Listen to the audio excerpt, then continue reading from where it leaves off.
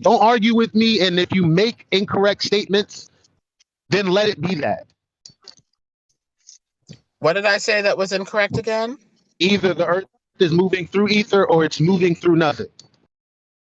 I've repeated that 4 times, and 4 times you've not addressed it at all.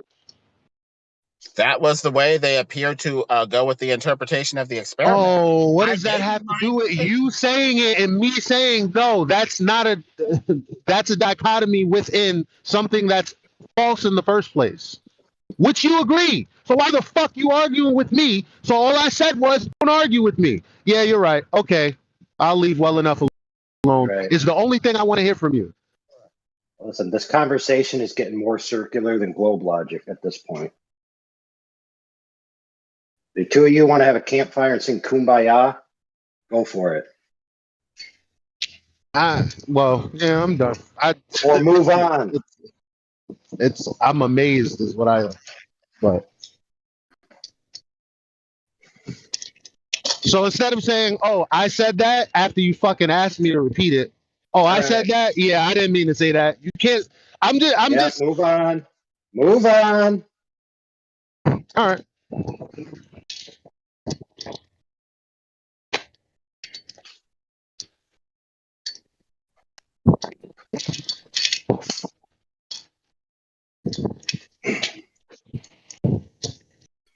So just for the room, we're not having provocative screen names here. So you know who you are, change your name or be dealt with. That simple. Don't make me have to type it. Good job, bro. Thank you.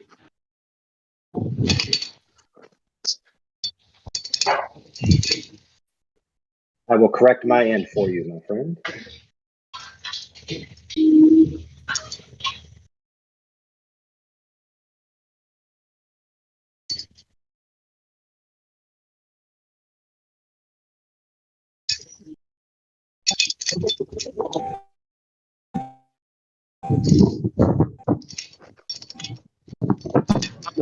Hot mic line.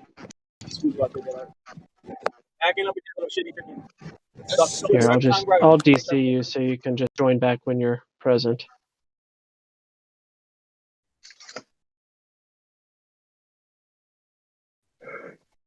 Yeah, so in the meantime of all this light talk, let's not gloss over the fact that the government, a university, and Boeing, and a bunch of people did a laser test that proved that the necessary refraction for all the Glober pipe dreams was invalidated by direct measurement. Yeah, how about that? How about them apples?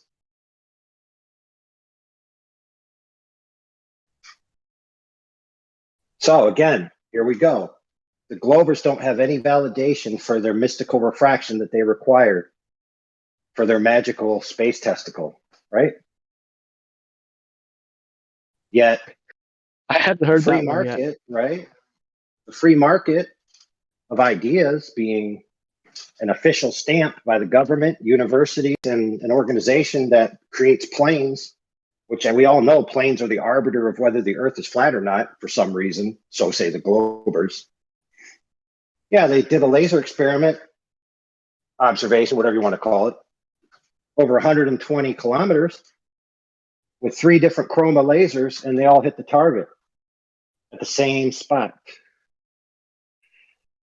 That's highly problematic because if their refraction model exists, then those lasers must have been separated by 20 feet, because we all know that different chroma, right, different wavelengths refract at different rates. So if their model is true, this thing could not have happened, yet it did. So, sorry, Globers, you lose again, as usual.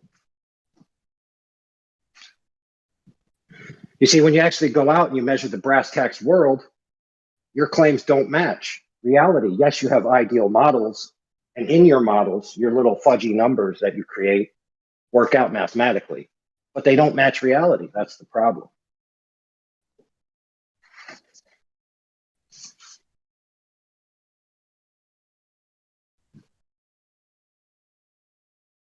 So yes, correct. People go out and they measure water and they find it to be flat and level. And just because you can't figure out why the bottoms of boats disappear doesn't mean that that fact isn't true.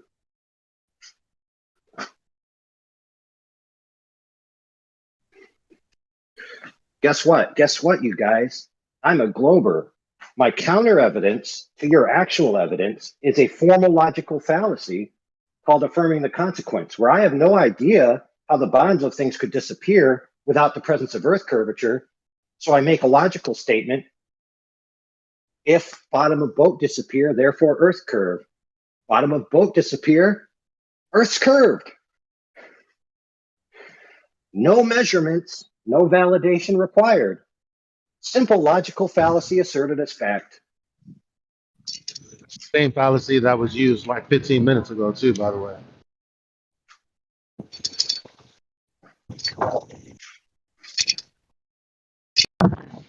LAST word.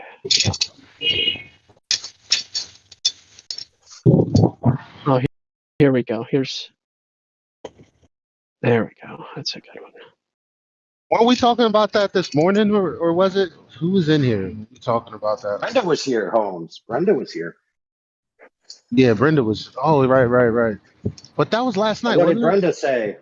Yeah, Brenda appealed to the dictionary definition of level is adhering to the surface properties of Earth's surface water. Curvature. I said, okay, great. So that means it must be curving. And if we can invalidate it curving, then we invalidate the model. So we do a laser test and it shows it's not curving. Oh, but refraction.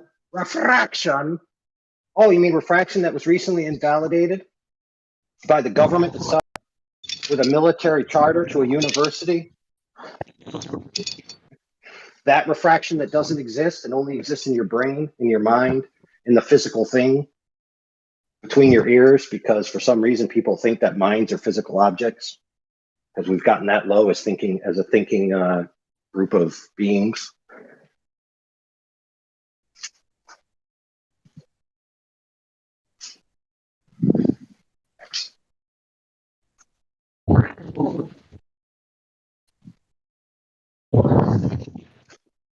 What's this candelabra you're posting there, Sonny?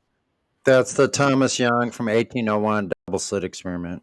I was just singing like the menorah song in my head when I saw it. La, la, la, It does have the symbol. menorah. It No? looks like that. It really does. Yeah, Let's be technically correct. Young's double slit experiment. It wasn't an experiment. Shockingly, yeah. This was a demonstration. Just to be technically accurate. No, thank you. I appreciate you pointing that out, because we do often throw that word around when it's not correct. So Yep, I appreciate it. Yeah, in that specific case, it's a demonstration. And then what was the naturally observed phenomenon that led to this demonstration, or need there not be one? You'd have to ask Thomas Young. I'll put the link next to this image. So Thomas Young is the only. Again. Who said it? It's not. This wasn't an experiment. So no natural phenomena needed for this. Okay. So what can be concluded from a demonstration then? The what or an is? What or is can be demonstrated from a demonstration. Yeah, what's and is can be demonstrated. Like what?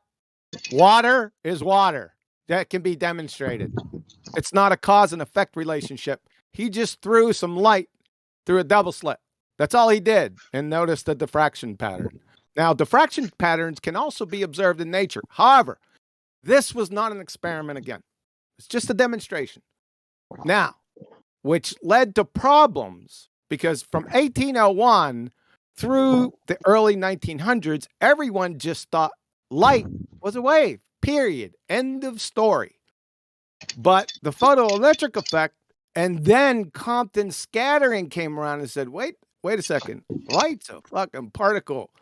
That's what started this everything with light. right? So they're saying, what the hell? We do this double slit experiment. All we get, no, it wasn't an experiment, sorry. The double slit demonstration, all we get are waves. And waves are indicative, or diffraction, and diffraction is indicative of a wave pattern. So it wasn't lining up. You see their logic process, right? It wasn't happening. So they said, what the hell is going on at these slits? That's the logical progression, right? That's what you'd think. That's what I would think. I'd say, what the hell's going on here then? So that led them, more or less, not at that time because the technology wasn't up to speed. However, people conjured more or less a quantum eraser experiment. Now, if you go on my channel, I go through all this step by step in those videos. Remember I told you, show me? I go through all the steps, step by step. I've been doing it for years. So is that good? Because I'm going to have to go in a couple minutes. Yeah, thanks for talking about light. I know you don't want to, but that's pretty cool. I've wanted to ask you for the last couple of years questions about these or observations, rather. The things. The things that are happening. The Michelson-Morley thing. I love how I was sitting back here rolling, man. Those things, whatever they are, is a safer way to say that. Whatever they are, you call it what you want. Observation. Right on. Appreciate your time, bro. Thanks. Are we good, Gospel Bear? Did you understand what I just said before I had to go? I understood what you said. I don't understand any of the implications. Yeah, it's just that the implications was they were sitting there saying that these two are contradictions because something can't be a wave and a particle, right? Yeah, maybe I don't even understand why they're asking those questions in the first place. I just told you. Yeah. Number one, Thomas Young threw some light through a double slit and it had a diffraction pattern. That's wave-like behavior. But what happened? They assumed it was wave-like behavior. Okay, gotcha. No, they didn't assume it was wave-like behavior. It is wave-like behavior. Okay. So then 1900s came along, early 1900s, the photoelectric effect, and then Compton scattering really hammered it home. Was light with particles. So they said, well, wait a fucking second. We've got a diffraction pattern here, and you're telling us light's a particle. Well, you can't have a particle and a fucking wave. They're mutually exclusive. So now you follow me up to this point. Yeah. It just seems like there's some drawing conclusions that may or may not be the case, but I get it. It's conclusions. It was a wave because there's a diffraction, and then Compton scattering and the photoelectric effect, it showed that it was particles. What the fuck do you mean about questionable conclusions? It's a what is. Mm-hmm. So within the photoelectric effect, right, we're talking about light waves coming in and then an electron emission, which would be your particle emission, right? Photoelectron is what they call it back in the day. Yeah. They probably still call it that. So that would be our particle emission. Would that imply that the material is containing electrons? Yeah. And then it's releasing electrons. So is there any quantifiable increase and decrease within the electrons of the plate? Yes, you see, how is that quantified? I'm going to explain it to you real quick before I have to go. If light was a wave, then shining a light of any frequency on a sheet of metal, no matter the intensity or brightness, should liberate the free communal electrons. That does not happen. Therefore, light is not a wave. Moreover, increasing the intensity of the select frequencies that do liberate free electrons does not increase the kinetic energy. That's the EK max of those free electrons, now called photoelectrons. So one photon is absorbed by one electron. Therefore, light is quantized. Light is a particle. That's it, period. That's simple. Now, if you want a true hammer, you go to Compton scattering, but I don't have the time, man. I got to run.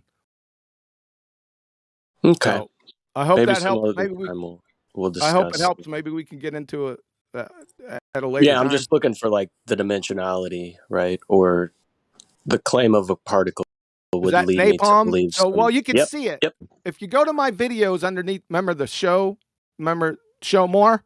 Yep. Go underneath there as light as a particle. It'll show you. Okay. Right?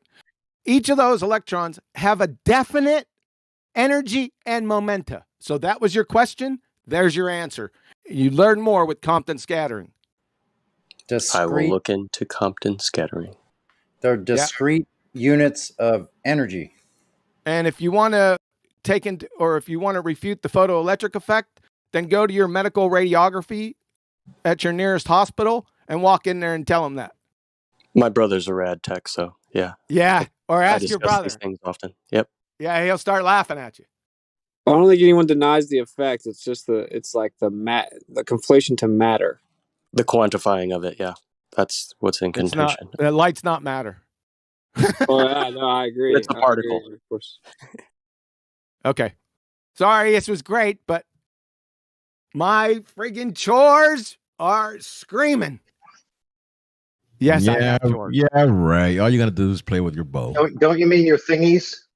My thingies, my Mickelson Morley, Mickelson Gale, Mickelson Morley thingies. Put on your French maid dress and get your chores done. Thanks, guys. Have a good one. Make sure you adjust those interferometers. Yeah, I trip over them all the time in the woodline. I bet you do.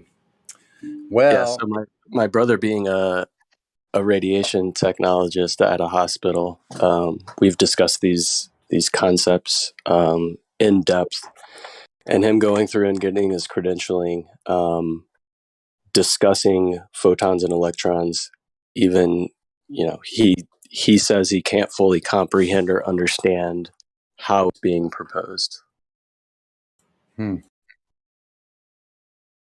Just an aside to that. Yeah, it's just energy, man. Isolations of energy. It's like it's the movement pattern is all the wave is. And then, at certain areas within it, you get like a pulse. You have a pulse, basically like the climax of the movement. At the highest point, you get a pulse, a dielectric pulse. And so people call that, they typically conflate it to like physical matter. Yeah. So like the electron, right, and the photon have similar connotations around them. But to me, it just seems like where the energy would, for lack of a better term, like ground out, right? Sure. Certainly with the electron, yeah. Because the electron, it looks like you're just looking at gaps in a field. It's the same type of thing. It's very similar, right? It's just like there are certain parts of the movement where you have a concentration.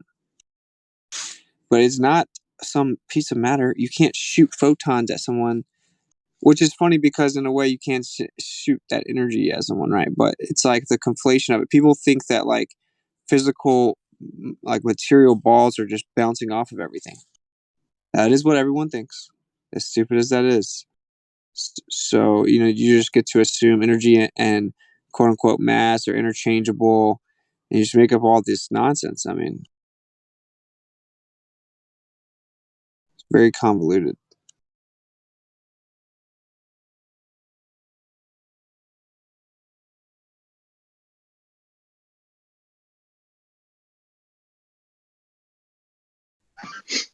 So, Yeah, a lot of it is language problems. Yeah, I agree, big time. It's like that's a big part of it, man. Like to even try to talk about magnetism at all, it's like that alone pretty much cripples most discussions. Which almost like the Tower of Babel in modern times. The language has been confused. Yep. Again. Because they further conflated the languages. We're getting too smart, and they had to do something. Yeah, this is why I was trying to discuss earlier the idea of energy neither being created nor destroyed. And then when you think of a magnet passing through a wound copper coil and inducing energy, right? Where's that energy coming from if not a pre-existing energy that was already there to begin with? Yep.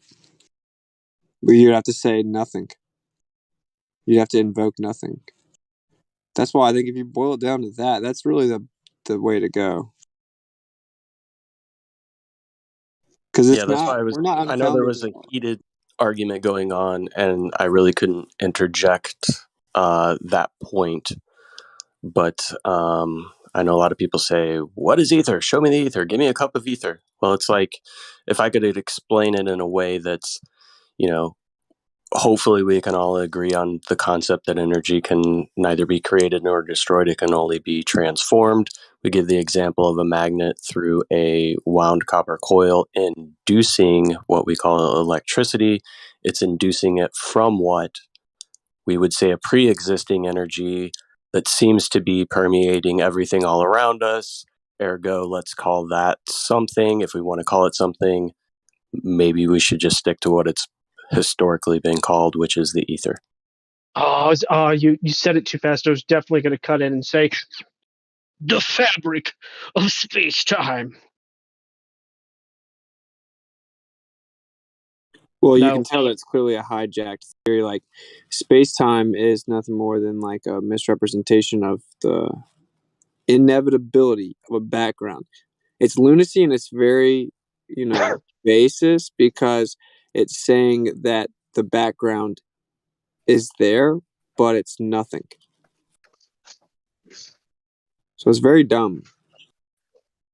And then Hold on, I have a quote. I have a quote from a very smart guy. Okay, he figured it out. And if you don't agree with him, you must be dumb because he's a scientist. So the quote goes like this: when you think of nothing, zero, nada, it's not nothing. It's all the negative numbers and all the positive numbers in infinity in both directions added together. And that's how you get zero. Therefore, because of a force known as gravity, something can truly come from nothing. That is actual sophistry, by the way. Actual word salad. That's a published, well-respected author. Yeah, that's a trip. Quote unquote well-respected. That's what I was saying earlier. Whenever they say some of the dumbest things, it works because it bewilders the audience and it's conflated to profoundness. Well, I redirect everyone's attention that isn't already familiar to the BS generator. Survey said. I will provide a link in just a moment. Give me. Here we go. There it is. Boom. If you click that, click reionize electrons on that website, and read the article, you will see for yourself exactly where they've been getting their source material all along. I'm not going to click on it, but would I be correct in saying it's a repackaging of the mystery school religions? This BS generator is kind of, it's actually a joke, but a really good joke. It's an advanced form of Mad Libs. The little the little pamphlet that you put the noun and the verb and the adjective and then you fill it in, and you didn't know what the story was, but then you read the story. Basically, that's what this website is. But with that being said, it is hilarious. And yeah, I mean, they're using buzzwords from all of that. But I do recommend clicking on it and reading it. If you want to use a VPN or whatever. I mean, it's just a goofy website. So nothing exists. And here's our math. And we're going to describe nothing. Like, here's our math we're going to use to describe nothing. To be clear, you don't actually have to click on it. Here, I'll do it for you, and I can post images of some randomly generated hilarity for your own reading pleasure. So you don't even have to go to the website. I'll just post these in the chat. I'll do like 5 of them. I'm gonna spamming the chat. Warning. Just so everybody knows. These come from this website I was talking about.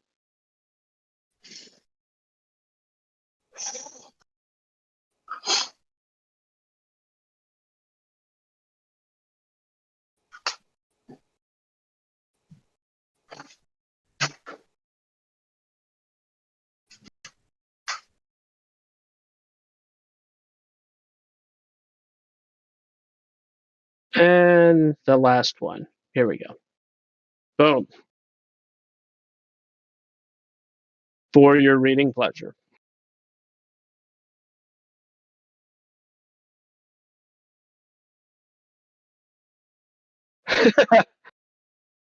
Yeah, these are perfect examples of like stupidity presented as profoundness. Yeah. Yep, I love it because that's.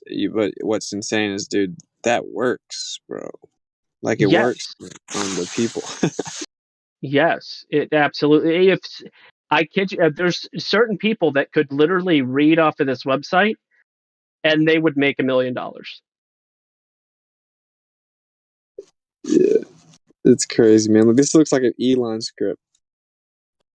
So I could be way off in this statement, but if I equated something like the double slit demonstration to the old axiom of not axiom, but the old saying, if a tree falls in the forest and then there's no one there to hear it, does it make a noise, right?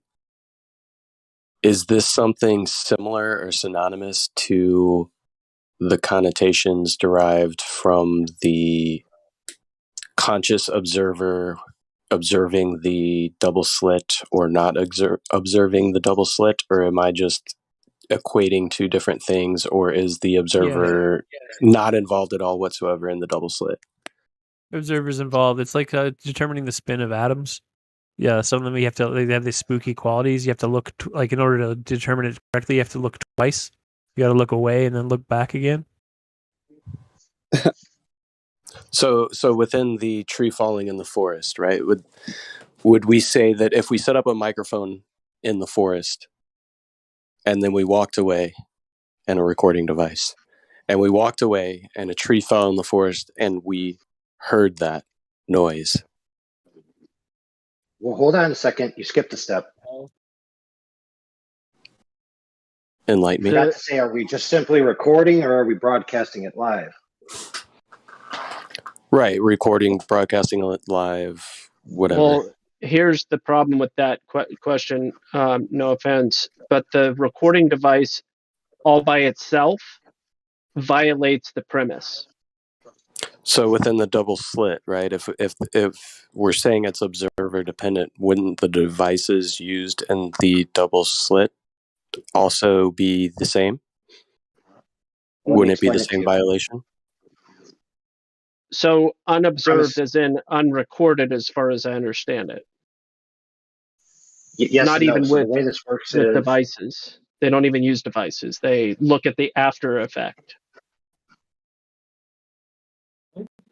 The after effect gathered by a device, right? After it happened. So while it's happening, it's not observed by any device.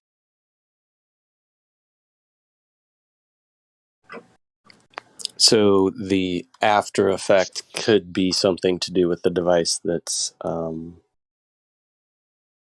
detecting it, right? Because it's not doing it. I would actually think it would be the other way around. Okay. All right, Personally. what's up, bros? What's up? You got me now? Anybody? Or am I lonely? Are you looking for? You trying to say something? Yeah. Yeah. Go ahead.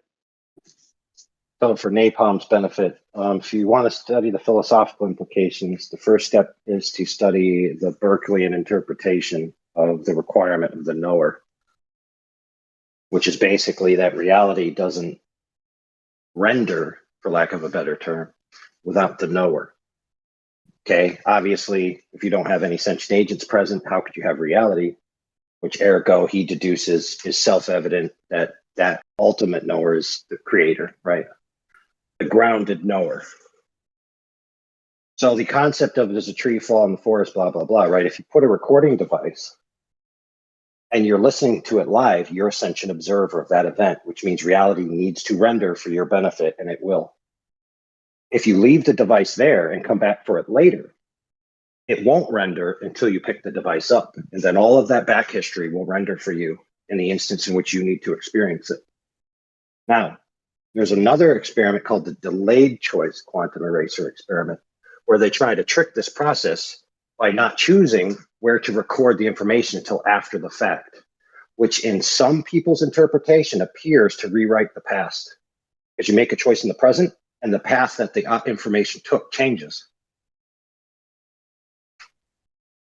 But obviously, the philosophical implications to this is that sentient observation, right? Observer, the knower, affects reality itself in some way, shape, or form. Yep, that's the claim. Well, our limitation of perception. Like then you get into how the eyes work, what it's observing. Yeah, but it's not just eyes, it's whatever method is used.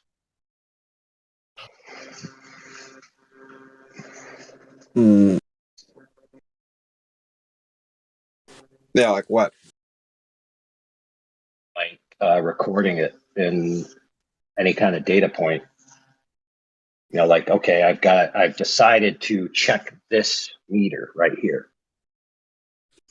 You don't even have to use your eyes. You could use Braille. And the Braille computer, you know, that has little dots that pop up and down could tell you the answer. All you need to do is be knowledgeable of the information in some way, shape, or form. Whatever methodology you could figure out to gain the information. Once you have decided to do that and actually do it, so they say, something happens that doesn't happen when you don't do those things. Yeah. I don't know. Like it would be require hyper specificity, you know, like because well basically the notion that goes around we all know just that it doesn't do it when you don't look at it. And I don't know, I just seems really unfounded to me. I don't Well, know. supposedly this is the most validated experiment in history. So there should be plenty of data out there to peruse through if you were so inclined. There was a quote.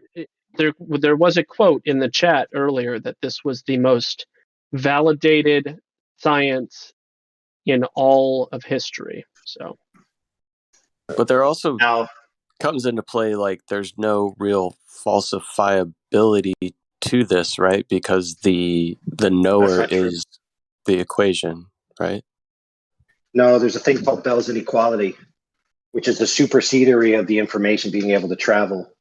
Has something to do with the speed of light, et cetera, et cetera, et cetera. And they've done experiments to try to thwart this. And other people have tried to use mathematics to thwart it. So it is falsifiable. Sorry, my tongue's getting twisted. It is falsifiable in principle.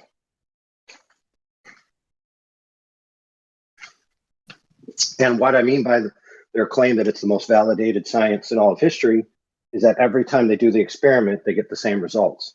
And thousands upon tens of thousands of these experiments have been done. So every time it's happened, it's like, quote unquote, revalidating it, so to speak.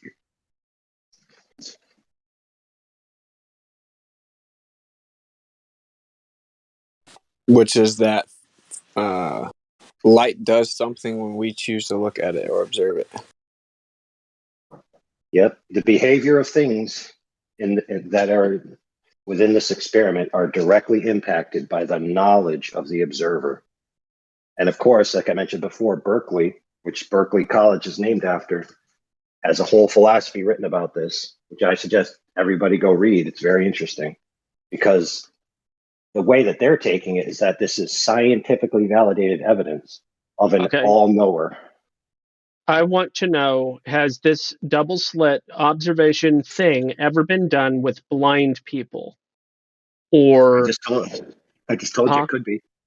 I just told you the way that you could do it. It's not that they see it. Seeing it isn't important. It's the knowledge. okay, what about like really, really retarded people? Like 40 Like 40 Brenda? like 40 IQ. Listen, if you had anybody to try this on, you should, as your control variable, try it on Brenda. That would definitely create a nexus event that would shatter the timeline and create a ripple that would surely yield some useful information. Yeah, I'm gonna beg to differ. I think that Brenda is above 60. I've dealt with people that again, there's a certain IQ level where you're not able to say words at all. Like there's a certain IQ level where your mental capacity is less than a 1-year-old child. You're incapable of feeding yourself. You're incapable of doing anything for yourself. There's a certain IQ level that's so low, it's almost amazing you're alive, basically. And the particular person that I knew that was like this, I think he tested at like a IQ 45. He yeah, he was like in his 30s.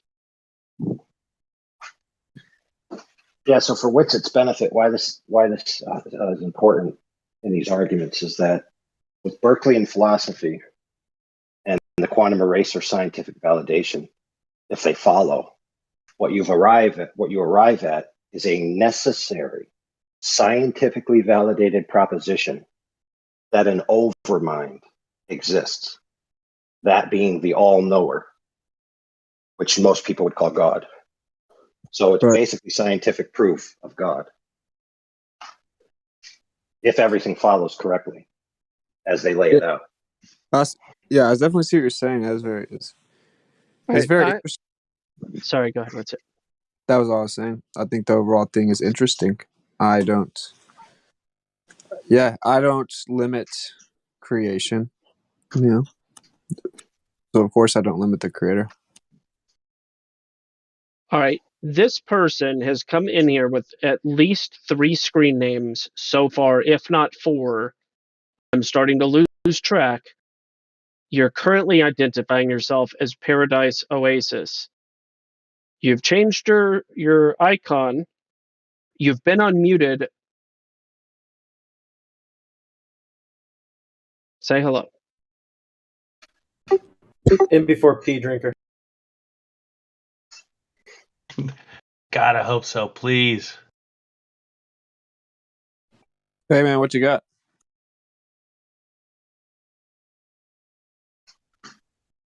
If it's him, man, I'm pumped. This is the best part of my day. All right, make somebody stay, Paradise Oasis. Live from the Garden of Eden. Did you say the Garden of Peeing? I wouldn't say that, man. Are we playing Name That Dude? Are we playing Name That Dude? We're all just a bunch of peepholes, guys. Peepholes. Yes. So you're establishing a pattern of behavior, though. I mean, why do that? I'm all in, man. I am all in. No, so who did that this time? Dodge? You listen. You just broke this. Was that Dodge? What? What'd I do? Yeah. Okay. So you broke the space-time continuum by literally identifying the dude in the Name That Tune game before the tune even played. Technically, whoever suggested in before P, that guy won. What? Oh, I thought you were saying that it was Pete Drinker first. Who was it? Who won the game? Well, I thought it was me, but I mean, his tune is kind of showing up with a different name every time, so I did sort of hear it, to be fair. I see. I got you. Good point. Yeah. No, when you mentioned 8 different names comes in, I was like, yes, awesome. I know we're dealing with it. I'm excited. Uh, Both of you guys, you win the prize. You're pretty Great infamous. job. You're very infamous. Would you like to say something? I'm just look. If Earth takes the shape of its container, right? What's the shape of the container? What? You got me, man. No one said dry ground takes the shape of the container. Where'd you But get it does, that? Sonny. We know it does. Citation, please. I love it. You ever put sand into a jar? Is that a citation? Have you ever put sand into a glass? Is that a citation? Let me give you an image. No, I don't want an image. I want a citation. For what? I got the. For I what got you the said. story. Do I need to Okay, hold remind you on. what you said? Do I Sure, need to hold on. remind you? No, Do I need to hold on. remind you what you said? Shut the Where do fuck you want me to put the citation? up. Put it up your butt. Like sands through the hourglass. These are the Sonny, days of our lives. some people wanted to play with their food before they ate it. Well, I'm not the ultimate authority. Here we go. No, I'm being a little bit funny and a little bit serious. Like everybody knows this guy's a clown, but they just wanted to play around with them for a bit. I'm new to this guy. I So know. that your go-to question you got there. What are your implications? Show me the way. I'm asking. You want me to repeat the question, Sonny? I just want you to show me the No, way. it's with it talking to you right now. Yeah, show me the way. Where do you want me to put the citation so I can continue? What's the cowbell, man? What's the implications of your question? Show me the way. Put it in the lobby. Put it in the lobby. That's a place where you can type in the lobby. Yes, There you man. go. Yeah, it must include what you said about dry ground. Does it conform, yes or no? Shape of its container. That dry Does ground. the sand conform to the surfaces of the It has container, to- yes or no? Fucking has to include your citation. Has to include what you said. Yeah. Otherwise, Okay, so to give the let's same go shape, now. right? Trying to wits it now. Yeah, we get it. You can contain dirt or sand. Cool story, man. What's your implication that what are you implying here? Can you summarize for me real quick? What does that mean? What is your point? What do you think Earth is solid? What if Earth is solid? No, I said, do you think Earth is a solid? It clearly is a solid. Okay, good, because it clearly isn't. So we can start there. The Earth isn't a solid. Merriam-Webster dictionary defines solid as something that retains its size and shape under an ordinary amount of pressure. Are you aware of this? Okay, so how does the Earth not fit that? So during an ordinary occurrence, like people going to the beach every day, when they walk down the coast and they see their footprints in the sand, by definition, that makes that dry land not a solid. Are you aware of that? Okay, so somewhat semantics. So when you think that the Earth is a solid, you've been deceived. Are you aware of that? No. The case arrests. Because it was malleable? Oh, he left. The case rests. Oh. Dang. Dang. I didn't know he was going to pull that. That was it? That was not a solid argument. I was trying to really get him all the way in, and he just dipped. Yeah. Okay, so it is or it isn't. What's the point? Like Witch had said in the first place. So with it, you're not familiar with Pea Drinker? Uh-uh. All right. Yeah. And the reason that's not a derogatory, that's literally how he identifies himself.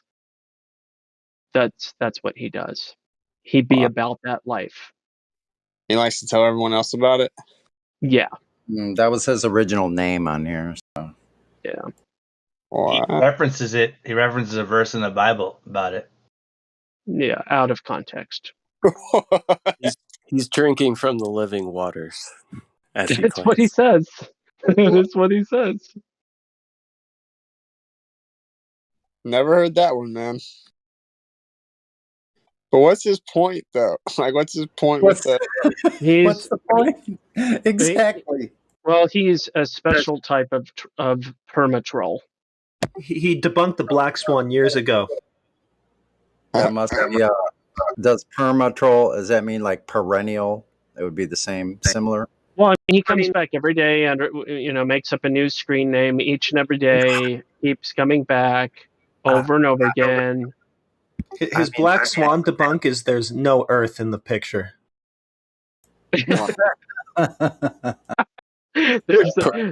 Listen, these are new accounts, right? All of his accounts are in the server with their own roles of like server ban, muted, Children of the Corn. I've got it. Just in the past 2 weeks, it's definitely been double digits. Yeah, I was gonna say. It's just his thing that he does. We don't know why. Interesting. Yeah. But we've never got to what his point ever is. So. I think he made his point perfectly clear. Earth isn't solid. Wow. What a revelation. There's air in between sand particles. Ooh, okay. Now what? Well, I think he said if Earth takes the shape of its container, then what shape is its container? Oh. That was his question. Mm-hmm. Yeah. So LOL. you tell me, buddy. I mean, does a pile of rocks take the shape of its container? No. We got another one. Fortune. Credence Clearwater kind of person there, maybe? I don't know. Fortune teller, you want to say hello? Hello. It's him again.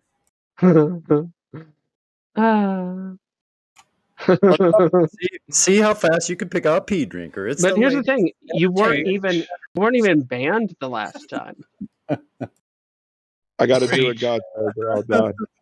Preach. It's like a hobby for us now, picking out Pea Drinker with the first millisecond or barely even one syllable, and you can tell. So, what's the shape of the container? Well, if you go by the book, it says that it has 4 corners. So the container would have to have 4 corners. That's why it's important to know the truth that Earth is not a solid and that it conforms to the shape of its container. So you're saying that the Earth is what? Well, I'm saying that the Earth is not a solid and it takes the shape of its container. So if a book says that the Earth has 4 corners, that means by deductive reasoning, the container must have 4 corners. Does that make sense?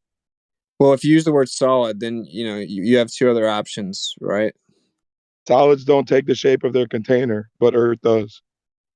Okay, so what I'm trying to say is you have solid, and then what else is there? If it's not solid, what is it? Well, NASA can't explain it either, buddy. You would be the first. How about semi-solids? What about semi-solids and liquids? I mean, no, take liquids out. Okay, solids. What about semi-solids? Do they take the shape of their container? All I'm saying, Sonny, is NASA says solid, liquid, gas, and plasma. So if it's not one of those 4, what is it? Do semi-solids take the shape of their container? Define semi-solid. Things that are not completely solid, things that have air in between their particles or pieces. So can you see these in nature? Can you observe them? Yeah, a pile of rocks.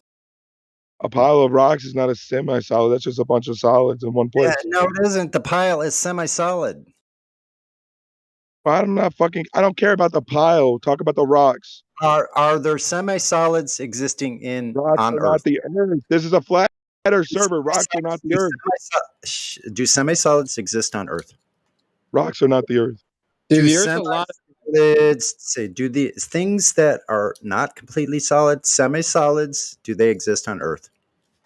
I don't know, dude. Earth is the dirt. Okay, well, you're not answering the question. It's either yes or no. It's dry land. I got some questions for you. Are there semi-solids on Earth? I don't know what they are. Oh my God! So you don't know of any substance that has air in between the particles or pieces? Nothing. I don't know what that is. Dirt. That's okay. I don't know. Is dirt a semi-solid? The Earth is the Earth. Is dirt have air in between the particles or pieces? I don't know, dude. Oh my God! Okay, This go is back. Sonny's kryptonite, dude. Preschool is probably where you belong. Preschool. This guy's your kryptonite, Sonny. Hey, Not really. hey, fortune teller. Can nothing exist? What is nothing? That's what I'm saying. What is nothing? Literally is the opposite of is. So asking the question, what is nothing, is actually illogical. Yeah, sure. I'm glad gospel's here. Yeah. So what's the shape of the container? Well, if it's four corners and we know that it has depth because we can dig holes, correct? Yeah. Okay, What so about because we can dig holes, we know that it's 3 dimensions. So the only shape that I found that has four corners and 3 dimensions is a triangular pyramid. really? How would you verify that? I'm saying that's the only one that I found in my research. So you can't verify it. Okay. So the Earth is a pyramid. Now I said that the container. You said a If- triangle has 4 corners? Look, No, this no, is no. He's talking about the This container. is the point. Well, you If said the Earth Earth- is not a solid, it takes the shape of the container, and a book says that it comes to four corners, then that means the shape of the container would have to be four corners by deductive reasoning. The only geometrical shape that I know of that has 3 dimensions and four corners is a triangular pyramid. But Well, you don't know any of the rest of the shape or the dimensions of it at all beyond that. So you can't say that it's that shape. I'm just using deductive reasoning. Corners saying doesn't that's a imply a pyramid or a square. Are you familiar with process of elimination? Corners don't assume that it's a square or an inverted triangle.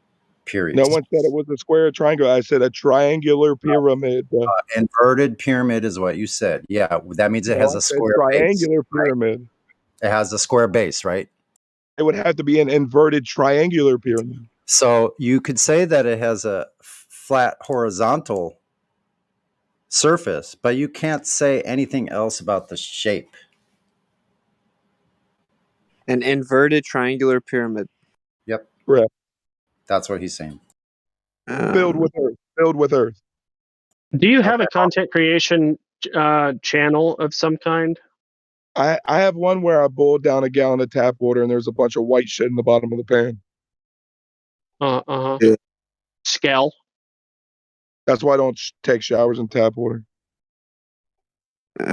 What's funny, I will say this, is apparently one of like Elon's nephews was telling somebody that he was taught the Earth is a pyramid. I'm just saying. I don't know. I don't know what's underneath the Earth, man. Like I don't. Mm-hmm. I have no idea, bro. I know that we have electromagnetic field and we're in the inertial plane, so that field extends beneath logically. Well, that's about it. I mean, I thought you were saying something crazier than that, to be honest.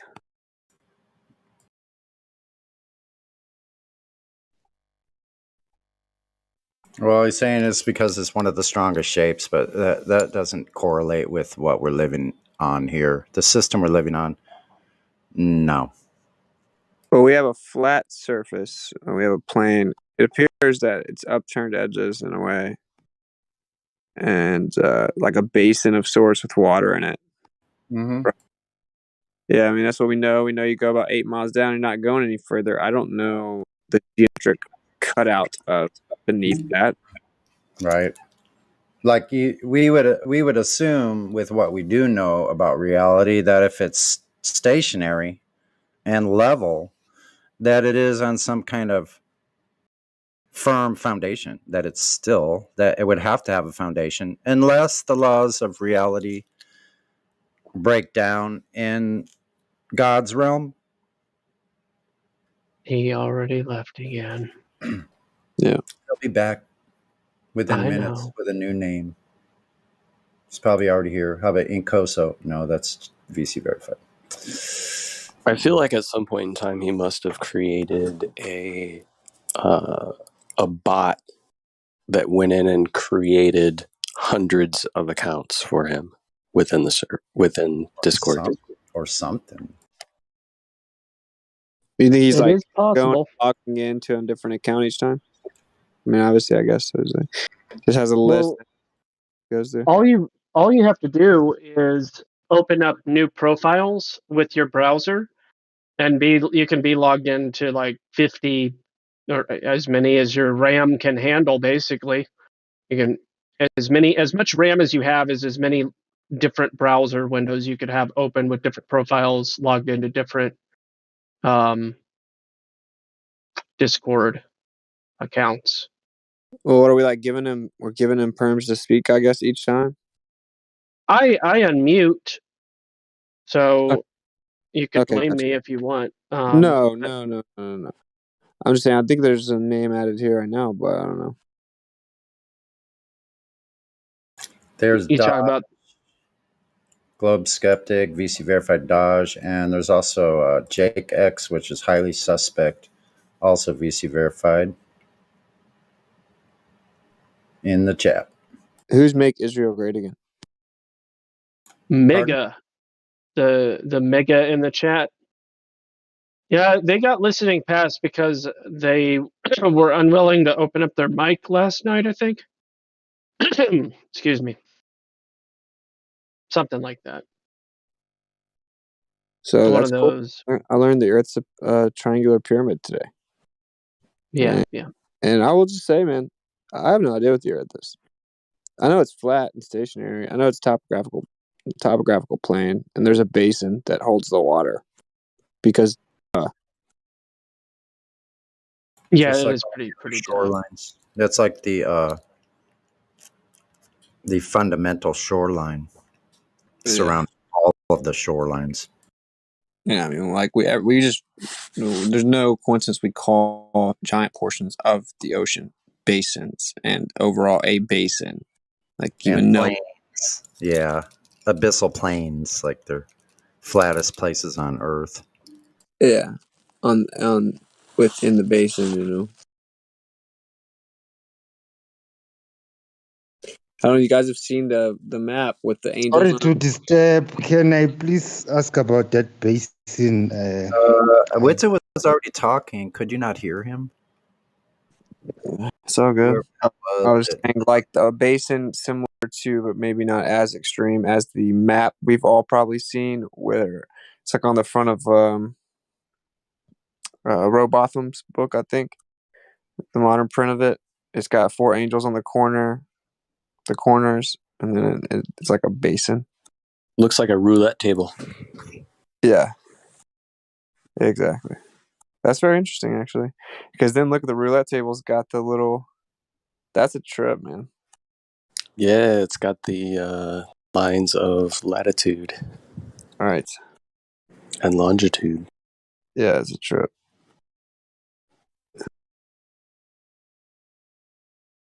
What do you guys think about that?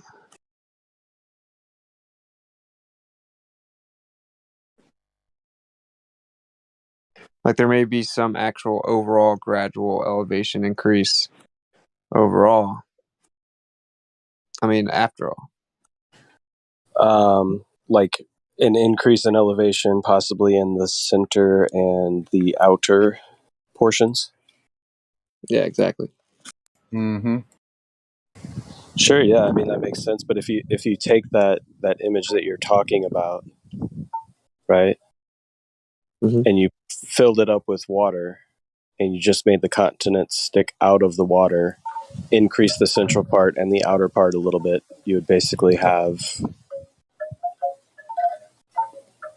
a decent interpretation.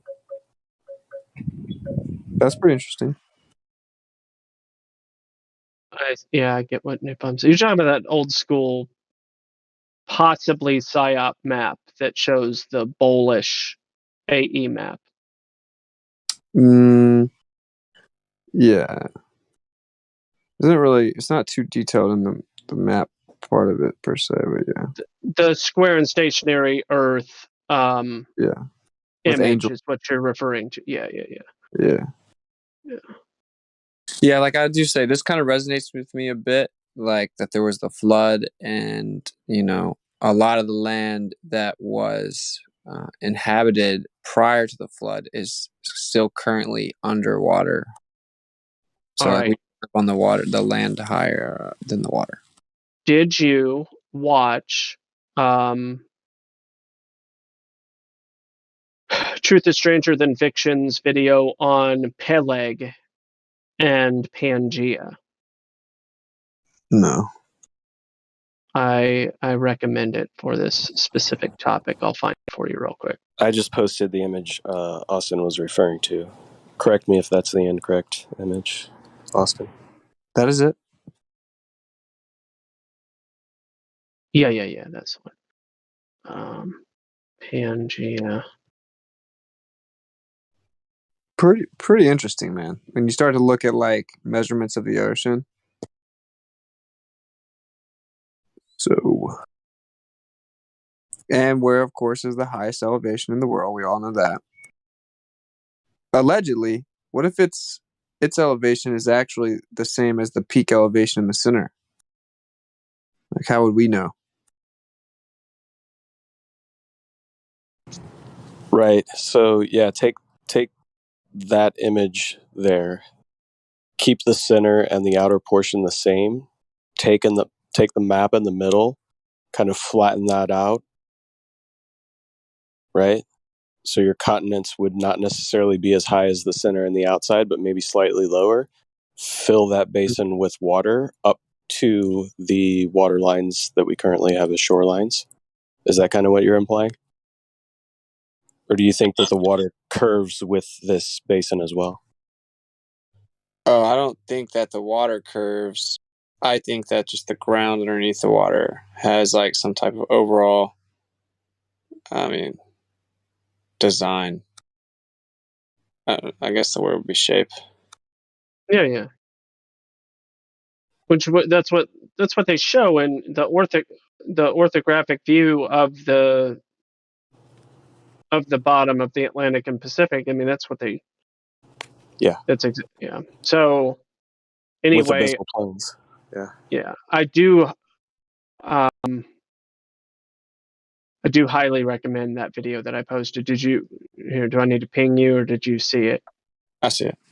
It's hard to find even when you go to his channel and you type in Pangea and search his channel. For whatever reason, you have to scroll way down to find it. I'm not saying shadow ban. I'm only insinuating shadow ban. I don't know. It's weird, but I watched that a couple of times now, and I think it's very interesting. I'll check it out. Plausible. Like, I think if this thing is not fair, it's hard to tell, right? It's just a picture, but like the center part, not as dramatic and not as drastic, and then maybe really the elevation just begins more at the center. You see what I'm saying? But like you see how it does account for major portions of it being flat. So it would be interesting if we all would put together all the data we think we can verify, what we know about the chartable areas of the ocean floor, I guess. It would be tricky, but if we could try to find some type of correlation, we would. I don't know. We'd move towards, like, if you can find a pattern like this, even distribution, which only makes sense, right? The Earth is the center of everything, bro. Like, so even distribution from the central point is hyperlogical. If you were to be able to figure out that ratio, you could pinpoint the exact location of the center, right?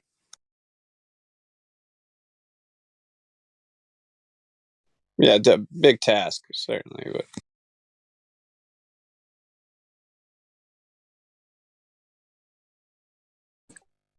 I guess that doesn't even matter. I mean, that would just help to further try to lay out the land accurately.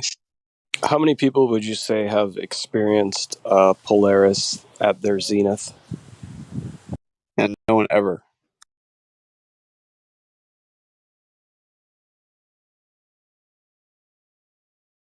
Oh, I mean, I wouldn't say all that. Like, I don't. Yeah, maybe in the Garden of Eden it was at the 90 degree. Yeah, Maybe. I don't know that. nor do I. Four rivers coming out is interesting. Mm-hmm. But yeah, dude, think about how that would be like the picture of all pictures, man.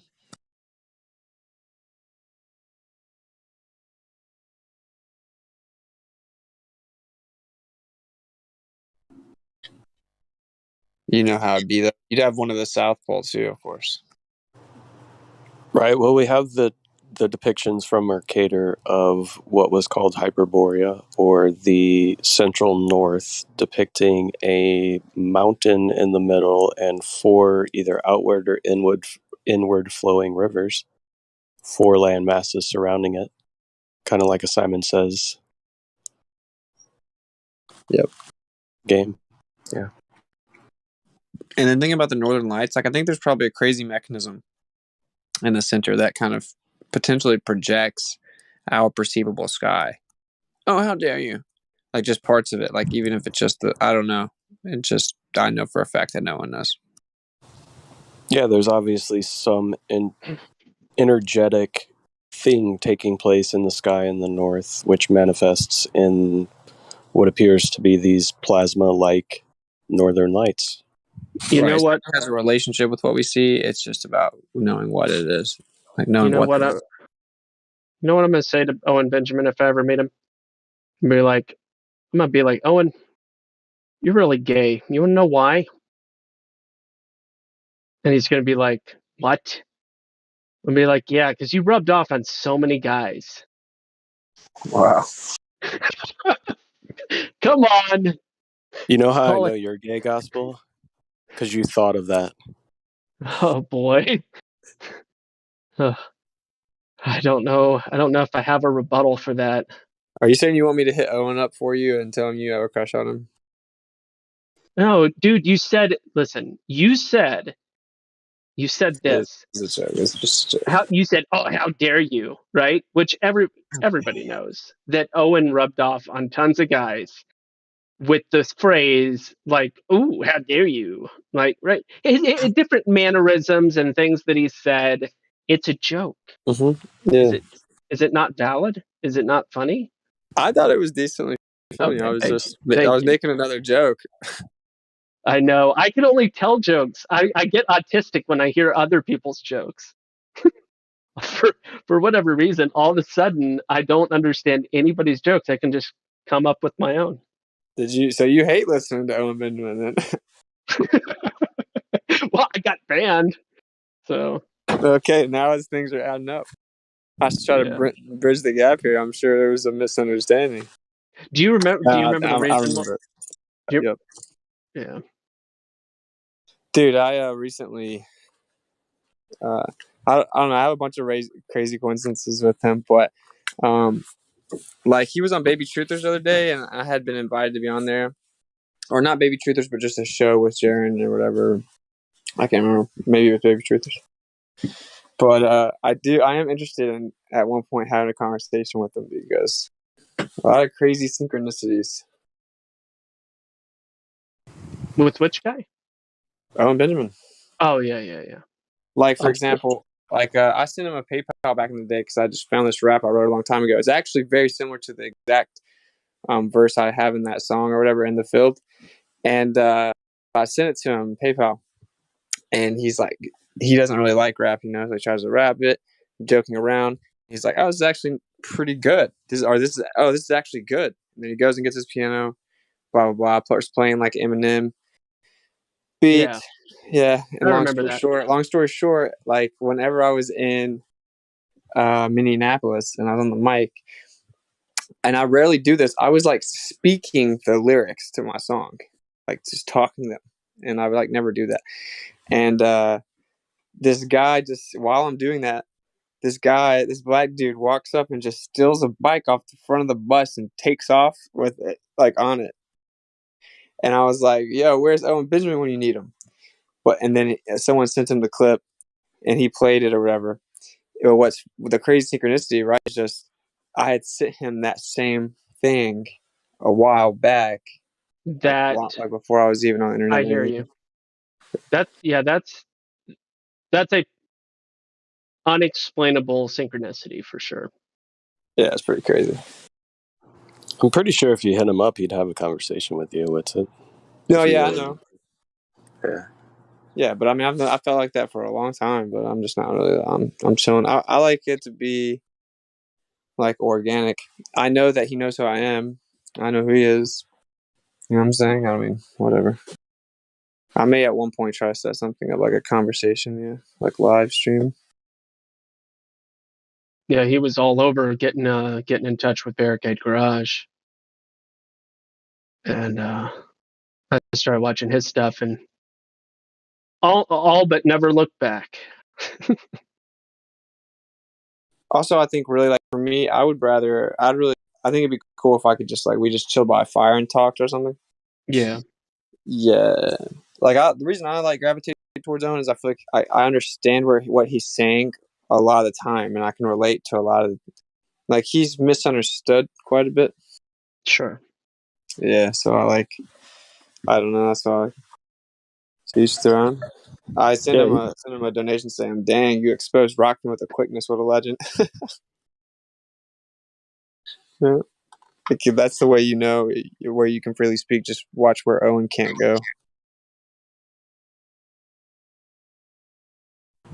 Yeah, he had Jim Bob out to his property, so I wouldn't think that he would be opposed to doing the same for you if you're interested. Wouldn't be surprised. Yeah. I've in no way pursued it, man. He's good friends with Dave, man. I'm good friends with Dave, you know. Yeah, you got the connections. Like he referenced that he knows who I am. He's like, I like that guy, but I don't care. I'm just like chilling. I don't like to same thing with I can like talk to Bob if I want to. But I just like to be chill, you know. And Bob's the one that introduced Flutters to me. Yeah, everybody's just people, man. I've had before Jim Bob started doing a lot of NASA cartoons and stuff like that. Him and I had tons of conversations in private messages on Insta for a long time. He was trying to set up a debate with me and a PhD astrophysicist student at one point in time. But yeah, I think he took his time to solidify his understanding and then started doing the imagery around it for sure. And him and Owen are good friends, I think. Yeah, he's funny, man. I got no beef with him, man. I mean, I think that if you can't talk about the biggest lie, you know, like bluntly, then that's kind of lame. But whatever.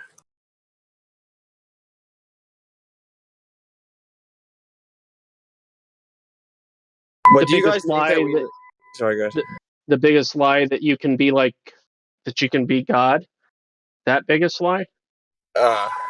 Kind of, but no, it's talking about the Earth, right? But I was about to say, like, I think do you guys agree that we live in a time where the magnitude of the lie of the Earth will actually looks minor overall, or do you guys think that is like the Great Deception? I think it's a large component in the Great Deception, and I feel fairly strongly that we're living in what would be called the apocalypse or the unknowing or the unveiling of truth. Mm-hmm.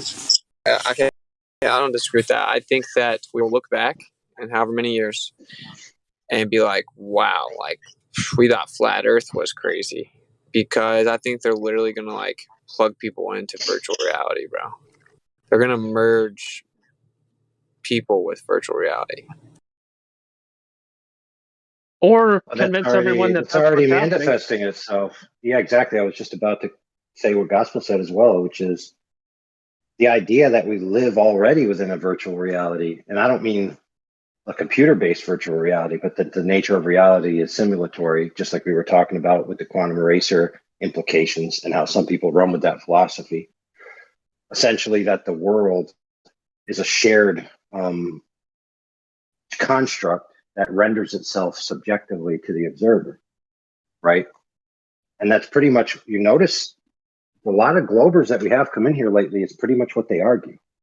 They're not even arguing real points anymore. They're trying to argue that reality itself is just a subjective experience, and it really makes no difference how you experience it, because the tangibility of the external world is really secondary. It's the internal experience that matters above all things. Can I say this for just a second? Maybe reality is objective, but it's experienced subjectively. Oh yeah, sure.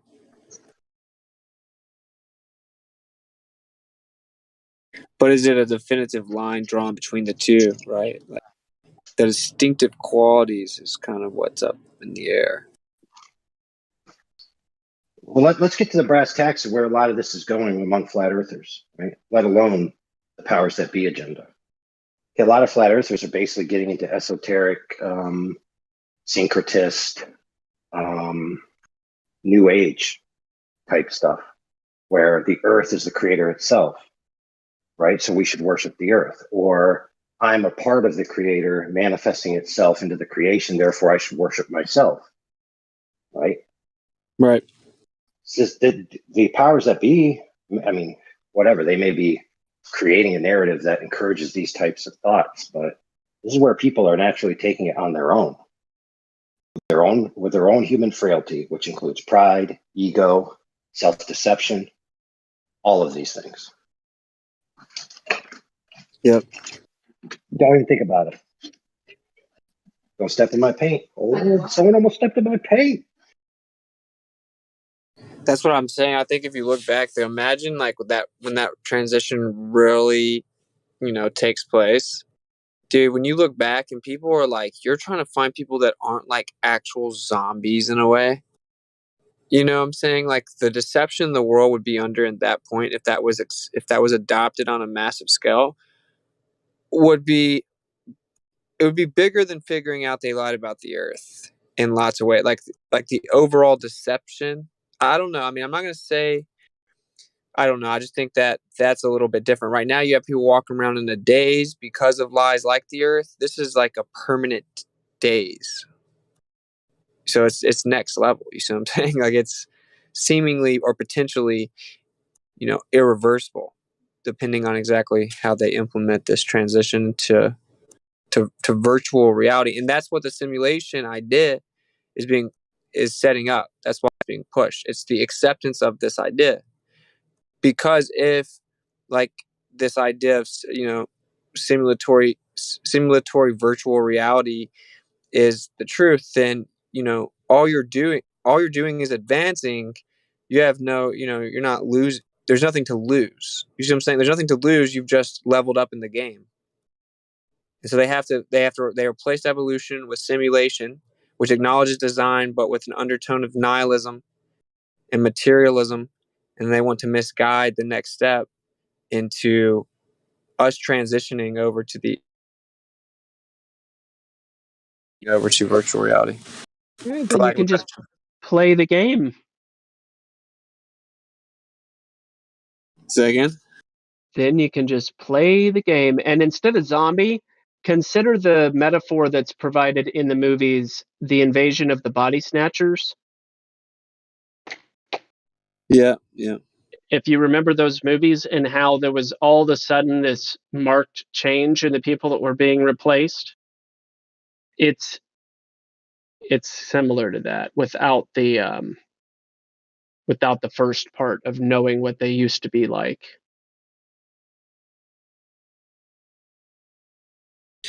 Yeah, the possibilities are endless, right? I think they're getting everyone used to the virtual reality with these headsets. Never, ever, ever will those big clunky headsets be a part of anything to do with the actual deception. It's only building it, you know what I'm saying? So, I don't know, like, they put something inside you. They can, in theory, alter the electric exchanges in your brain, your neural pathways. They can affect your interpretation of what you see, and that's a really crazy idea. I will say the brain is very, very complex, and people give them way too much credit. Like transferring consciousness is wholly impossible. In the way that it will be sold is ridiculous, but they can still, in my opinion, hijack neural pathways. Like They've definitely been trying. Yeah, they interfere with them. Like I don't think they can do it with much control, but I don't think that is really even their goal. It's just to get you to allow them to control it at all. Have you ever asked the question why your brain goes into a certain brain wave state when you're watching television?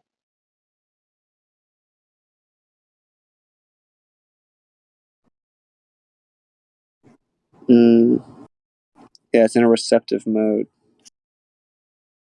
Possibly. Yeah, that seems plausible. I mean, what if that's what happens when you say connect to the creator, hypothetically?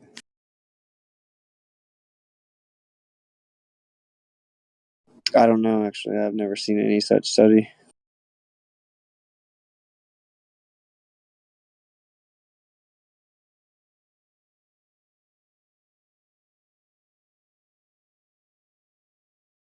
Theta waves. Not alpha, but theta.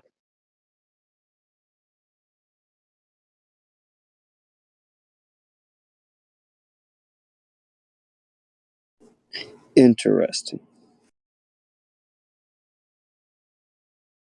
So, yeah, that's interesting. I'm sure there is some type of study where they, I guess, this is obviously EEG, and then they maybe compare like spiritual experiences. I don't know.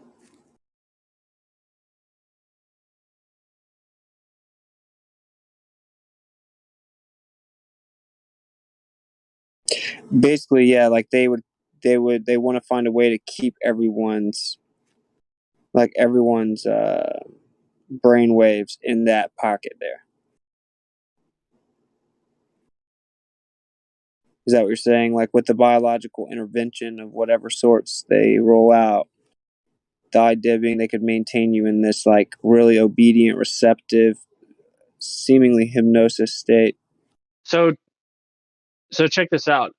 If you were to look at this chart, and let's for the basis of the argument, let's pretend that it's actual or real and not just contrived and silly made up nonsense, but given that it's, for the sake of the argument, let's pretend it's true. Which of those brainwave categories would you say would be most beneficial when driving?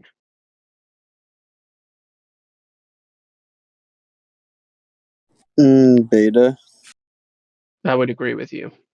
In fact, gamma is dangerous because hypervigilance is disruptive and it prevents your response time. However, despite the fact that beta would make the most logical sense, we actually enter into theta brainwaves during driving quite frequently, especially over long distances. Yeah, I definitely believe that. So the whole brainwave question and what's going on and why certain activities correlate with other things, and then whether or not we can be influenced into a certain brainwave pattern, or rather frequency. There seems to be a lot of evidence to point towards that we can be influenced either by our own personal behavior or by exterior means.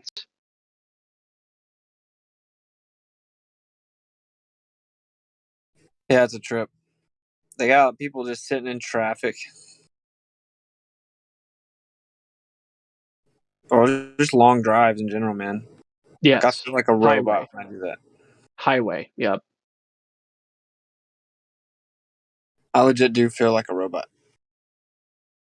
I'm like, this is so unnatural, bro. Like, I don't know. I don't like it.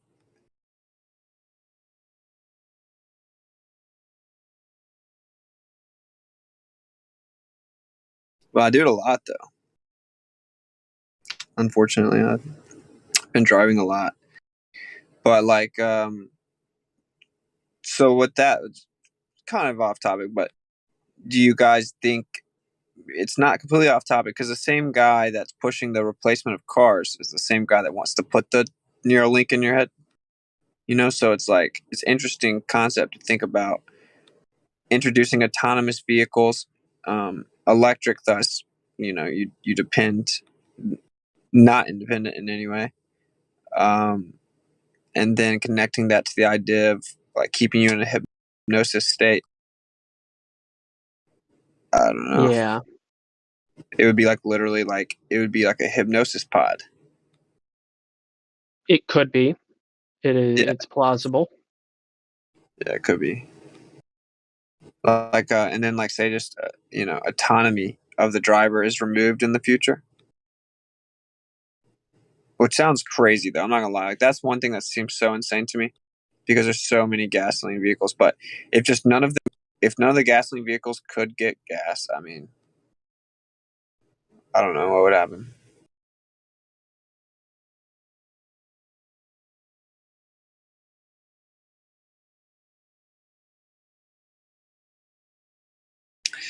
I don't know. A lot of speculation. You know that he's coming out with the autonomous like 18-wheelers, effectively, right? Yes. Yeah. And then even the ones that are made for drivers, it's like really insane. Like it actually does look really dope, and they have this driver's seat in the center, Mm-hmm. so it's pretty dope, man. Near And you're like, zero damn, drag, perfect torque ratio, almost too good to be true. yeah. From But a mechanical physical perspective, it's that's almost. and that's how like all the stuff that is sold from Elon Musk is presented. And so it's like it really built his character more and more. And what we're seeing is there is one individual alive right now whose thumbprint is like literally getting on every part of our life. I mean, and that's pretty crazy. I mean, we should definitely take a step back and you know, just at least consider the possibilities. Now they're saying this dude is getting threats from Russia because he helped Ukraine with satellites or whatever, right? Okay. And then he tweets, if I mysteriously die, it was nice knowing you guys. Oh, did you see the follow-up tweets in that conversation? No. Give me a moment. I'll find it for you. They're special. I mean, they're clearly writing a script. They're setting up a script. Clearly, right? We can all agree on that. That's how scripts work, right? Like if you were going to do psyops that were scripted, then you would set up your script. Like it's like a play. Yeah, Ooh. here it is in the voice text. Think of this: Elon Musk suffers a mortal head wound, is the first to get the neural net. Yeah, or the neural net is the head wound. Yeah, I thought about that too. Do you see this? So Gospel actually did see that. I didn't realize that was the follow up to that. But yeah, it's so crazy. We should read it out loud. So Elon said, "If I die under mysterious circumstances, it's been nice knowing you." Then this seemingly Muslim guy said, "You won't die before your day, Elon. Anyway, or anyhow, you are or were a unique figure in this world. I'm only wondering one thing. As a genius, have you found out that there is a great creator of this world yet? If you did, make sure you confess this before your last heartbeat. Bless you." And he said, "Thank you for the blessing, but I'm okay with going to hell if that is indeed my destination, since the vast majority of all humans ever born will be there." Yep, this What is the a guy that. weirdo. This is the guy that everybody's worshiping. That's not sketchy or sus or anything. Huh? Oh, by the way, did you know that Elon Musk allegedly has an alternative Twitter account? I did not. Allegedly. Here, copy image, and here it is. Would that really surprise anybody? No, except for the fact that it's under the name Satan. Nah, couldn't be.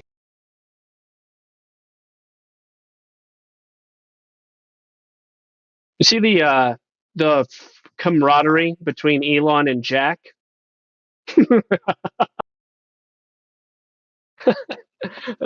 Oh man, it's so funny though. How many people are like, "Yay, Elon's gonna save us! At least he's doing one thing good." Sorry, it's really funny to me.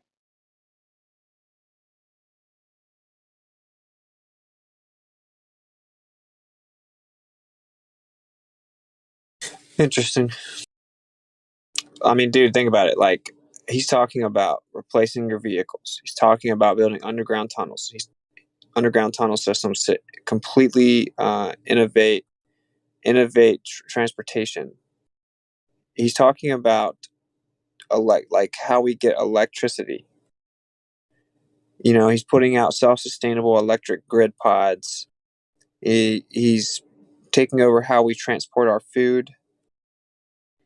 Right. So if some technological innovation gives him basically monopolistic control over every major sector of life, that's pretty wild. That's pretty unprecedented, right? Like, unless you want to talk about Nimrod or something, I don't know what all he did. You know what I'm saying? Like, it's really insane to think about.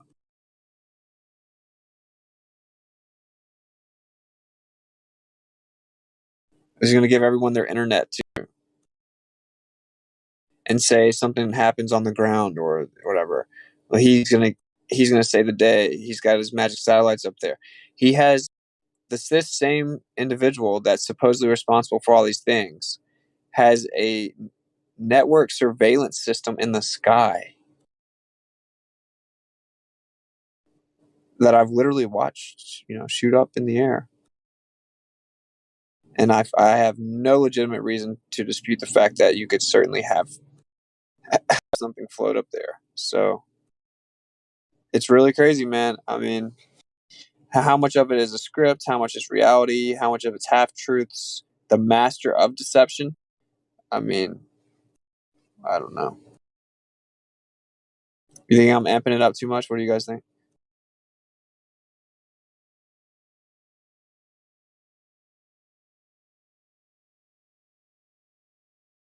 No, I don't think so. I'm starting to wonder, like, do they have these beings that were like in Minority Report that are just in a tub of water and they're just like using their intuitive sense to connect to this dark force or something, something really crazy like that?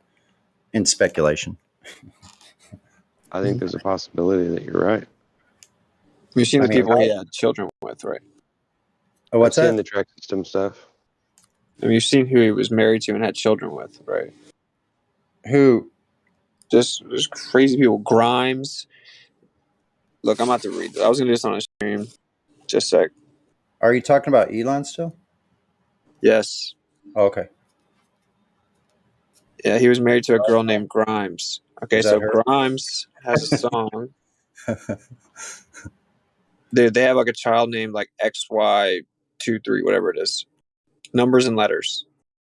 Oh my God, how crazy. I don't know how old she is, but she has a song that she came out with one of the Smiths. Hmm.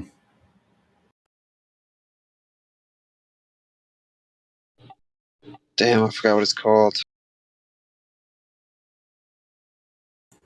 Because doesn't it appear like it's going by, like you said, a script? So we sort of have gotten glimpses of what the script is, right? I mean, we know some of the details, or what we might think of as the details, ones that are apparent, or maybe even not so apparent to us, right? About what these elites are doing, what religion they practice, that there's certain aspects or characteristics and rituals with this religion that they practice. Yeah, check this, bro. So Grimes, you can look her up. She's just a crazy looking girl. Anyway, this is the lyrics to a song called "We Appreciate Power" that she put out. And so it says, "We appreciate power" over and over. And then it says, "What will it take to make you capitulate?" It says, "What will it take to make you capitulate? We Wow. appreciate power. We appreciate power. Elevate the human race. Putting makeup on my face. We appreciate power." Then it says, "Simulation, give me something good. God's creation, so misunderstood. Pray to the divinity, the keeper of the key. One day everyone will believe. And then what will it take to make you capitulate? And then we appreciate power. When will the state agree to cooperate? We appreciate power. People like to say that we're insane, but AI will reward us when it rains. People like to say that we're insane, but AI will reward us when it rains. Pledge allegiance to the world's most powerful computer. Simulation, it's the future. And then again, what will it take to make you capitulate? Appreciate power, elevate the human race. And if you long to never die, baby, plug it in, upload your mind. Come on, you're not even alive if you're not backed up on a drive. Dude, are you That guys sounds hearing like the how Motley Crue insane is song this? "Shadow of the Devil." Then it says, we appreciate power over and over. It says, Neanderthal to human being. Evolution killed the gene. Biology is superficial. Intelligence is artificial. Submit, submit, submit, submit. How insane is that? That is the girl that Elon supposedly made babies with. No, it couldn't be. It couldn't be like that. I mean, I know those are insane, but it's like, I just wanted you guys to hear them. It's really crazy.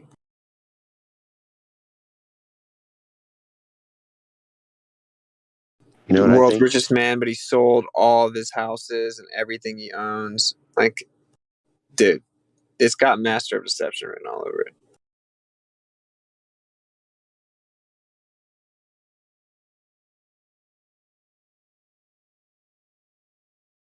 Reminds me of Master of Puppets.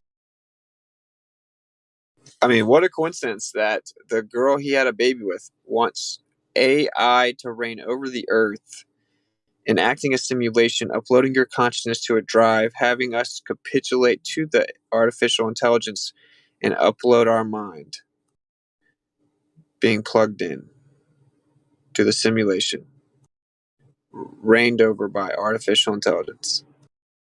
This is the girl married to the same guy that literally wants to put a chip in your brain, dude, and is now being put on the world stage as a hero. Just really crazy. I mean, I'm not going to say that he is the Antichrist or anything like that, but if he supposedly dies and then comes back to life because he has some clause written up where, well, if I'm dying or about to die, might as well try the chip on me, then the chip works amazing, blah, blah, blah. Like, if anything like that happens, then that's when like, here we are, ladies and gentlemen. And now they're talking about him dying. They're creating a narrative about how he could die. His life's in danger. Just poor Elon trying to save the world, his life's in danger.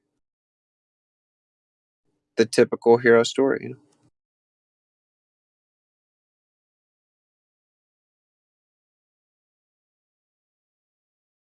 Oh, I guess I'm kind of preaching to the choir anyway. My bad.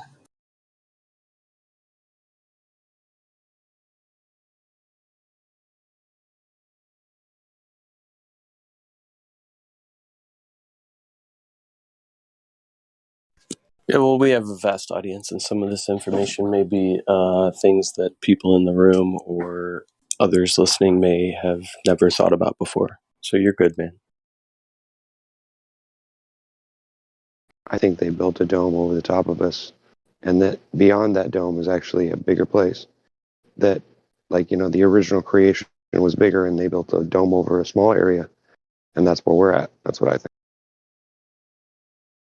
That's very interesting. I'm not gonna lie, because then you can look at like all the symbolism in movies, which is obviously not proof of anything. But like The Simpsons, many movies, but The Simpsons, they literally just placed a dome over the city and they couldn't leave.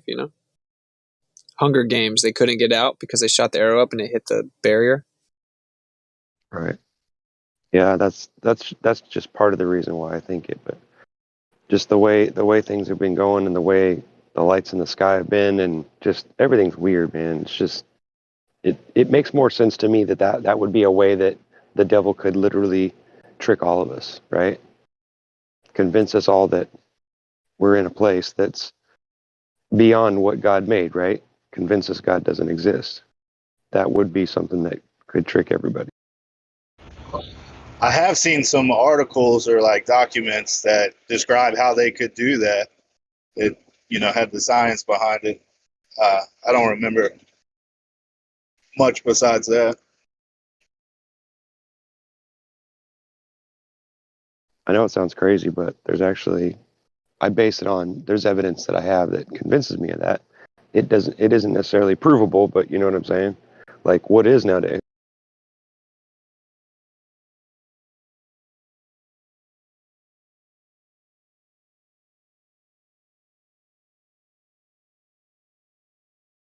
It's interesting for sure. I don't know. It seems like a crazy task. That's a very big dome.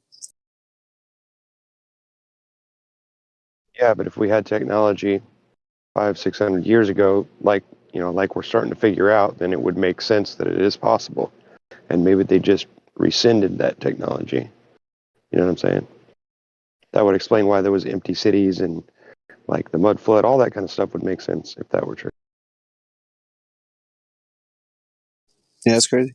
I mean, it could be some kind of like particles that crystallized, something like that. And maybe at some point they opened the top of the dome and they evacuated again. I don't know. I don't know.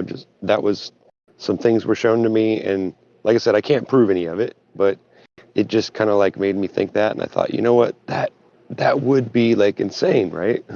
That would just be the most crazy out there thing and then they're obviously telling us that this is true, right? In the movies and everything. It just seems to me like, but then again, it could just be another deception, I got a song for y'all.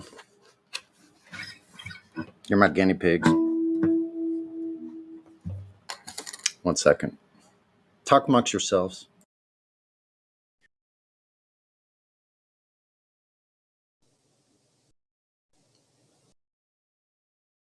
We shall. Watch out for Elon to plug up to the computer and come back to life because Russia killed him.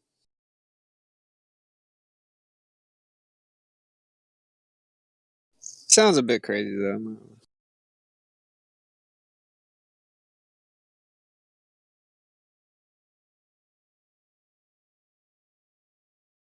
Yeah. Oh well. Someone call me crazy. How was it planned so well to put us all under a spell? Some just say, oh well. Have you taken the time to tell about the place we're living? No, Earth isn't spinning, no.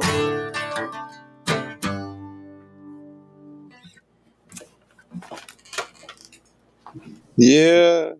Need to write the rest of the lyric. I like it. I'll It's allow good. it. What's it? Look in Livestream voice text when you talked about the Hunger Games and her shooting the arrow into the dome, right? See that image? This is the arena, split up into 12 different sections, has a dome, it has an island in the middle surrounded by a beach and an expanse of land outside of it. Circular pattern. That's pretty crazy.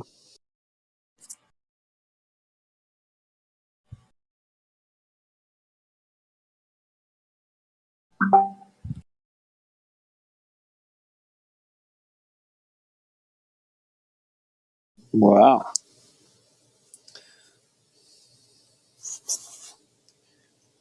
Hey, Witzit, I have a question. What's up? As a German, I really want to understand what your name means. Like, what does it mean? Like, Witzit, gets it. Like, I mean, I understand gets it, but I don't understand what Witzit it means. My last name is Whitsett, but it's spelled with an H and a T that are silent. Yeah, which is actually not my genetic last name, though. It's Landau, which actually is German. Ironically. Oh, cool. Yeah. It just rhymes. What is it again? Landau or what? Landahl. Landahl.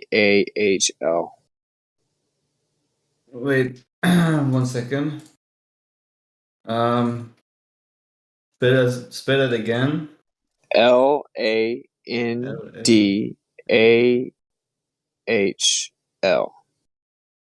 Landal. Ah, Landal. That's an interesting name. Landal. Yeah, that was my dad's name, which he died when my dad was 3. And then my grandmother, his mom, of course, remarried and then took the name of the guy she remarried, which was Whitsitt. Okay. Which is kind of weird. I mean, Landal. There's a store in Germany which it's called Landal and Baumann. It's for kids' toys. whoa. Yeah, I can't remember. I looked it up a little bit, but I just like I obviously have Cherokee in me, from my grandmother. She just has Cherokee in her, So I don't know what else. I guess the one you track the most would be that one. I look it up. Some class in Germany back in the day. I don't know. Isn't that amazing? The Cherokee in that area of the country, like they spoke Proto Hebrew. Anyway, it's interesting. So I believe that if your grandmother Cherokee, those people were from the old world. Yeah. In my opinion. And if we actually knew who we really were, like you said, my grandfather disappeared from all our family history with no information leaking back into the present. Like no information about my grandfather with the same name as I have. Nothing. And my father was 9 years old. So that was a long time ago in the 40s. That guy would have had plenty of time to have another whole family. I know nothing about this person or his history. So I know that my last name goes back to Bavaria, and it's actually what's it called in English? A noble name. Like they goes back to a family of noble people. They had like a big farm with how would you call them? Staff, I guess. And it's actually on both sides of my dad. So funny thing is, his mom and his dad both have a history of noble ancestry, if that's the right English term. Is it noble or is it royal? I don't know. Something like that. But there is a certain point where it also ends, where we do not know how far it goes back.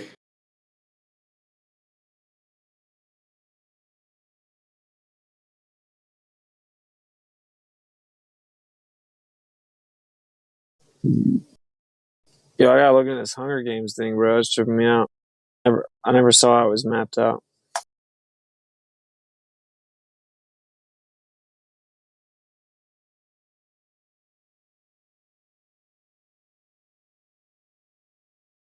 Yeah, I'll have to get a copy that I can read. I couldn't read the text. There's something called the Hunger Games Wiki, I think. Yeah, the Hunger Games Wiki. That picture is referring to the 75th Hunger Games arena.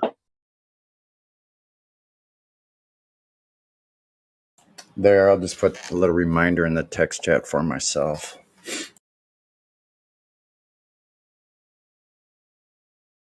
Where is it?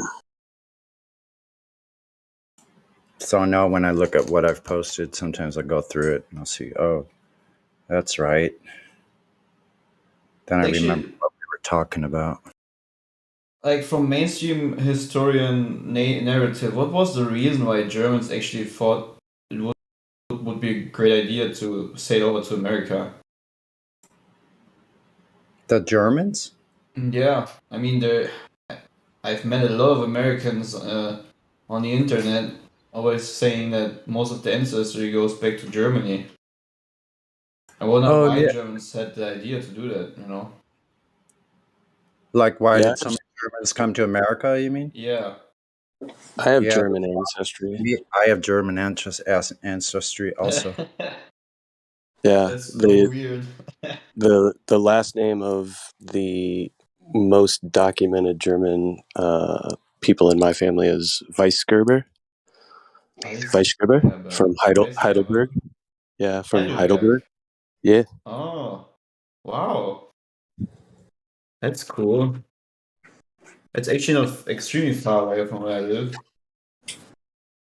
Oh yeah. Are you in RW? No, Rhineland, Palatine, or however you say it in English. Okay. Rheinland-Pfalz. Yeah, one of my good friends is from Oberhausen.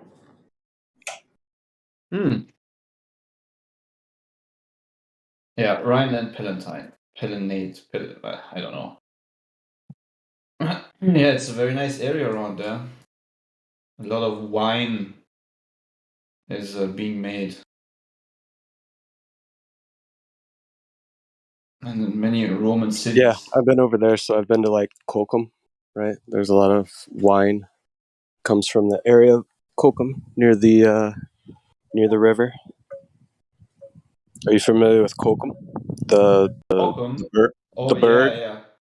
Yeah. Kochum. Is it like with a C, with two C, See, like Cochem? yes. Kochum. Yeah, sure, I know Kochum. It's not actually, it's pretty close. Like, there are a lot of people who come down into here to work and then drive back to Kochum. Yeah, I've been to Kolkum, visited the castle or the burg, as you would call it. The burg. Nice. Yeah, it's very interesting, really pretty. Yeah, that's true. This part of Germany, like, I'm very happy that I can live here. Like, all these old houses, you know, like literally in the village I live, we have houses which date back to, I mean, again, normal mainstream narrative historians. That's the only source I have so far. They go back to the 1500s. Yeah, I was going. Your accent is very similar to my friend's accent, so I kind of pinned you somewhere fairly close to that area. And when you were getting upset the other day, and I was listening, but I was doing something very loud, so I couldn't interject. But you sounded so like you just reminded me so much of one of my good friends when he gets upset or is agitated. Just the way that the terms come out and the inflections that you have are very similar to his. I felt like I was listening to my friend. That's nice. I mean, I think I was, I guess, annoyed about the whole globe Earth belief. I guess. Do you still know why? I don't know why.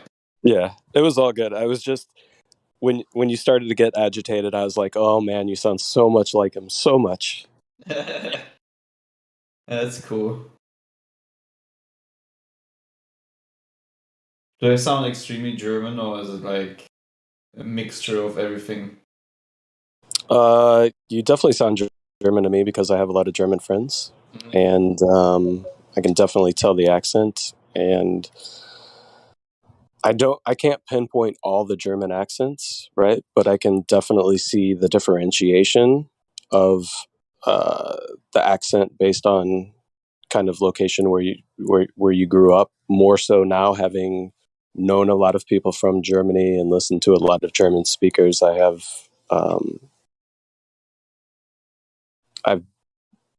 better attuned to the different accents based on the geography of Germany. That's interesting. Like, how long have you been there? I'm not in Germany now. No. No. Like, how long have you been in Germany to like be so familiar with how Germans speak English. Well, so I became really good friends with my buddy because we were roommates in college and we played football together, and we became very close. Like, him and his wife usually come over here every couple of years, and we go over there. And when we were over there for their wedding, we spent about a week and a half in Germany and met a lot of people at the wedding. Have stayed in touch with people at the wedding. People we became friends with from the wedding have come over to the States and stayed with us. So, yeah, Nice. I met him in the early 2000s. Oh, so that's guess it's been a long time since you saw him again, right? We last saw them right before the thing hit, which is kind of funny because he was legitimately, he was over here in November of 2019, and we were having conversation, and I told him, I was like, hey, something really big is about to happen. It's going to happen all around the world. I can't say exactly what it is, but I know that an event is about to take place. And I was kind of laying out this whole entire groundwork. And then when the thing hit, he immediately contacted me like, dude, what the fuck? How the fuck did you know this? Like, blah, blah, blah. It started going off like, how did you lay this out? What the fuck? Kind of funny. How did you know it? That's my question. Like, how did you predict it before it happened, or like? Yeah, I mean, the writing was on the wall if you were looking in the right places. Because of the, like, what was your biggest indicator, so to say, from where you said, okay, that's going to happen? Are you familiar with an event that took place that had a number attached to it with a 2, a 0, and a 1? 2, 0, and a 1. An event? 0, 0, 1. I don't know if I can say it. Maybe I can, maybe I can't. Oh, you're talking about it. Oh, yeah. Event 201. Yeah. Yeah. If you were privy to the information in Event 201 prior to everything taking place, you could get a pretty easy picture. I probably know, but I just forgot about it. Let me just really quickly think. It's a good thing to go take a look at in retrospect. Go back, view some of the videos that they were produced, figure out the time in which all of that took place, and yeah, you can put 2 and 2 together. Certainly equals 4. Yeah. And then Carrie Mullis obviously died of natural causes about a month and a half before Event 201. Yep. Naturally. Of course.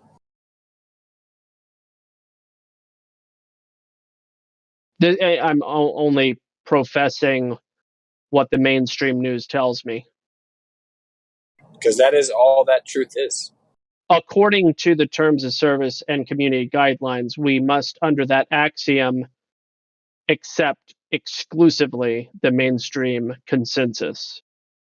What about when they disagree? Does not compute.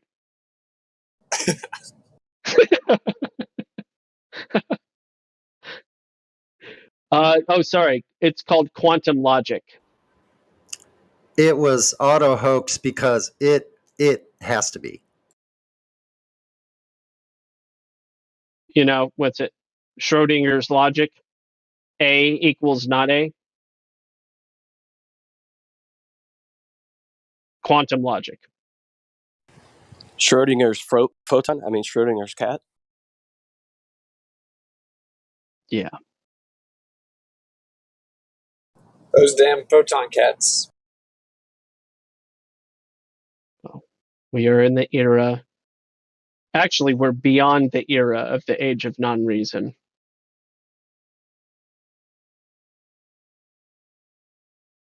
Rip to reason. Yeah. Reasonability is a foreign concept to the masses. And self-reflection. It's also something that doesn't exist anymore. Welcome, ladies and gentlemen, to Riffing on Reason here. Did somebody say anon? What does Ruffanon mean? What does what mean? Ruffanon, or whatever you said there? Riffing, Riffing, riffing, like you're riffing in music. Okay. You're making a riff, like in music, a guitar riff. Heard that term before? No, I never Wow, I heard guess it. wow, That's okay. I didn't know that was that specialized. Okay. Yeah, it's just a term used in musical, colloquial musical term. He's right about that. He's right. And furthermore, check this out. This will blow your noodle apart. So, everything's supposed to be sound vibrations, right? Cymatics show us stuff like that. Okay? So everything is basically a vibration, is sound. Well, what do songs have? They have verses, right? Verse, chorus, bridge, chorus, verse, whatever. Verses are the thing that are most in the song. Anyway, we live in a universe because everything is sound and we're all experiencing the same song. Thanks.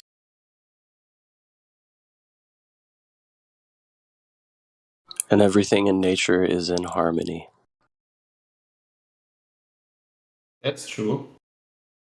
Nature can really help to bring yourself back to harmony and actors and portrayers Not along the fronted plane. like every time when I gonna have a little walk and sit myself between trees in the forest, not that I'm like a new ager or something, like thinking I'm gonna establish some kind of consciousness or whatever, but it just feels like that the natural harmonic vibration of forests seem to, at least for me, relax me very deeply. Like it's just very refreshing.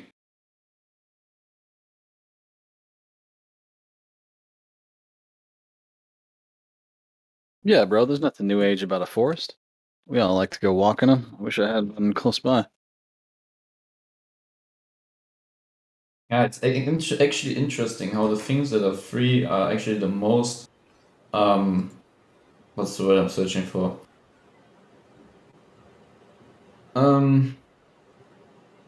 Beneficial. Right. Listen to these words. Listen to these words real quick. I'm sure you'll recognize them. Living on the lighted stage approaches the unreal for those who think and feel in touch with some reality beyond the gilded cage. Cast in this, gotta love Rush. Cast in this unlikely role, ill-equipped to act with insufficient tact, one must put up barriers to keep oneself intact. Living in the limelight, the universal dream for those who wish to seem, those who wish to be, must put aside the alienation, get on with the fascination, the real relation, the underlying theme. All the world's indeed a strange. Oh, wait a minute. Beyond the living in the fisheye lens, caught in the camera eye, have no heart to lie, can't pretend a stranger is a long-awaited friend. All the world's indeed a stage, and we are merely players, performers and portrayers, each another's audience outside the gilded cage. Lyrics written by Neil Peart, right? Wasn't that Neil Peart that wrote that, the drummer? I think he wrote all the lyrics. I think he did most all of the lyrics, Sang and most of it too. look at some of the symbology, especially that dude wears on the bands around his head. Yeah. I just trip out on his drum set personally. That's the part. What a drum set! Wow. You're talking about the occult origins of all their lyrics and stuff. Yeah, it's just like looking back on it now. it's amazing that it could be this long since those songs came out, and I can look at it again and see so much different meaning in it than I ever imagined. Yeah, that's kind of the point. Mm-hmm. Occult means hidden. Yep. That was there in front of us all the time, and in their music, because it is their music. It's Hey, not Sonny. Hidden Hey. in words. Yep. Sonny. Hey, Jenny. Hey, so I got something to add about stuff in plain sight type of stuff. Is that what you're talking about, sort of? Yeah, sure. Yeah. Okay, so I read to my grandbabies over the phone, right? So I happen to have a copy of Shel Silverstein's, I probably didn't say that right, Where the Sidewalk Ends, right? So in there's one like it has a picture from the cover where it says edge keep off was the sign. So you have this child looking over the edge of the earth. And the name of the poem is called The Edge of the World. Columbus said the world is round. Don't you believe a word of that? For I've been down to the edge of the world, sat on the edge where the wild wind whirled, peeked over the ledge where the blue smoke curls. And I can tell you, boys and girls, the world is flat. And the word flat is in all capital letters with an exclamation point. That's my contribution. So, yeah, I mean, sharing it is my contribution, but I read that to my grandbaby this morning. So, we've had conversations about the moon, that there's a difference between a circle and a ball. So, I might be able to, revisit that and ask her what she thinks of it. So I kind of read it to her at the last minute. So I'll find out later. Yeah. Anyway, sorry for the crickets, everyone. But anyway. Oh, I gotta go, you guys. Talk to you later. Goodbye. Peace. Bye, I just Jenny. wanted Thanks to for add. sharing. Yeah, thanks, Jenny. I wanted to add something about someone said nature in perfect harmony. I was listening to a podcast yesterday with a guy, Jeffrey Smith, and he was talking about GMO 2.0 and, how gene editing, they're going to mess with all our food sources, right? And he was mainly talking about the benefits of going organic. But he does operate a website called Protect Nature Now that he needs people to get on board with. Because if we don't stop it, nature might not be in perfect harmony anymore. The changes that they make can spread and, of course, be irreversible. So it's, just like everything else in the future, it makes it seem pretty bleak. And they definitely don't care about nature and continue to further destroy it and us along with it. Now, but the thing is, there's no logic to any of it. This is why I don't know people keep coming back to the Bible and stuff because if let's say that particular creator isn't real, why are we destroying ourselves? That is, it just defies logic and any rational thought and any reasoning. Why would you destroy your own planet and your own existence every day? I mean, because if you look at everything, I drove by the landfill yesterday because I had to dump some stuff. And if you think about it, it's like, why are we doing landfills? Why isn't every county, every state have a recycle thing?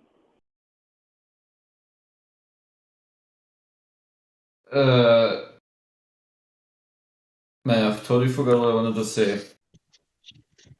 It's okay. I remembered what I was going to say. Yeah, even if they do have a recycle thing, I think they only recycle like 10% of what goes in there. So Yeah, let's I know, say, and okay, it's 100%. crazy, right? Yeah, it's crazy. Why can't they just, take 100% of pizza boxes, newspapers, and journals, and make paper out of it? Because it's all paper, right? But it's just crazy to think that all of this stuff that in the landfill, you can't do anything with it.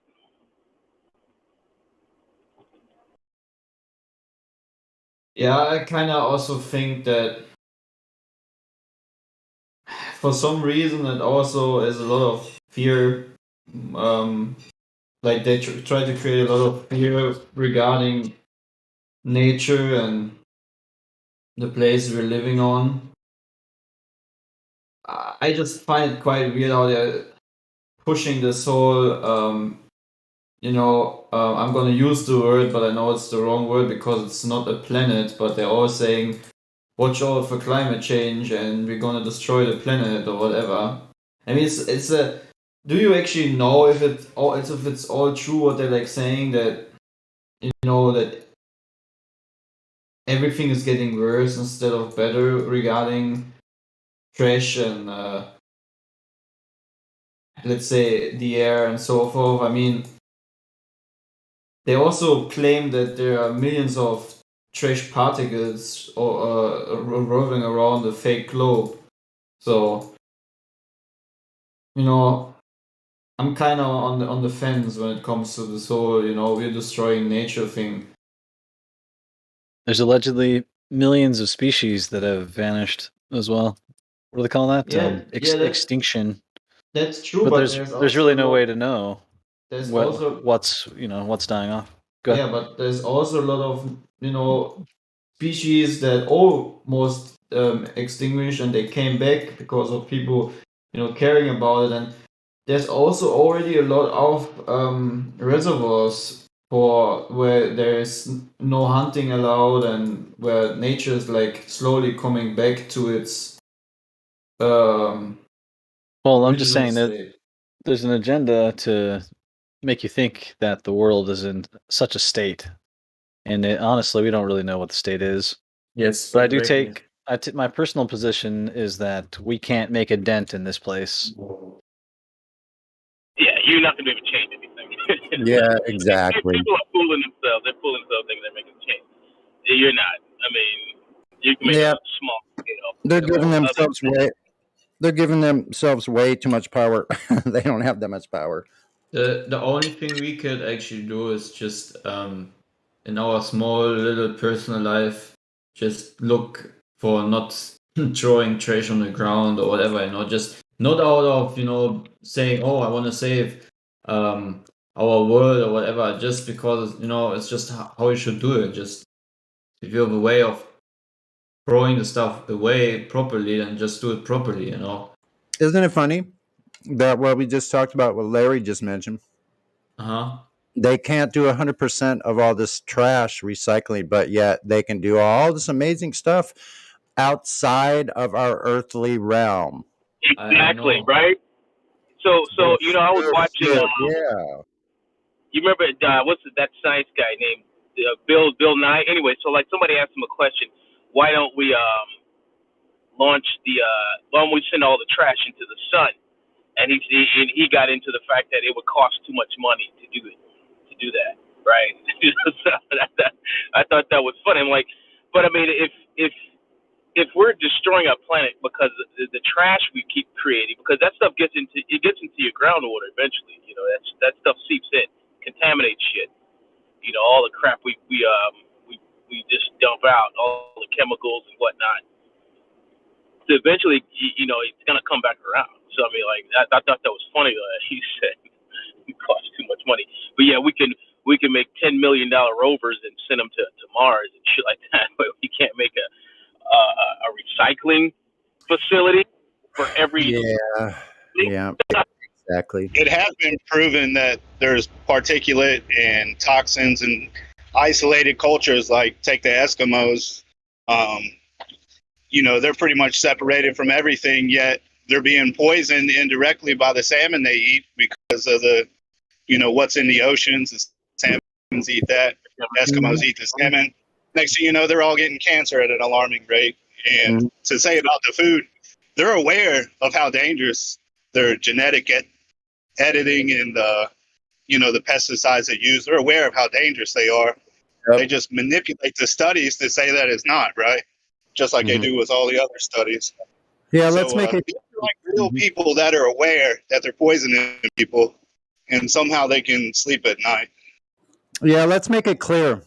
All this trash, who's polluting what? All the trash that is coming with our food and our supplies, who's made all this trash? The corporations are the ones polluting everything, destroying. If anybody's destroying anything, they're raping and pillaging all the resources to sell us garbage. And then they're making us pay to get rid of the garbage, believe it or not. So I didn't make all this garbage. I didn't ask for all this paper product that I just have to throw away, as supposedly it's going to be recycled somewhere. I doubt it. Bullshit. Where is it being recycled? Well, it's like everything, right? That the mentality of most individuals in society, right? The problems that we're talking about are systemic problems, meaning they're problems of the system itself. And these problems we're trying to find solutions to the problems without understanding the root problem within the systems that we create in current society. So instead of people contemplating how to live lives or associate themselves within societies or communities differently, we're trying to find problems or solutions to the problem. We're trying, basically the way that our medical industry deals with things, right? Oh, you've got these symptoms here, let's patch that up with a drug, with not necessarily figuring out the root cause to begin with. Exactly. Right? It's a very similar problem. It So really I think is. all of these problems stem from the way that we operate, or we believe that society needs to operate. And I feel that that has been so withdrawn from nature that we've gotten to the point to where, we're creating very large problems in the world. Not necessarily things that nature can't overcome, but we're certainly not paying attention to it from the start. We're paying attention at the end point, which is the wrong way to think about it. Yeah, we're looking at the effects instead of the cause. Yeah, we're seeing these effects. We're kind of complaining about the effects that we're seeing. That's the after effects of the cause. So yeah, you're right. Absolutely. And nobody It's wants to talk about the systemic cause. Yeah. Yep. with everything. I agree. And I'll tell it's you all what, it's all helio based. It's all helio based. All of that stuff is heliocentric. Yeah.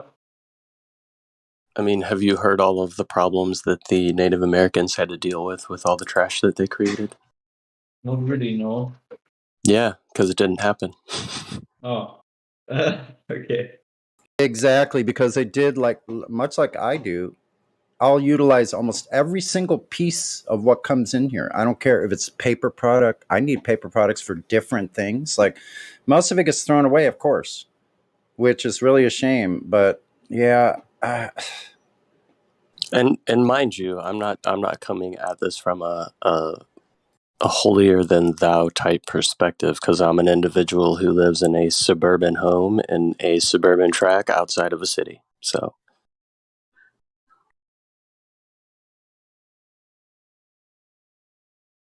yeah. So I find that rather amazing that there's all these things they're supposed to be able to do that are technologically just so superior to anything we ever witnessed down here. But they can't do those simple things here. Like you think they would solve simple problems. Like how about food, shelter, and water for every human? There's plenty of resources for that. If they're not getting those things, it's because the technology is being withheld and those people are being subjugated and split apart. think the problem is, we're even looking at that from the perspective of, we should have the government divert funds into food, shelter, and clothing for individuals, when really it should be, how are we living our lives that allows us to provide these things for ourselves. That's true. Yeah. Being responsible. Mm-hmm. Yeah, working with nature, right? Learning how to grow food, be stewards to animals that provide food to you, working with nature, not against nature. Exactly. Well, I've seen articles today that they've outlawed that in Australia. No more growing your own food. Yeah. Yeah. Can they be everywhere at all times to see what people are growing? Yeah, voluntarily in your pocket. Yeah. Don't you remember just a little while back, California, 6 and 1/2 dozen the other. Australia had this app where they had to check in and take a selfie. Yeah. Yeah. That's crazy. So yes, to answer that question, I think the answer is yes. Really bizarre. I can't find all of the symbols on Neil Peart's headband, but I can find some of them. So it looks like zinc might be one of them. It looks like quicklime. Quicklime is. Go ahead. I threw that out there, not necessarily digging through all the symbols that he has, but just remembering that he tends to wear this head covering that has all these symbols or sigils on them. He's swimming with the fishes now. I'm just kidding, but he is dead. So there's that. So I just heard Australia banned growing food. Yeah, bro. Is it really absurd? Like, is that real? Can somebody surprise me? Somebody surprise me. That one's pretty crazy, bro. Only in today's world have we think about how bad the world is. If that's real, and we all heard it and just didn't even phase us because we know Australia's been wilding out. That is crazy, bro. Did you not see the door on Mars that we were posting this morning? No. The door? Yeah. Oh, here, I'll show you the picture of the door on Mars. Here, hold on. Where'd it go? Gee. I want to see this door. Yeah. There's a door on Mars. Give me just a moment. It's supposed to be a door on Catalina that here we go. The natives said that these beings came out of and went back into giants. So there's the door. And then there's a... Wild. I know that was wild out of the blue. Sorry about that. And then there's... They also ban livestock as well as the growing food. Here's the gigapan of this same thing, courtesy of Guy Incognito, whoever that is. He was here this morning trying to argue. He's a glober that was trying to argue that this is more than likely just a natural phenomenon. What? So, and Greenland. Yeah. What Anyway. a psyop. There you go. There's a doorway to a cavern on Mars. Someone else was posting that stuff earlier, weren't they? Yeah, That'd probably be me. I didn't even till you said it. I didn't even recognize the shape. Isn't that bizarre? I'm like, what is that? So to clarify, NASA says they found a door on Mars, and Australia said you can't grow food. Okay, let me be clear. NASA didn't say anything. This photo just exists on mars.nasa.gov, and I'm calling it a door. I'm not saying that NASA said it was a door. Okay. Just to be clear, yeah. Pretty clearly carved out the door. It says Australia is working on passing the laws to make it illegal to own livestock and to grow your own food or produce your own food. So... I mean, if you allow them to pass the law and don't do anything, I mean, I don't know. What do you deserve? Derp. Yeah. Only people that hate nature. I actually seen people in the park destroying nature. they're like property owners that live close by to the park, on the border of the park. If they don't like, if somebody's like hanging out outside of their yard, they come and like literally slash it to pieces with like chainsaws and destroy beautiful little settings in nature. I've never seen anything like it. Only one that would do that is, well, I don't want to label. You guys can fill in the blanks. Who There's would the color version from Gigapan. Perfectly normal, natural occurrence. I mean, right? Yeah, man, this is legit. Yeah, that's what I thought too. Yeah, Sonny, that's exactly what he was pointing out. He was like, see, look, natural. There's other spots. Oh shit! Doesn't look anything like. What the hell? Well, that doesn't look man-made. That second picture that you shared. You're right. It doesn't. But the other one is like, bruh. It's too squared off. Yeah. Well, we confirmed the existence of aliens. That is the conclusion I'm sure many people would come Coming to. out of mountains and shit. Which comes first? Men go to Mars or aliens intervene? I don't know. The aliens are already here if they are here. So. But to be clear, like I in the think story. Can't get out either. One of our good fellow gentlemen here made a valid point earlier that goofing around on Gigapan on the nonsense that they're sharing with us is probably a waste of time. So, and I agree. I think that good gentleman was Napalm, for the record. I appreciate you calling me a good gentleman. Thank you. Have you met him? Don't you remember Mars already attacked? I heard it on the radio, guys. It has to be true. Duh. They don't just let anything on the radio, bro. I need to go back and watch Mars That was Attacks. such a terrible movie, man. I have watched it a second time. It was worse. It was worse the second time around. Very horrible, especially for the amount of quote unquote celebrities that are in it. My brother can't watch that movie. My sister, my older sister, showed him that movie when he was very, very young. I think I was not born then. And since then, he's terrified of these alien-looking things. So even as an adult, he can't watch it. Michael J. Fox should go to prison for playing a role in that movie, and he should win an Oscar or whatever they're called for Stuart Little. In comparison. Mars Attacks versus Stuart Little, which he just literally does the voice of the little mouse. And in comparison, his acting, I'm just drawing extreme comparisons between how it was just the worst. Yeah, I get it. I've never seen it. Stuart Little, by the way, wasn't half bad, but of course it's probably because I read Beverly McCleary as a kid. Decently enjoyable movie.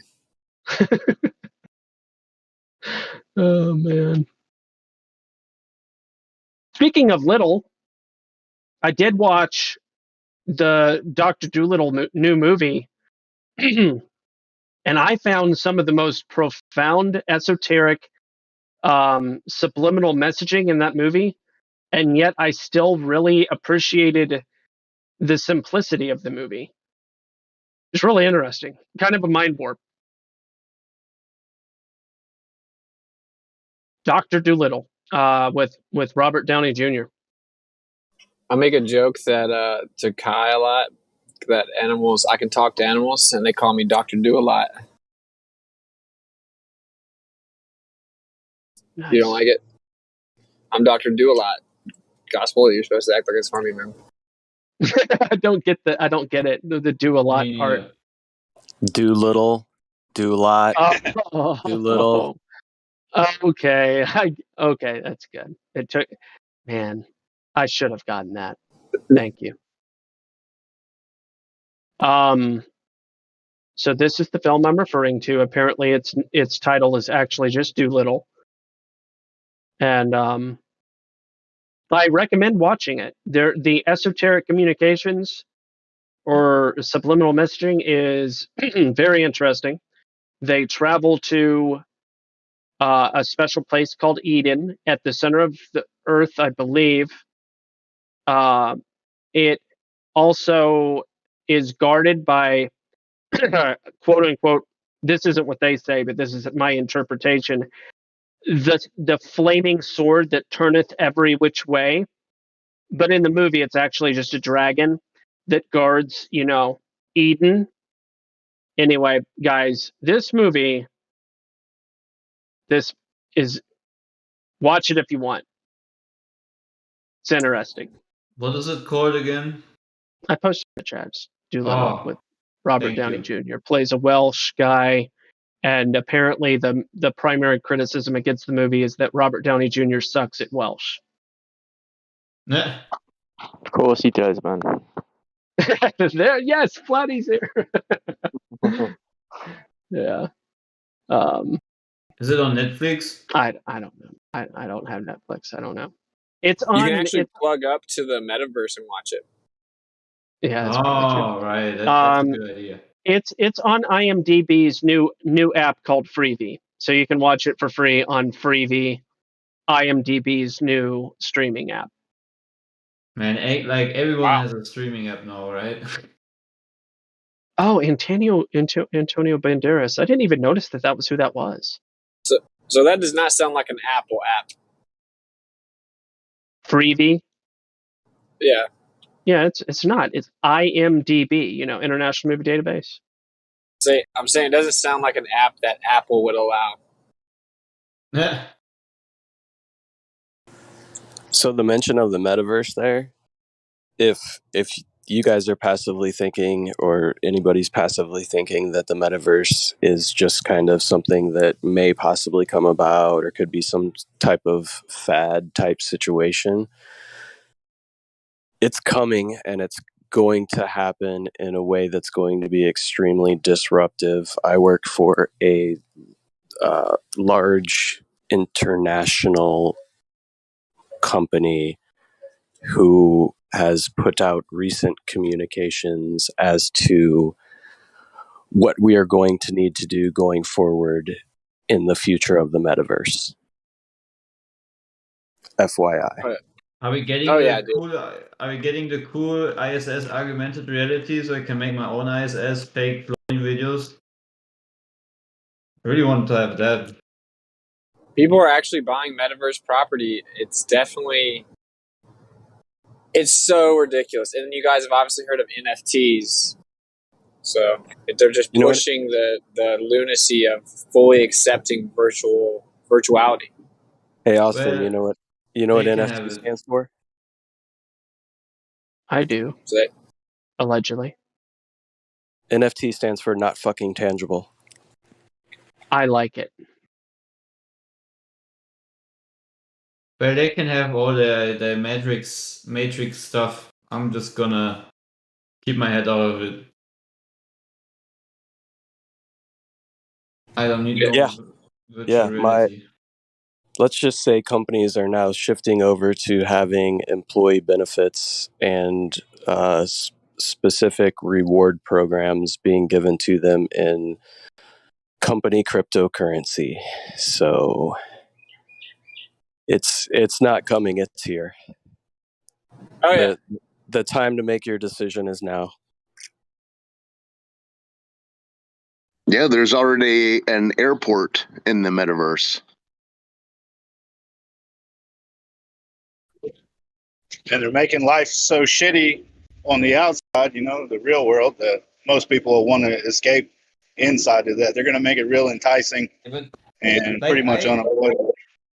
I have a Oculus Quest 2, and literally I can't play with that thing for up to maximum 1 hour or so, and then it's just completely it just hurts. Like I actually didn't use it for a very long time now. I have no clue how there are people that can use these things the whole day. Like I will never get used to it, regardless how good their class is going to be. It's just I don't see it possible, so to say. But I mean, on the other hand, people It's believe happening. they're on a spinning ball, so I don't know. anything's possible. Yeah, it's happening. It's going to happen. You know how I've we heard all talk about. sorts of. Sorry, finish your stuff. Sorry, I was just going to say. You know how we talk about the age before the internet. You know, those of us that were privileged enough to grow up in a time before the internet. Oh, and we how different that time was. We are very soon going to be talking about the pre-metaverse in the same way we talk about pre-internet times. Yeah, I agree. Yeah. Same with crypto. I've heard all sorts of people talk about how awesome it is to pump the dumpster. And I kept on hearing about it, how popular it was, and I was just like, yeah, I'm just gonna opt out. I hope they don't walk in front of me when I'm coming by if they're plugged into AI. Yeah, And why dumpster pumping is pretty gay. How come everything I say keeps rhyming? That my mom and grandmother last. A lady just walked right out in the street in front of them, and it killed her. Her head smacked her windshield and split it wide open. That's so crazy. My mom and my grandma.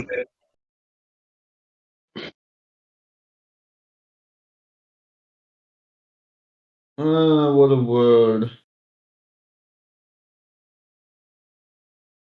Let's quote someone who always says it like this, but nobody knows what the word is. None of this is happening. You're all just conspiracy theorists. Right. Multi-millionaires are investing in the metaverse, so.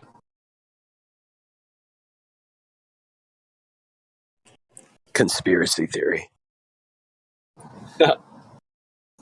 Wait, you broke up for me though. What'd you say NFT stands for? Not fucking tangible. I like it. Yeah, I would say that that's an irrefutable statement. Yeah. But dude, like people are paying like $750,000 for an NFT, which is like a pixelated image. Like literally. And people are spending 8 hours a day salivating over feet pics. Just because people do stuff, it's not always reason enough. My point in giving that illustration over and over again, because I know people are like, does he really like feet pics? He's always making fun of feet. Well, it's because it's just so pathetic and vile. It's perverted is what it is. And I like to point out the perversion of people's minds and make sure to ridicule that which is pathetic and perverted. That's really all I'm doing. And that's the whole thing with the whole. He played the lottery, and he won. Blah blah blah. Right? And that's all this stuff. It's all the same thing repackaged, making something out to be something that it isn't.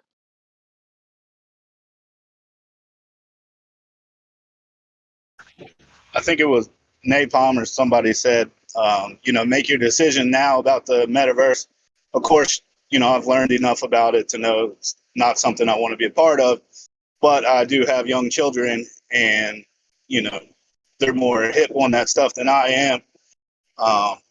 It's not going to be easy to get them to understand that, it's something nefarious and to keep them away from it, right? As they grow older, it's going to be more and more enticing, I suppose. 100%. Yeah, and they're using their idols to. Might literally lose my children to, well, this machine. It's a large responsibility you have as a parent, right? And there is things that have been written about, growing up a child in the way. Yes. So, yeah. I've been raising my kids up in the way, and they're pointing out this stuff at this point. My 6-year-old is pointing out this stuff. He's like, "That's not real, is it, Daddy?" I'm like, "Yeah, no, that's not real. That's ridiculous." Yeah, so I don't have children, so it's hard for me to really speak to this, right? Because I have no leg to stand on, right, when it comes to the rearing of children. But yeah, it's a great responsibility to be a parent, and parents are having to make very difficult decisions, especially right now, and will have to make even more going forward in the future as to what you hold true and what you want to stand on as far as your moral grounds and how you want to proceed in the future. And it's not going to be an easy task. Depending on It's your already lifestyle. kind of. I just wanted to say it's already, the school teaching them totally different things than, it's like they're already being influenced the things that I'm not okay with. And I suppose that's going to continue on, right? Unless I teach them to think more like me, of like, don't trust everything you hear, or a lot of things are out there just to manipulate you or, change your actions or behaviors. There's already stuff like that going on. It's just going to get worse.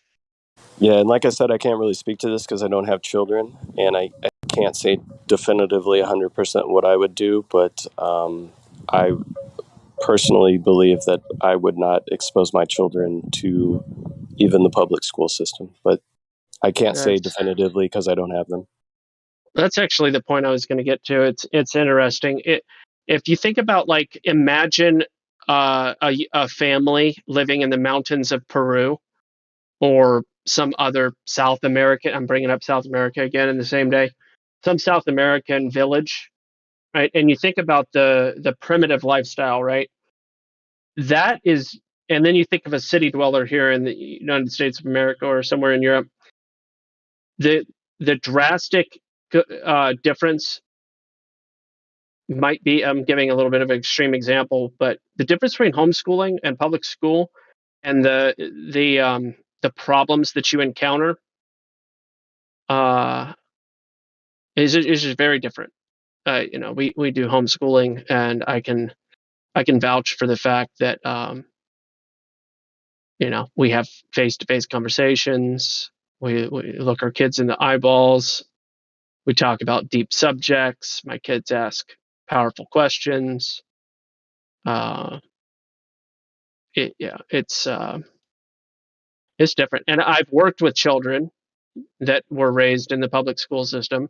I've worked with, at this point, hundreds of other children in public education and counseling and in residential care and in mental hospitals and all these different settings. I have enough experience to see the difference with my own experience. And homeschooled kids, they live a different life. And it can be a very positive, beneficial, did I say productive? Productive life. Yeah, it's advantageous. Demonstrably so, I would argue.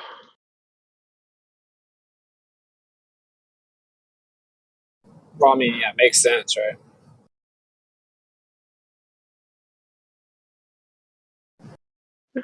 Got to teach my kids the scientific method at a young age, how to spot lies, the insidious nature of lies.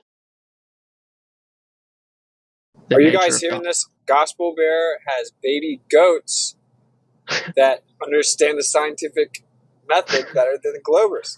Bro, do I need to slap you? Words matter, man. Are you criticizing my use of the word kid? Are you criticizing the fact that I use colloquialisms?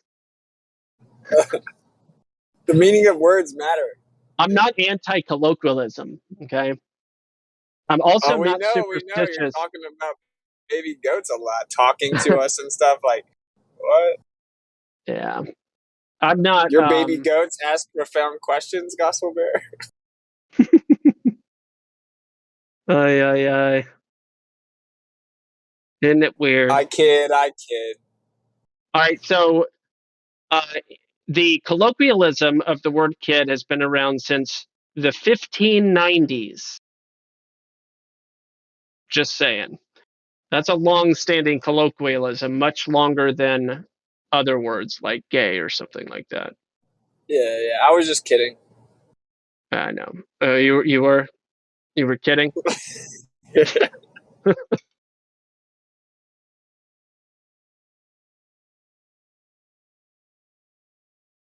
Yeah. You guys have all seen the movie Time? I don't know. I don't think so. Justin Timberlake. Like the currency is time that's on your wrist. I think I saw the I didn't see the movie. I think I saw the description of it or something. It's very crazy, man. It's like, everyone scans their wrist to pay for everything, and it's the amount of time they have left to live. Isn't it called Island? What was it? I saw that. What is it called again? It's called Time. Yeah, I saw that. Yeah. Running out of time. Yeah, that's bizarre, isn't it? Yeah, and then he's poor, and then he gets a bunch of money. Like, he's eating in a restaurant in one of the scenes, and she's like, I forgot what she said, like 7 days or whatever, or 7 weeks. He's like, take a week for yourself or something. And she said, you're not from around here, are you? You do everything a little too fast, because he was poor before that. And then he scans it, he's scanning his wrist to pay. And then, of course, they have to throw some sexual degeneracy in there real fast. He said, not everything. So anyway, I just think it's interesting because it's like, seems to be much more of a possibility now. I don't know about the time aspects, but certainly the exchange method.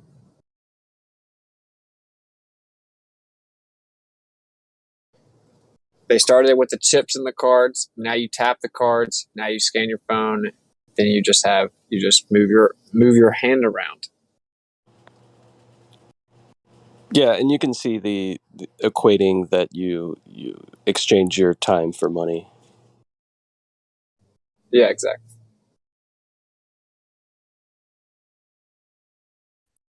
I think it stands to reason.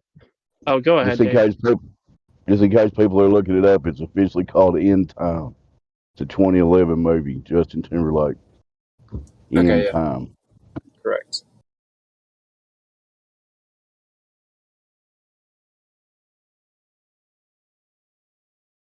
Pretty crazy, man. I think you guys have to admit that the freaking lyrics I read from Elon Musk's ex baby mama, they're pretty crazy, bro. I don't know. You guys think I should try to get an interview with Elon Musk? Sure, go for it. Just as ask him long as what's you up. do a better job than Babylon B. Oh, Those guys were simping for Elon so hard. I was really disappointed. Yeah. So it appears to me that the best possible word you could use in regards to your offspring is the word kin, which stands to reason as a possible dialectical perversion into the word kid over time. Maybe not. It could also kid could also be from the 1590s because they're just like, these kids are acting like wild goats. I don't know, but kin is a word of good historic meaning. That can refer to anybody in your family lineage as well, right? That is correct, yes. But like, I looked up the word child and I'm like, ugh, that's not good either. That made me think of something I was going to say earlier, much earlier in the conversation about us kin. We're probably all closer related to each other than we could possibly know. Yeah. Well, we're all looks like kin. we're just gonna have to say offspring. I am 11th generation American born. I know that much. Paternally, at least. My masculine offspring. There you go. Listen, guys, there's somebody here called Payo without any rolls. What? Payo, P-E-Y-O, without any rolls. I don't know. I was pretty glad he's saying there's somebody without any rolls on here.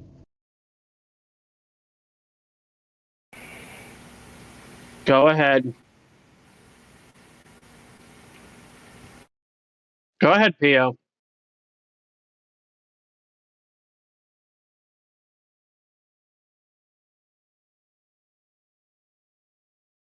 Who?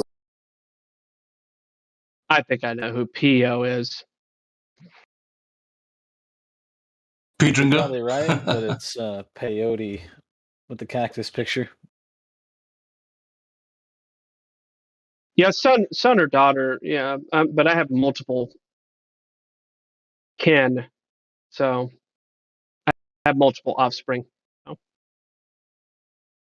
which it has successfully shamed me into never using the word kid again. Appreciate you. Don't even mention it. The Offspring is a good 90s rock band, I'm just saying. Oh, okay. You got to keep them separated. Pretty fly for a white guy. See, we all knew. There he is. Welcome back. Actually, Hank, I wasn't even paying attention, but you were singing that right on exactly the right key, just by listening. That was Hank Dave. wasn't singing, that was me, but never mind. I never hit the right key in my life. You were on the right key.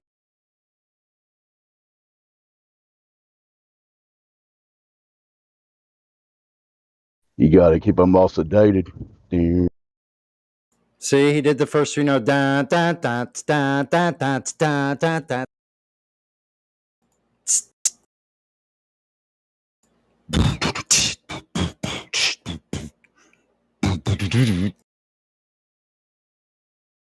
You must be one of I them. like that one. Well, they said they I like needed that. someone that can do sound effects. Woo! Watch out, you almost hit me. Watch that cactus, Sylvester.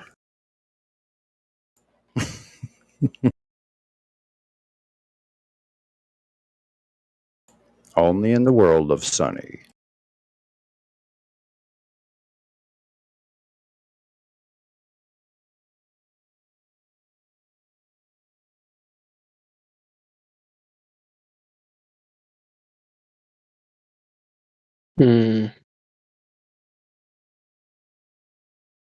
And I'm doing bicycle mechanics and finished washing my dishes. Well, not in that sequence. Dishes first, bike mechanics.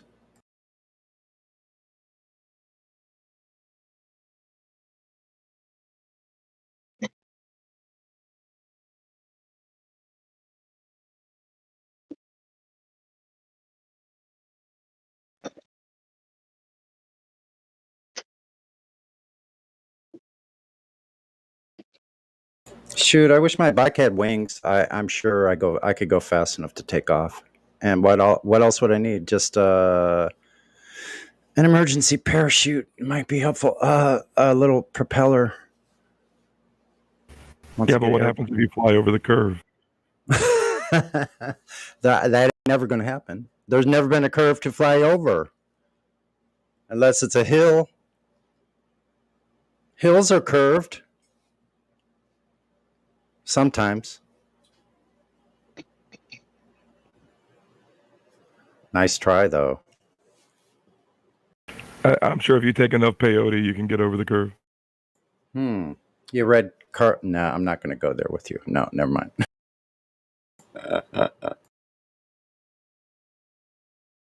Got him. Yeah.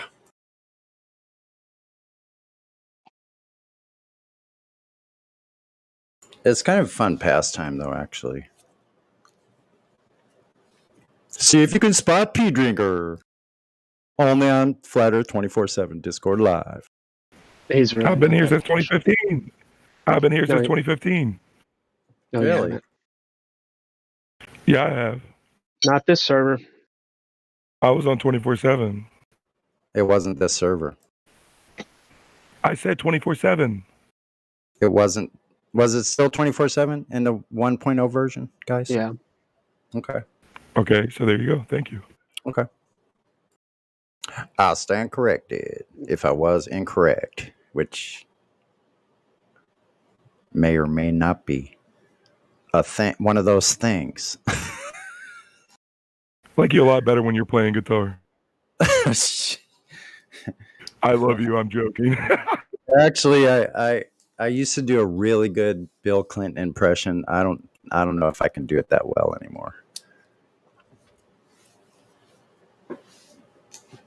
I don't want to embarrass myself here on the on the limelight. We just don't talk about that. You need to write a little intro for precious metals, and that'd be perfect. We could start the show off with your little medley. Yeah, if they don't crucify me first.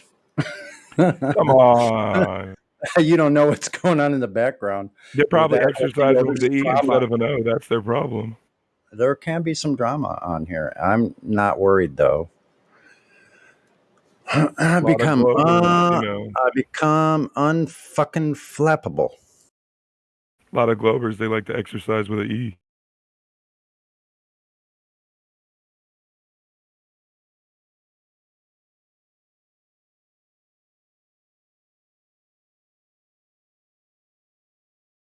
But I guarantee you, no matter how far they run, they're never going to catch the horizon. That's true. That's like their globe Earth is. Some dude circumnavigated it, couldn't find the horizon. Yeah, they're all navigating on a flat horizontal plane. That's how they knew where they were, and then the next person that went by and was in the zenith of that same star at the same time of year. Guess what? They're in the same geographic location. Wow, how's that work on a ball? Who would have thought? Can you imagine? Who? Yeah. How does that work on a ball? I was trying to explain it to some dude on the internet. I was like, look, if you put sand on the outside of a basketball and you spin it, does the sand stick to the ball? Okay, obviously it doesn't. Yeah.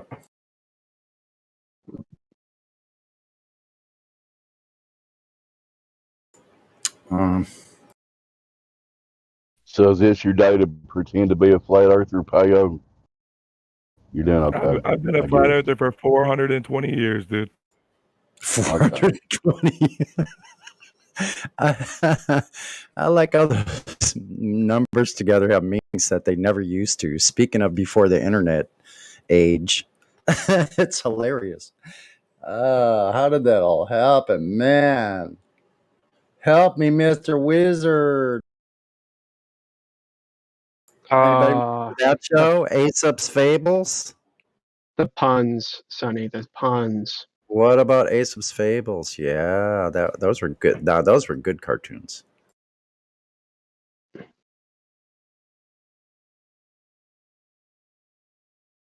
I raised my kid on Family Guy, so you know he's going to turn out right.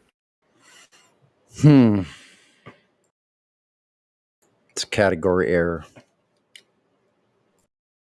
So you got a baby goat too. If you're in a cartoon Earth, you might as well fucking watch cartoon.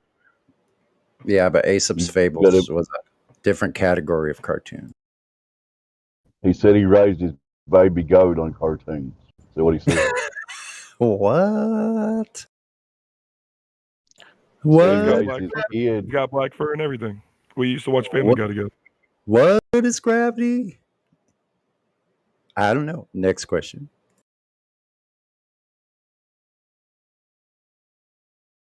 I heard you can make like rugs out of that shit. Fabric, gravity fabric. I bet somebody's got that on the market already. Let's go No, look. he was like, Shall no, look at we? the chat.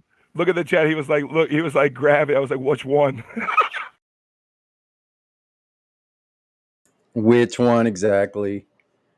The pseudo ones or the actual one? I Specific told him to go gravity. take a picture of it, dude. I said, go take a picture of it so I know which type of gravity you're talking about. Larry still here? Electronically. Yeah. I still see a signal from Larry's device. He just unmuted. He's here. Specific gravity, right, Larry?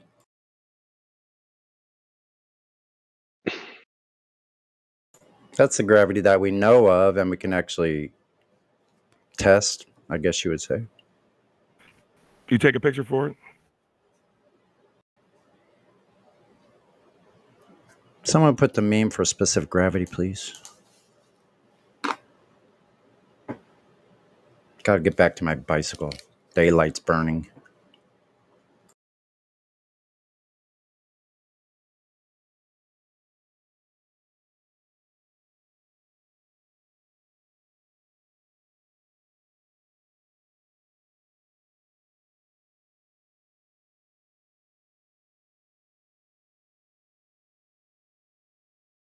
Did I find it? I like the guy's shirt though.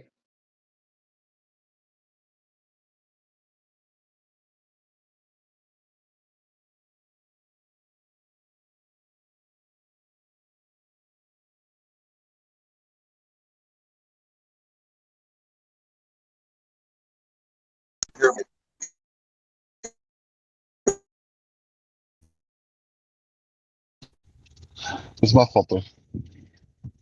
Guys, do now. Yeah. Yes.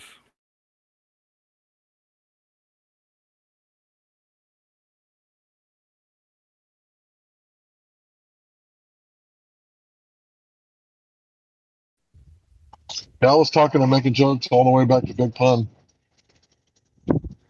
You guys are talking about Pun. Yeah, we skipped some rocks off of it earlier.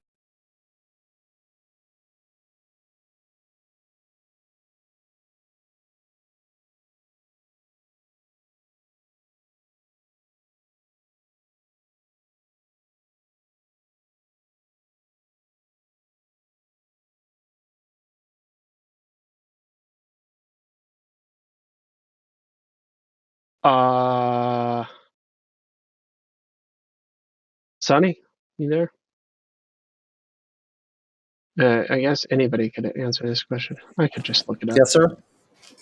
You ever heard of the USPHS? PHS, USPHS. I'm looking it up right now. I don't recall. Oh my goodness, the United States Public Health Service. Oh, okay. So this person has the USNR and the USPH that they want to feature on their urn, and I have never seen either one of those acronyms ever. What I'm looking up USNR. U.S. Naval Reserve. Is that what it is? That's one of them. Yeah, Navy Reserve. Gotcha. USNR. Yeah, I'd never seen either one of those. This person was a flight surgeon. Yeah, it's on my discharge paper. When I was finally discharged from active duty to first they put you in reserves for a while. For another few years, you're in reserves. I never got called though. Because my rate was flooded.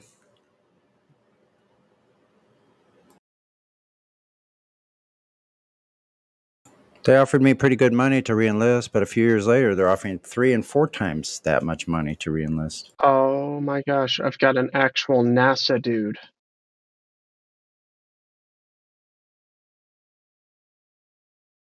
Let's see if he can tell us what state of matter the Earth is in. All different states of matter. Maybe not NASA. He's from A NASA. flight- Maybe he would know, dude. A flight surgeon is someone that does surgery and stuff on a flight, I guess.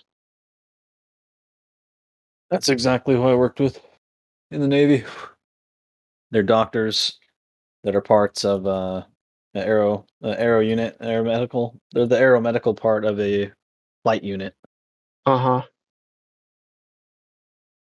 And they have people under them. They have enlisted under them corpsmen and what's the more trained version? Independent duty corpsmen. We've gotten other semi-famous people orders for them before.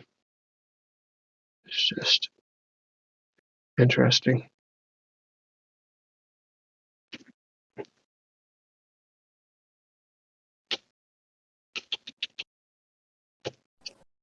Do you work in funeral services? Urns.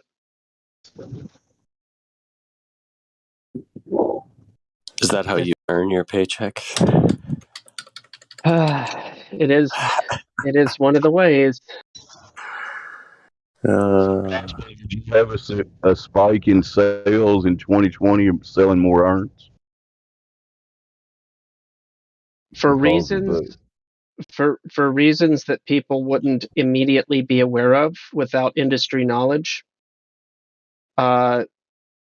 There was an industry shift in that year from burial to cremation, and it flooded the market for cremation.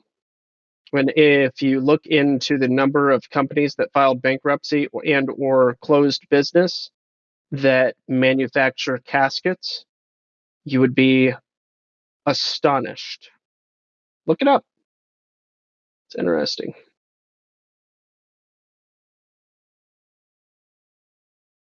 It's So you're not almost saying as that necessarily it's not necessarily there's more deaths. You're saying more people chose to get cremated. you could use the word chose. I'm not sure that would be an accurate word, but yes, more people absolutely did get cremated and have been ever since. The ratio shifted dramatically worldwide, almost as if there was some type of catalyst for this change to come about. The ratio used to be about 60-40, at least here in America, 60% cremation. When you increase the ratio by 50%, and what I mean is from 60 to 90, imagine running any business and being required to increase production by 50% spontaneously. It's been some hard times for manufacturers, and just as hard for the companies that went from 40% down to approximately 10% production.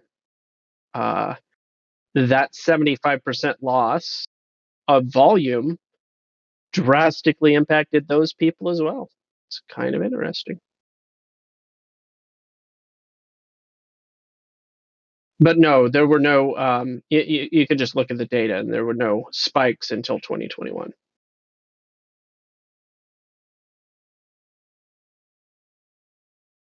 You just look at the charts from 17, 18, 19, and 20, and then look at 21 around February, March 2021. And that's where you start to see some differences. Very interesting. Certain products. It's all coincidence. It's meaningless. Yeah. Yeah. Certain products were being manufactured and distributed freely at that time, but we'll shut up about that. According to community guidelines and terms of service, with that axiom in mind, all of these things were absolutely coincidental. Mm-hmm. Well, let's see. We got population, we got carbon emissions, and we got to get one of these numbers down to 0.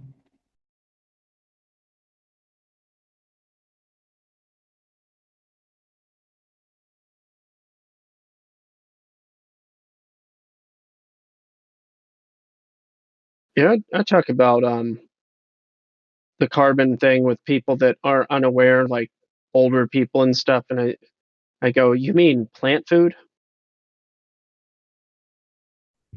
Yeah, my theory is that if you made a law where it was mandatory to put marijuana back in the ecosystem, everybody had to have at least 15 to 25 plants of hemp and or marijuana. Maybe, just maybe, we could put an end to this CO2 problem caused by Harry Hansen.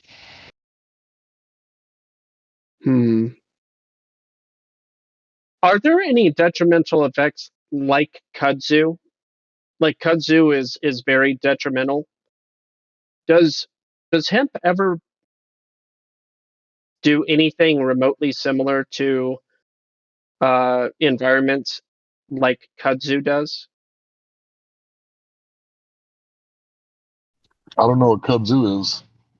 That's, I suppose, for the best. In the southeast of the United States, kudzu was introduced to the ecosystem from, I believe, China, and it is a leafy weed, vine growing weed that suffocates trees, grows up all the trees, grows across landscapes.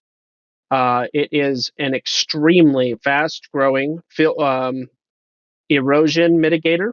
So it functions excellently as far as erosion control. It's akin to what you see in the movie Jumanji. It's crazy. It's all over Georgia. And I've seen it in Tennessee for sure, North Carolina for sure. I don't recall seeing it in Florida. I'm not saying it's not in Florida. I just don't recall. But anyway, kudzu is crazy, and it grows super fast, chokes out trees, killing them in a matter of a couple of years.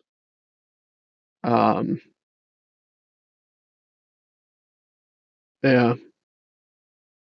It's in Florida. It's just not all over the place like it is in some states. Gotcha. Thank you. But I did have a question going back to cremation. Does anybody have strong feelings about preparations or what should be done with the remains after one's passing?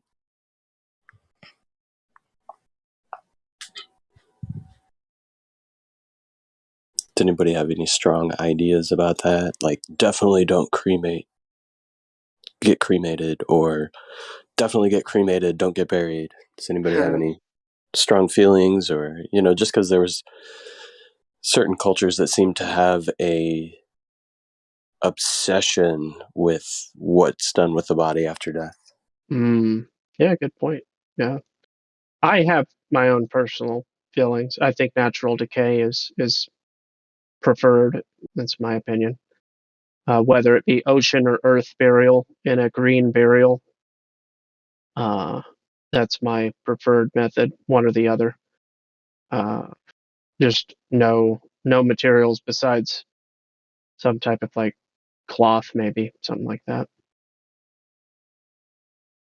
Yeah, kind of like you're giving back to the creation even after passing. You could look at it that way. I'm thinking more in a minimalist, pragmatic way. Okay. That's just curious because I come from a family that did own a funeral home. My father actually grew up living above and on the backside of said funeral home. Oh, yeah. And I know that my grandfather, who took over the business from my great-grandfather, wanted to be cremated. And I don't know if it has anything to do with, things that he had to do or any processes that he had to take within the funeral home that made him want to be cremated after death. I'm not sure. Fairly Hey, efficient. I was going to throw this thought out there. I think the monks in Tibet, the Buddhist monks, when they die, at least some of them traditionally would be wrapped in thin white cloth of some kind and then taken out on a stretcher out to like the top of a hillside or top of a mountain, but not too high of a mountain, and just let the vultures eat them after they're dead so they can get a little bit of extra good karma, handing their own body over to the vultures, get a little bit more good karma on their way to the afterlife. And then there's the Viking method, which involves, I believe, the boat and the fire.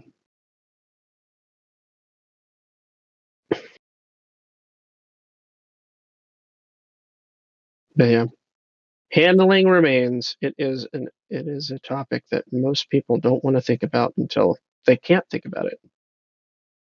Yeah, not to change the subject, but did you know, Gospel Bearer, that the other day, Peo, maybe under a different name, said that anthills are proof of Earth curvature? Oh, I'm not surprised. I mean, we're talking about somebody that. That must be pea drinker, right? That sounds like a pea drinker proof. Yeah. It is. Yeah, Gotcha. he's in the chat with us right now. This is his third or fourth screen name today. Yeah, he stood very confidently behind the anthill claim too. It was pretty impressive. Impressive is one way to He put it. won't try to tell you it's spherical Earth curvature. He'll just say it's curvature. Yeah. I mean, he's not wrong, I guess. well, a mud sphere is proof of spherical Earth curvature. Okay. You can Google mud sphere. You can Google mud sphere. Yeah, that's spherical. Okay. So, dung beetles are proof of craters of Earth curvature. Just saying, by definition, mud spheres are Earth curve. You get what he's doing here, though, guys. He's talking about Earth as in a piece of mud. He's not talking about Earth as in the whole thing. And he's just playing games.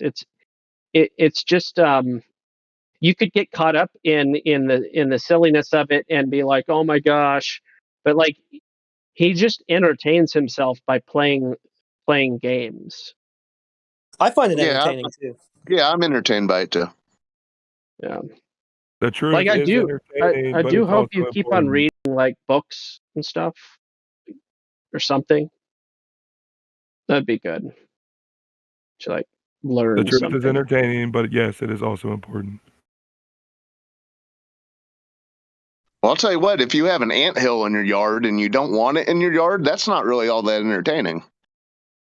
I can agree with that. I used to live in Florida, which is like apparently the mecca for fire ants, at least in southern Alabama, Pensacola. Yeah, Which, and I have seen the castings of anthills, and they are beautiful, but that's sort of horrifying. But you know. Yes, I know exactly what you're talking about. The molten metal thing. Yeah, those are pretty cool. Yeah. Ironically, my wife was just telling me about some fire ants that were at the base of one of our Adonidia palms, literally like minutes ago. I poured boiling water on them over and over and over again until they kind of got the idea, not literally, but by process of enough relocations, I was able to reduce the number to a manageable, negligible amount. They just have to keep restarting over. They restart over somewhere else, and if you keep on doing it enough, you can clear your whole yard out without the use of chemicals. Just boiling water. Now I take my previous comment back because just imagining that process you went through is very entertaining. It was. I'm not. let me be clear. When I from was an doing it, outsider looking in. yeah, when you pour the boiling water on the anthill and out pop all of the white, larva, eggs, whatever, that's a disturbing sight. Yeah, That didn't. there is some real humanity in those anthills. I mean, I don't mind them. I just let them go. But it's a pretty wild thing going on inside that Earth curvature. inside that Earth curvature. Yeah. It wouldn't last long, Central Banker. It would be like 15 seconds, maybe. Maybe. No, that's me. I've seen it. But yeah, there's the larva. The way they take care of the larva is pretty amazing. Yeah. I guess he left. He'll be back again as always. I've just been giving his account roles over and over again rather than banning. 6 in one, half a dozen in the other. Do we still have the P drinker role? No, I think we removed it for sake of propriety, I believe. So on these I feel like it ants, could be useful.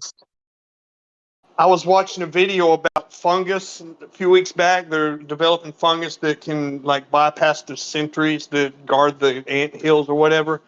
There are certain types of ants. I don't know if they all do it, but they've got these sentries inside of their colony that stand in front of some kind of entryway, and if they detect these certain mold spore on a worker ant, they'll take it and carry it off somewhere, kill it, and then to avoid the risk of them bringing that mold back to the colony, they will kill themselves. That's crazy. Sounds like a good idea, but I can only wonder, what does it do to humans? Which is weird. No, that's just their net. What the special was, what I was watching, they were developing a mold spore that does not come out until it makes it into the queen, more or less. It's able to kind of Trojan horse past those sentries so that they can't detect it, and that's a way to kill the ant colonies. Yeah. Then again, there's such a thing as cordyceps. Is another one of these funguses that does things to ants, but it actually is used as a quote unquote performance enhancer in humans.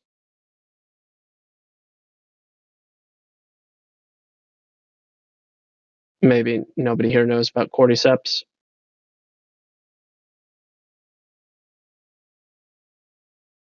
But am I the only one wondering how an ant would commit suicide? That's a good question. I don't They know the moved answer. to Gospel Bear's yard, I think. Touche.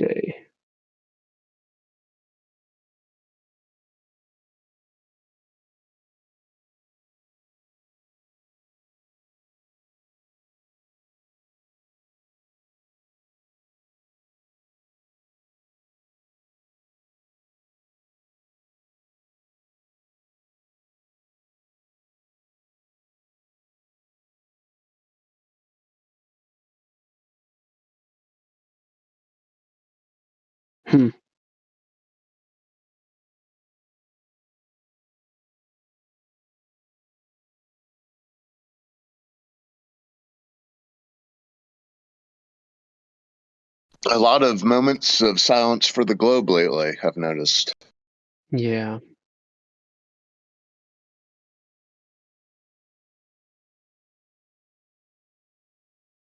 As if a memo went out that said, let's just ignore them.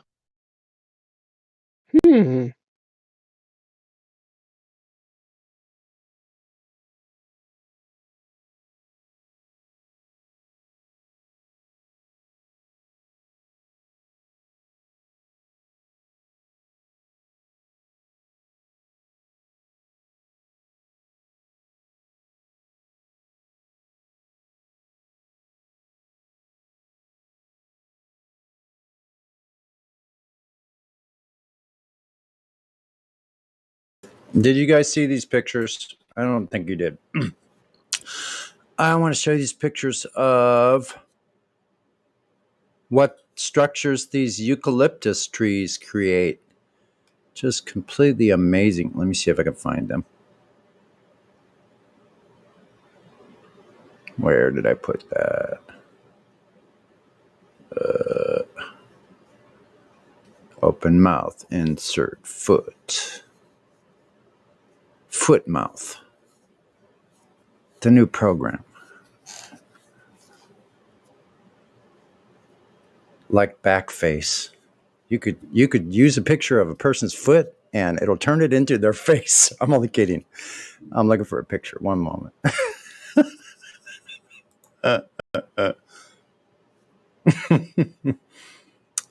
Well. Be careful what you say about pictures of feet. Gospel gets highly agitated. Watch.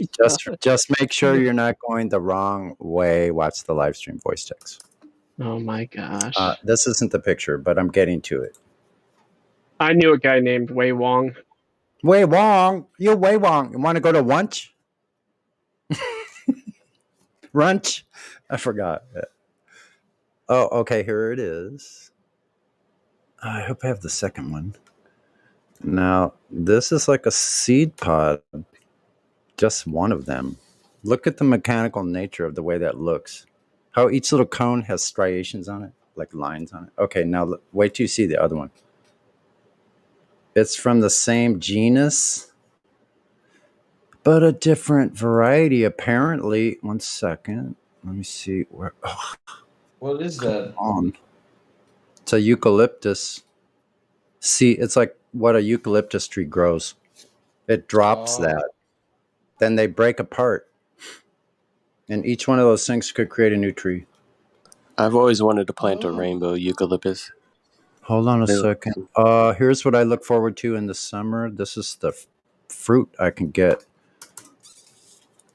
every year. I could get that every day for about 3 months. Anyway, shoot, why did I click on the thing? Hold on. I'm almost there. I'm looking for the second picture. I'm sorry I'm so slow. Oh, dang. Where did I put that? Oh, desktop. Could be.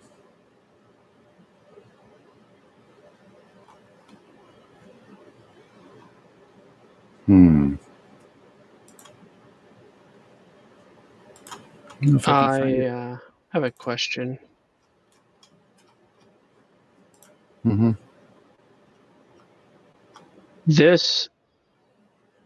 I have a memory of a thing that I can't determine why. It's an 80s horror movie.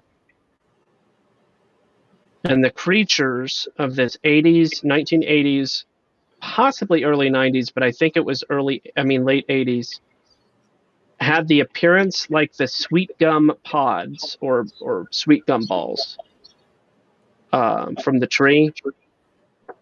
Does anybody remember a movie where there was a bunch of creatures that had the appearance of these? Critters. Wait, I think that's it. Critters, yeah. Movie. Because I have this like really vague memory because I would have been really young and the creatures chewed on reality or something like that.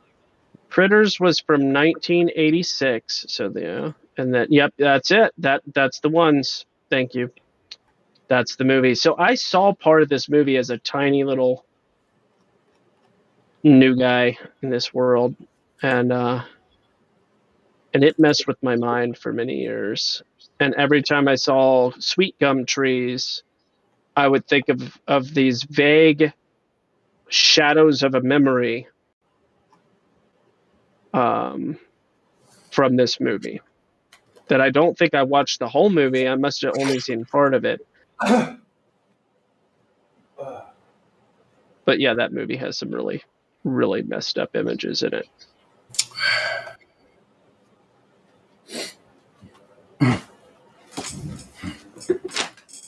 But just imagine, being a 3 or 4-year-old. Oh, there you guys are putting gifs in the chat. I mean, that's some messed up stuff. Yeah, I saw that as a young child as well. We have a lot of 3 and 4-year-olds here. What do you mean? Killer Clowns from Space. That was a big one too. Really young.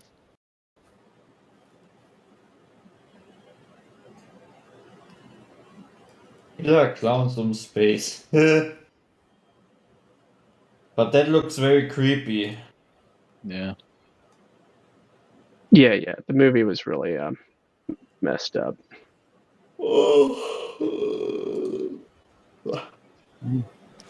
Yeah, the plant in Little Shop of Horrors kind of freaked me out when I was a kid. I would have been, I guess, about 6 years old when I watched that.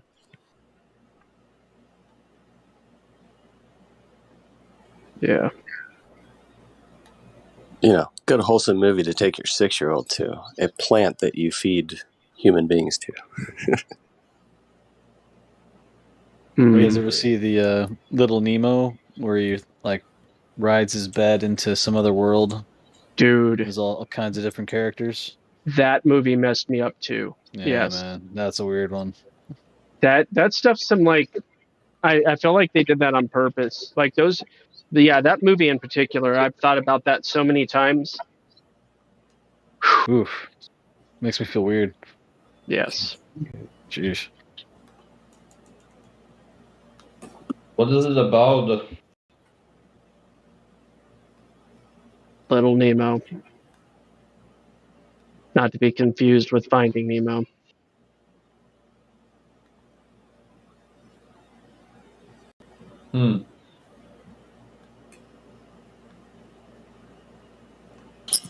Was it Cinderella that the cat called Lucifer? Or which one was it? Oh, is it? Find it. Is it Cinderella or another one where they have a cat named Lucifer?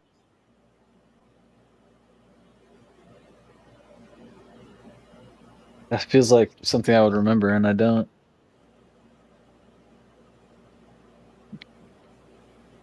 It was probably in a heavy accent or something. I just never caught it. It's a big Disney production. Huh?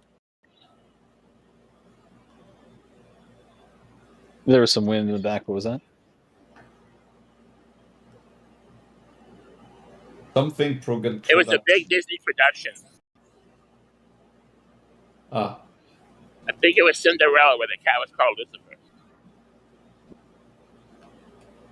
I mean, Disney is the worst. With the If I have kids someday, I will never let them watch Disney movies. Yeah, he is correct. Lucifer is the secondary antagonist of Disney's 1950 animated feature film Cinderella.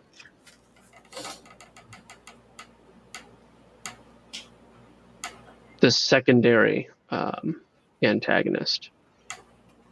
It's crazy.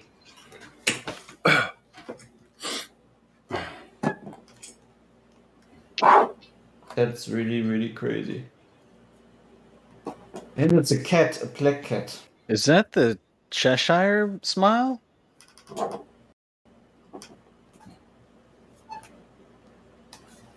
Can someone explain me why cats actually are always supposed to be something to do with witches, and in this case also be named Lucifer? Light. Where does it come from? Do you not know the answer to this question? What? You haven't looked into why they're obsessed with the light? No, not with Lucifer. I'm talking about cats.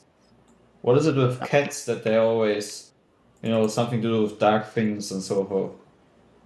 Oh, I see. Well, that goes all the way back to the ancient mystery school. The mystery schools of Babylon. It really does. Just look at Egyptian, just the cat, man. It just goes way back. Oh, right. Yeah, the Egyptians were also, yeah. Yeah. Okay. How did you become aware of the mystery school Gospel Barrel? Was it Bill Cooper? No, I don't even know who that is. Oh, but, well, William Cooper, the radio guy, he did a lot of shows on mystery schools. I was just wondering.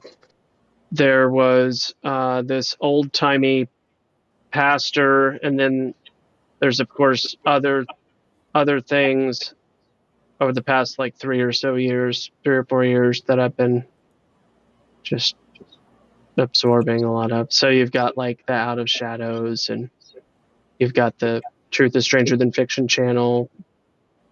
But I also, there's the other websites that just have an outrageous amount of data that data is a bad way to put it. Websites that are good to go to for resource. Well, you might like the Bill Cooper. It was the Hour of the Time. He did a whole series on him. I mean, he talked about him over the decades, but he did. You might like them. I don't know. They're on YouTube. And they're about 25 years, 30 years old. Hmm.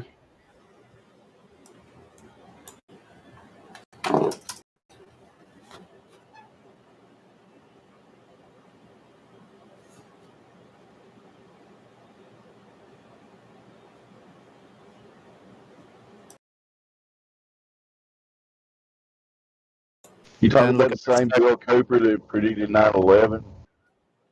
That's the same Bill Cooper you're talking about? Yeah, the one and only. Okay. He did This stuff on is the Hour of the Time. Yeah. Yeah, Behold the Pale Horse, Bill Cooper. William Cooper.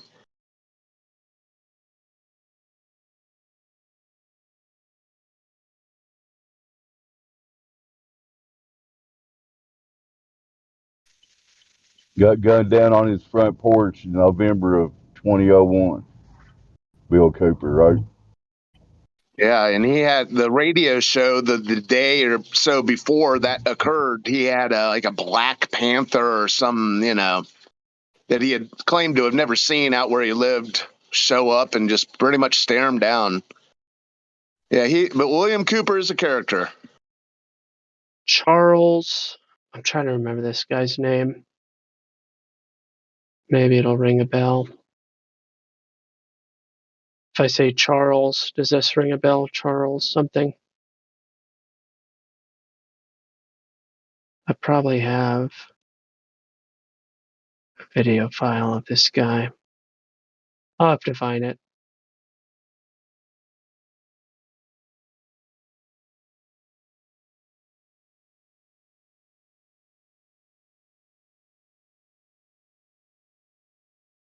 It's been a handful of different folks. I mean, even folks like probably Alexandra are people that revealed certain things to me that I was unaware of. And then, you look at their material, you look at the research they did, and then you go, okay, well, let me springboard from there. So I always try and find not just what people are saying, but also what I can discern for myself from source material. Why are people saying what they're saying? How justifiable is it based on the source material? That sort of thing.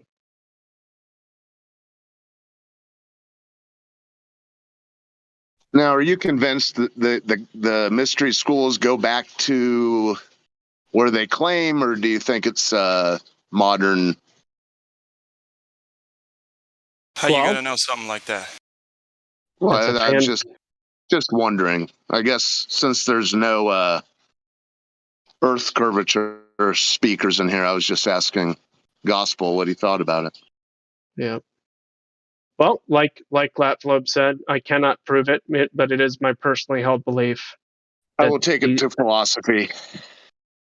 That these no, I'll finish my sentence. If it hurts people's feelings okay. It shouldn't hurt people's feelings that people have beliefs, and I'm prefacing it as my personal belief.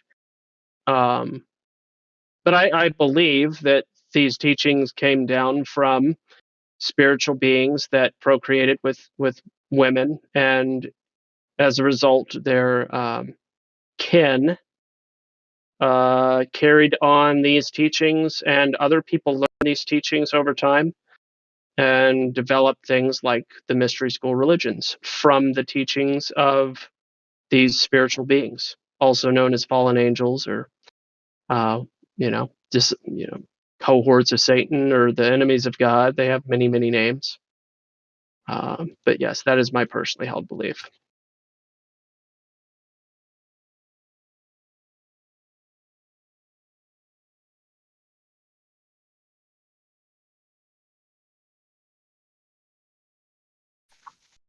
I never imagined Satan having a cohort until now. Thanks, Gospel. So Gospel Bear believes in giants. Well, the Nephilim means giants. Yeah. I do too. So I'm with you on the fallen angel thing, and how they bred with women, and then they also bred with animals, and they defiled everything. And from what it says, am I not correct on that? I'm not sure that the source material for the animal part. I'm not aware of that, but it stands to reason that could have happened. I'm just not aware of any. Well, that's why when the Lord told him to kill all the Canaanites or whatever they were, he said kill everything, kill the animals, kill all the kids, inference. Then is I got kill you. everything because they've all been defiled. Yeah. So that would be an inference, and I wouldn't disagree with that inference. I think that that's rational. Yeah. Anyway, that's what I think it's probably going to happen. I mean, I can't say I got no evidence for it either, but that's kind of how I understood what that meant, and whether it's correct or not, I don't know. But it's inference, like you said. Yeah.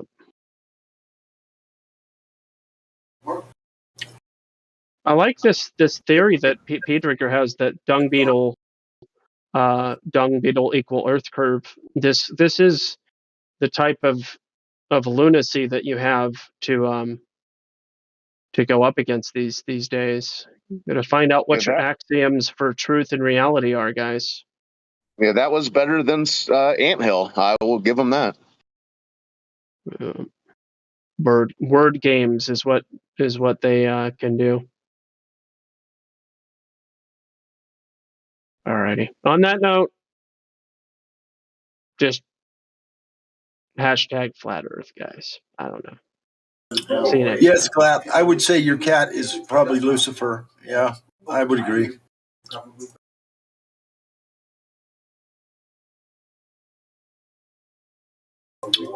Did a lot of it there.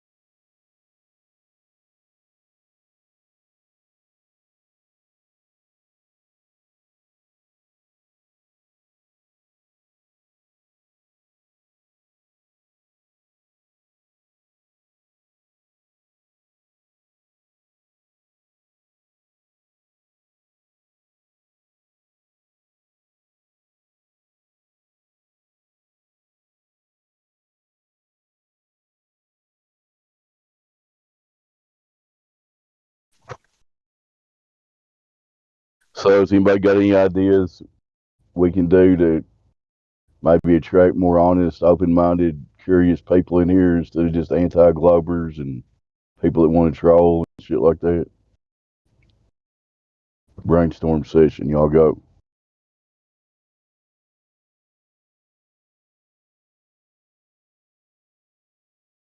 I still like the old advertising concept of airplanes with banners, but I know that's a little I don't know.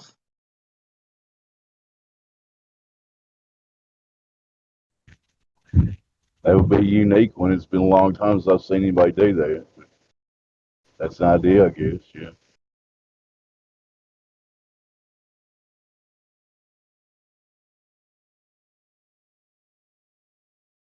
Yeah, those were the good old days when in the summer you would see those all the time, you know? They would get your attention.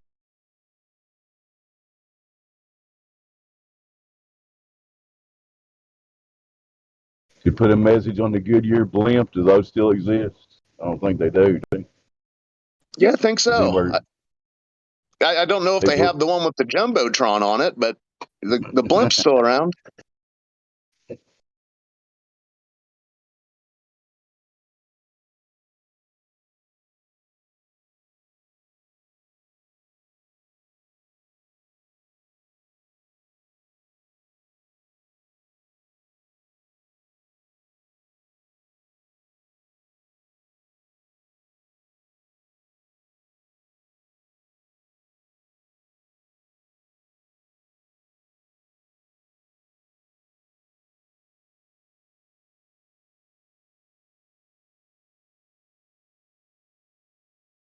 in this little corner of the internet, isolated, it's hard to. There's not many avenues available for us to even outreach. You know, all we do is sit here and wait for people to show up.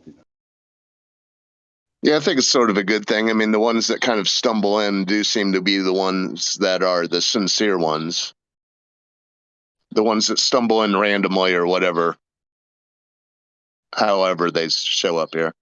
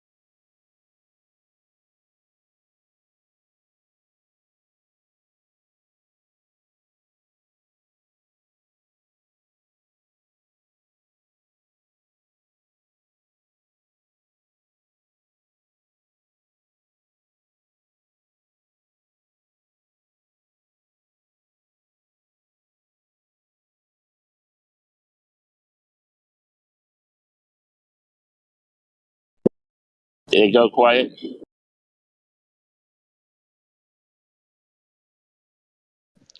Yes, it did, Godric. What you got?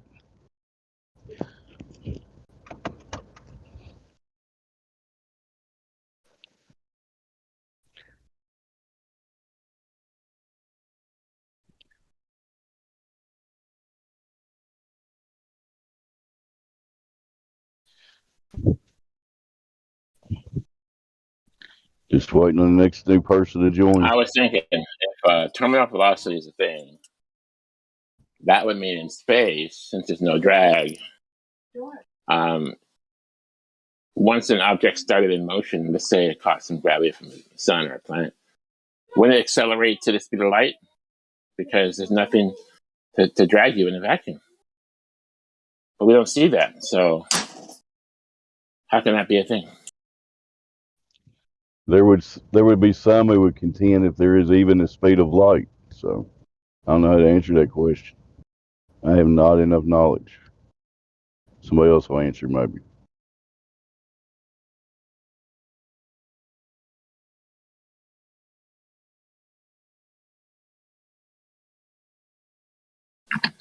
Well, I'm saying that terminal velocity is obviously a problem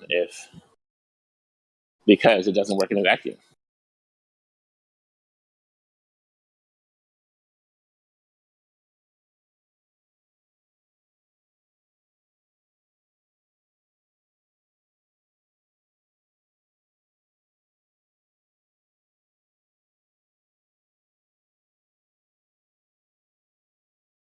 Buddy.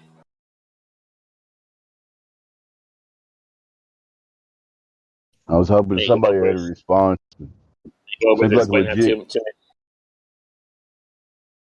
Seems like a legit question. I guess nobody's got an answer at this time. We've got a no-rolls person named Zach here. Zach with an extra H. Somebody wants to try to unmute him. Hi. Hi, Zach. What's up? Nothing much. How about you? What brings you by the Flat Earth Discord today? I like listening in most of the time. I don't really talk, but I like listening to all you guys ramble about flat Earth stuff. Pretty interesting. What? How long you been listening? I would say I've been on the server maybe 3 months now. 3 months. So That's like a rough estimate, maybe more.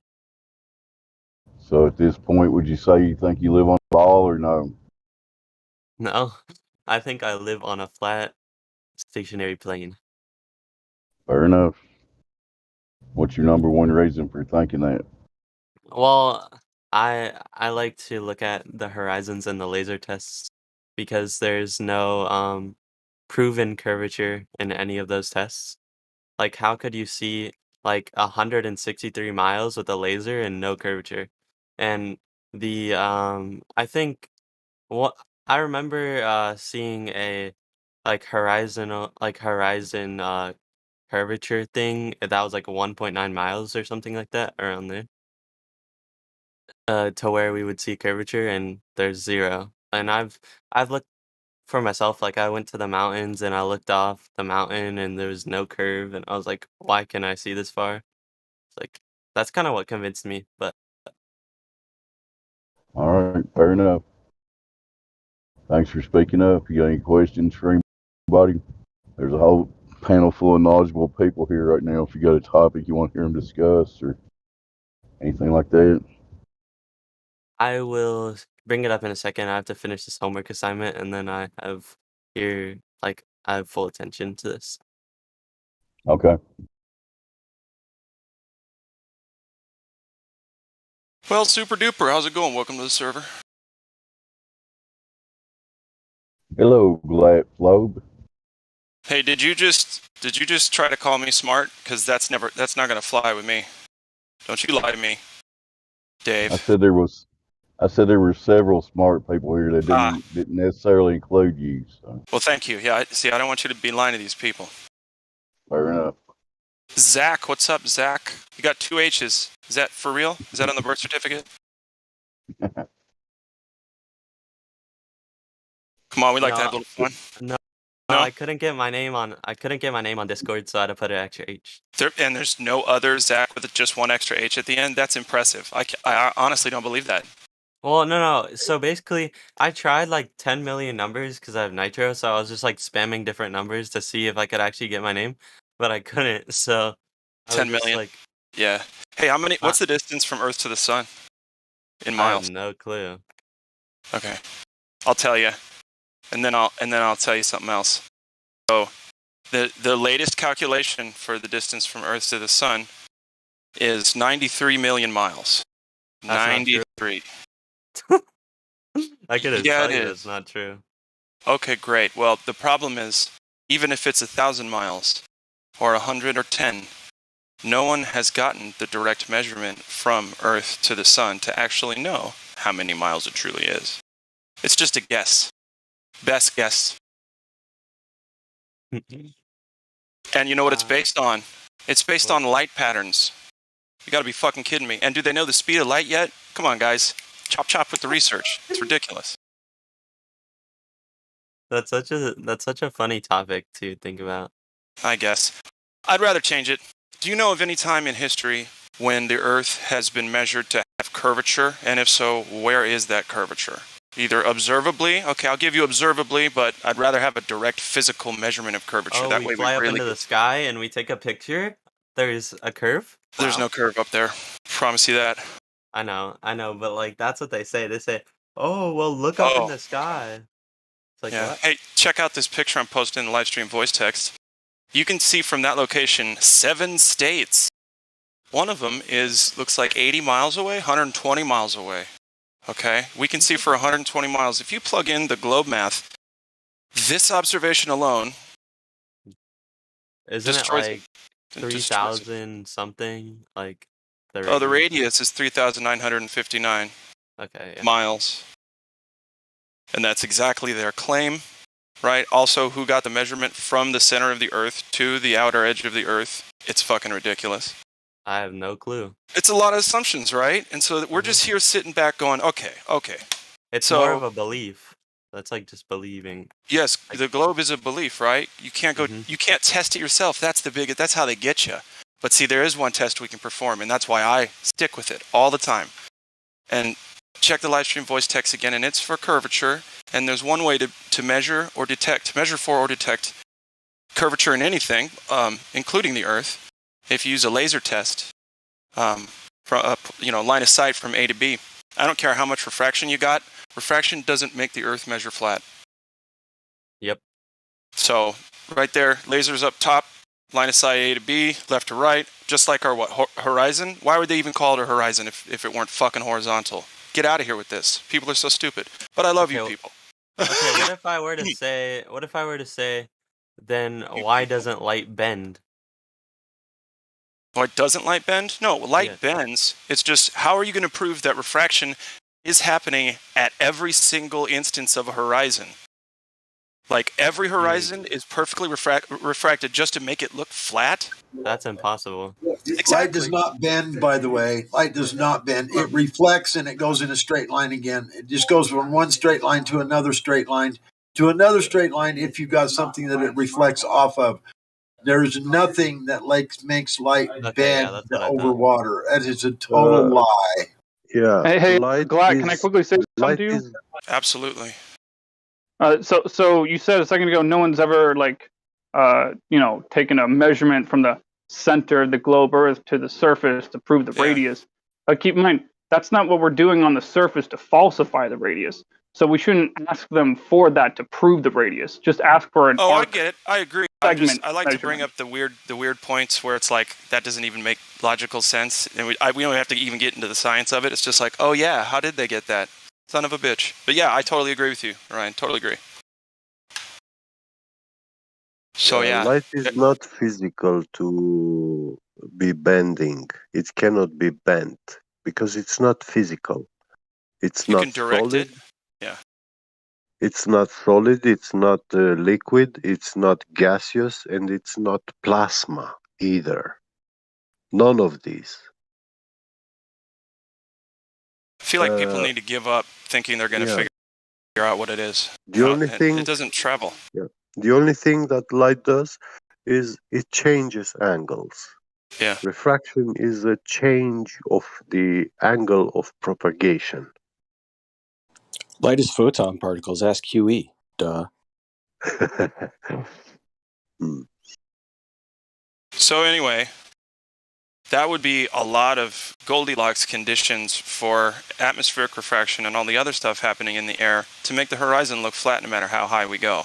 That would be very convenient for our argument, wouldn't it? Just so happens, that's the case. Horizon rises to eye level. All the time. What is that about, by the way? That's a phenomenon I still can't explain, but it does. Check it out next time you're up in a plane. Have my annoying voice eating at you, gnawing at your brain, saying, hey, no, but it's flat, and take a look outside and really see how flat it is. If you see any curvature at all, it's because you've already psychologically convinced yourself there is curvature with all the Universal ads, with all the, everything, NASA propaganda. Elon Musk's going to buy the world. Are you kidding? Oh, yeah. I don't know where I was going with that. Thanks. And maybe he will buy the world. He's got enough money, and if we sell it to him. Yeah, shit. But you see what I'm saying? It's a science priest that's going to own most shit. That's not good. He's a technological science priest. Yeah, I'm against monopolies, that's for sure. Yeah. He's a technocrat. He's actually an actor. I don't know who's making the decisions, though. His mom.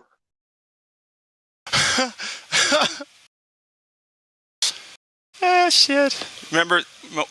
I'll quote Bob Dylan when you ask who's pulling the strings. It's the chief commander of this world and the world we can't see. Yeah, that's a crazy quote. Bingo. Yeah. Yeah. Yeah. I was like, Mom, you know that to get famous, they sell their soul to the devil. It's a literal process. And she goes, no, they don't. That's just an old blah, blah, blah. I was like, yeah, it isn't. They do that so that they can, it's the deplorables out there doing deplorable shit so they can do more deplorable shit. That's what it is. Do they hand their soul over in an envelope or a jar? No, they do it by spilling blood and doing sex stuff. It's ridiculous. It's absolutely absurd. They signed the contract. Yeah, that's all it takes. Enslave yourself.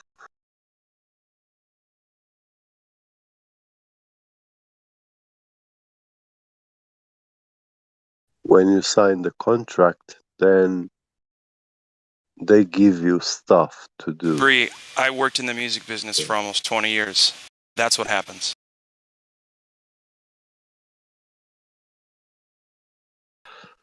You can take me at my word or not. Yeah, you have to come to this party because it's a party made for you. Your fans are gonna be there.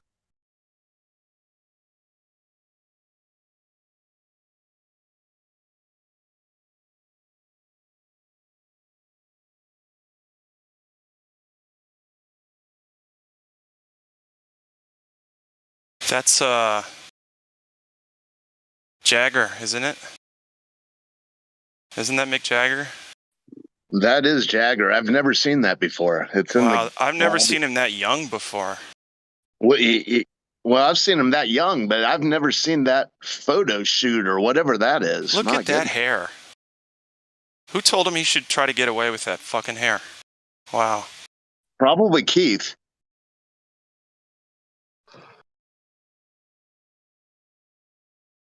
Mick Jagger's a woman, let's face it. Bree, I'm telling you, man, you're barking up the wrong tree. I've worked with tons of artists that have told me they sold their soul to the devil and did all that shit. You gotta let it go. They describe the process over and over. Like you get pretty close to people in the recording studio. Oh yeah, who are these people? Huh? Who are these people? I'm not gonna tell you. Oh, okay. It's a fucking recorded live stream. You think I'm gonna tell you that shit? You could DM it to me or anything. I just don't see the. I don't care if you believe me. Okay, I well wasn't then. there. If you don't care. So then stop talking shit in the chat. Thanks. I hear I'm not that talking basically. questions. Get it straight. Thanks. There's different ways to do that. You know how many artists have talked about this or alluded to it in various different ways within the music industry? A lot. Is it Bree? Hey Bree, did you see the clip where Katy Perry says that she sold herself to the devil, like on live recording?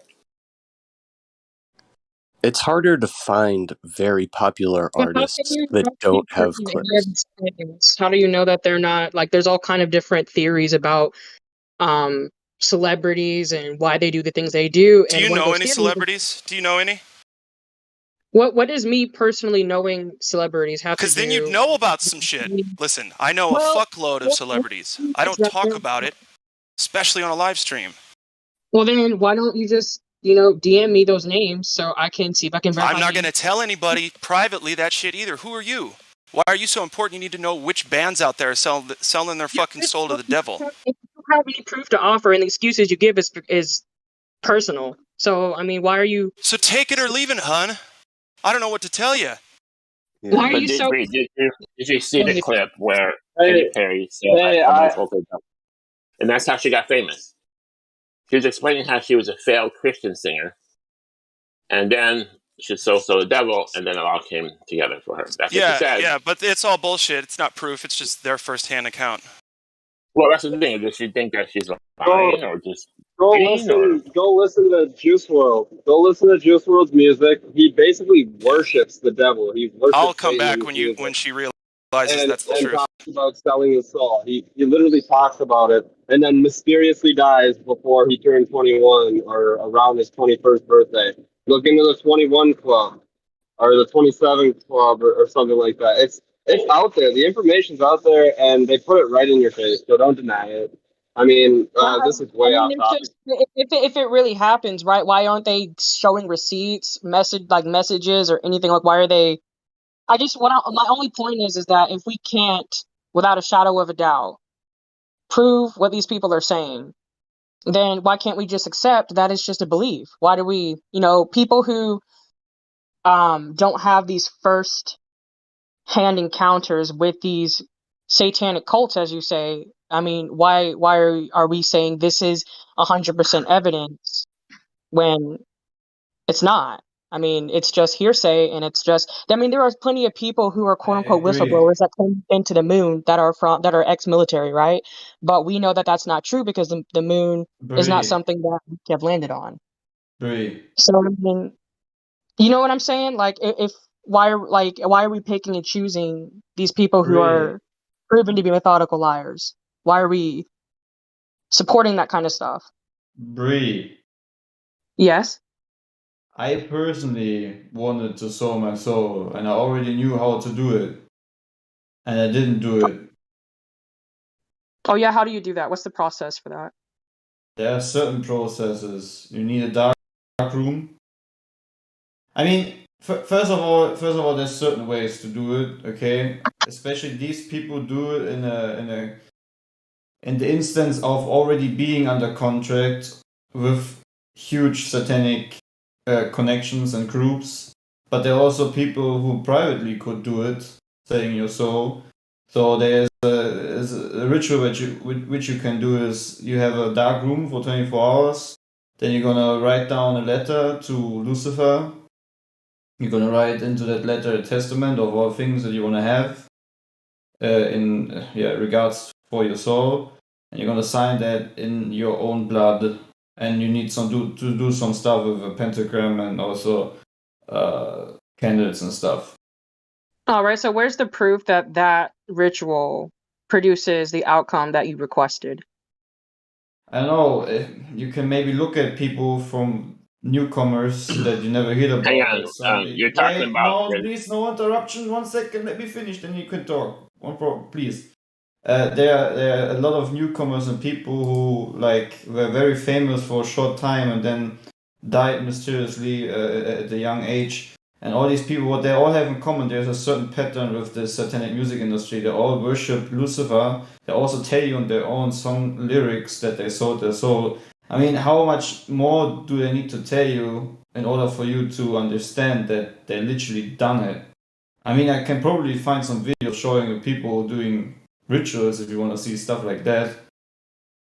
I mean, my point is right that you can infer, because I listened to these videos you're talking about, like in general that you guys are talking about, or people, like if you play it backwards, talks about selling your soul to Satan, or it sounds like that or something. And instead of it being like, you know, some sort of effect of pareidoia or something like that, people just assume that, oh, well, because to me in my ears it sounds like they're saying Satan, Satan, or Lucifer, or like very loosely based words. Therefore, it just confirms the narrative of belief I already have that No, they're all satanic worshipers. Because no, if it these were people aren't 100% just. evident, if it were I mean, 100% evident that they were selling their souls to Satan and that they were crying out for help, and you know if it was that blatantly obvious, right?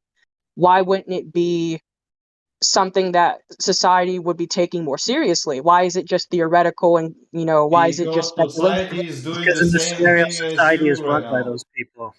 Society is doing the same thing as you right now, not believing anything, Questioning it and being skeptical. even if they say it you in person. Even me personally, gonna tell you right now that I once worshipped the Satan. I was on the complete opposite, and I was in complete darkness. I embraced the demonic energy. Okay, I know this kind of stuff. I know occultism. I know Well, all then these how do dark you know? things. What proof do you have that whatever you were doing was conjuring up spirits or dark energy? Like, what proof or evidence do you have of that? That's all I'm asking. How should I prove to you that I have Hang on. had demonic energy within me before I knew Christ, before I was saved? How should I prove this to you? Well, if you could explain the exact methodologies, you can just DM it to me.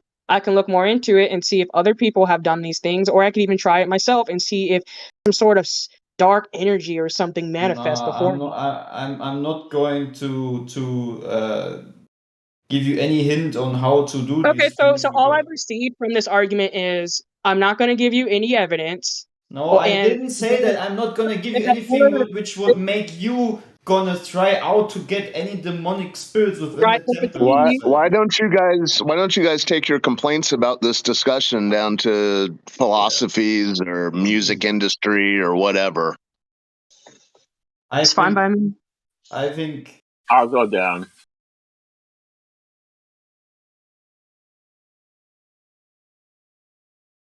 what's up with this anchor thingy, XO? Oh, he's not even in here. He's trying to anchor you to the topic at hand. What room do you go to, though? Because the anchor has another meaning. But anyways, I literally don't even want to explain this. If people don't want to take time or can't see the patterns within this, even understanding flat Earth, then I can't really help them. Then they're literally blinded. You're saying I'm literally. Yeah, there's denial that goes on, but yeah, take the discussion with her down there or whatever. I mean, I just posted 2 videos and a channel that only like literally 90% of its content is exposing these people. I don't need to explain anything. Like it's so obvious. How much more obvious does it need to be? We have literally Satanists trying to tell you that the Earth is a sphere. Like, come on. If it was so obvious, how come all evidence I've asked for I haven't Dude, received the any? heliocentric model is being supported and contributed by people who openly worship Lucifer. How much do you need, Bree? Can you please go to the other chat with me so we can discuss this properly? Well, Bree, what about the laser test and infrared that appear to point to some sort of flat surfaces and aren't showing the 8 inches per mile squared of curvature needed for a ball? How about that? What does that have to do with proving actresses and singers are selling their souls to the devil, and that the dark magic, quote unquote, that they use is real and works? What does that have to do with that? I understand the You're Earth in a is flat. completely I different understand world there's than You think than we're you were halfway taught. there then? Halfway Yeah. there. But with the Like, why are actresses and actresses, we do have testimony that does appear to point to that. We have Katy Perry saying, I sold my soul to the devil and stuff like that. we have testimony from ex-military of people saying they've been to the moon and that they've seen aliens? Like, where is the? Do you understand what I'm trying to say here? Yeah, They, but their the testimony isn't consistent. Sometimes they see stars, sometimes they don't. Sometimes they say, they're silent, like they're, trying to hide a lie. It's like you just went up into space and you're not excited. What's going on? Something suspicious is going on here. We don't have affordable space travel after all of these years, and they keep on pushing the date back further and further and further. The narrative isn't consistent. And without consistency, it's hard to believe, even if we want to believe it. Right. It's hard to believe that these satanic worshipers, right, that you were saying exist. It's hard to believe that, with each one of them, I'm sure they have their own different version of what happened to them, their own their own personal stories and experiences, their own personal ideas of what rituals happened to them, and all basing off of whatever religion, I'm assuming Christianity or maybe Islam.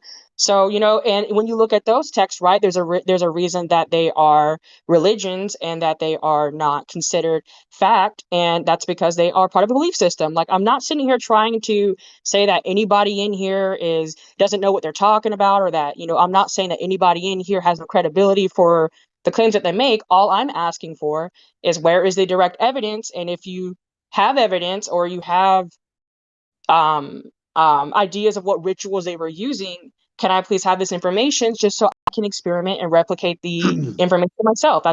I don't see why Well, that's being short of the testimonies of these people, you could look at Fiona Barnett's book, Eyes Wide Open. She talks about the ritual she went through when she went through her MK Ultra torture and stuff like that. She talks about being abused by stars like, what was her name? Meryl Streep and stuff like that. She says she was at the party. They slit the throat of the girl, drank the blood with herbs, and Meryl Streep supposedly abused her.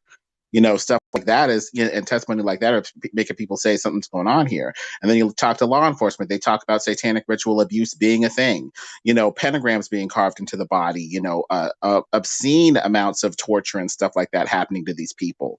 There's ex-Satanists who get out of Satanism talking about doing rituals at abortion clinics and stuff like that. All of this is pointing to some sort of narrative. So at the very least, Bree, we need some sort of consistency if we're going to believe these narratives. And from there, we're going to need to decide whether we trust it or disbelieve it on faith or not, or whatever.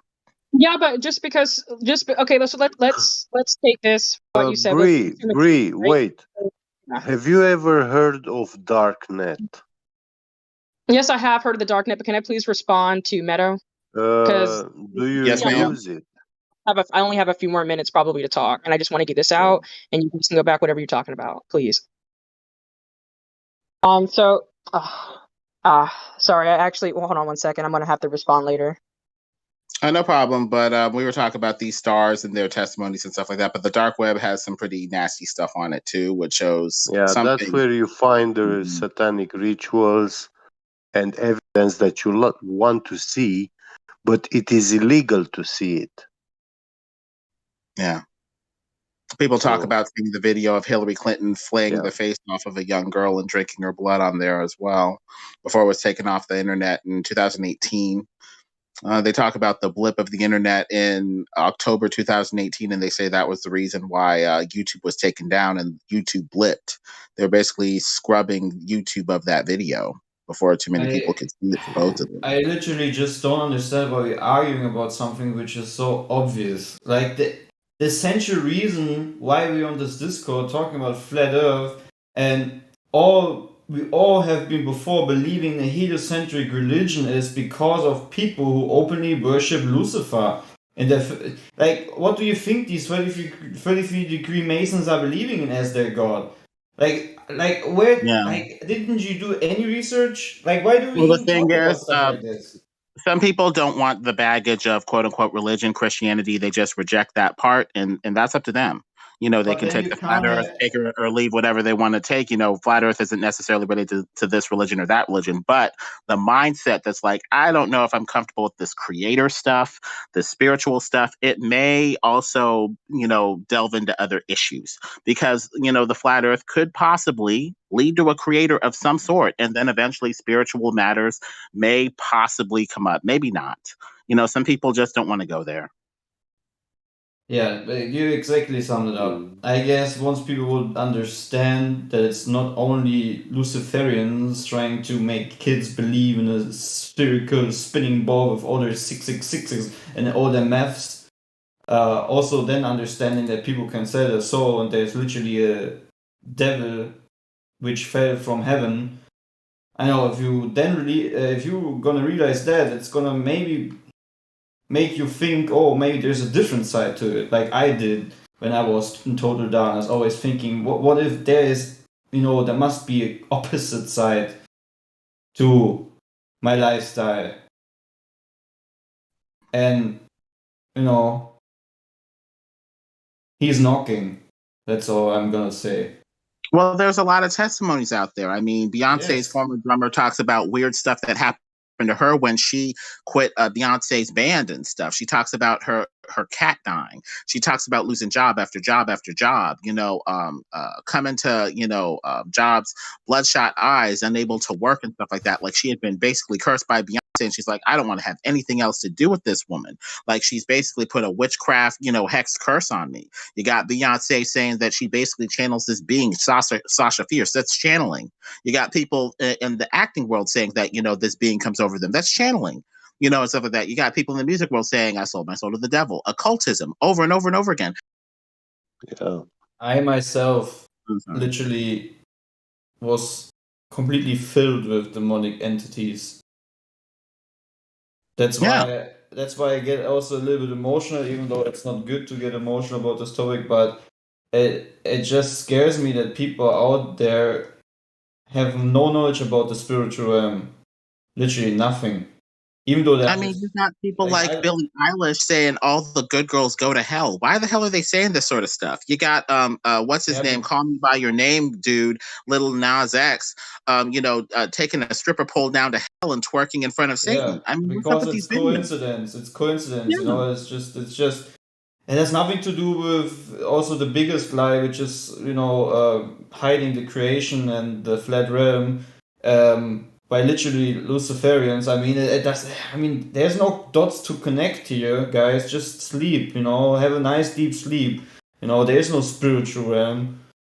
Like, what is going on? I don't understand this. How can you be on understanding that flat Earth is, but then No one has said, sorry, I'm back now, Meta, by the way, but I have at least never said that a spiritual realm doesn't exist or that some sort of a creator doesn't exist. That's just assuming and filling in thoughts and words that I've never said. Well, then I'm sorry. I'm gonna then take away the I guess the claim of the question. spiritual realm. But in general, Okay. I'm just a bit confused to how you know that the Earth is flat and stationary. I mean, I'm pretty sure you know. When I was a glow believer, I believed in God. Does that help you? Like I thought to myself, even if the Big Bang existed, who in their right mind would actually believe that it just happened out of nowhere? That doesn't make any sense. That's not what I'm saying. I'm saying if you know that the biggest lie almost is invented and being kept by Luciferians, how could it then just only be a coincidence that all these devil worshipping superstars are talking about how they sold their soul to the devil? All doing the same hand signs. Wait a second, all doing the same hand signs, all having the same patterns. How can that then be something that we even need to talk about? Like, it's just obvious. Like, there is nothing that we need to discuss here. Bree, okay, so do you think the music industry is controlled by satanic cults or not? Yeah, 100%. Okay, no, I'm just asking a question. Is the answer yes or no? Corporation. 100% raw. Okay, so do you think those people that are controlling those satanic cults, do you think they are also having an influence on the government and this control that they're having? Yes. With the human I think so, okay, yeah. so following that logic, right? How do you not know that they aren't paying these people, these actors and actresses? How do you know that they're not paying them to say what they're saying to you? If we already can prove that they're lying about other things, how do you know that's not just part of their propaganda? Doing. They sold. The thing is, a divided house cannot stand. A divided house cannot stand Bree. So they're going to unify under some sort of aegis to do something.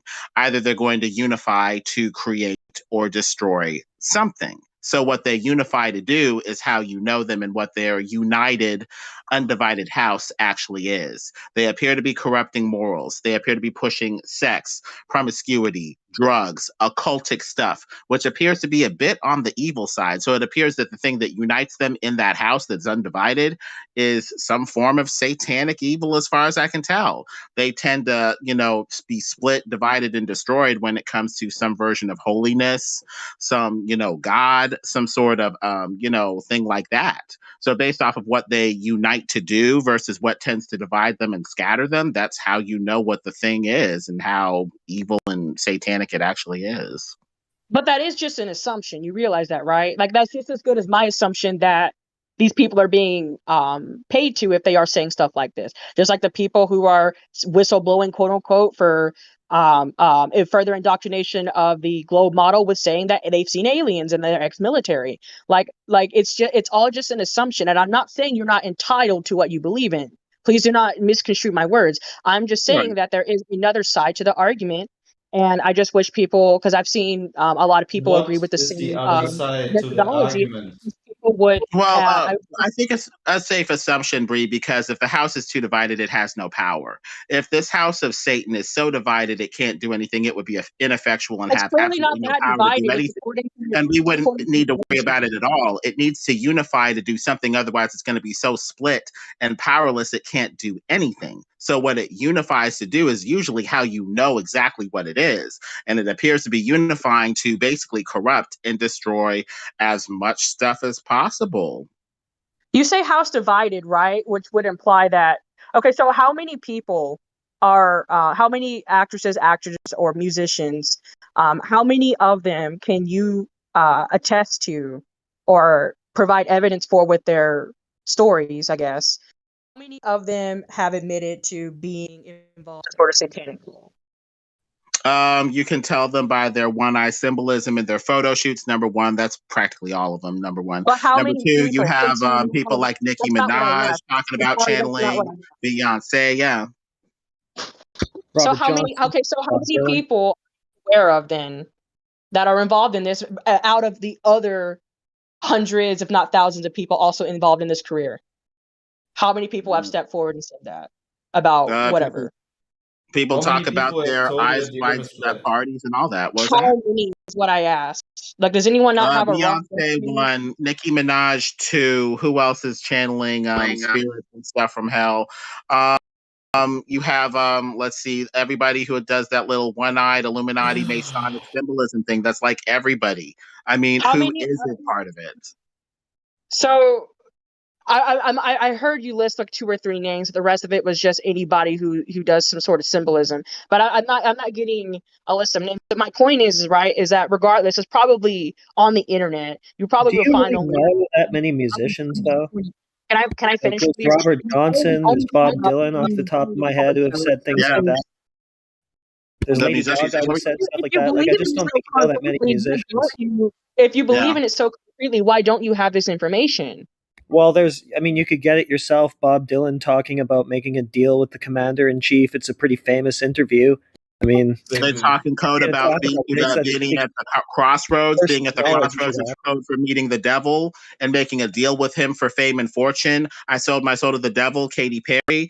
I swear to Satan, I'll do this or that or whatever. That's Lady Gaga. But she talks about people talk about her having nightmares, having to have her assistant sleep with her because she was having nightmares like she was being pursued by demons or some crap.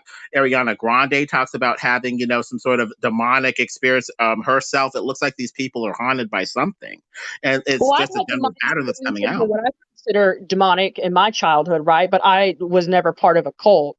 So my point is right that if these people were having concrete evidence and were extremely, I guess, scared for their lives, which I'm assuming that they had they had extensive interviews about these things from what you're saying, and that's not just some sort of assumption based upon playing a song backwards. So if this was such a big deal, why was this never a hit on the media? Because the media is complicit. What were you saying, Central Banker? Well, it's the media that put these musicians out, so why would they just go outing themselves like that? Yeah. Well, why wouldn't they? The media. If the media is what's controlling Why it, wouldn't they out themselves? I don't know. I think the question answers itself. Yeah, How do it's you know actually you're getting some it's properly really bad. information? Um, I there's guess a we're just going rapper. around in a There's circle. a I guess we rapper, Playboy disagree. Cardi. Playboy Cardi literally has like Baphomet tattoos, and there's a rapper called Lil Uzi Vert. His name is literally. You guys realize people can be edgy and not Yeah, they can. actually. Yeah, they can be science worshippers or I don't A like really lot think of blow you rappers can. have basically. crosses on them too, but they don't worship Jesus Christ. So I Okay, mean, Bree, you can Bree, clearly see let's that and tell that by their songs and the lyrics that they write. Bree, you know what? Let's say that this way, okay? It's all a big coincidence. All these people doing the same kind of signs, saying the same things, that the sort of thing. They're just doing it for fun, okay? Are you I never said that it satisfied? would. I never said that if they are doing these things, it's just I never coincidence. said that you're gonna believe it this or that way, but the easiest way to finish this conversation is just by saying this. Because I Okay. think there's nothing that anyone is going to provide or say that will make you think anything else. Well, Bree, the thing is, you can look at the books from the people that get out of this stuff, the satanic ritual abuse. The one by Fiona Barnett is very interesting, Eyes Wide Open. There's another one by Kurt Barker. He talks about his satanic ritual abuse. And from that, you can infer something like satanic is going on, or if you needed to see a smoking gun, like seeing these people in these rituals, with like a photo or something, that would be another level of proof, if you need to see that. But it looks like there's a lot of stuff pointing to something sinister going on.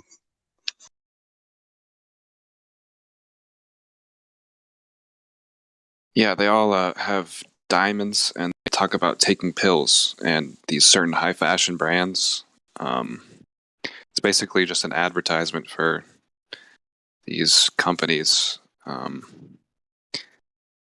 So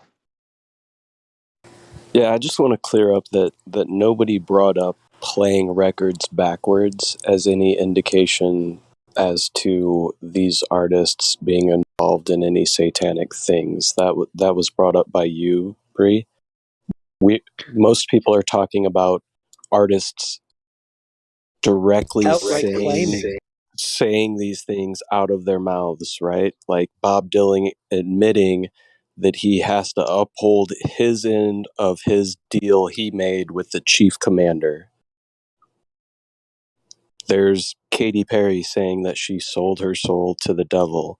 I've posted in live stream voice text the opening scene to Dr. Dre and Snoop Dogg's video Dre Day, where it shows a record executive saying, sign your life, I mean your name on the contract, alluding to how the record industry works, right? So these are truths hidden in plain sight within many videos. I've also posted in live stream voice text a Rolling Stones album called Their Satanic Mysteries Request. I mean, how the list can go on and on and on. We could sit here and just rattle off names and instances and songs and videos for hours on end. yeah, the reversing a song though. There's a weird one, a Beyonce song, like the single ladies song. She literally says um, like Lucifer. Like if you play it backwards, it says like children's tears will fall, and Lucifer will like run the world or some shit like that. It's really creepy.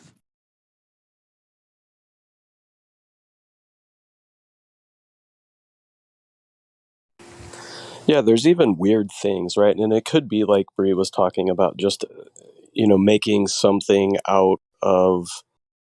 I forget what it's called, but if you see an image within a cloud and you're just associating it with something, even though it's not necessarily there for that purpose. But there's many songs that you can listen to, and one that I've noticed recently is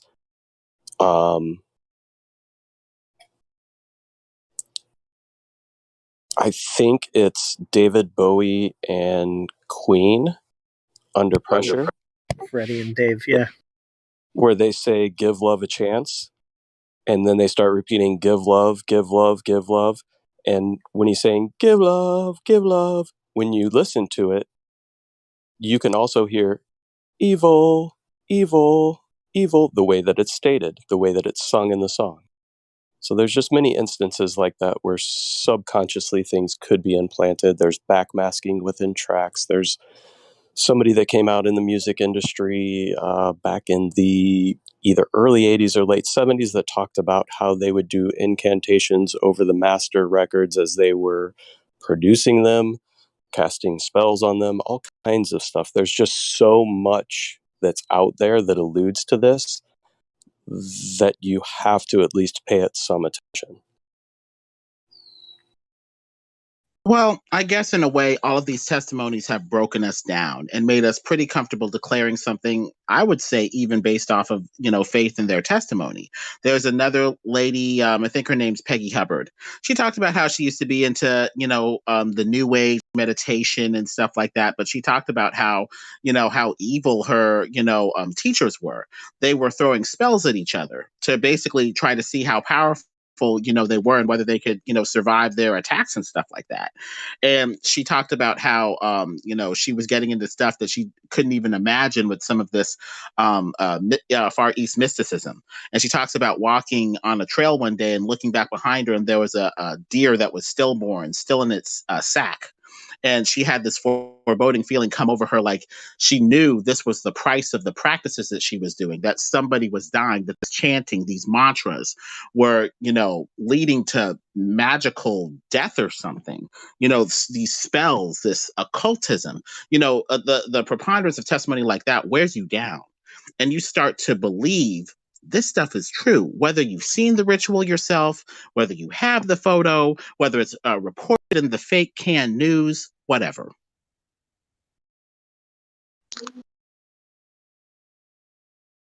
Now, could we be wrong? Could we need a picture?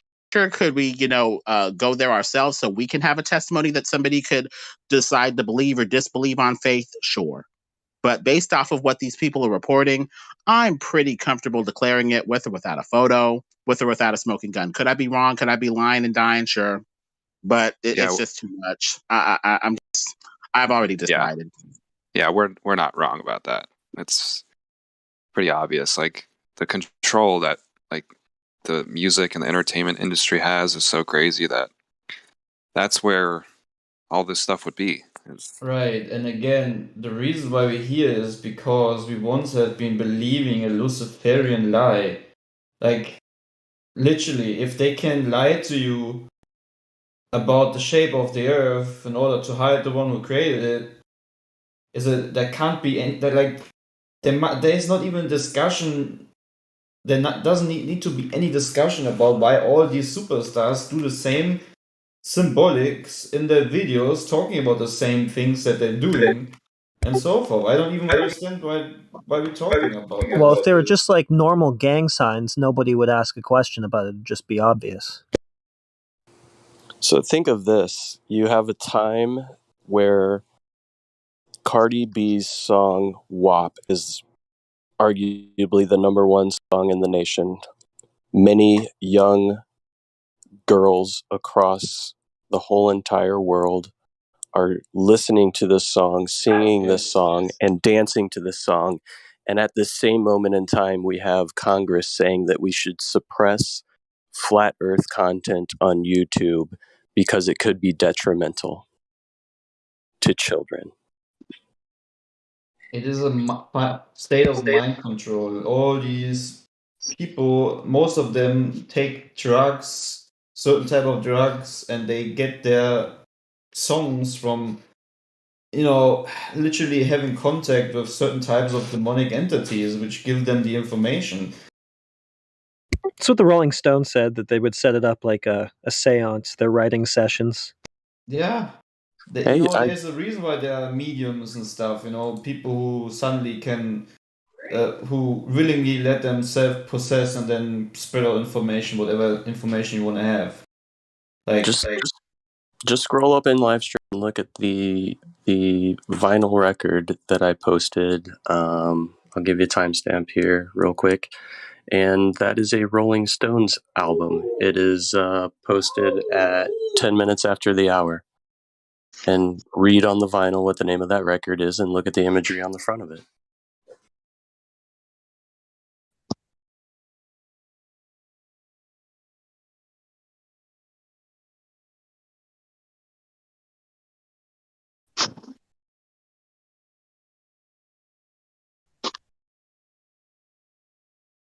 Like, I can highly recommend just to look at Travis Scott's concert. Even people who have been going to this concert, literally listening to satanic music, have understood that it was a satanic ritual. Like, Yeah. even these people by themselves said that was demonic. Like, how much more obvious does it need to be that someone has an upside down cross as his stage, and people dying, kids dying, trembled under their feet, and he's still not going to stop his weird chanting or whatever he was doing. Like, the only reason why I'm so emotional is because these things really annoy me, because they're so obvious. Measuring the earth being flat. Yeah, so Clay, under the seal, you reminded me, because you're German, of an artist named Crow, who wears the panda mask. What's in the middle of the forehead of the panda mask? An upside down cross. I know it's a pedophile. It stands for, when little kids are being abused and they get the panda face. That's why they're also obsessed with pandas. Because when you abuse a little kid, they have these, I don't know what to call it, these red-eyed or dark-eyed.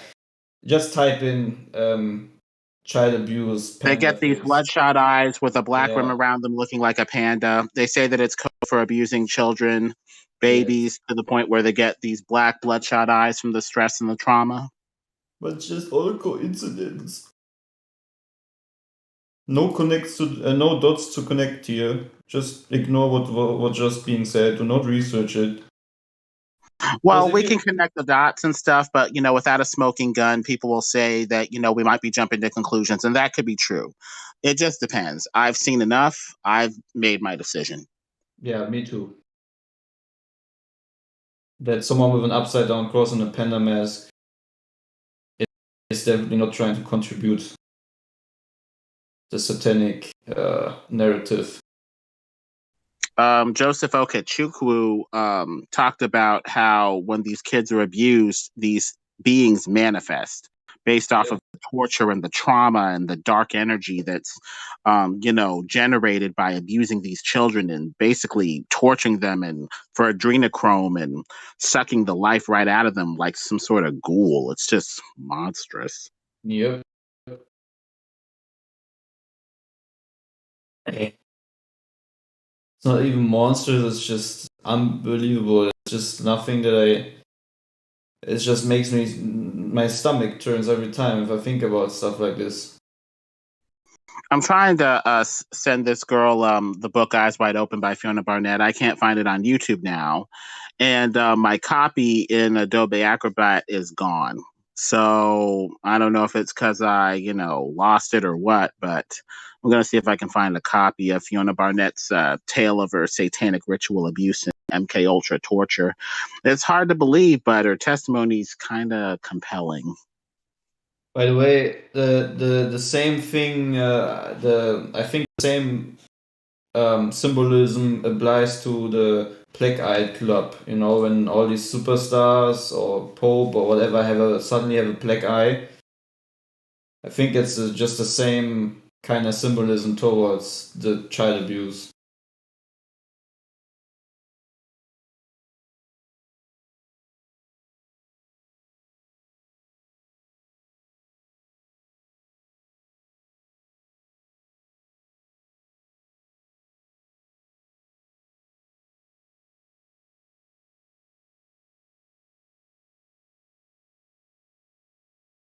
Yeah, obviously it's not all of them, but it's a lot. And there's definitely like musicians and stuff that are not satanic. And it's very obvious when they're not. So, like, the ones who aren't satanic, coincidentally, they don't have like diamond chains, or they don't like rap about, taking pills, stuff like that. Exactly. People who just make lyrics like this. And suddenly are billionaires. Yeah, that sounds legit. Just some autotune and 5 words repeated, and you can be a billionaire. you don't need to sell your soul. That's just a coincidence when he talks about that little part of his story of becoming very rich. Like,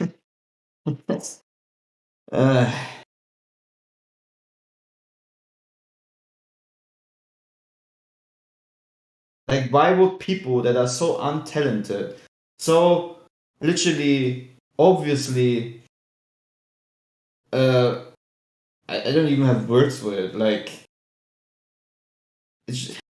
people who can only use autotune in 5 sentences suddenly get to be so extremely rich or die after 3 years through some mysterious thing. But all their songs are always about Satan and how they sold their soul and so forth.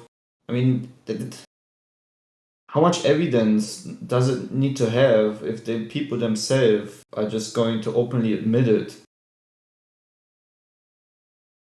Like, it would be the same thing as if NASA would suddenly say tomorrow, we have been lying all the time. We actually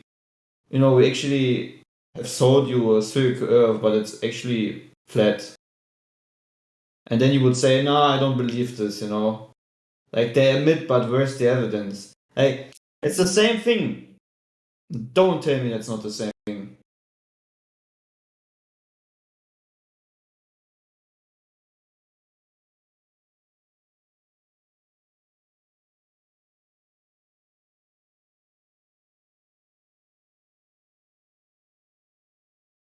Anyways, I'm going to bed soon, I guess.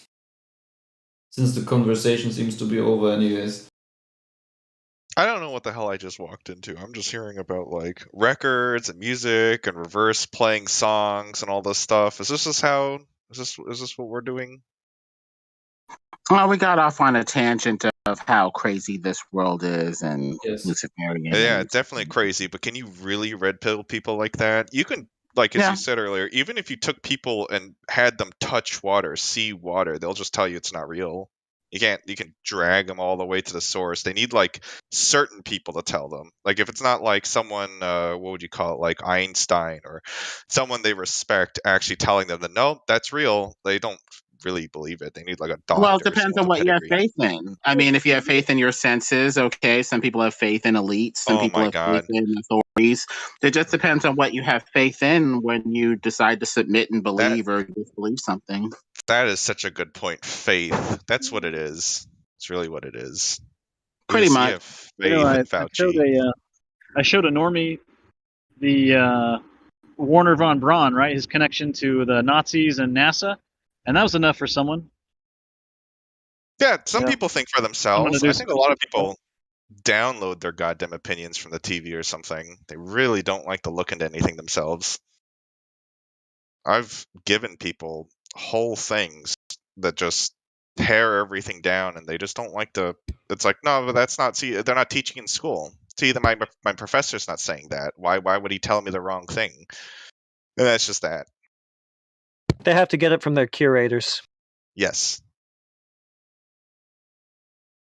So I mean, like, yeah, I mean, there's a lot of what were you saying? Like, you know how like all the album covers and art and all that shit. Like, yeah, it's everywhere. It's common. You can point to it everywhere. But they'll say, yeah, but that's not satanic. They're just being edgy.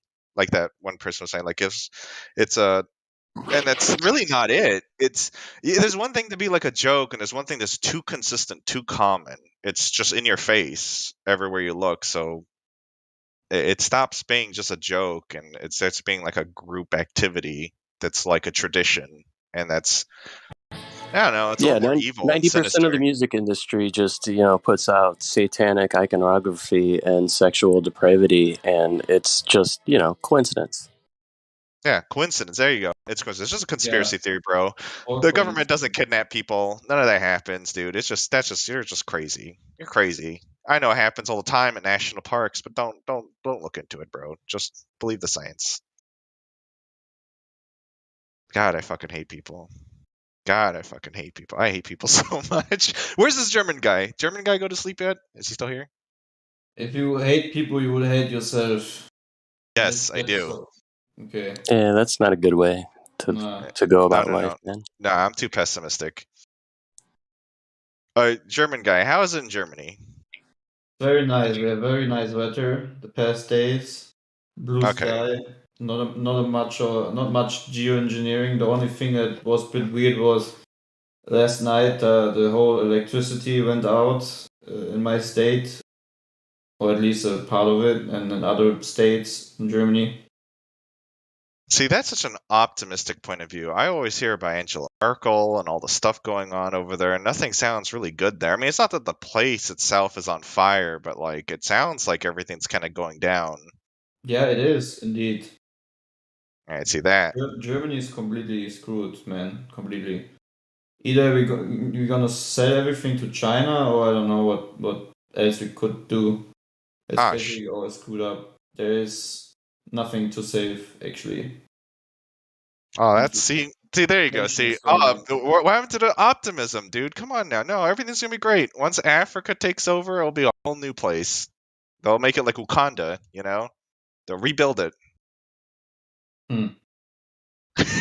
I actually do not really care, you know. My goal is to get out of here. Oh, so now it's bad for me to not care, but suddenly you don't care anymore. See, this is what I'm talking I about. care about people, you know. That's the reason why I, maybe annoy people with what I preach, but that's because people do not understand that you can't have any treasures here. You can't save them. They're gonna be worth nothing once you're naked and out of your body. The treasure is to understand where you're going. I want to care so about people, but you can't help people. I'm not. But I do not I care can't. about. I don't care about what's going to happen to this world. You know, I do not care what is going to happen to this world. Well, people live on this world, so if you don't care, you're not caring about lots of people. Then I care about the people, but I do not care about the ways of the world. I hate this world. This kingdom. Well, you can blame God or whatever you believe in. No, I'm not blaming anyone. I blame myself, and I blame. No, I blame myself. Actually, you know, the things that I've contributed into the world have not made the world a better place. Hence, I'm a sinner. But I preach the good news that everyone can turn away from these kind of things. See, you and me have something in common. I like that. We can both go be upset at this earth, be upset that we're here, being upset we have to be alive for it. Oh, I'm not actually upset. You know, I'm grateful that I can be alive and I have the experience and that I'm free from the satanic matrix. You know, just sitting here and enjoying either way, even if everything burns down at the end, because people will, what yet is to come is gonna make people who are not yet saved, who have no knowledge of God, going to be trembled so fast because they have nothing to hold on to. They have nothing on their side. They just need to go with either the one who rules this kingdom, which is accepting everything he is going to offer you to still be able to live in this world, or you're going to be the opposite, someone who belongs to a different kingdom which is not of this world, and you will have the weapon and the ammo to be protected against the things that are yet to come into this world. So, two things you can choose, but there's not going to be a middle path, where you're going to say, I just want to exist, I just want to be a conspiracy theorist, and there's, everything's going to be alright, like in the movies. If it's not a good end, then it's not the end, There is no middle line. There's either yes or no. People need to understand this. I think it's that what is it called? When you try to meet in the middle, and so they like to say that there's an in between. Yeah, but there is no in between. There are two roads. That's it. It's the middle of the road fallacy. Yes, like the slippery slope and all that stuff. People like to think that doesn't happen, and it's a reality. We're living it. Like 60 years ago, people are calling out what we're dealing with today was going to happen. Now it's happening, and people are saying, "Oh, how could we have known?" Well, there's an illusion of neutrality. Sometimes there is no middle of the road. Like if I told you that there's one atom of dog poop in the cereal, you're like, nope, sorry. I'm not gonna have anything to do with this cereal, even if I can't see it, smell it, taste it, or whatever. I'm done. There's no neutral middle ground between dog poop and no dog poop with that, or a bunch of other stuff. Even with good and evil, either you're on this side or you're on this other side. So the illusion of neutrality is just that in some An illusion. cases, many cases actually. Exactly. Like that. And there's gonna be a time where you need to be where you literally need to choose who you will serve. Okay. And you need to choose because the two masters are demanding contradictory action. So either you're going to be torn apart or you're going to need to choose. Like the Exactly. Bible said, a divided house cannot stand. And choose ye which which master you will serve. Exactly. All right, German guy, who do you serve? I serve the one who will make you free of the ways of this world, and he is going to deliver you from the ways of this world. He's going to set you free already here, and he's going to set you. You're going to be free in eternity. That's the one who I'm believing in. I'm believing in the truth, which is not of this world, because I try to find the 100% truth. But the only truth which really, sets you free and sets you on a rock is the truth which came from above into the world. But people have killed the truth on the cross and spit on it and put a thorn crown on it because they were so prideful and blind. As for me and my It house, doesn't say. I'm serving Sorry, Jesus go ahead. Christ. I was just saying, what was that? Sorry, I was just going to say it. It doesn't say set you free. It says know the truth and it will make you free. Yeah. Okay, made you free. I'm sorry. Yes, free to live on your knees. Well, there's no more freedom than on my knees serving the Lord. And God is a master that sets his captives free. Unlike sin, which just, enslaves you and never lets you go. And it's gonna force you at the end to choose who you will serve. Either accept what the one master tells you or the other thing. But one will definitely make you go the same path as him, which is eternal separation from the one who created you. I mean, the one who makes you gonna go that path, he already knows his path because he is already disconnected. He is already drawn out of heaven. And his goal is just to get as many people with him on the day of judgment. That's what people need to understand. Satan doesn't like anyone, not even the highest Luciferians. He hates everyone made in the image of God. All right, I know you wanted to go to sleep, and I don't want to keep you up, but I did want to ask you. You said you wanted to leave Germany. Where would you go from Germany? I never said I want to leave Germany. There's no place to go. Oh, I thought you had like a good idea. I wanted to know what was the No, you alternative. need Where to do all the understand. Germans go? Yeah, you need to understand. There is nothing that is suppressing me, Even if there's a bomb gonna drop tomorrow in front of my yard, whatever it's gonna be, there's nothing that is going to. Like, there is nothing in this world where I need to go. I already have everything that I need. That's the thing. And everything I need is actually just knowing that I do not own myself and that everything that I have is in the hands of the one who created me in the first place, in order to get back to him who has put me here. It's pretty simple, isn't it? Yeah. Yeah. But even this simple message is too complicated for people. I think for most people, it's asking too much. It's as silly as that sounds. You're asking people to like forfeit certain things and live in discomfort, discontent, maybe. Like comfort's like That's Netflix. the lie. That's the lie. You know? The lie that you're gonna lose something, but actually you're gonna win a lot. That's the problem. Well, like I said, like people have gotten so used and complacent with like things like their phones and technology and entertainment and things on demand. Like it's all a lot of comforts. Telling someone to basically live in a log cabin again really does seem like a lot to lose for many. I didn't say that. Do I live in a log cabin? I live No, but I mean, like the constant bombardment of like media and this satanic stuff does kind of leak into everything that most people like to enjoy. So you But wouldn't, yeah, like. keep in mind there is no work that you can do which is of you. Because everything you're trying to do as work and then present it unto God has no worth because He has made everything in the first place. So whatever you're gonna create through work has no meaning. The only thing that has meaning is the work that He has done for you, which you should be accepting and not denying. That's what Goddamn, you he don't better get. be paying my goddamn rent. Better be helping me make money. So let me get this straight. Working has no value. Then we don't have to do it then, right?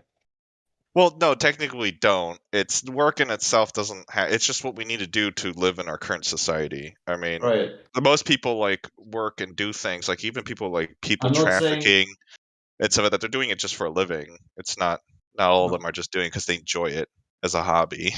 I'm not saying that you shouldn't do any good work or work in general, but Yeah, idle people. He doesn't like that. you should not think of yourself in a prideful way that only because you're doing good work, being a good guy, God is gonna say, "Oh wow, thank you very much, good work, man. Here you go. I'm just gonna overlook everything else you have broken regarding the laws I have commanded."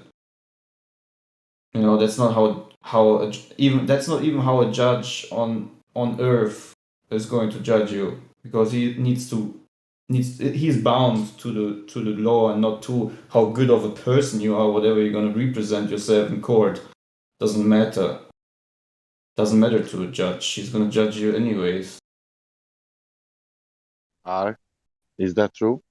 Yes, that's 100%. You can try it out. You can see the car, go in front of a judge and tell him how good of a person you are. He doesn't care. He's gonna judge you according to the law that he needs to withhold. How do you know that? How do you know that? Try it Yeah. out. Like I said, if you do not believe me that it's like this, try it out. Steal something, go in front of a judge and tell him how good of a person you are, and hope that you're not going to be judged according to the law, but you're going to be judged according to the law. And if a human being made out of flesh is going to do this, then you can be sure that the one who created you is going to do this. All right, you guys hear me? Yeah, we're gonna Yes. put a pin on this conversation for a moment, and if you guys want to continue, I guess Clay, you can take them to the religious room downstairs, and if you want to continue, if not, we're gonna proceed forward with the shape of the earth conversation, which we're all in here for. So in this Right. forum, You're so right. I'm we got a finished few. for you. We got a few people that are in here, and so we'd like to acknowledge that there are some people in here that don't know about the topic that we're in. So we'd like to engage them. And we also have Brenda that just popped in here. But we also have people that have been in here for a while. So if you have any questions about the shape of the earth or the reason why we are talking about flat earth in this forum, you can just let us know. We'll tell you. But yeah, we can start that conversation. And wherever we're at right now, I don't know if anybody wants to pick up that and take point. But like I said, we want to talk with you. If you've been in here, it's the first time you've been in here, or you've been in here and you want to talk about the shape of the earth, go ahead and unmute your mic. And if you need mic privileges, let me know. I'll mute you.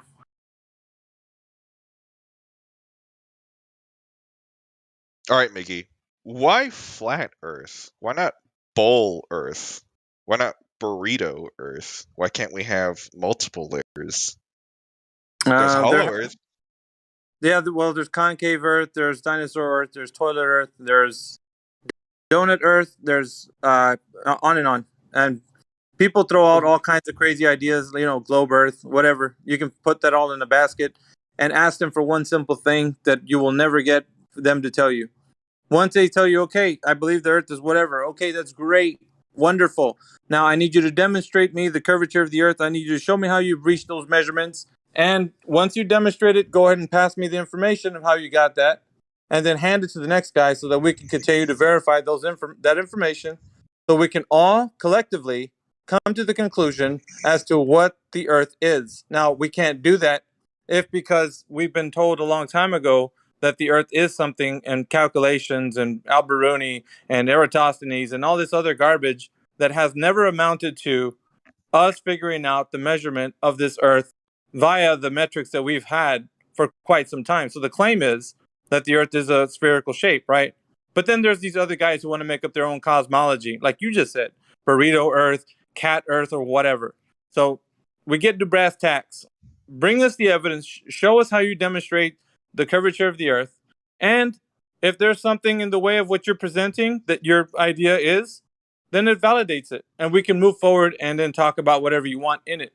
But if you can't validate it and you're stymied on that one single thing that you can't demonstrate that the Earth is, then you don't have an argument. You might as well keep believing the fantasy that you think the Earth is a burrito or a donut or a pyramid or whatever, a globe, because there's no validation to it. So really the argument stops there. There is no more argument. You might as well pack your things and go somewhere where believers go, because we want to talk about evidence demonstrated to us by the way of empirical. So you can't do that. You don't have an argument. Just hang it up, go home. But anyways, if people want to come in here and challenge that, please step forward and let's see what you got, because we've been waiting for 7 years ever since this movement has begun and it's caught fire within the internet circles, and we're all here awaiting the next guy who's going to come in here, or girl, that's going to tell us, how they can demonstrate to us that the Earth has curvature. Simple as that. Is that easy enough? Yes, but Mickey, see, what about old religions that talked about, like, let's say the Earth we're on, like right now, is flat, but they talk about other planes of existence, like maybe if you go high enough, you reach another realm. If you go under enough, you reach other places. Like, what if we can just dig through our Earth and just go and we just fall out the bottom and find that there is a hell? So let me take. I got a point on this, guys. Just give me a second with him. All right. So if they propose planes or whatever they want to say, if you dig farther, you reach China. I don't care. Whatever it is that they claim, it needs to be backed up by the one single thing that I've been telling everybody here. You need to demonstrate how it's possible that you came up with this idea, because if it's not able to be replicated and we can actually then say, people can verify it, right? Peer review it, and we can say, okay, we come up with a consensus that everybody is able to validate it, falsify it, then it becomes reality. It's now not something that you just said. It's something that we can all test and verify. So it doesn't matter what it is. Like, insert any question that you want to ask, and then follow it up by how you can demonstrate that it to be the real thing here out. And you go out into the world and you go measure something, or you test it, see how far you can drill down, or how high you can go in elevation. It doesn't matter what it is. If it can be validated over and over again and people can test this, then it becomes something that you can use, right? Other than that, you got nothing. It's just really just people talking about ideas, man, like, at the end of the day. And then them, patting themselves in the back because it sounds great, and they create models and whatnot. That doesn't do anything for people that are trying to speak about what's really here. And so it doesn't matter to me. You can just say, oh, this is just a belief. That's great. That's wonderful. That's happy that you got a belief in a burrito Earth, or whatever. That doesn't do any justice to people that are looking into what really is going on here. Talking about real science, Miggy, one question. He asked why flat. If I measure water in distance from point E to point B, how I call that if I don't see any change in elevation? No, I mean, I get what you're saying, because it's like that's the easiest thing to try to confirm, because there's a lot of things that go into question with that, like saying, like, well, if the Earth is a ball, why can't we really see it or prove it? And so that becomes the issue that we rely on, like, oh, but NASA goes to space, and then we just have to trust that. Well, we're not worried about what other people, organizations, maybe your best friend or your mom. We don't care about what people are saying. If they could demonstrate to you that that's the case, then we got something, man. I mean, we're moving forward. But let's say we all agree that things are flat, then that's not the thing, though. We don't. I can agree that it's flat. Like, if you are going to be like, okay, I'll just take it on as belief, or what's up here? Like, I have to demonstrate to you that what I'm saying to you, it's I can work this out in reality. We can go to a stretch of land. I can take you anywhere, right, and demonstrate to you that this is the case. If I can't do that, there's nothing. We got nothing to talk about. At the point where I'm going to show you something, I'm like, well, can't you just take my word for it? Like, no, we're not going to just take your word for it. It's not a collection of beliefs. This is something that we're going to demonstrate to everybody. If you make a claim, you're going to have to stand by it, right? That's how we validate. Otherwise, what are we doing here? We're just passing around ideas, thinking of like, oh, it's great. We got a collection of people that believe we live on a corn on the cob. It doesn't, you know what I'm saying? Like, how is that going to advance the human race? That's not. We're going to stay stuck in this, crazy fantasy that they like to have us in, where everything sounds like it has an explanation to it, but we can't put any measurement or weight to it. It's all just empty. It's really bankrupt when you think about it. So anyway, that's my point. It's like, kind of think about it logically and reason with yourself. Is this how you want to perceive the earth? Because if that's the case, then, I mean, go on and continue to think it's this fantasy globe earth or concave or donut or whatever. But that's not going to change the fact that you can't demonstrate it. That's just asserting the belief. Like, that's... Yes, but doesn't it invalidate like tons of religions? And then on top of that, like the point of what things are going on are about. Yeah, Wouldn't that just like unravel everything? Like it's one thread you pull, suddenly everything falls apart. No, Then... see, yeah, okay. There's a couple of gaps here that I would insert. If you're saying that it would denounce certain things, certain other beliefs or whatever, then I would submit to you, well, which ones are they? Because, like, are you talking about every biblical text? Like, it doesn't matter what holy book, like Quran or, you know what I mean, the Mormon book. What are we talking? Because, like, there's people that have these beliefs. The Vikings believed in planes, and that's why I was bringing that up, was that they're the ones who just accept things are flat and that there's levels to it. Yeah, the 9 realms. Like, I mean, we can get into like that kind of thing, but it's just nowhere near what we're talking about when we measure the reality in which we are in. So is this, we're getting into like a bit of like what we could perceive outside of the reality in which you and I are here, the known reality, right? Because that, if we're talking about realms and dimensions and things like that, that is like we're not even on the same plane, right, of existence. So that's kind of like, you have to make somebody believe the vision that you're telling them about the belief, and you're not talking about what's essential here. So the forum that we have here is for demonstrating these things, and that other stuff would be left for another discussion. Like, you can't tie that so much into it unless they're like, the Vikings were talking about how they were, observing the earth to be such and such that matches reality. So if it matches reality, then they're in line with it. But if it goes off into telling them like some crazy story, then how can you know what I'm saying? How can you fit that into reality? It's got to be something that works with what we know. Otherwise, it doesn't. I get you. But I'll give you an example, right? Because like, this might give the Globers heartburn, but Big Bang cosmology, right? So if we know things about how we can observe the physical and natural world, how is it possible that you get this crazy notion? I can't really get into, because there's a lot of things to it, right? And people are going to start chiming in about like how this works and that works. I really don't care, because that right there is talking about something that happened millions or billions of years ago. How is that validated? You can't value something like that in your life and say, well, let's look back that long. You can't. There's no way. It's just going to hinge on somebody giving you their best guess as to what happened a long time ago. So there's no validation needed. It's just somebody's theories sound good. Well, that sounds great. Okay, good. But I could tell you a similar theory that rivals this guy's and make you think about mine, and possibly a mind could be swayed to think about what I said. Like, there's no substance to that.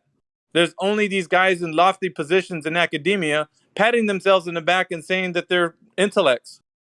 Who gives a crap? They're not getting it. They're just teaching other normies to believe the same nonsense that they are. They're like in their own little club. Nobody even cares. Like, they're living however they want to live, But the people that really want to know truth come to the place where they're like, all right, let me critically think about all the stuff that they've been telling me. How can I test my reality to see if all what they're saying is true? And that's where we're at right here. Everybody in here is real. They're researching things, and they're pitting it against reality. They don't care about what the Vikings said or about what other people are talking about. They want to know, okay, you just made a claim. Let's go verify that. Let's go take that, whatever you said, test it out, and see if it comes out to be true. And if it is, then we can move forward and then talk about other things that you claim. So long as the claim has empirical evidence to follow it, you're gold, man. That's all it is. It's not that hard, man. People make it super complicated, and they get into like, well, we got to talk about how Newtonian gravity is like rivaling Einstein. I don't give a crap if that doesn't have any reality in it.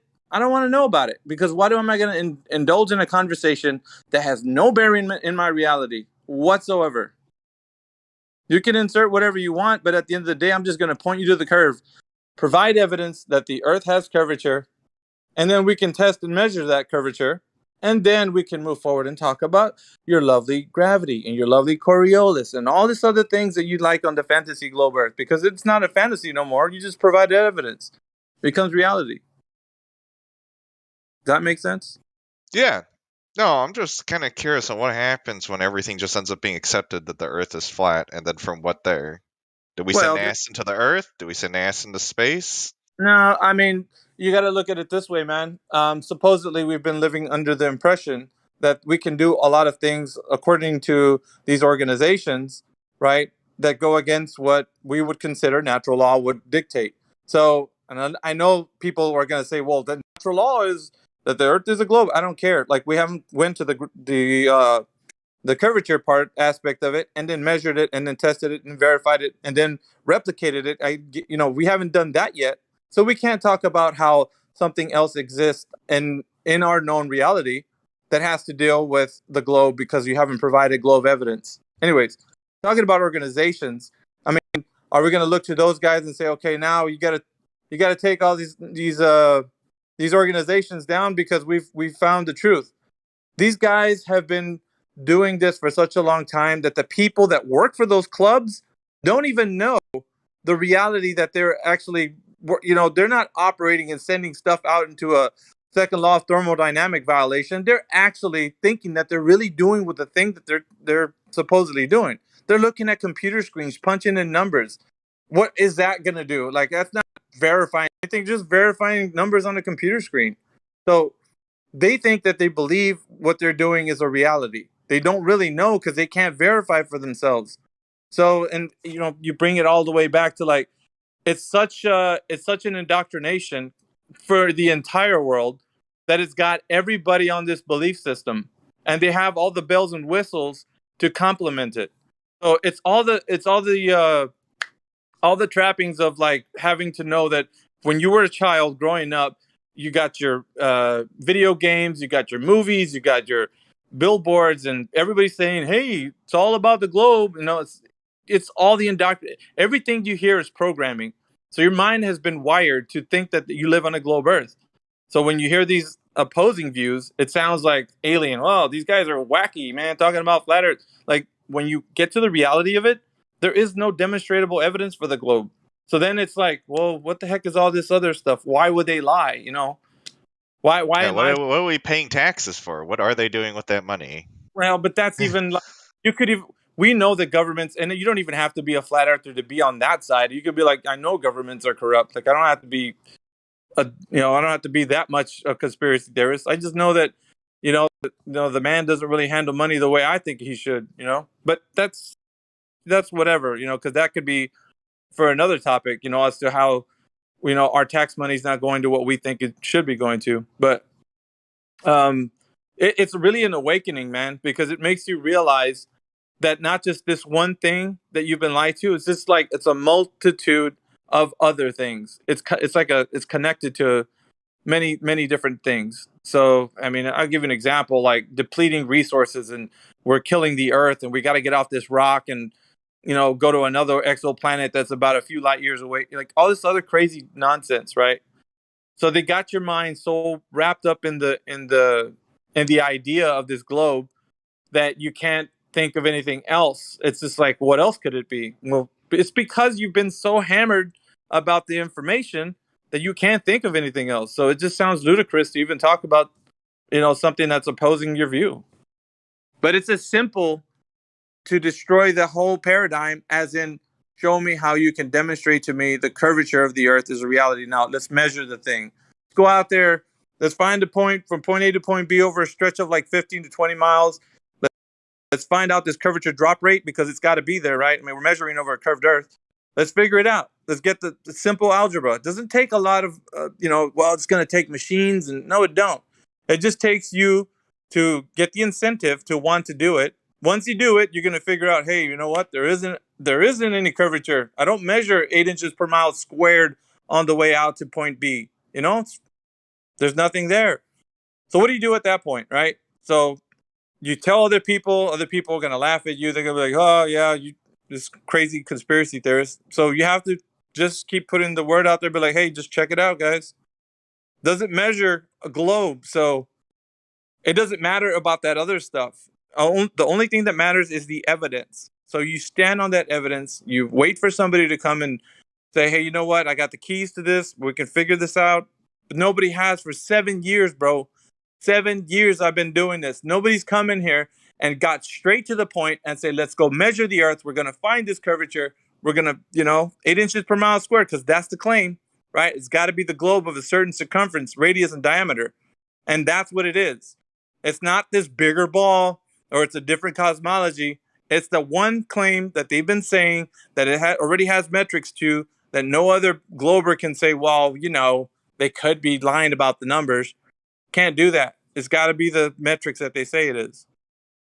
So we're left with, okay, so it doesn't measure to be the globe. Now what? Okay, let's wait till somebody comes and brings it, because obviously we got everybody who thinks the earth is a globe coming in here, be like, I can show you how boats go over the curve. And you're just like, dude, let's get back to the measurement. Let's talk about how we're going to measure this thing. I don't want to know what you've seen in the distance and this optical phenomena. I don't care about that. We want to know how you measured the earth to have curve. That's the only thing that matters. So that's the point we're at right here. It's this useless arguing about like other derivative arguments that are detached from reality, because they're not the reality of our known reality. And so that's what we're left with. And, we're just waiting at this point, waiting for either people to wake up or come in here and realize that the earth isn't a globe. That's it. You're very thorough and very passionate about this, I can tell. Yeah, dude. Like, we've been doing this for a while, and we've met a lot of opposition, and there's not I would say intellects, people that are smart enough to actually figure this out. And I mean, mind you, these guys are, coming from, college and whatnot. And you, at the beginning of our conversations, it seems like they're really into like, having the discussion. But upon revelation of like what's really going on, and confronting the fact that they don't know how the curvature of the earth was measured, only calculated by Al-Biruni or Eratosthenes or even Aristotle, looking up at the the lunar eclipse happening, and he pondered how that was the earth covering the moon, because obviously it's got to be the earth, but how that doesn't equate to like how nobody's ever looked at the earth that we're standing on, which is the literal foundation of the information that we need to ascertain to realize if we're standing on a curved earth or it's flat or what. So, and we're always bringing it back to that. And these guys who come in here, they're so puffed up and prideful that we can never get to them to admit, all right, so we got to the point where you're talking about how planes, you can get on a plane and you look out the window and you can see a curved earth. Yeah, that's great. A sailor, is using a sextant and he's measuring with a sextant on a curved earth. All right, that's wonderful. Now what I need you to do, because after all of this, just wipe it all clean. Let's start over. Now start from the very bottom. Measure from point A to point B and tell me how you can measure that 8 inches per mile squared. And it's just, they like their brain pours out their ears, man. Like, it doesn't happen. We never get to that point where they're just admitting, hey, you know what? I don't know. Because they're like, no, it's not that. You just don't. What do you take as evidence? Your standards are too high. Like, come on, man. Like, it's enough of that, man. It's 2022. I mean, it's time for like letting go of these fantasies and getting to the real reality of the situation, you know? Confronting this thing and maybe, you know what, if I'm not even here to convince anyone, but I will challenge you on what you think that is, you know, the reality in which you live. Anyway, that's it's just the passion of being doing this for a while, man. And I don't know if at some point you just like, you know what, if you ain't got, I sit back sometimes, but I hear people arguing with those that come in here, but like, there's no real point in like going to talk about how they believe in the molten iron core. Well, that's great, you know, la di da. Who cares? Molten iron core. We're gonna get into an hour and a half conversation about a derivative argument about something they believe is happening on the Earth, which they think is a globe, because it's built on a presupposition, right? That the Earth has a molten iron core because it's a globe Earth. So it's just, I'm not having it, man. So basically, it's just being fed up with it and just saying, you know what, show me the curve. If not, we're going to talk to some flat earthers and see what we can come up with, you know, about how we're going to get more people to critically think about the topic. And that's it. So I want to kind of package that up for you so you can see like this is what it is, man. This is what we're standing for. We're standing for truth, and you know, there's no real mystery to the thing. It's real simple. We're asking for people to bring forth the evidence. That's it. I'm assuming that's happened a lot where people tell you to bring forth evidence that the Earth is flat. Well, see, here's a real sticky thing about it, right? The burden of proof is on those who make the claim. And so the ones who made the claim are the ones who propagated this information in the first place. So it's not even the person who comes in here and says that the Earth is a globe, because they weren't the ones who originated this information. They didn't come from them. They were susceptible to that knowledge as growing up as a kid. So we're actually asking, okay, so the burden of proof is who's made the claim that I don't go outside and witness a globe Earth. You know, I'm not going to go outside and say, oh, the Earth's such a globe. You see how globish the Earth looks? I don't do that. I'm like, man, this is a plane of existence. I can see as far as the eye can see with line of sight. But if somebody's making a claim, however, that the Earth is globish and how they're viewing it, then you're going to have to test it out. So the burden of proof is on those who made the claim. So if they're standing by the claim that the Earth is a globe, then the burden of proof is on them to prove it to us. That's why I'm saying I'm always going to, just show me how you demonstrated how you measured the curvature of the Earth. Because obviously the claim is the Earth is a globe. The claim isn't that it's flat. That's the base axiom. That's where we start from. We're looking at the Earth. It doesn't appear to look like it's a globe. So we're going to have, if the claim is inserted that it is a globe, okay, I don't see it. But if you're claiming it, then show it to me. Demonstrate. At which point, there is no curvature. So if the Earth isn't curving anywhere, then it's flat, right? Can only be flat. If it's not curving anywhere, it's flat. So I don't have to demonstrate it to them. By way of them trying to demonstrate it to me, they're going to realize that all along what I was saying is true. So they're basically going to demonstrate it to themselves after they try to provide evidence. Simple enough, right?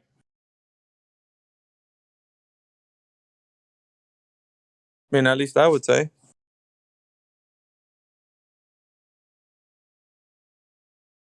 What do you think? Well, I am on no one's side. I don't really believe the Earth is a ball, but I also don't trust the government as it is. But I like to ask questions because I like to see what you have to say. I like to see what other people have to say. I'm horrible for that reason. You are thorough, and it's not like you're wrong. That's why I understand that you not only are passionate on the subject, you also have been dealing with this a lot longer than others, I would say. Yeah, it's been a while, man. It's quite a wild ride too, the things that I hear, but I mean, it is what it is. I mean, it's a topic. It's sometimes, it's funny because when you listen to people who have been coming in here claiming the Earth is a globe, they can come up with some of the most ludicrous ideas that you've ever heard of. And even some of the claims that they say, I don't even think that your standard person who thinks the Earth is a globe would even claim. Multiple horizons. I mean, it is off the charts wicked, man. This guy thinks there's magnetic west, like magnetic north. Like this guy thinks magnetic west. Um, crazy stuff, stuff you probably Gravity wouldn't. bends light. Yeah. Oh, this one doctor, however, he said that. Doctor, Yeah, doctor in here. yeah. Well, this doctor said one time he came in here that the reason why we don't feel the spin of the Earth, the axis of rotation. He's like, because when we were babies growing up, we could sense it spinning because that's what we're adjusting to. I kid you not. This is a doctor, right? That we're adjusting to the spin of the Earth. So we're learning to walk. It's us adjusting to the axis of rotation. So when we're babies, we could actually because we're not used to walking on this Earth. It's funny, right? Because it sounds like it makes sense from his standpoint, but it That's says it's because not. you got to learn proprioception, right? You're not born with proprioception. That's why babies always cut their face with their fingernails and stuff like that. You have to Yeah, learn it. but he's saying because of axial rotation that's why we're adjusting to it, and that's why babies, Yeah, he said that's why babies can't walk when they're first born, was because they're still adjusting. And this is a doctor, man. So That's what he take. said. I find that hard to believe. I know, but I just felt like he just didn't have anything to say, and he just wanted to be funny. Maybe he was just being funny. Who knows? Like, but Yes. He typed it. I have it saved somewhere. I'm pretty sure I even text messaged it to somebody. I could probably dig it up, but it would take me a while because he typed it into the chat, screenshotted it. Yep.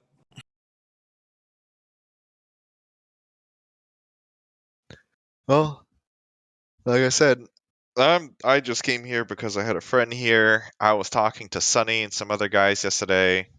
Yesterday? Maybe not yesterday. Some point. I decided to see what was going on here. But I would not say I'm in any qualification. I'm not a doctor. I wouldn't say I'm highly educated. Wouldn't say I'm super smart in general. I would also like to say that I'm a Rentango, just don't sell yourself short either, man. Because I mean, you sound like you have common sense. So I mean, really, it doesn't take much. But it's not too common.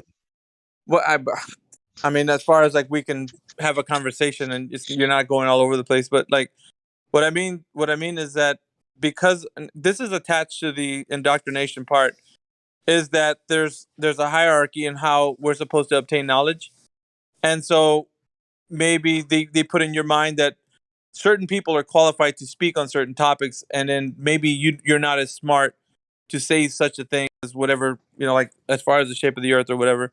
So sometimes people just feel like because they're not qualified, they'll pass the buck off to, well, I don't know, but maybe a scientist somewhere knows, or somebody smart enough out there, right?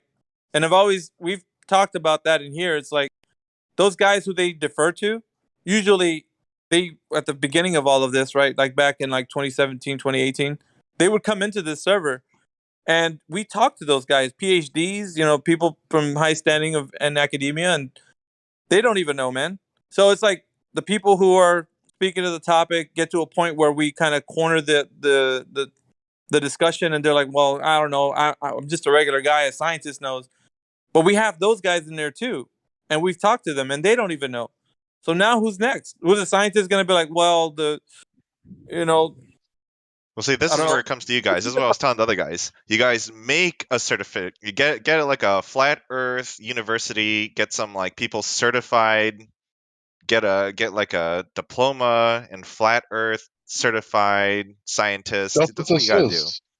This is a university right here. I mean, what is a university? A place where people go together and exchange ideas and enjoy freedom of speech without persecution, right? Isn't that what a university is? I don't see that anymore, but I think it used to be that way. Yeah, but I know what you mean. I mean, obviously, it's the idea is there to have some kind of school where people are actually taught how to critically think. But the real and then peer review it, yeah. Well, I mean, there has to be, right? Because I mean, obviously, if I'm gonna talk to you about how to critically think about something and then not tell you to peer review, then I'm really just not instructing you how to critically think, because obviously I'm just telling you to parrot what I'm saying and obviously take what I'm saying as true knowledge, and that shouldn't be the way it is. It should be giving you the tools of how to be curious about everything. And now that's kind of the thing that they say, because it almost sounds like they want you to be curious about everything. Yet when you're in those Also, circles and don't that, ask questions. Yeah. yeah, so they keep you in a box, man. They're just like, well, we got a framework in which you can work your curriculum on, and if you deviate, really can't be working here. Because I mean, think about it. Are they going to let somebody that's teaching as a professor, who has, like, let's say, tenure, to be speaking freely? I don't think so. He's going to be saying exactly what the university instructs him to say, because that's going to be the curriculum. If he deviates from that, he's going to probably lose his job because he's not doing what he's supposed to. His job is to fulfill the need of the school, and it's not his own, like, mind to be thinking freely. It's, follow the instructions of how you're going to teach your lesson plan, or that sort of thing. So it's really just within a framework. And if you think about it, like, you can't, if you were to even say something like, "Wow, I'm a professor, but I think the Earth is flat." What do you think that's going to happen? He's going to lose his job, because that's ludicrous, right? For somebody. And so if you turn it around and see it like, what? Okay, so us starting something up, that doesn't that can't happen, because the opposition would be, then we would be competition to those in those other circles, right? In academia, so it would be, you know, it'd be a lot of suppressed information. You couldn't get the right kind of funding for that. It'd be, who would do it, because there's not a lot of people that are actually looking into it like the way we are. It's a very small, very niche group that's probably in the internet talking about this, and it would have to take hold of a large percentage of people to actually make a movement like that. Like the one you're saying, establish a school, get some people to really fund this thing. Yeah, I if mean, you can't have a it way for works. me to print out a certificate that I went through Flat Earth University and I got like a 4-year degree, I'm gonna be real pissed off. You motherfuckers are not taking advantage of this. Yeah, but I mean, it would be kind of cool. But I mean, just being here amongst people who can actually critically think, it has its own rewards. Because you can actually see, it restores your faith in humanity, that all is not lost. Because it's different when you sit in a room full of mindless parrots, regurgitating the same old information. Nobody thinks for themselves, and it's at some point it kind of gets you frustrated, because you're like, I know this is what people think, but how come nobody thinks for themselves? Because I mean, that's the ultimate goal, right? Like, you like to be challenged sometimes. You don't want somebody to just agree with everything that you say just because, uh, you know. I, I, Yeah, but that takes a certain type of person. You can't expect everyone to be born like that. As funny as that is to say, many people just don't want to do any thinking. Many people like to be told what to uh, think. and well, that's what's wrong with this whole idea, Well, man. it doesn't take 4 years to understand this. That's the thing. It's like you don't have to convince point. anybody or spend years upon Well, then why years is learning and Mickey here, regurgitating fucking shit. defending it? Then, if he doesn't need to defend it, why is he here Hey, defending it? I would like to interject here, man. If you want your certificate or you want some sort of diploma for flat Earth, all you got to do is understand that you can't have gas pressure without a container. That right All there right. is your certificate, man. All right, I work in the IT industry, and let me tell you how that joke works, okay? No one had a set standard for what it takes, so you have, like, every Pajit, every Chinaman inviting his whole family into the whole business because they just say they're qualified to do it. And you know what? It's like, all about, like, internet security and all that stuff. It's No, you just, can't compare that. You can't compare that because with flat Earth, all you need to do is understand that we can see too far. Water always finds its level, and that you can't have gas pressure without a container. That's all there yeah, really now, is now to this give someone a discussion gold here. And star. this, That's all you got to do. Just give them a gold star. How about A a good mental high flat five, Earth man? gold star. Would that work? Mental high No. five. How am I supposed to show people? What am I supposed to show? What am I gonna hang up on the wall? Like that stuff. That's all. I use this word, vanity. It's just vanity, man. Like, You don't need that for somebody to perceive you as somebody who can critically think. It's like what perception, when it happens, is when you engage somebody in a conversation and they know you're not a parrot. Like, bagak, the earth is a globe. Like, at least that's something that's valuable. You can think like a human. Like, we were designed to be this way, man, to be curious about stuff, not to be in a freaking box thinking that everything is already figured out. Well, that's got an explanation to it. Do you know that for sure? Have you investigated it? You Like called it that? parrots, It may all right? And I be. want you to tell, why don't we flock together like a group of parrots? See, every other religion does it. Scientology does. Everyone's like, oh, you're part of this group. Oh, you got this paper from this university. We're a team now. You know, we need a hat. We need like an arm badge. We need a way to be able to like, you know. That's too cultish, dude. We're not down with that. Look, here's the thing.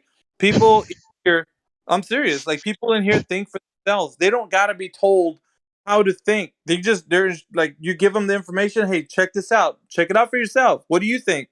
And they look, they investigate. They can think with their own mind, and then come to the conclusion that they can't. There is no curvature, right? Or gas pressure without a container. There's a lot of stuff here that starts you off on the path of logical, consistent discussions that doesn't take. We don't have to all say that we agree on everything. You know what I mean? Like, that's not the thing that we agree on, are the fundamentals, right, of what the earth is perceived to be and measured. So that's what we can all come to agreement, because anyone can verify this. Like I said, and Glad Flow was saying that too. It's like, it's not that hard, man. But we don't need to make some kind of like certificate on the wall. That's baloney. Flat earthers, we like to kind of break the mold a little bit. We're nonconformists. We don't like to typically do everything the same way that everybody else does traditionally. You mean all the other successful people? Yes, I understand that all too well. We're going to change that.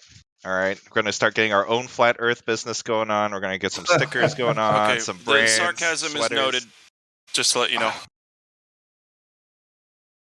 You think that's a bad idea? Let me give you an example of how we're I don't have an different, opinion right? on that. So, what do you think happened to the money? The $2.3 trillion was announced missing September the 10th, 2001. What do you think? It went to a country that I'm not sure is safe to name, or a group of people I'm not allowed to name. I assume, since sarcasm's not allowed here.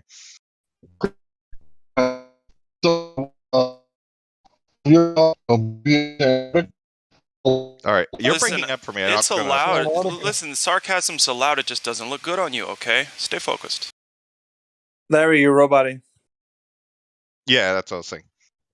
Yeah, I was talking about just the $2.3 trillion that went missing went to develop the new land in Antarctica, the new world. Oh, really? Shit. You ever thought about that? Like, that's No. the kind of stuff that we talk about here. That's fascinating to me. What do you think? That is fascinating. I would like to know more. Where do I go to find out about this? I would too.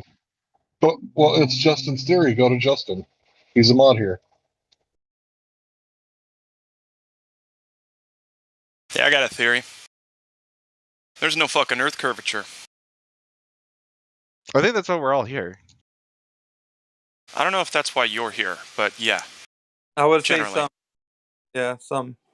I mean, like, if you want to know why I'm here, it's because, one, I'm really bored. I'm in a really downward turn in my life, and I'm interested in seeing what you guys talk about, which is all over the place, and at the same time generally on topic. And then that one guy who was talking about religion came up, and that's kind of nice too. I realize a lot of you guys are similar or like-minded, even though the subject isn't always the same. It's What like if I'm an if you agree on, atheist?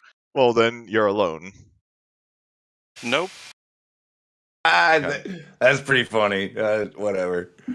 So Yeah, so you can suck a dick.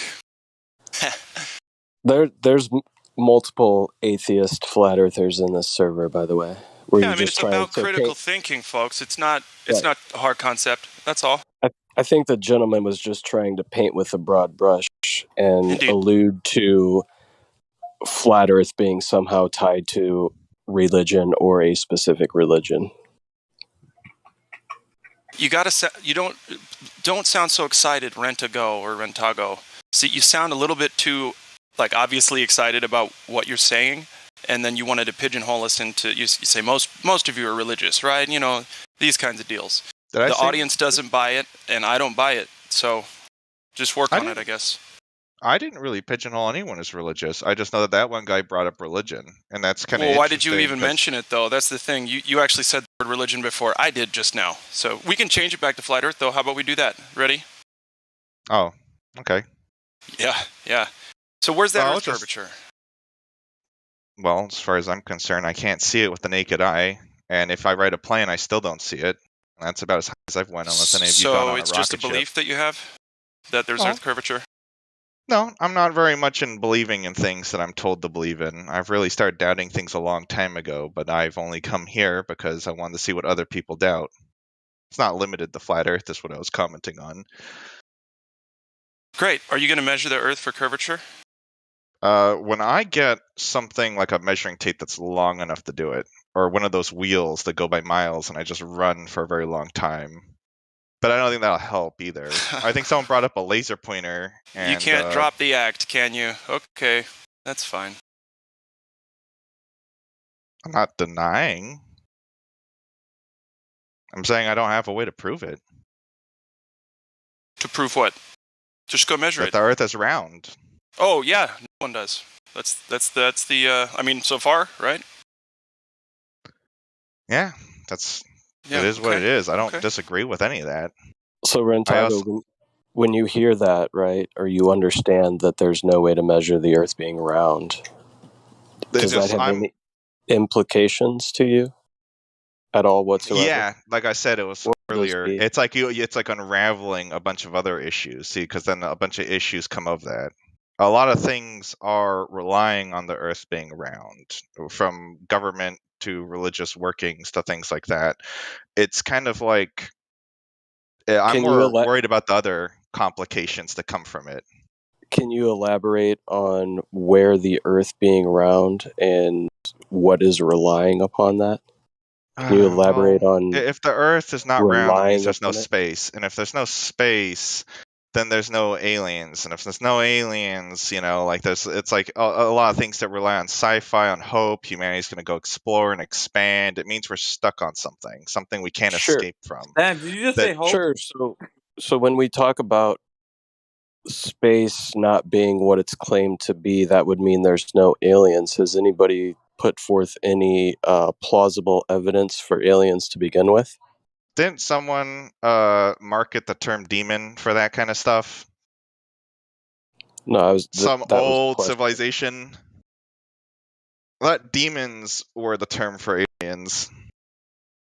That could be a possibility, but you used aliens in the connotation as they're beings from other worlds within this universe. Other worlds or other planes of existence, yeah. And that's why it's like a lot of things kind of get turned on its head, because then what are supposed to be? So when you said no space means no aliens, you're alluding to aliens coming from another plane? He means outer space aliens, yeah. Yeah, like they could come to us with if we're living like a fishbowl and you can't get through the bowl to get in here, like it's a sealed bowl or globe or petri When did you dish. stop believing in handheld laser guns? Handheld laser guns? I don't know. That'd be kind of cool. Yeah. You think we could do that? Blasters. I know, but you remember, like we had to admit one day in our childhoods, we were like, "Fuck, that shit's not real. I don't think I'll ever have that." Or like a lightsaber. Damn, I can't have that. Like, we see that lasers can cut things, but to make it into like an actual tool like that, I don't know what it would take. Yeah, that'd be tough. Have you seen the what they do is they concentrate the sun's energy, the sun's light to a point, and then it can cut through fucking anything that you put in its path? Isn't that crazy? No. Yeah. The only thing I have is the magnifying glass, and when you just like try to... Yeah.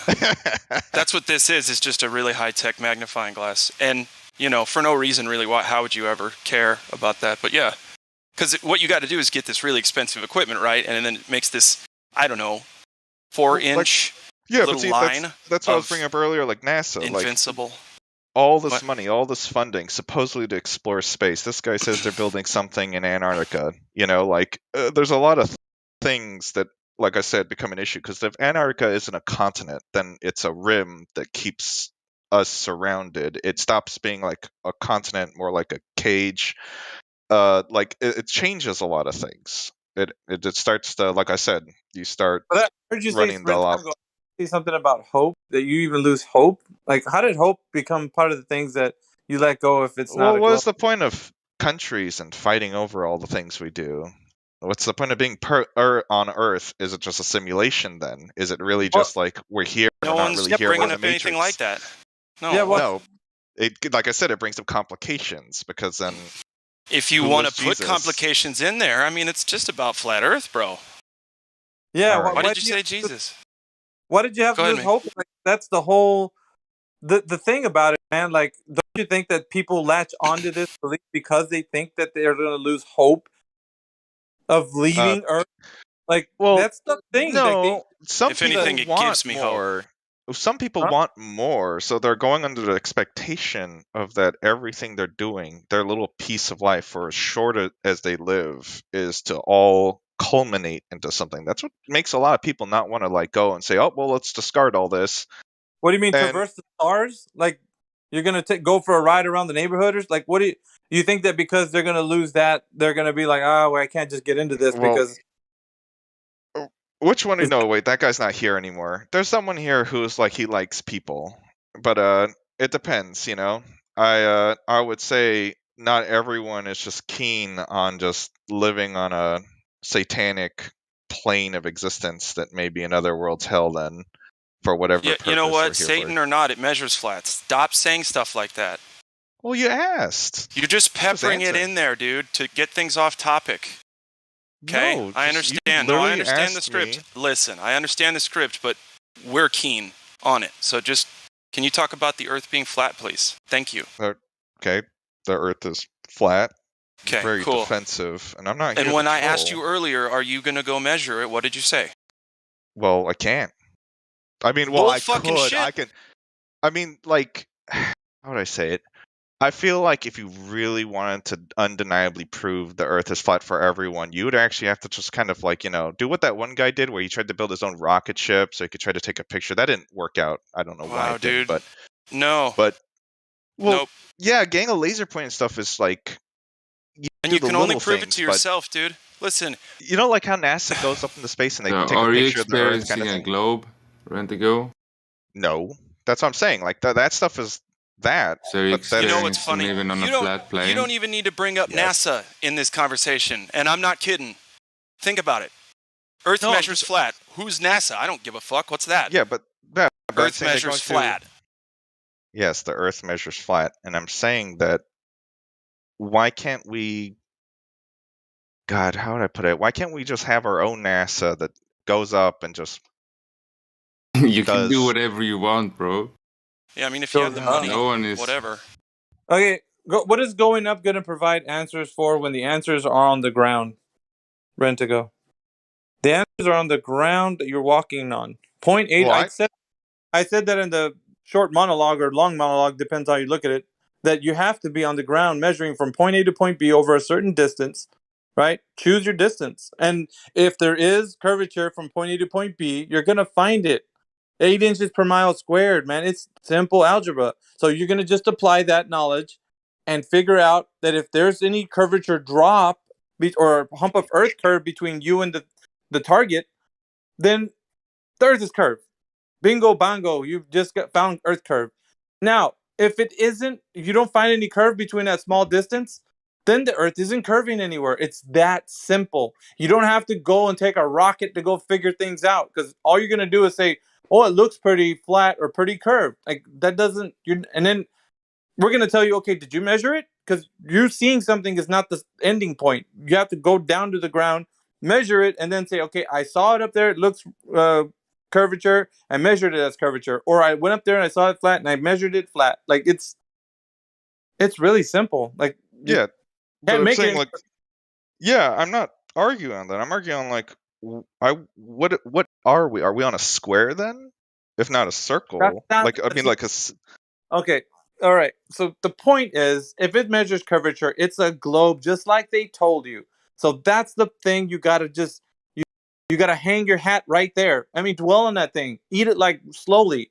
You savor it, because if you try to start thinking about other things, you're gonna lose the point.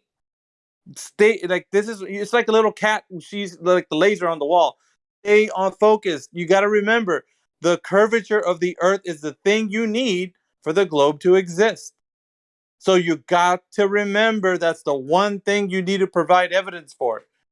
And you don't need to take a rocket or find a balloon or fly a plane. You just need to measure from point A to point B over a certain distance of the Earth and find the curvature drop rate. Then come back and report to us how you did it, and then we'll go do it. And then once we do it, we can verify your results, falsify it, and then say, Bob's your uncle, the Earth is... Wait. So, Miggy, what you're saying is this is not rocket science? Exactly. My goodness. Like, I think I said it plainly many times already in the time that discussing because I ago. wasn't arguing that. It's just you guys got really hooked on the idea that I was asking about the more complicated matters that stem from this, if it ends up you just going finished further. that well, let's find if we can make our own organization to take a rocket to go. You don't need to do any of that junk. That's fluff, dude. That's something what somebody who doesn't know how to respond to the question that we're giving them. It's like, how do you measure the Earth? Well, hey, simple, right? Point A to point B, measure over a distance, find curvature, come back, report it to us, and then we'll go do it ourselves, falsify it, verify it, peer review it, and then Bob's your uncle. You have curvature, but you can't do that unless you do it. You got to do it. That's the thing, and that's what Gladstone's saying. Are you gonna do it?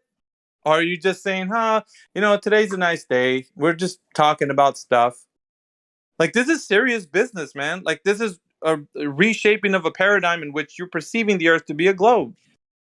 It's like, wow, it should be eye-opening, mind-awakening information. At least. You guys are very focused on that the Earth is flat and not the ramifications of it. No, because damn be those ramifications, man. Like, the thing is, when you get a hold of this information and you figure this one singular point out, it unravels everything. And you know what? Thank you. Yes. Yeah, but you'll cross that bridge. You'll cross that bridge when you get there. You're not crossing it right now. Like, you don't even know yet. Like, you have No, to because I'm going to continue to be living on a globe Earth, because that's just nothing's really changed other than I know something. Well, but you know what? That's if you continue to live on that idea, that's your choice. But it's not that I'm living on it. It's like entertainment, media, everything's going to be on that. So even if I know that water is dry, for example, and everyone else thinks it's wet, I'll just be alone in that. Well, aside from this group here. No. You know what? That's because that's something that's not reality. I'm talking about known reality as it is, as the way you and I perceive it. Because here's what we're doing, right? We're talking to people like, what do you see when you walk out the door? Do you see a globe? Where is it at? And then people are like, no, I don't see a globe.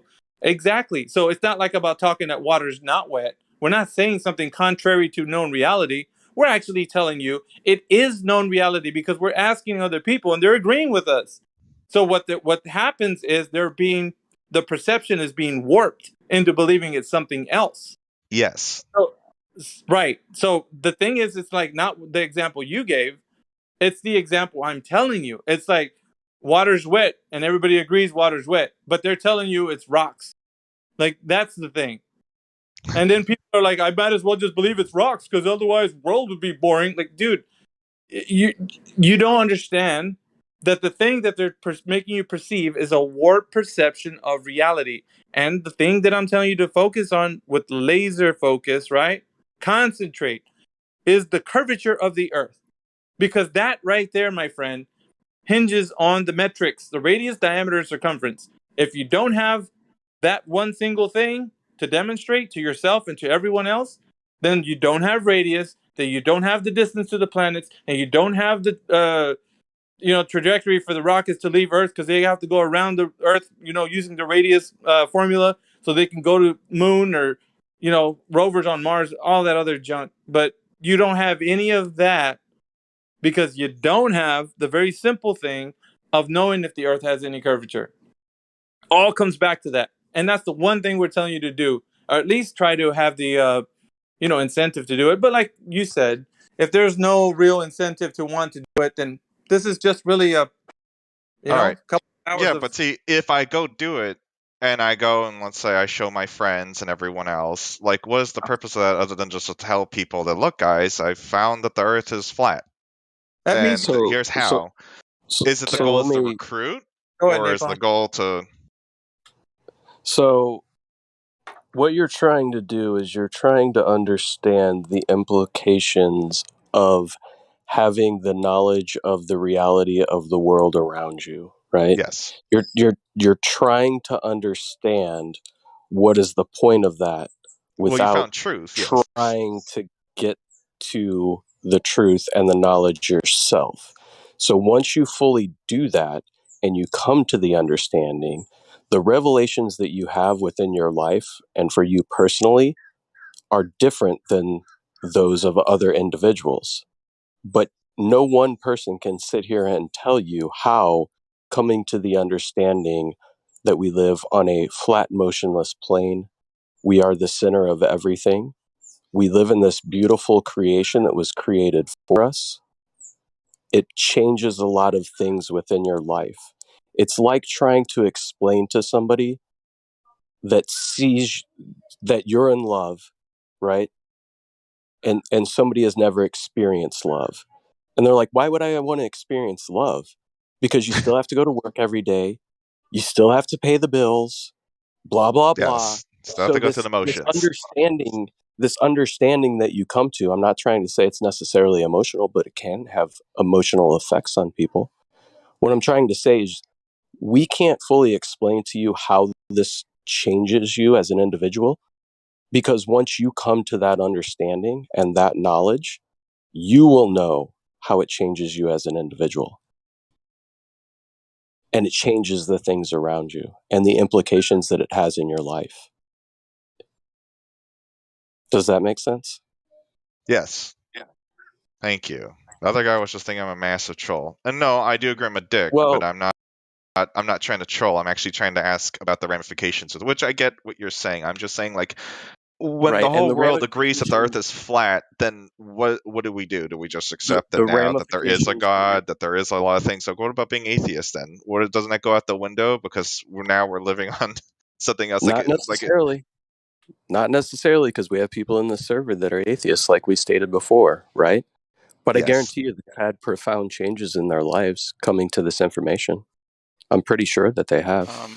Otherwise, they stop wouldn't talking be so about religion. passionate, right? Stop it. So what we're doing here, right, is we're I didn't just know laying atheism out. is a religion, but thank you. It is, yeah. Actually, it is. It is. Everything's a belief, a philosophy. Okay. Anyway, go ahead. Yeah. So what we talk about here is not the belief in flat Earth. We've come to the understanding and knowledge empirically for ourselves. It's a truth. Yes. Correct. So when you're on the outside looking in, right, meaning you haven't come to this knowledge and truth yourself, you can sit there and say, well, then what do we do after we discover this? And then what are we going to have to do about this and this and this and this? It's not about that. That's not what it's about. If everybody came to the understanding and the knowledge that the Earth was flat, do you think we'd have to do anything to dissolve NASA? Do you think we would have to do anything to change these things that you're talking about if everybody came to that understanding? Because that's what you're trying to say. Yes, no, I see what you're saying. I just feel like that would just hope that everything just kind of changes to, I don't know, It's not about reform. hope.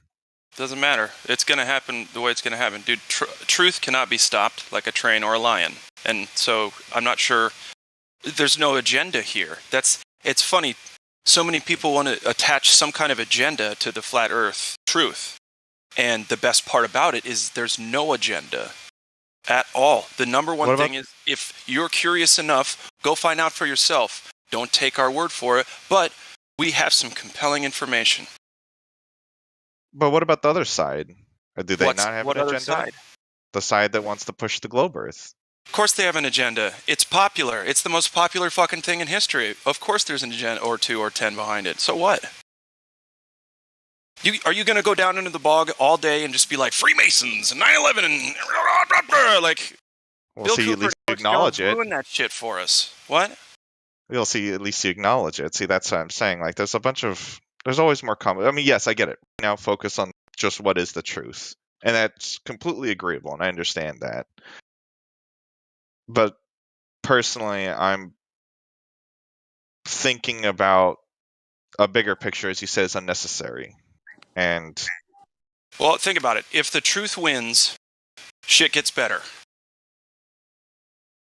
See, right now you're coming from a place where you think we're not being truthful, even though we believe it. You think we believe this. But the physical reality is that it's flat everywhere, no matter how high up we go, no matter where we go to measure it. So that's a problem for the globe, right? yes. That means it's truth, it's fact, which destroys a narrative that so many people have based their worldviews on, and careers and lives. I mean, how many people would commit Yes. suicide if everybody woke up to the flat Earth tomorrow? Get out of That's here. what I'm saying, yeah. Right? So it's that. So you were talking about implications, and sir, I completely agree. But again, it starts with being able to see that you've been fooled because of what reality shows itself to be, and getting rid of every single appeal to anything you've ever said. I'll end it here. There's a GIF. There's always a GIF, right? A meme. But it's there's a child on the top floor of a tall building, and the child is looking out on the flat cityscape, and it said, "If you had never been told Earth was a flying ball in space, would you ever have assumed it was?" On your own, it's perfect. That's a perfect. good point. Yes. And okay, yeah. Anyway, so that's that. Yeah, thank you. Well, I appreciate this conversation. I'm also probably gonna go. I gotta go take care of some things, but I do appreciate it. Go measure that Earth flat, man. We'll see you next time, Rentango. All right, when I come back and I measure it, am I also going to have to not talk about it anymore? Like, do we just keep talking about how flat the Earth is? No. If you measured it, you better tell us exactly how you done it. Exactly. Even, you know what? Probably videotape it so we can see. But there needs to be some sort of way that we can verify the information that you've done it correctly, or how you've done it. And then we'll go do it ourselves. We'll peer review it. We'll come back to you with the information, because you're going to have to give it to everybody here if you measured globe. And rest assured, we don't have any. There's nothing vested, man. We only seek the truth, and if the truth is it measures globe, then it's globe. If it measures flat, it's flat. But you got to go do it. Is it okay for me to ask how many people have done it, and have they all done different methods, or has it all been the same? There's different methods people use, but there's a few popular ones, which the laser test. There's other things like line of sight, using maybe a friend of yours at a long distance, like maybe standing on a shore that's far away from where you're at. And Oh, that's a good one. I like that one. yeah, shining a light, like Yeah, from one coast to another. That's like Sure. a nearby island or something. Yeah. Yeah. But you get the indication that if there was physical Earth curvature obstructing your view from that person, it would have to be there due to the fact that, like I said, simple algebra, from the distance that you're going to take from point A to point B, where you and your friend are going to be, would then dictate that there is curvature in between you and your friend, obstructing your view from line of sight.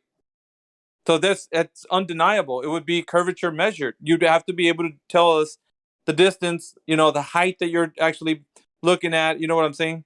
Like all that. You put as much information as you can, and then either that or record it somehow, and then come back and then tell us your findings, and we'll go through it. Okay. Pretty simple. All right. Yeah, it's a little school project for me to do. I'll do it. For sure. All right, well, I'm going to go. Thank you for this talk. I'm sorry for the other guy who's getting really upset at me. I don't mean to be. I get it. You guys are under attack a lot, but I'm not attacking you guys. I'm just asking. But maybe I'm asking all the questions that are offensive, so I apologize for that. People are just we're just tired of it, man. We just want people to see the implications of like doing the thing, because that's the most important thing. Because it's like there's a lot of derivative arguments and they're not useful. The only thing that is going to verify this thing. And by the way, use the Earth curve calculator. Don't forget that. Look for one online, and then that's going to give you the indication of how much curvature there should be between you and your friend. If you do that one Earth curve calculator, remember that. Okay. Yeah, the Earth curve calculator is really easy because you just plug in, all the numbers and it does the math for you. So you don't have to be like a mathematician to be able to do this. But yeah, at 10 miles, there should be 66.6 feet of curvature. So when I went to Corpus Christi, I saw Ingleside on the Bay, 10 miles away, 1 foot off the water. I'm assuming 1 foot waves. It was probably a little more than that, but I couldn't see it below the 1 foot mark. So at 1 foot, I could absolutely see Ingleside on the Bay, and there was no 6-story buildings over there. The tallest one was a 2-story building on stilts. So that would have been a 3-story building. So there's no way that the lights at night, the street lamps, were 60 feet up in the air. So, yeah, thanks. All right. No, I appreciate it. All right, I'm man. going to head off. Thank you for this talk. I appreciate it.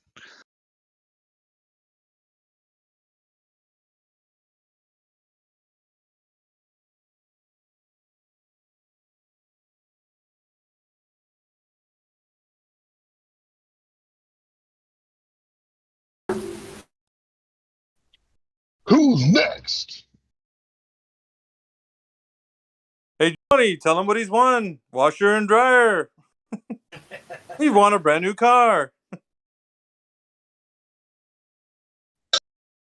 I know I'm on here a lot, and I talk about how I've been a flat earther for over 5 years, and since 2017. And I just want to like kind of fact check myself here, looking at some old messages with the guy that originally showed me flat Earth. I've actually only been a flat earther for 4 years, and it'll be 5 years here in June. So, yeah, over 4 years. To correct anything I've said in the past of over 5 years, I've been a flat earther for over 4 years.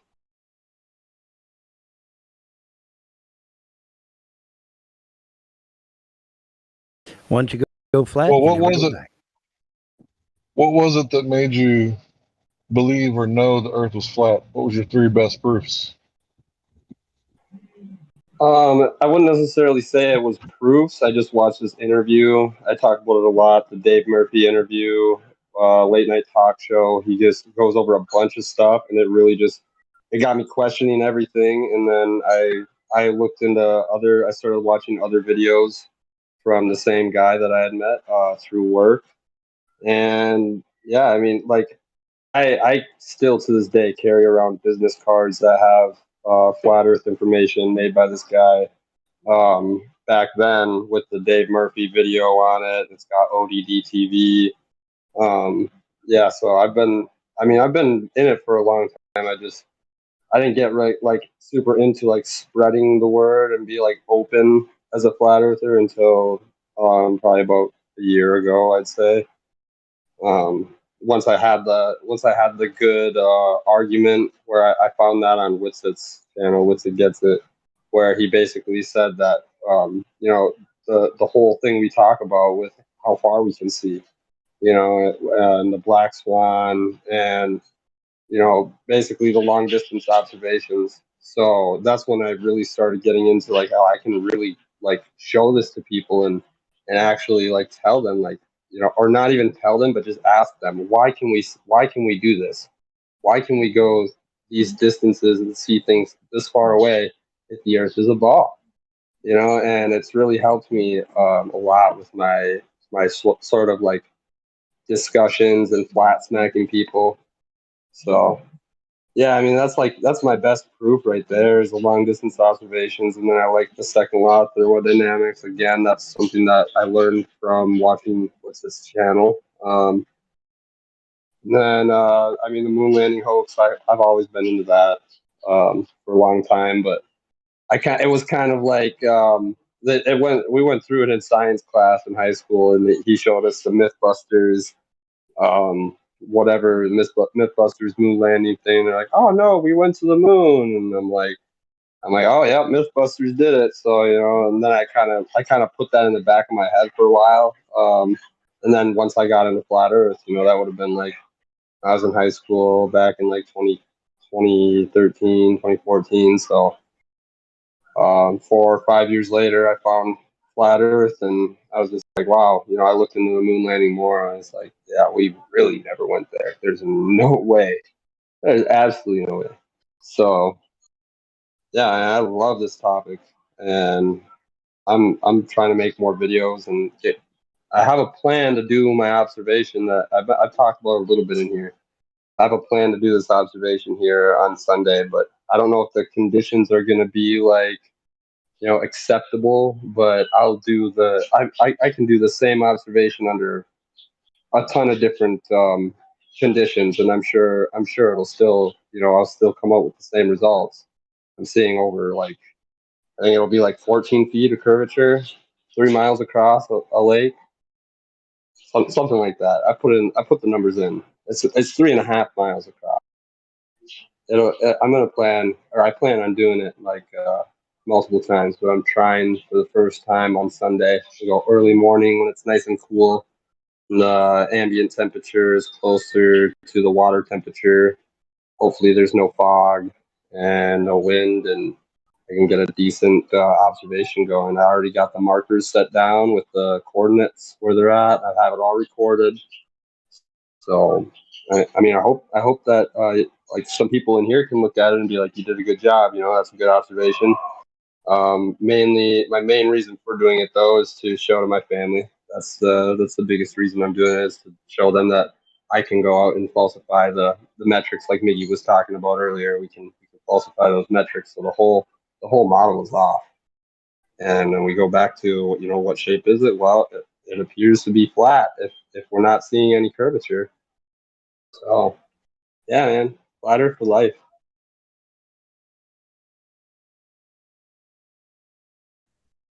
Yeah, I met some flat earthers out in the wild, people that knew other flat earthers, and apparently it was a rule when I first started that we couldn't talk about flat earth here because the arguments got so intense.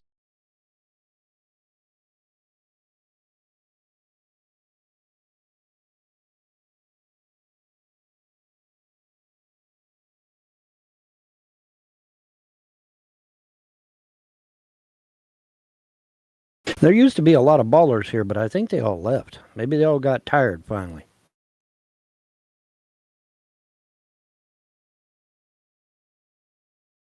They all went out and measured the Earth and didn't want to come back because they were proven wrong.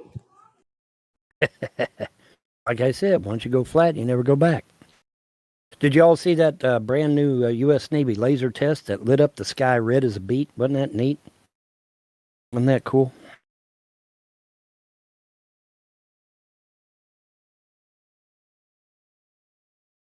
By the way, the U.S. Navy laser tests prove that the Earth is flat, by the way.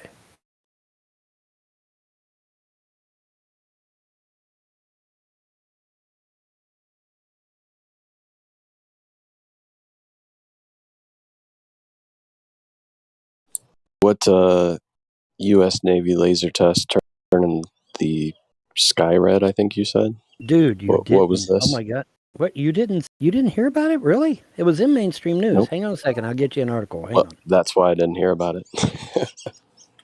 Well, yeah, I hear you. I hear you. Yeah, mainstream news is getting to be real lame.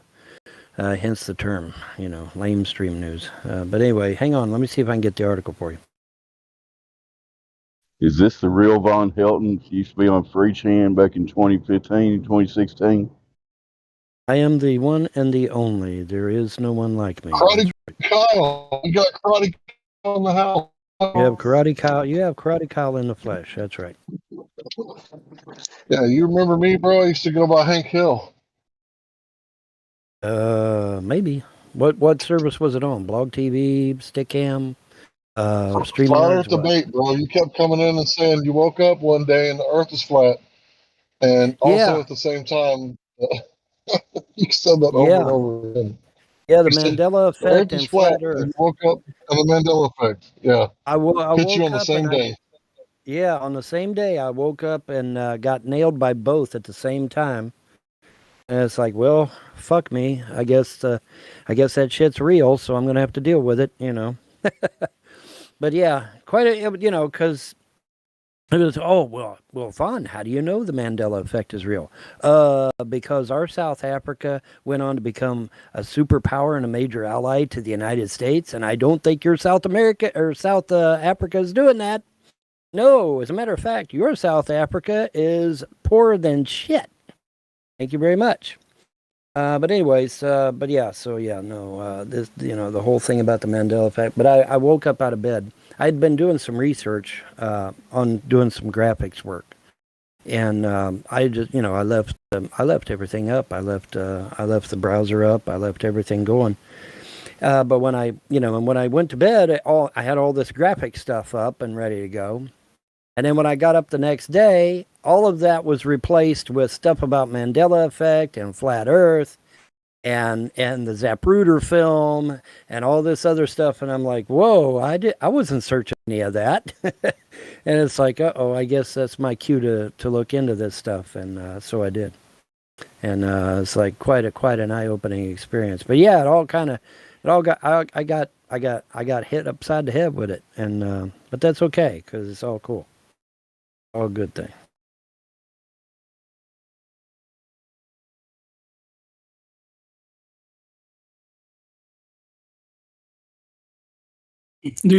Hello? Do you have a link about that laser thing?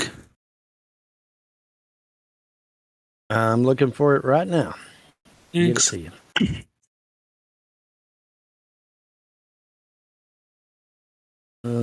There it is. So it's referred to as the Mandela effect. So every effect has a cause. What is the cause of the effect?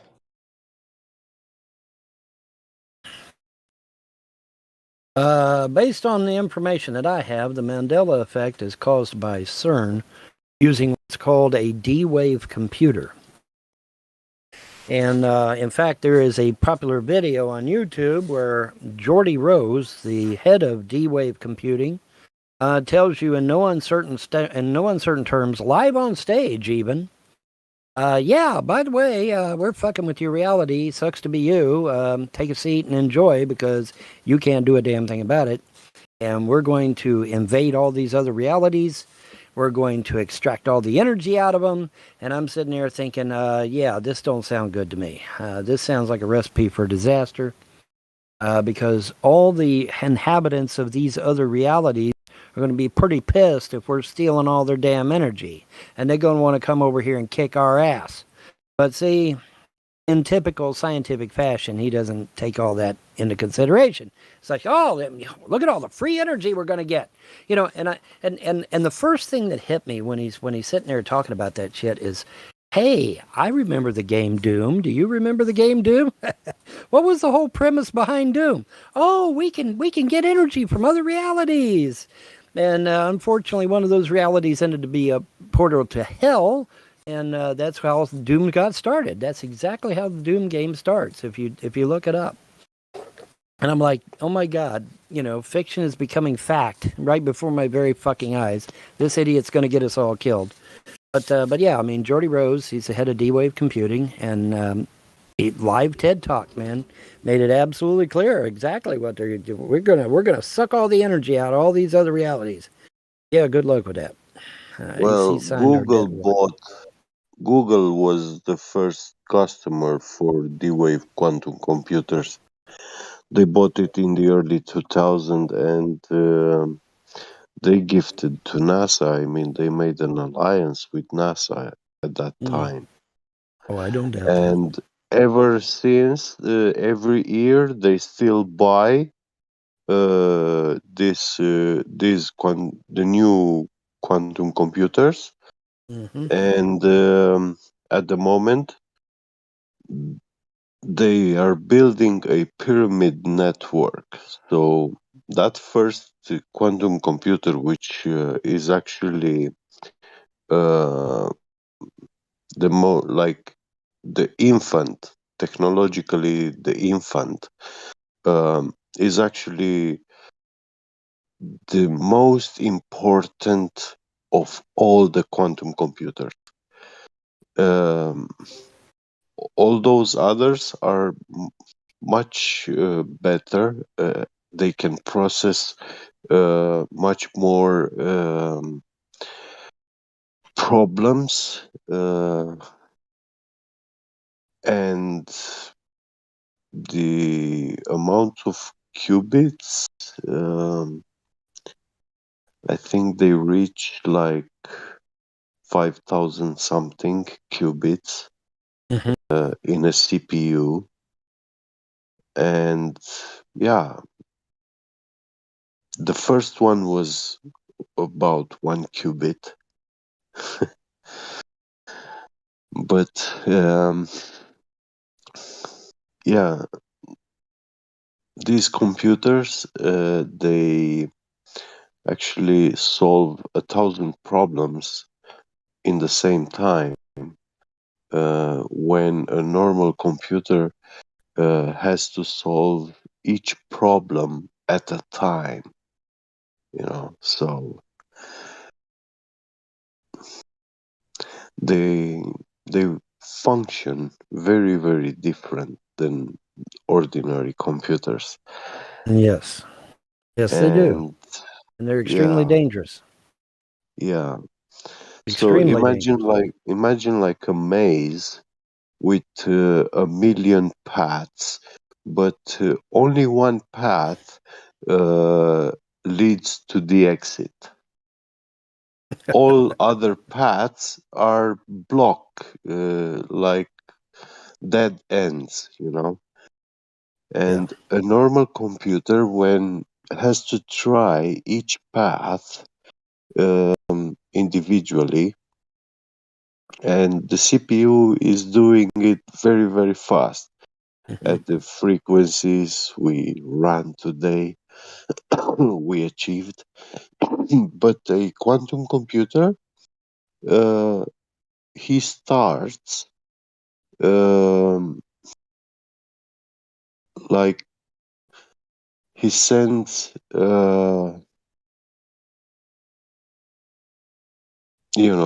that guy walking through the maze.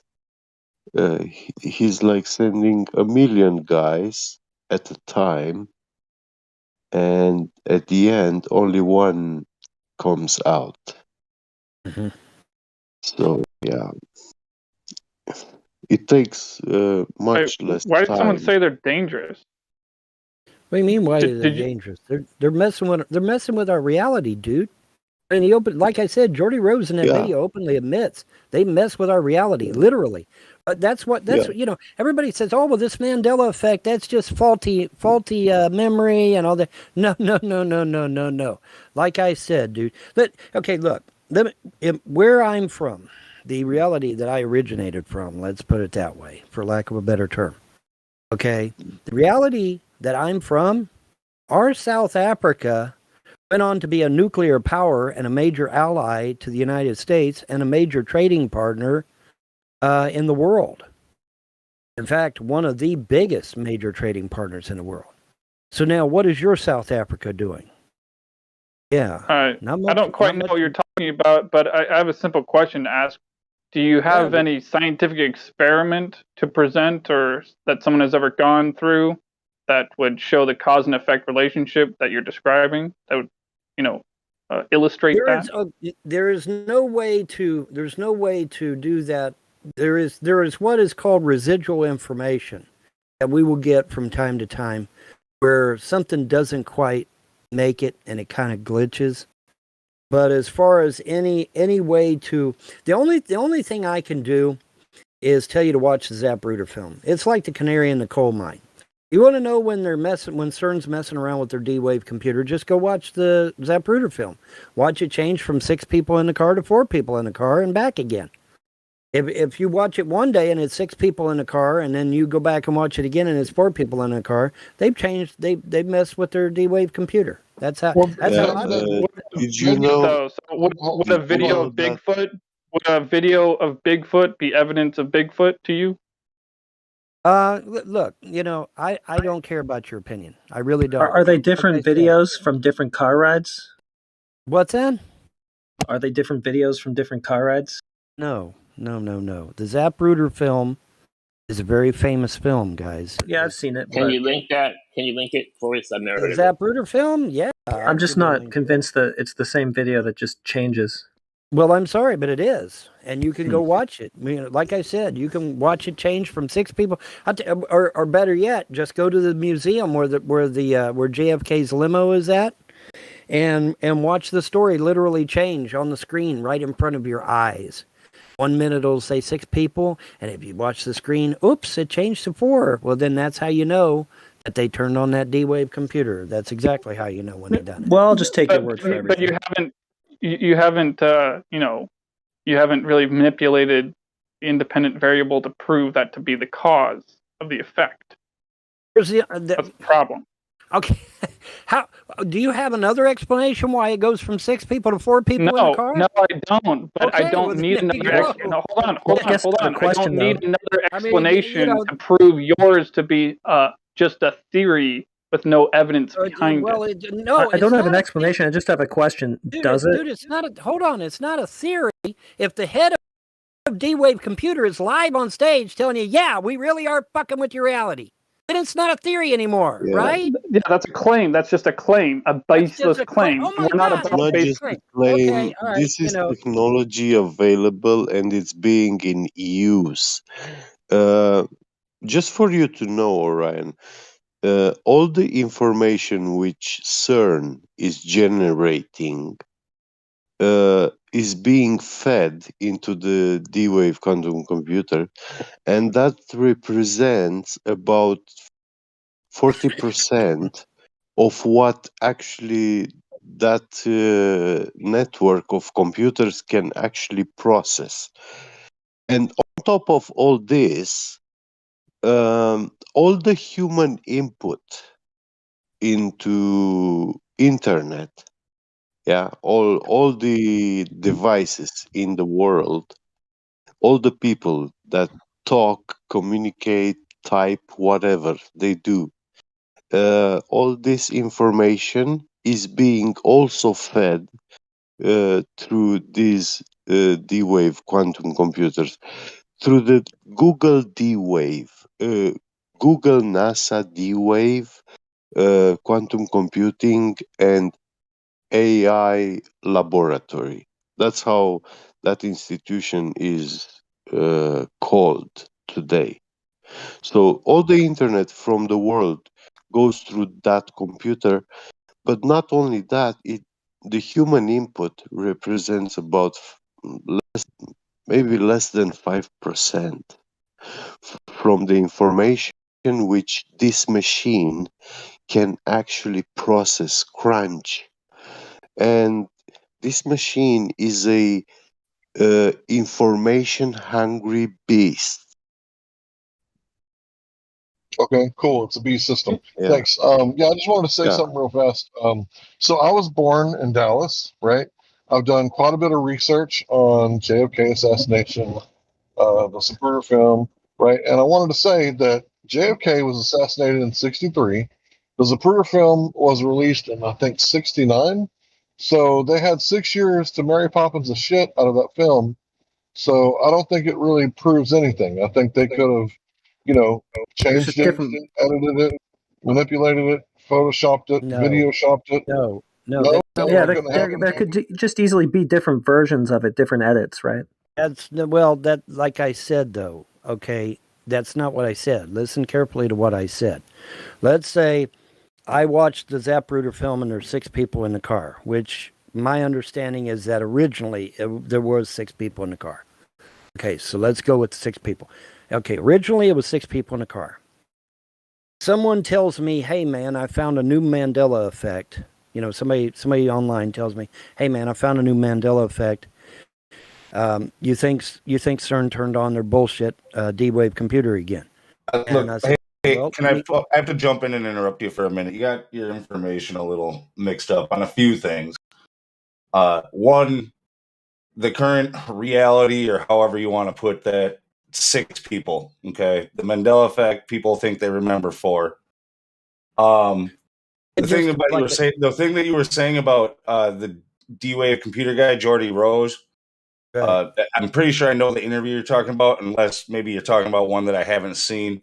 But he doesn't really come out and say that he's fucking with our reality. He says that there's millions of other realities just like ours, except for just like And the we only can difference is like extract one atom or something like that, and right? and we can extract the energy out of it. Yeah. Yeah, that's he what talks said. about messing with the other realities. I just wanted to correct that because I mean, Right, but what do you think it's going to do to ours? Hello. yeah, I mean, you don't think ours look. is going to be affected? I know, but I'm just saying he didn't come right out and say, "Yeah, we're fucking with your reality and doing the Mandela effect." That's the Well, way he you're doesn't kind of really making it have sound. to. I mean, he doesn't really have It's to. not. Hold on, buddy. It's not right there. Hold on, right there. It's not what you think it might do to ours. It's what can you prove that it does to ours, which at this moment would be nothing. Well, CERN, there's a video out there called Happy at CERN. I don't know if it's still on YouTube, but it used to be. Go watch the video Happy at CERN. You will find a scientist, and he'll have 2 placards around his neck. One placard says Bond number 1. The other placard says Mandela. That's right. I know. And when you put the 2 placards together, you get Nelson Mandela, because the first James Bond's name was Nelson. And they know exactly what the hell they're doing, and they don't give a damn. They know exactly what they're doing.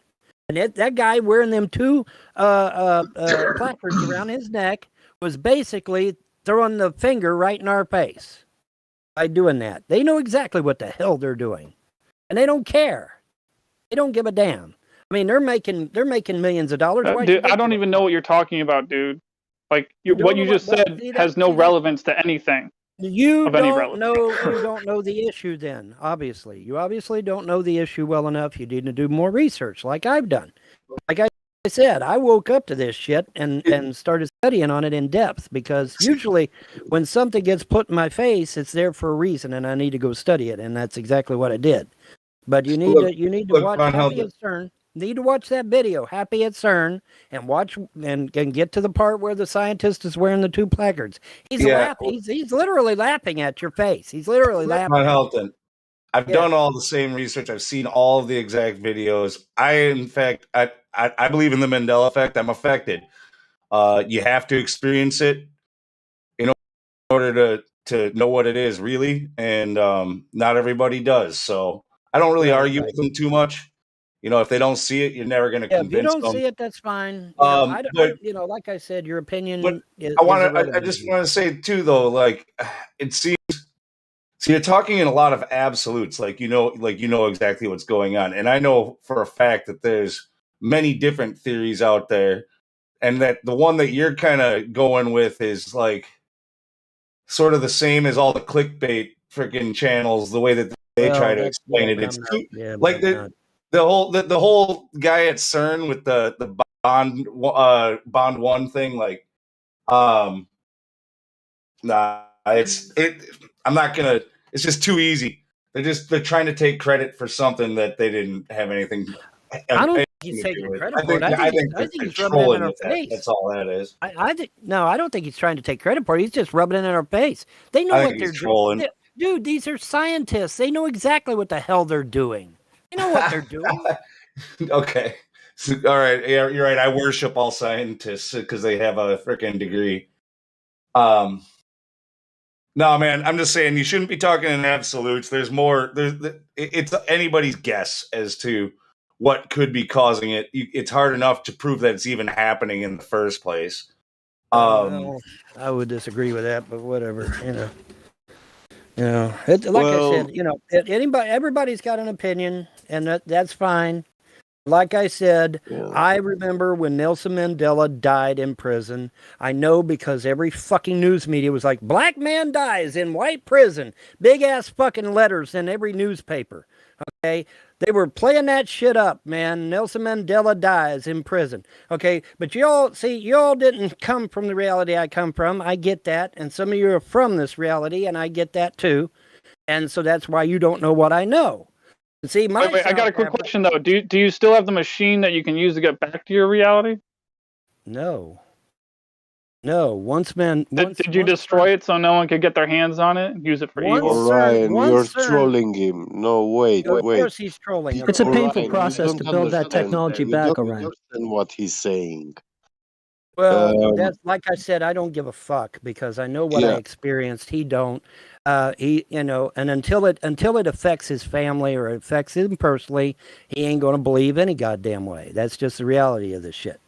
But the point is, like I was saying, my South Africa went on to be a nuclear power. It was a major ally to the United States. In fact, it was the balance between, South Africa and America was a balance between Russia and China at the time. And not only that, but like I said, our Nelson Mandela died in prison. It was all over the fucking media. You couldn't get away from it. These fuckers say, I can't remember when Nelson Mandela died in prison. Well, how the fuck could you miss it? It was on every goddamn All right, dude, hold on. You already said that twice. You hold on, sir. You've had your chance said it twice. to browbeat me. No, you had your chance to browbeat me. It's No, my turn. I don't want to hear you repeat yourself, though. If you're going to say something, you don't want to hear me repeat myself because you know it's the goddamn truth. That's why. Okay, but the truth of the matter is that yes, damn it, my Nelson Mandela died. You don't like that? Tough shit. I ain't gonna change. Not for you or nobody. That's not what I'm arguing with. What I'm arguing with is you're arguing that I'm a dumbass. No, I'm agreeing with you on that. I'm talking about. No, what you're arguing is I'm a dumbass. I don't know what the fuck I'm talking about. Well, see, you didn't live what I lived. I'm almost 60 years old, son. I lived this shit. You ain't. So now get off your fucking high horse because you ain't. What I'm trying to tell you. No, what I'm trying to tell you is that what you're trying to tell me is that you don't know what the fuck you're talking about. Is what you're trying to tell me. You're making. That's exactly what you're trying to tell me. You're making claims to the cause. You did not. No, Orion, it's not about making claims. He's saying he's a he experienced a Mandela effect thing. He's a victim of this thing, but what they say with this Mandela effect is that there are like parallel worlds where the past is slightly different between them. So in one reality a thing happened a certain way, and in the other it happened slightly different. And Lou just went over that a second ago. I haven't finished. So now the problem is that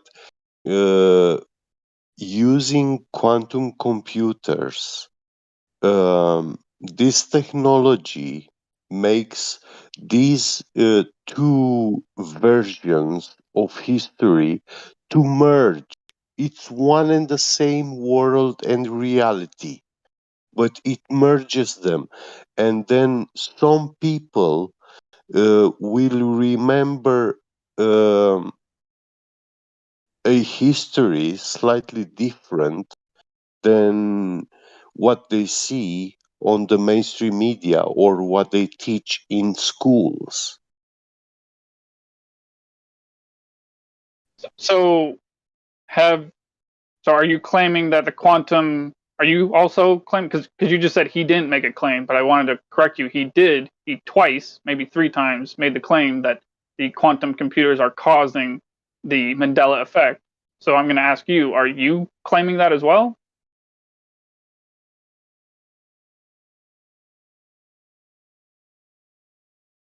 Jeppy Jet? Yeah.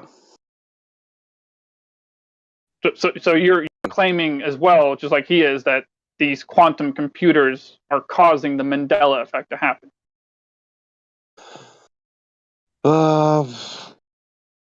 I claim it's happening, but I can't tell you if it's a computer or something else. Because I mean, I would I'm not say, entirely against the claim. It's just I'm saying, it's just like that's kind of the rules of this place is that when you claim anything at all like that, or you man. claim, you got to Well, back it up. So, I looked. Listen, I looked into quantum programming. I wanted to start doing quantum programming. I know what he's talking about. Uh, this Mandela effect is just a joke of what is actually possible with these quantum computers. well, what I don't even know that yet, though. I'm still trying to Listen. find the link between those two Yeah, things, though. Where's that link? I give you a hint. There was in US maybe like 10 years ago, USA started making a something like a police, and this was a governmental institution, which had the purpose. They had like time cops, you know. But I forgot the name it was given to them. Temporal something police, or not police, but like guardians, whatever, you know. And this lasted like 1 or 2 years, and immediately after that it dissolved. They dissolved this institution and everything, and they changed it into something else because the name was too obvious. So why would the US create such uh,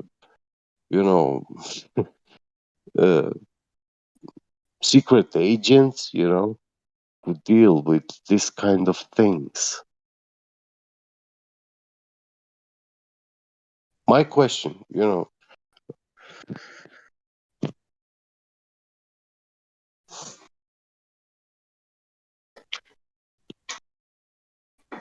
So the funny thing is, that a few minutes ago, when that guy said that quantum computers are dangerous, I honestly thought he meant to say fragile and accidentally said dangerous. Because if he said fragile, that would be an accurate statement. For real though, Ryan. I mean, as long as he doesn't like blow a full on gasket, like some kind of ISS seal or something when we unmute him. I think some of us were entertained by that. Well, Up to you if if you they want are to unmute him. fragile, if they are fragile, can you show me a broken quantum computer? There's only one man in this chat who can do it.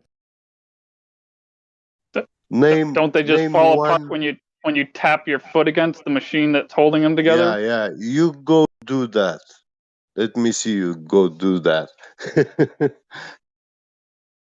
Hey, I'm just going by what I've read in Scientific American back in the early 2000s. I mean, Well, yeah, but for real, I want to see a person, a man with a hammer in his hand, and going there at Google NASA, and to be allowed to literally physically hit that computer. I want to see that it's possible to destroy it.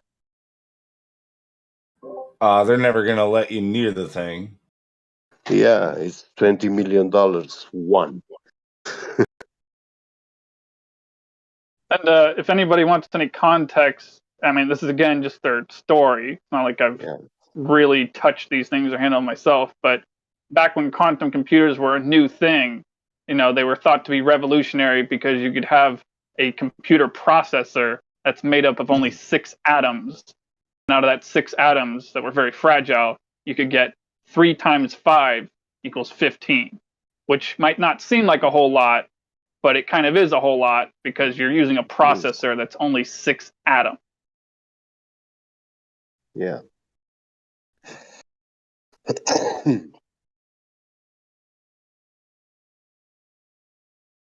in nanometers and energy consumption, that is very, very little.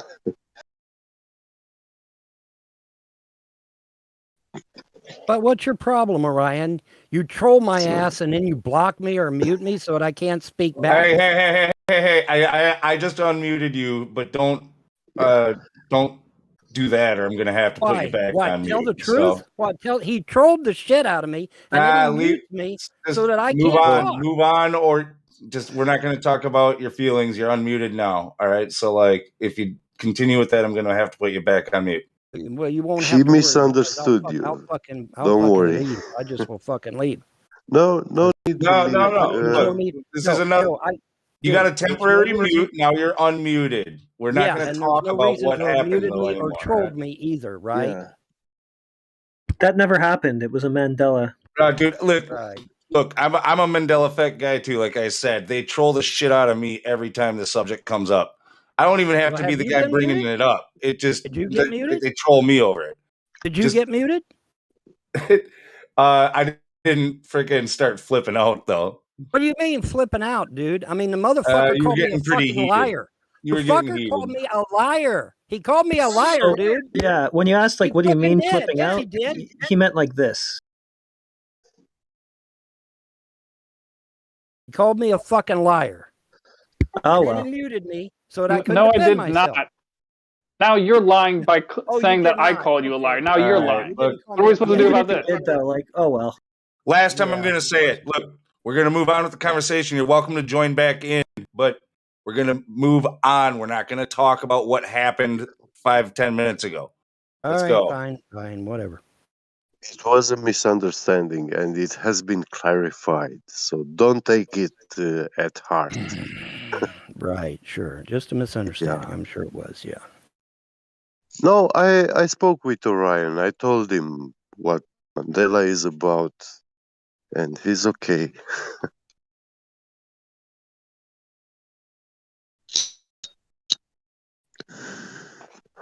I know people have a big problem with the Mandela effect, and because you can't explain it. But I had a situation where I was working at Trader Joe's back in the '90s, and I had to do the sign for Hass avocado, so I did it myself. I looked it up, double checked. I called another store, To it HAAS when it showed Hass up avocados, in 14, 15, and now it's spelled HASS. those videos on YouTube. Testing.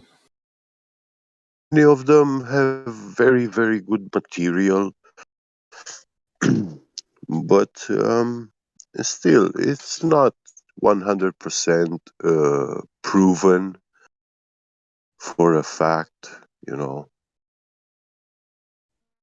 that it's real. Well, it's not going to be real if the people are from this reality, because everything in this reality is real to them. You follow? It's only going to be Mandela's only going to make sense to those of us. Mandela's only going to make sense to those of us that got dragged kicking and screaming against our will into this fucked up reality that we're in now. And believe me, it is totally fucked up, at least from my perspective. Well, as a ex-evil hacker, I was hunting for root access. Yeah, that was my goal.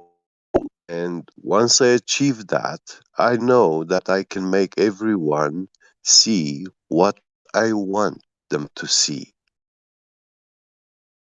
So they have the root access, and we, as ordinary people, we will probably never have any kind of evidence until some one of us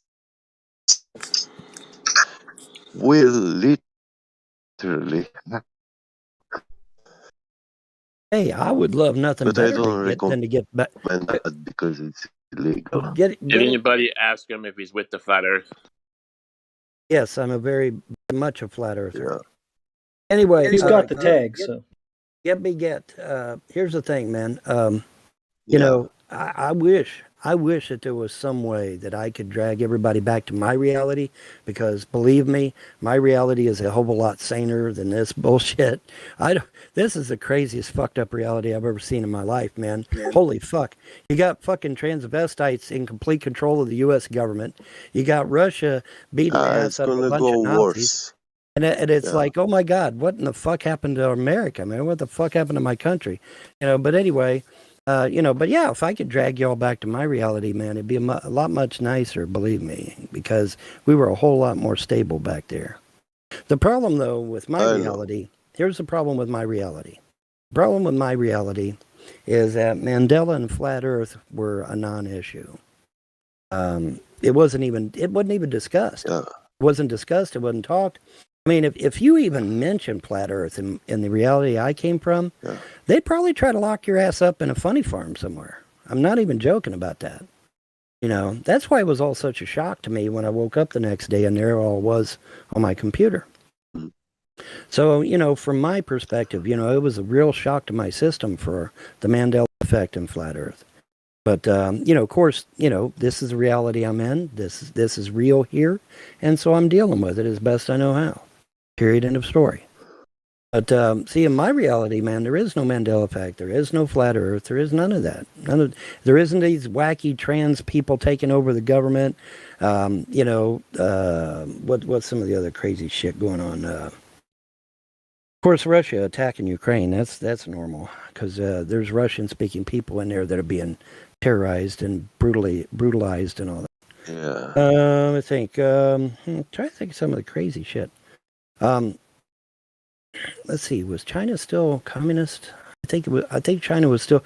I know there was a lot of talk before I made the swap to come here. There was a lot of talk in China about reforms, major fucking reforms, literally like they're going to transition into democracy. But of course, Oh yeah, I remember that in the there early was a lot of talk. 2000. Yeah. A lot of talk about transitioning into, but we're going to make sweeping changes in China, and China's going to be much more appealing and all that, and I'm like, wow, that sounds great, Unfortunately, many promises. Yeah. a lot of promises. I don't know if they ever happened, but there was a lot of promises. Nobody said China more than Donald Trump, past or present.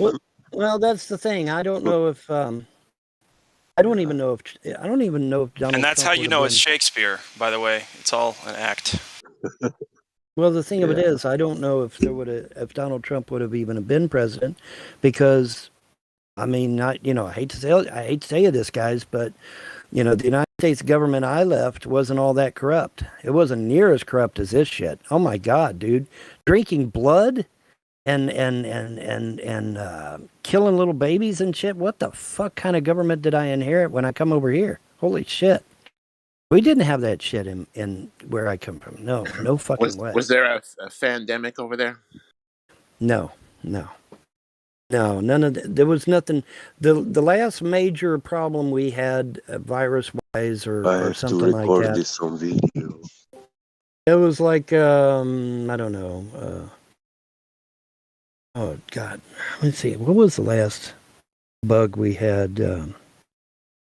I think the last bug we had before I switched over to this fucked up world was swine flu, maybe, I think. Before you switched over to this world, what world were you in before this one? A lot more saner one than this one, that's for damn sure. I'm sorry, where? America, the United States. Oh, okay, I got it. I just thought you went somewhere and came back, or you're not from Earth, or I don't know, man. No. See, look, like I said, man, if you're from this reality, this is the reality you know. This is the reality you grew up with, etc. I didn't grow up in this reality, okay? I got dragged here kicking and screaming. Okay? Oh, I see. I didn't want to come. I'm not. Are we talking about quantum jumping? Something similar to that, I guess. Yeah, I don't know how you would describe it. I don't know how. I don't know. I don't claim to know how the shit works. We don't know a lot of stuff, huh? Yeah. All I know is that when I woke up the next day, instead of having graphics shit all over my browser, I had talk about Mandela effect and talk about flat Earth. That's what I had on my browser when I woke up the next day. When I went to bed, it was talking about, bitmaps, JPEGs. Hold on. Are you saying that this was a supernatural intervention to get you started on the proper research? I don't know Or what at you'd least want to research. call. No, I think CERN was just being a dick and said, "Hey, let's turn on our fucking computer again and screw everybody's life over." That's what I Are think. you kidding? You really think they're doing stuff like that? CERN? Oh, fuck yes, I do. Really? So you've been there and you've talked to them about it and like been a part of that stuff so that Like you I could make said, a claim like that? Like I said, go watch their video. Happy at CERN. Go watch. I don't care about their videos, dude. Anything then that they you're not release is a interested. distraction. Okay, so then you're not interested in the truth. There we go. Dude, Or you go when I watch the heard, video. listen, when I heard they're like, well, we're just going to take the two smallest particles and slam them together as fast as we can. Like, what? Why the fuck would you ever do that? Who cares? What's that going to do? The God particle. Well, why? Why do we care about that? Well, why do you think they're messing around with micro black holes? Are they, though? What the fuck's a micro black hole? Show me one of those. Don't Put you one in a think- box don't and you give it think to me. Don't you think that's dangerous? I think that's dangerous. No, as it's fuck. gibberish. Show me one of those black holes, dude. Take me there. I want to see it. I can take you to their official website where they talk about it openly. Great. I don't need a website. I need proof. I need evidence of They talk about claims. a lot of things. Black holes, what? Yeah, there's They're a lot. I mean, imagining- it's just a lot of assumptions. Can you? Hey, hold on. I don't want to be a dick. Real Von Helton, can you at least admit that what you're promoting, proposing, purporting is unverifiable at best? Well, like I said, I would love to take you back to my reality. Y'all would love it, by the way, because it's a lot more stable and it's a hell of a lot more sane. Okay, This reality, where was yours? Where was yours? I don't know. For all I know, I my got reality, an answer for it. It was on the Sagittarius arm instead of the the Orion arm of star. Sagittarius, correct. The arm of Sagittarius. And if you Google where Earth is today, you will be told it's on the arm of Orion, not Sagittarius. So you think we're in a galaxy? I'm not believing in space that much anymore. That sounded like space to me. Well, I got to go by what NASA says. When NASA says we're on Sagittarius, and then I Google it again and they say we're on the Orion arm, well, then I'm going by what NASA says. So let's listen to NASA then, huh? Okay. Oh God, here we Gotcha. go. Okay, so nothing I say, everything I say can be spun into Von Helton is this No, and Von you Helton's said that. you're listening to I'm NASA. listening They have to them the- tell yeah, you about because where that's you the only- are. Hey, When Sonny, that's the only information that's out there at the moment, yeah, that's what I listen to. look, Not maybe I information. can help to explain that point better, though, for you. It's not necessarily that what NASA tells us about space is true. It's about what was taught then and what is taught here or now, basically. Correct. Thank you. So, Thank you. yeah. Maybe it used to be true. Maybe the Earth used to be a globe. I don't know. In my reality, could it have been a globe? Yeah, it's possible. I don't know. I do know, though, that back in my reality, there was no talk of flat Earth at all. None. Zero. Nada. I mean, not even a peep. Not even a There peep, wasn't. man. There wasn't Eric Dubé. There was nothing. There was no talk of Mandela effect. There was no talk of flat Earth. There was no There was JFK. none. There was no 9/11. Well, JFK and 9/11 were still real, but they were pretty much settled. Okay. They were pretty much settled. Like I said, there was any Christopher Columbus crossing the Atlantic. Okay, now we're just getting the silly. globe. Now we're just getting silly. Okay, now we're I just don't getting think so. It's Hey, just a logical question. Is it possible that flat Earth is just a Mandela effect? That came from your reality. No, in my opinion, that's absolutely possible. Yeah, I mean, if you believe that the Mandela effect's possible, of course that's possible. Well, Maybe technically all anything is accurate. possible. Maybe I would we all point just out, got okay, here so through a Mandela effect of real Von Helton's other reality. We just got here from a Mandela that happened in his reality. No, I got here from the Mandela effect. You guys were already here, apparently. Maybe it's a two-way Mandela street. No. No, actually, more likely, my reality was not? destroyed. More likely, my reality was destroyed the moment I was dragged here. Oh, That would mine be too. that would be When you were younger, did they taught you in school that Christopher Columbus discovered America or no? yes. Napalm, did your Oh, other okay. reality get Yeah, destroyed that's too? what they taught me too, Napalm, did your other Christopher. reality get destroyed too? Oh, he's No, not. it's just He's a, there. Hey, Oh, sorry, I'm driving. Can you guys Oh, hear me? sorry. Never mind. Yeah, gotcha. Sorry. It's just the Okay, same cool. reality Yeah, getting destroyed to my me. reality changed. I Yeah, my reality changed today because prior to CERN turning on, I didn't know that the Navy lit up the sky with the red laser. Oh, wow, like you more didn't detection really? when you're not driving. well, I do have a follow up question. I want to ask. So he said he what thought about Columbus, right? Christopher Columbus. And what about did they told you that Columbus, traveled the sea and he Columbus disproved the sailed flat the Earth? ocean. He proved Okay, the globe. the Columbus. What we were taught in school, Columbus sailed the ocean blue in 1492. It was a limerick, and we remembered it that way, and it made it easy to remember. Columbus sailed the ocean blue in 1492. So that And we happened in remember both that. realities? So that happened in both No, realities? to be honest, I haven't looked up Christopher Columbus in this reality. For all I know, I could look up Christopher Columbus in this reality, and he'll be a gay transsexual that has women proclivities or some shit. I don't know. What about in your special reality? Was Christopher Columbus there too? Christopher Columbus was in my original reality. Yeah, like I said, we were taught Columbus sailed the ocean blue in 1492. It was a limerick. We were taught to remember it that way. Why do you say it's my special reality? It's still a Was it? reality. Was it? Never mind. Anybody? Wait a minute. Hold it. Let's stop right there. Okay. Anybody that thinks I'm full of shit, go watch a video from Michio Kaku where he describes in minute detail string theory. Okay. Oh, I'm going to listen to those guys. The pseudoscientist is who you're quoting Well, right now. wait a minute. Okay, well, now wait a minute. First you said trust the science. Now you're saying the science is bullshit when it I doesn't didn't. fit You your didn't hear me narrative? say trust. You didn't hear me saying trust pseudoscience, did you? You didn't hear me say that. Well, you keep dogging me every time I say something out of my Here's mouth. the thing so that I I've figure, noticed well, a couple times. We don't just trust people because they're so-called scientists. Science is the act of, experimentation through the scientific method. Okay, so like, a lot of the stuff, in fact, everything that Michio Kaku does is it doesn't use the scientific method. Therefore, it's pseudoscience.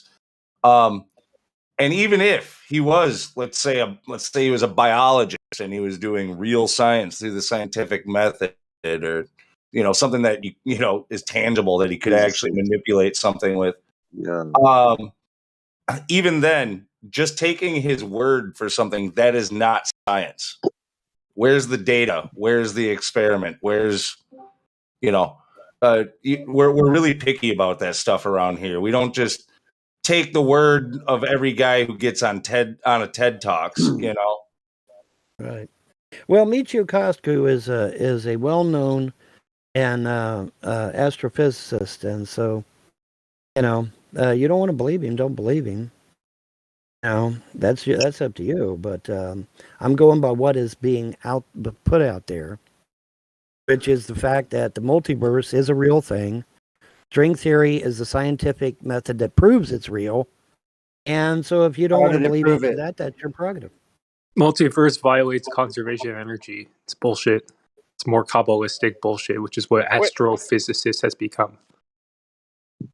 Which is not science. Do you know the difference between science and pseudoscience?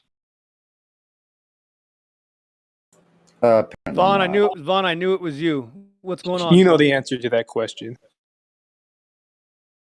Who said, Vaughn, I knew it was you? Also, in this your worst nightmare. in this reality, we don't say you've been dogging me. We don't say you've been dogging me. That's a different reality, I think. Well, what do you say then? Don't do that. You effing with me. You're what? Effing. Foxtrot. Oh. Hey, Vaughn, go tell Rand to come How in we here. say Let's it get in Rand Mexico. Campbell in here. What's that? Can you message Rand? Do you have contact with him still? I know you do. Come on, Vaughn. No, actually, dude, I haven't talked to Rand Campbell in years. Okay, well, tell him to come on 24/7 Discord. It would be hilarious with him on here. You know, I haven't talked to him for a while. I don't know if you're aware of this, but Christians and pagans don't exactly get along. I know. Christians tend to We've been burn trying to help pagans you at the for bro. stake We've known you for Vaughn. We've known you for 10 years, bro. We've been trying to help you for 10 years now. Still thinks he's in a galaxy, still listening to. Well, I do believe Michio Kaku when he says that cosmology is off by 10 to the 120th power. Hold on, Sonny. But Sonny, I know Vaughn. Vaughn, you don't believe in outer space still, do you? I thought you grew out of your diaper.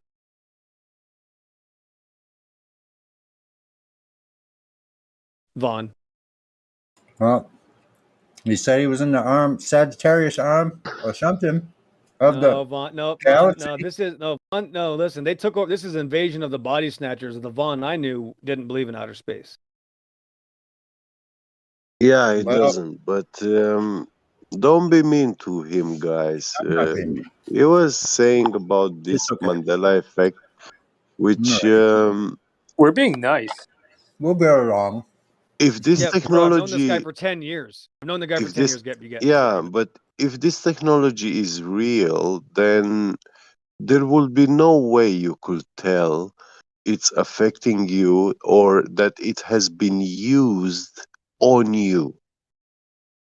And the problem is with quantum computing, they say officially that they are tapping into parallel universes. I know universes don't exist. I call them worlds. The only world that exists is this one that we are actually talking to each other right now, and this is the reality.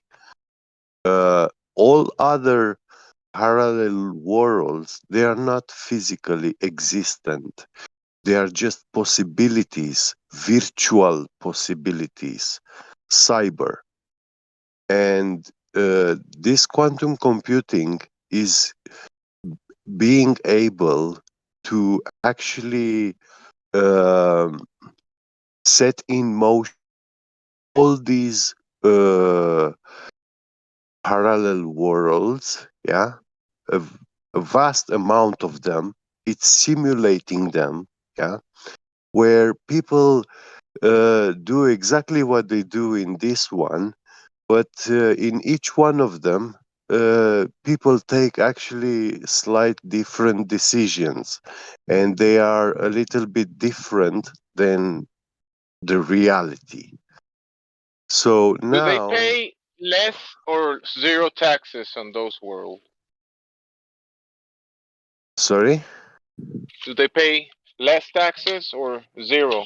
Well, there taxes? could be millions of these things or billions of these. I'm sure one of them, you could find some tax situation that Well, would make you happy. Actually, the number of worlds they are being able to simulate is mind blowing. Google is a very, Yeah. very small number. The Jordy Actually, Rose, I think it was in his presentation. Yeah. It might have been They're in somebody every else's. multiverse. They claim to have basically as many qubits as there Yeah. are atoms in the universe, and for Yeah. each one of those qubits, that's a different variation of That's a reality. whole world simulated. One qubit is a whole world simulated with all When the they atoms, everything when they going do on. the simulation, is it like cartoons or CGI? Okay. There are simulation in computers. You can actually depict them however you like to interpret that data. Yeah, it's data, you know. Well, I hate to put a pin in your balloon, but I'm going to, because the United States Army and the CIA collaborated to find out if, in fact, there is a realm outside of space and time, and they have conclusively scientifically proven that that realm does, in fact, exist. Okay, where's the Okay. science? Oh no. Where's the Okay, experiment and what's the I am independent not. control? I didn't know. I No, didn't I am know not about putting up this. another link. You guys go get the link yourself. Oh my Okay, I have God. posted That 3 was a links. claim you got to back up. How can we have- get I have outside of the posted- reality wait a that we're minute, in? Hold it now. Hold on a second. I just got a question. Hold on a second. I posted 3 links because everybody said, "Oh, Vaughn, you're full of shit." So I posted the Not links everybody in the said outside that. chat.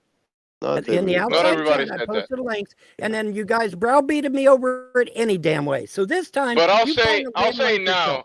yourself. Nobody said that. Not everybody said that. But I'll say now. You sound like you're full of shit, bro. Oh, fine. Google it yourself then. The United States Army and the CIA have proven scientifically that the Okay. realms How, outside of everything. Are space they and time a source? exist. how did they prove it scientifically? That's all the part I want to know. Get that part and Well, show go us Google that. it. Go should Google be it. Go no. Google It's it. not going to be Googled. It's going to be a scientific experiment. Then go get it It's going out to of be a in like a scientific scientific lab. journal or some kind of thing like that. A White paper is what laboratory. you're referring to. Okay, well, go Google the white paper. You go get it. You quoted Google it. the white paper. You quoted it. No, I posted Yeah, the you links and quoted you all browbeated me over them Oh, anyway. that, So that was about a there is different no topic. point in me posting Wasn't a links. different Okay, topic. here's the problem. The problem is that if I post a link and then you guys attack me anyway, even though I posted the link, it doesn't do me no good to post the link. Right? That's It not doesn't what's do me no good to post a link if you're just going to attack me any damn way. That's not So no, what's you guys find it yourself. Vaughn, let me help you out. No, please. I didn't know about that CIA and US military stuff, but I saw CERN news officially published on their website where they claim that by mistake they have destroyed a few parallel worlds. Can They you post a link? this Only this maniacs story, will claim that. this news story is still officially on CERN website. It's on their website. Yeah. So they cannot destroy this world, so they gotta claim they destroy other worlds. Yeah, that makes sense. Yeah. It sounds like BS. I'm not attacking I but know. I have no empirical proof for that. It's just their positive claim against This goes, what. this goes to you, Get, and to what's his name, Von, whatever it was, Van Helsing.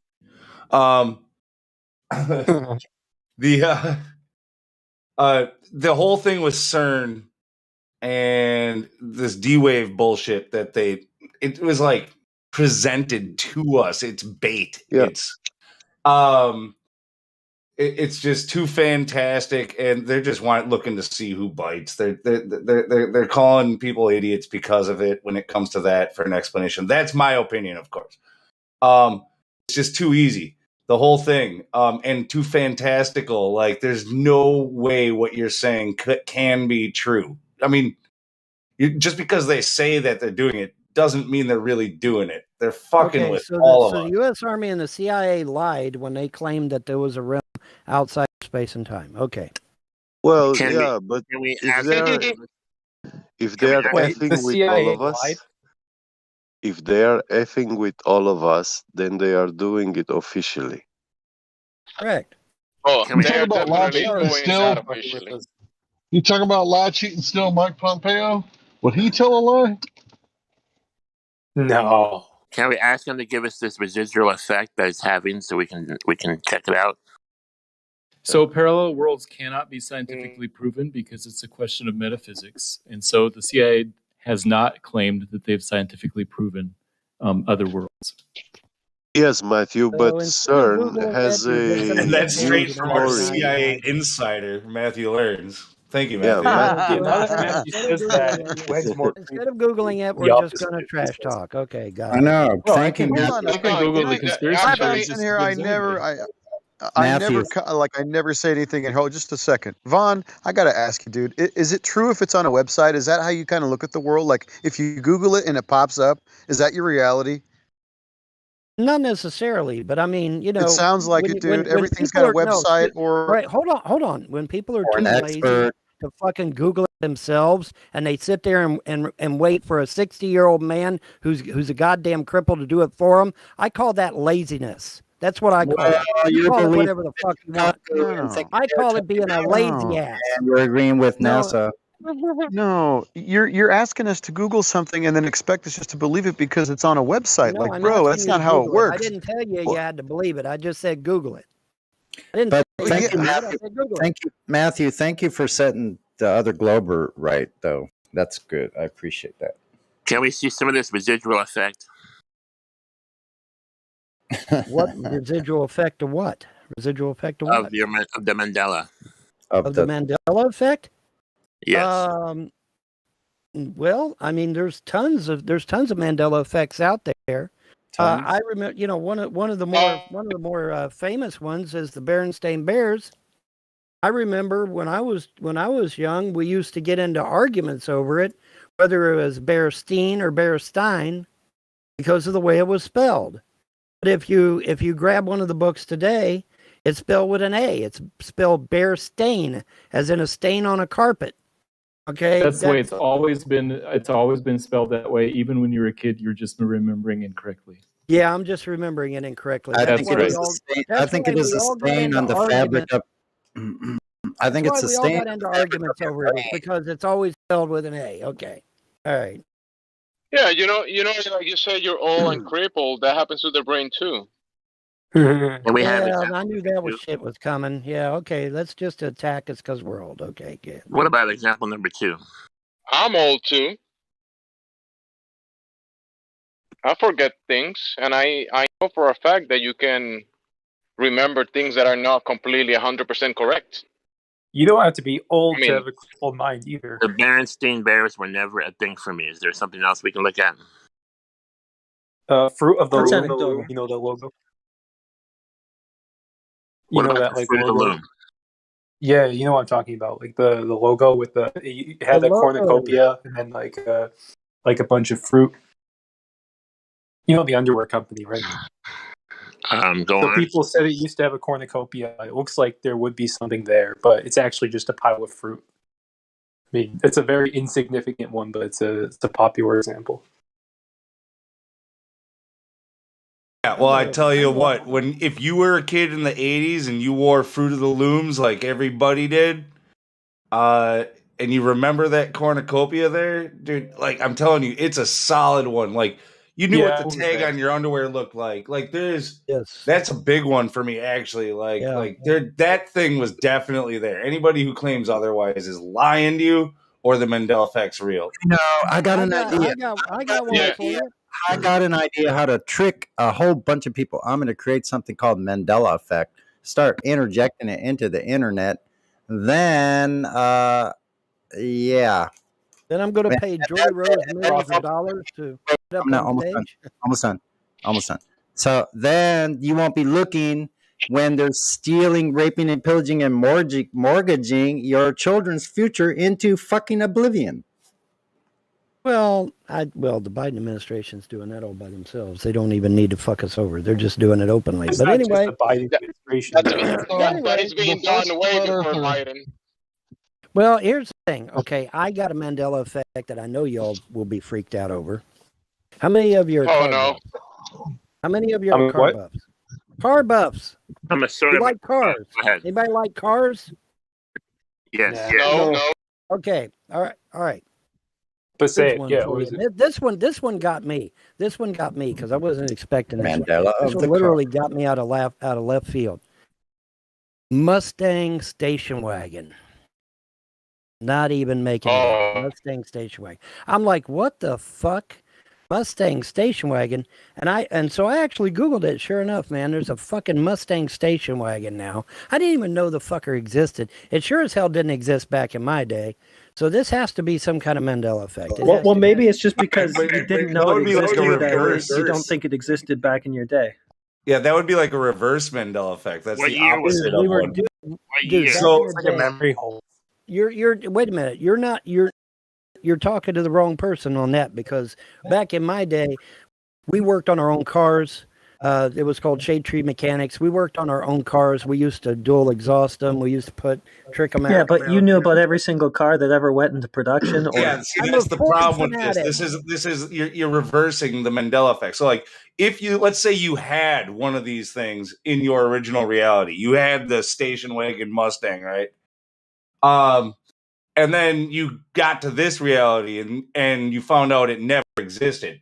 That's a Mandela effect, right? But you're saying that because you never heard of a car, it must not have existed. Dude, I'm a Ford fanatic. I would have heard if there would have been a Mustang station wagon. I would have heard about it. Yes. Not only that, I got one. Wait a minute. hold Wait a on. I'm minute. not done. I'm not Okay. done. Sorry. Also, I worked for not one, not two, but 3 Ford dealerships. If there had been a Mustang station wagon prototype out there, I would have heard about it. Yes. Hey, I got a Ford thing for you before you move on. Did you know there was a Mustang K car? Well, back in the 80s, there was all kinds of K cars. So, I mean, There you go. But the Mustang specifically. Well, I mean, like I said, they all had K car versions, all of them. So, I mean, okay. You know, Good. kind Hand of a wave. given. That was kind of a Okay. given. No, it isn't. It is. They all had K cars. Okay. So we just have to trust that you're like a car encyclopedia, and if you never heard about it, then it definitely didn't exist. Wait. Probably here's didn't one. exist then. All right, here's one for you. Y'all got an AMC in this reality? Do you even know what an AMC is? Like a movie theater or what? No, it's not a movie theater.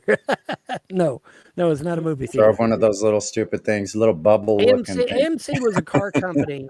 What is it? What was that called? The little bubble looking AMC car. It was Dasher. oh fuck. The Dasher. Pacer. It was called a Pacer. Pacer. Yeah, it was Pacer. What a weird car. Yeah, man, the AMC. It was a car company back in the day, and I'm I haven't Googled it. I'm curious to Google it now to see if you guys even had an AMC.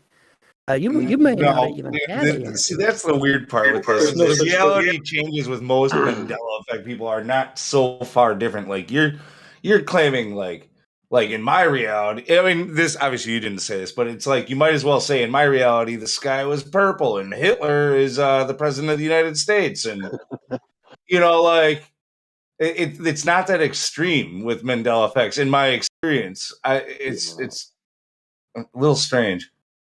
I try to explain myself and try to understand, but I'm aware that this thing is these are matters of godly powers, powers of gods above human possibility or comprehension. So it's very 99.99% we will have no evidence, no empirical proof, no way to demonstrate these things. But the way I thought about how will they work, with these quantum computers and stuff, if they have this kind of powers, you see, all those virtual realities, they don't exist. They don't physically happen. They are just possibilities. And now this computer finds out that if this person did this thing, which is almost has no relevance to anything else except that it will benefit greatly a company, the profit of a business. And then this company Gen Z. sees gets this answer, this positive answer from the quantum computer to make this decision in their economics, finances, and decisions, they take that decision, they follow it, and this is how they alter the minds of the people from reality, yeah, because it was supposed to happen this thing in the past, or a person to have this perception of a thing. So it's like overwriting your memory. And Yeah, I just want to say, this actually is very easy to do. It's even in our power to do when we do hypnotherapy. So we're talking Men in Black here. Yeah. Yeah. So I wanted to say, I remember the first flat earther I heard talking about it was a lady named Sasha, and you probably remember her as the redheaded lady that hung around with Mark Sargent for a little while. And I always despised her for bringing it into the flat earth thing because I thought it was like a completely irrelevant topic and it didn't really, need to be involved at all. And later on, I think we found Sasha, she was an actress. So yeah, that makes me like even more suspicious. Yeah. Yeah, it's kind of relevant. But Harry. I suggest, I suggest everyone you're roboting. Well, on the bright side, at least that evangelist ain't gonna die no more. I think they finally stopped killing him off. Yeah, what was his name? The guy that used to get big crowds as an evangelist. What the hell was his name? Copeland. He used to, no. It was the one that used to hang out at the White House with the president. Billy Graham. Billy Graham. That motherfucker died like. Thanks to the Mandela effect, that motherfucker died like 3 or 4 times. I'm sitting there watching this shit, and I'm like, oh my god, really? Died again. Fuck. And died again. And died again. Died again. For me, one of the died again one that gets me is I swear Louis Anderson has died like 3 or 4 times. Yeah. And what there was let's see. Wasn't it didn't Muhammad Ali I think he died like two or 3 times too, didn't he? I'm trying to think. I have to go back and check my notes again. Maybe twice. I think maybe people thought he was dead. But to me, no, I actually didn't experience that, but I know some people thought he died like 10 years before he did. Oh, dude, there's a lot of those out there. A lot of them. Oh yeah. And it's crazy, man. The reason I brought it up, somebody was talking about Joni Mitchell in the outside chat and talking about that. But yeah, Billy Graham, man, that motherfucker died like 4 times, man. It's like, holy shit, how many times they go to kill this sumbitch, Do you think it's possible you just misremembered that he died and the news only announced it once? No, because I keep track of, famous shit like that. I try to keep track of it, and it's like, yeah. So your memory is better than everybody else's? I didn't. That's what I'm wondering. Did you just hear what I said? I said I write the shit down. I didn't say my memory was better than everyone else's. I don't you're putting believe words in my mouth because you're trying to troll me, and you're failing. You're failing as a troll. Okay, sorry, you're failing. I actually wrote Bach's Concerto Number 9. Which instrument? Which is what? Mandela effect fucks Sonny over. Yeah, man. Gave it to Bach instead. It's probably for the better. It says that Billy Graham died in February of 2018. The news never announced that he died any time before that. But Mandela, dude. Yeah, that's not contradicting his point, to be fair. Oh, that's true. I would advise not to bother your head all too you much do is with this Mandela effect and stuff. Yeah, it doesn't seem very important. All you It seems do is like it's kind of just feeding. All you do is something like whatever forces behind it. Yeah. All you do is something like that, Matthew, where you tried to just Google it, is prove your misunderstanding of what the Mandela effect is alleged to be. No, that's true because Mandela effect would allegedly have changed Google and Wikipedia. Yeah, Lou, I don't know Oh, why so you that's do a problem. understand. He's already let me say this, Lou. I mean, the guy's already said he can't trust his eyes anyway. I don't know what you're going to talk to him about. You can't trust your eyes, but you can trust Google. And for most people, Mandela affects their reality as well. It doesn't even separate that. It's in their Imagine not reality. being it able to changes. trust your eyes and falling into Mandela effect. How do you get out of that? Well, it's just feeding obsession, you know. Well, it's giving Mandela power to effect is people an who want to play obsession? God. Yeah, these subjects, metaphysical subjects, they keep your mind busy with irrelevant stuff, you know, Noise. which you have no control over. Wait a minute, why would the supernatural be irrelevant? I think it would be very relevant. I think it would be very important. Well, you're not supposed to have supernatural powers and understanding in this world. You're not a Why not? god. You're Why- not a why god. shouldn't- why sh- Wait a minute. The 300 elite families are busting their ass trying to get to be a god. So why do they get to? And, Well, if we you know want to they're be not, a but they're god, trying. you know, good luck. But I give you no I mean, somebody asked chance. earlier. Somebody asked earlier why are they looking up the Higgs boson?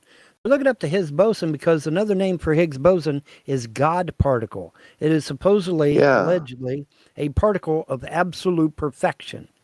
Okay. Well, obviously, if they can understand that particle and find out the ins and outs of that particle, it might lead They to them found out it getting some doesn't kind of exist. immortality or. It might help if Or they can prove any of the things leading up, all the bullshit leading up to that bullshit. They should. Yeah, the problem is the whole claim is so unfalsifiable. Yeah, right. Officially exactly. has not It's been an arbitrary found, but name. officially the particle has not been found, but the professor has been given a Nobel Prize. So what have they done for Moderators, you got somebody in the far? VC check-in? Moderators, you got somebody in the VC check-in? So what has CERN done for humanity so far? Let's just check the record. By the way, Nobel Prizes are not awarded for, proving Well- something true. Well, that's the They're, thing. they're What awarded has to CERN bullshit done for artists us? just as well. Yeah, that's true. Other than mess with our reality, I can't tell anything that CERN Like has really Barack done to Obama, help the us. freaking treasonous. Oh yeah, that creepy. Bob Dylan, Albert Einstein, all those. Married to freaking schmucks. trans. Bruce Springsteen came out the other day and admitted to being a socialist. So there you go. Wow, what a surprise! Really? Exactly. Wasn't that kind of Why like the would you selling like feature all along? Isn't Abraham Lincoln's real name Springsteen also? Like, sorry, just No, a it's tangent. Dimebag Daryl. It's what? The Mandela effect just happened. I don't remember. Sorry. All right, whatever. What? Chris Not getting Evans straight. is on Twitter saying how much he hates America, but yet Hollywood picks him to be Captain America in the fucking Avengers movie. What the fuck? Why? Why did they? At least do we're that? talking about important things in the live stream. Good job, guys. Yep. TV movies and TV scientists. Maybe irony is the reason. They just like irony. I know I do. No, Some Hollywood like hates Masonic America. joke. It's like, oh yeah. No, Hollywood hates America. That's why they did it. That's exactly why they did it. No, that's ridiculous. They really Hollywood don't. hates God. They hate the Bible. Yeah. Bingo. But isn't there enough space for them to hate both? No, because there is no America. They do That's hate like both. saying I hate fairy tales. No, they hate the Bible. They don't hate the fairy tale. They come up with fairy tales. Hold on, America's a fairy tale? How you figure?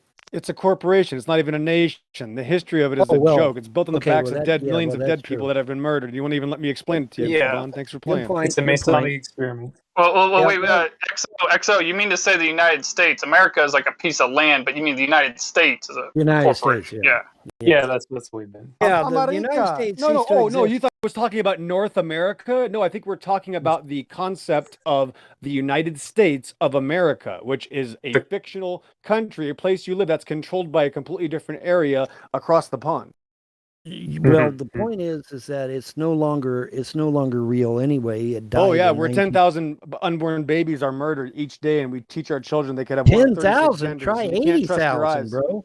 Yeah, and I'm just talking to about add a in little America. caveat onto what XO said a second ago, I'm not entirely sure, but I think during the Trump administration, they may have actually discontinued that. So that may have been true halfway through and up to halfway through Trump's administration, but I think that's actually no longer true anymore. Like the United States is no longer technically a corporation, but I don't know what that really means, ultimately speaking. Well, the real United States of America died in 1913, and the only way to get it back is to repeal the Act of 1871 and the Act of 1913. Now, if you repeal those two acts, and we can restore the republic. It was trash then as well. Though. It was always trash. It was always a hoax. The Constitution is built on the backs of millions of dead people. The Constitution's toilet paper. Sorry. Well, technically, every country was founded on blood, but whatever. Especially this one. Yeah, we continue to kill everybody. We continue to have millions of dead people on the records of the United States of America. Yeah. BTO on the is that brighter you? side. Wait a minute, BTO, is that you? Well, like Randy This Bachman, is you the mean? XO. Oh, never mind. I thought it was somebody from another forum. Never mind. Yeah, you're talking about me, Vaughn. Yeah, you remember my other name. So you are BTO.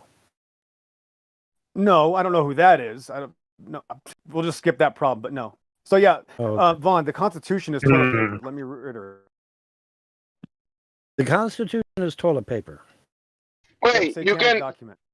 You can clean yourself with toilet paper. You can't do anything with the Constitution. That's correct. Actually, he's right. Yep. Yeah, if you like tried to pick up dog poop, it just fall through. Right? Yeah, okay, so if we get rid of the Constitution, then what happens to our rights? You already don't have any. Rights. What are you talking about? You have nothing. It's a joke. It's a You scam, have the right bro. to be a good slave. Well, actually, I think the purpose, guys, the purpose of the Bill of Rights isn't to give people rights; it's to restrict the actions of the government. Well, that's true. That's true. It is. It's not real, guys. It doesn't have any merit. There's nothing real. It's just a paper that man wrote on. It's not real. Sorry, guys. Yeah, but it's not to say that we should allow the government to stop you from saying things that criticize the government. No, we have rights. The government does not decide what rights we have unless we give them that power. Yeah, I just said that. Okay, I'll repeat myself again for that guy that just said that. The purpose of the Bill of Rights is to not give you rights. It's to stop the government from stomping on your rights. Okay, that's not what I said. But That's actually to stop the government. You have to physically do it. The paper is not going to do anything. Yeah, and that's why the Second Amendment is the Second Amendment, as opposed to like the Third, Fourth, or something else they would have thought of later, because you have to have equal firepower to match their firepower if it comes down to that. Big if. Right, they've already Okay, so let me help you out. Even if that was, let's say, even if it was a legitimate document, they've already broken those rules anyway. That's why it doesn't exist. Even if it was legitimate at the beginning, it doesn't exist now. It doesn't matter, which it wasn't. Yeah, I'll admit that's at least a halfway fair point. But I mean, that's not to say we should advocate, for, it to be done any further. I mean, we shouldn't break the rules any further. No, all you gotta do whenever they come to take your shit and take you away and take your family and take everything from you, just pull out the piece of paper and say, "Hey, I got this paper right here."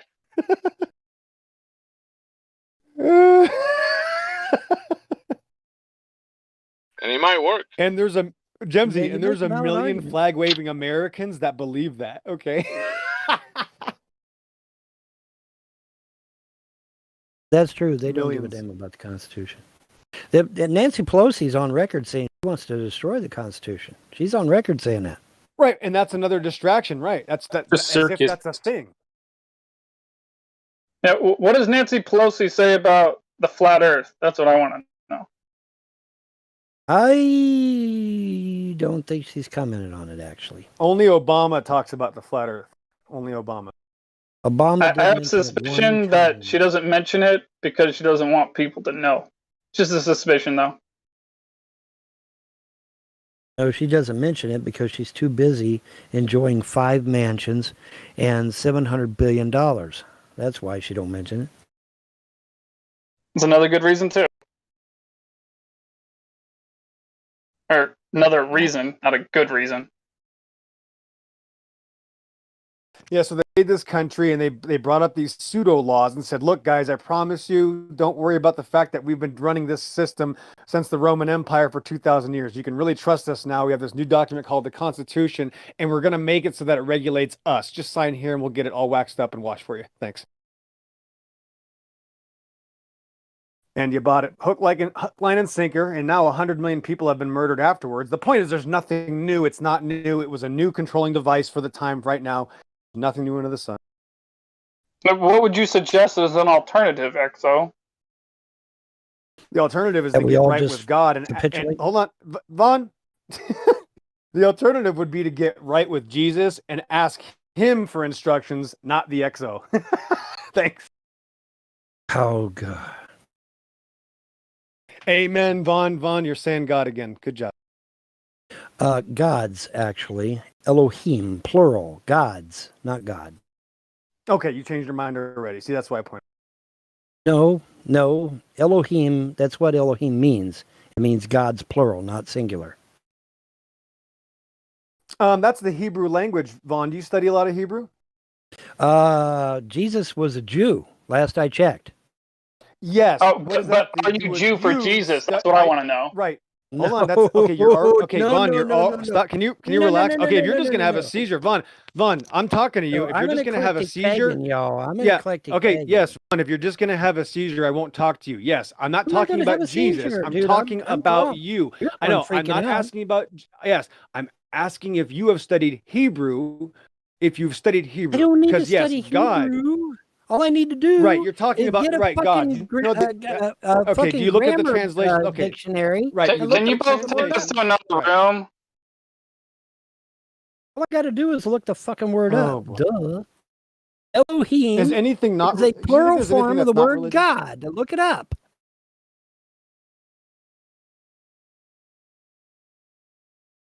Okay, so no. So the answer would have been no, Vaughn. That's all you had to say. Thanks. Why is it?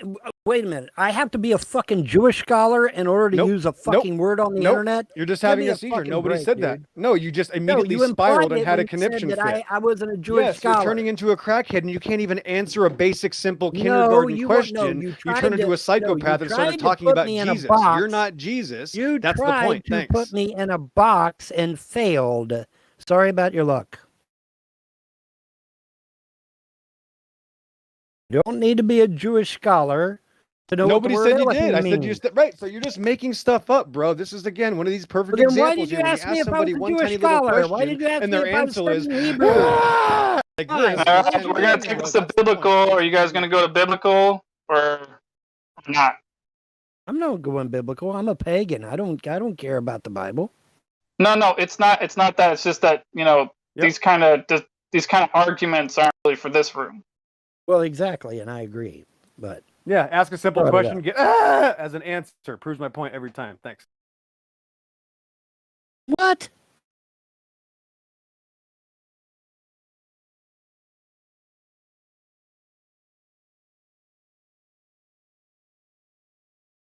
Anyway, at least we all agree on flat Earth. I hope, right?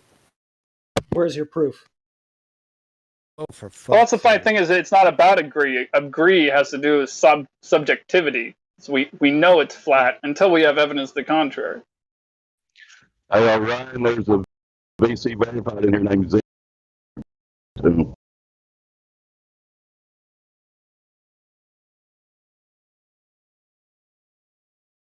All right, hey, Zenny, can you talk? Welcome to Cyber. You're roboting back. Yeah, what was the name of Trying his to name? Cyber's a VC verified named Zenny. I'll shut up. Zenny. All right. Oh, yo, Oh, what's Zenny. up? There we go. How you doing, bro? We'll bring you to the server. Oh, nothing. I've been here for a long time. Okay, yeah, under a different name? No. Oh, okay, so you've been here VC verified for a long time. So, what's your position on the old shape of the Earth question? I don't know. It's a good answer. I really, I'm sounds- not like, no, like I'm whatever. You know how it is out here. It sounds honest, right? That's a good place to say, right? You don't know, so you haven't went out and tried to make any observations yet. No. Do you live near a large body of water, like at least 5 or 6 miles? Nah. Unfortunately, not. Yeah. You're gonna be stuck there for a while until you take a vacation to the ocean, bro. I think so. Yeah. That's So, a move. what would you do if you actually did go to the ocean and you were like, "I'll be damned, we can see too far. The anti-flat earthers and the flat earthers were right." What would you think? Nothing. Then you're right. Right? So like anti-flat earthers. Go ahead, bro. no, nothing really. I mean, yeah, I'd say like, that's then flat earthers are correct. So the anti-flat earthers, they do agree that we can see too far. Okay. And they have they have an out, right? They say that it's because of refraction. So we actually got a study, right, that they did, and they disproved the kind of refraction they're talking about. And it actually turns out that atmospheric turbulence is a better way to describe it, because if you've ever seen heat waves like coming off the grill, right, and your mom is like mowing the yard behind the grill, like she doesn't like rise and set behind the horizon, when she walks in front of it. It's more like she starts waving a little bit, not her hands, but like I got the light that's reflecting off of her. So if you did see too far, you would automatically know that what you're seeing is actually there, and you wouldn't try to say that it's a mirage or some sort of optical illusion. You would know that, damn, I can see like 10 miles and, there's no curvature there. There used to be a song back in the 60s that said that. I can see for miles and miles and miles. They did a song on it.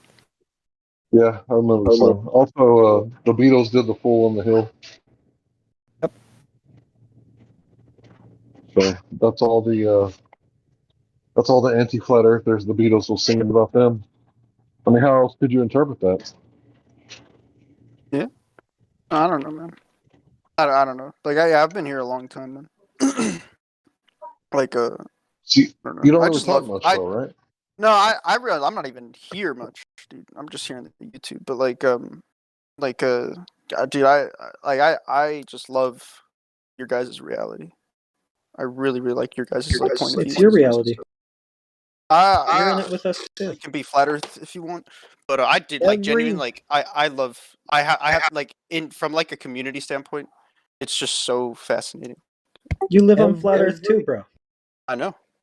Every ancient document, all of them, say that the Earth is fixed and immovable. Right. Okay. But what does the Earth say? Well, hold on. If every ancient document said that the Earth is fixed and immovable, that pretty much shoots down the globe theory right off the bat, because the whole point of the globe theory is that it rotates on its axis, right? So if it's fixed, What and really nails the immovable, coffin shut is the Earth itself measuring flat and stationary. well, that's true. And then, of course, there's aerodynamics and everything to do with aircraft is based on what? Oh, a level plane, a flat level plane. Plane as in Plain instead of Plane. But yeah, aerodynamic. And that was a show just the other day, which blew my mind. They were talking about aircraft, and they said, "Oh yeah, by the way, aerodynamics and the study of flight and all that is all based on a level on a level plane. It's not based on a globe at all." Well, now wait a minute. If we're on a globe, why wasn't aerodynamics based on a globe? Why was it based on a flat plane? Good question. Good question. And that would be a way of saying that Earth is demonstratively flat. Absolutely. Because aircraft would have to be adjusting every time in order to compensate for the curvature. Right? It'd have to be. Yeah. Yeah, and laser targeting systems wouldn't work over hundreds of miles. No, they would not. Lasers don't curve, as far as I know. Mm-hmm. Not at 8 inches How per do you think mile they believe squared, anyway. Lasers don't curve, and radar doesn't curve either. Why do you think they believe it does? Well, because they need to reify their stupid globe story, which fell apart. Gotcha. Yeah, like they think because that would bend with gravity and shit. Like that's why kind of they would think it. Yeah, it's an ad hoc excuse for their globe that doesn't make sense. Gravity can't hold an aircraft to the ground, but by God, it can sure bend light. Well, there you go, folks. Yeah. There you go. But the funny thing is like maybe the, slightly more stupid 10% would actually give an answer like that. Oh yeah, it must be it must be gravity is doing that to light. The others wouldn't even say that, but they'd still say like, oh yeah, it's still the light bending. It's funny though that some of them would actually give those exact words as an answer. Mm-hmm. Okay, now here's a legitimate question.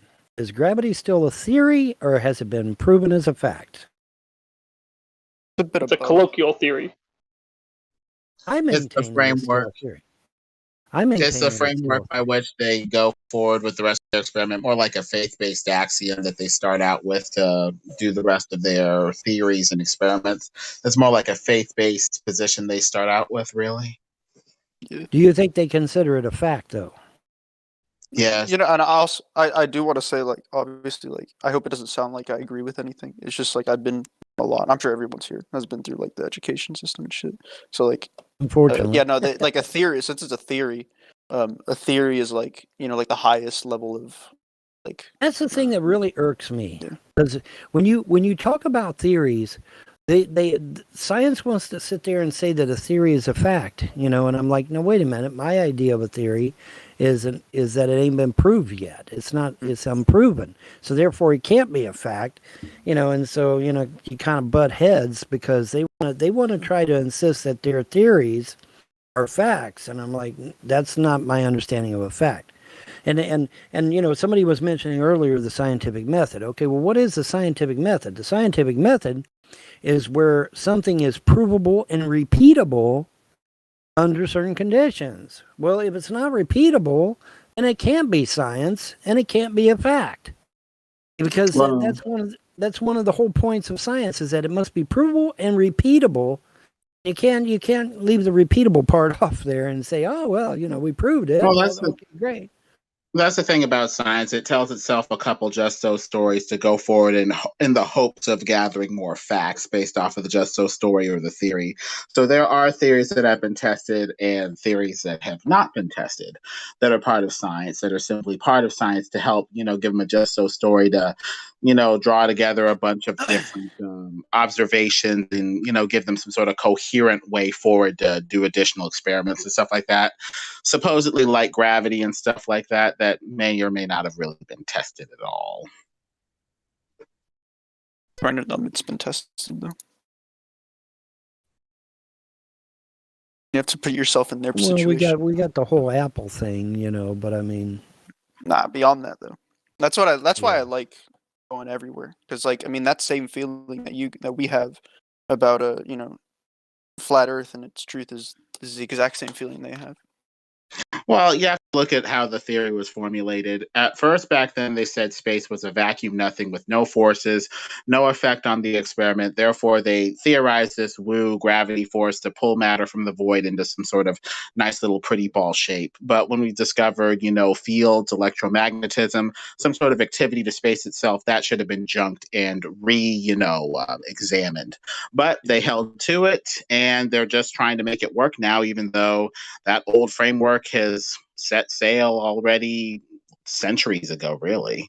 It should have been updated the moment they discovered electromagnetism, but they forgot to read the memo. So it is what it is. I absorb whatever we call gravity under electromagnetism myself.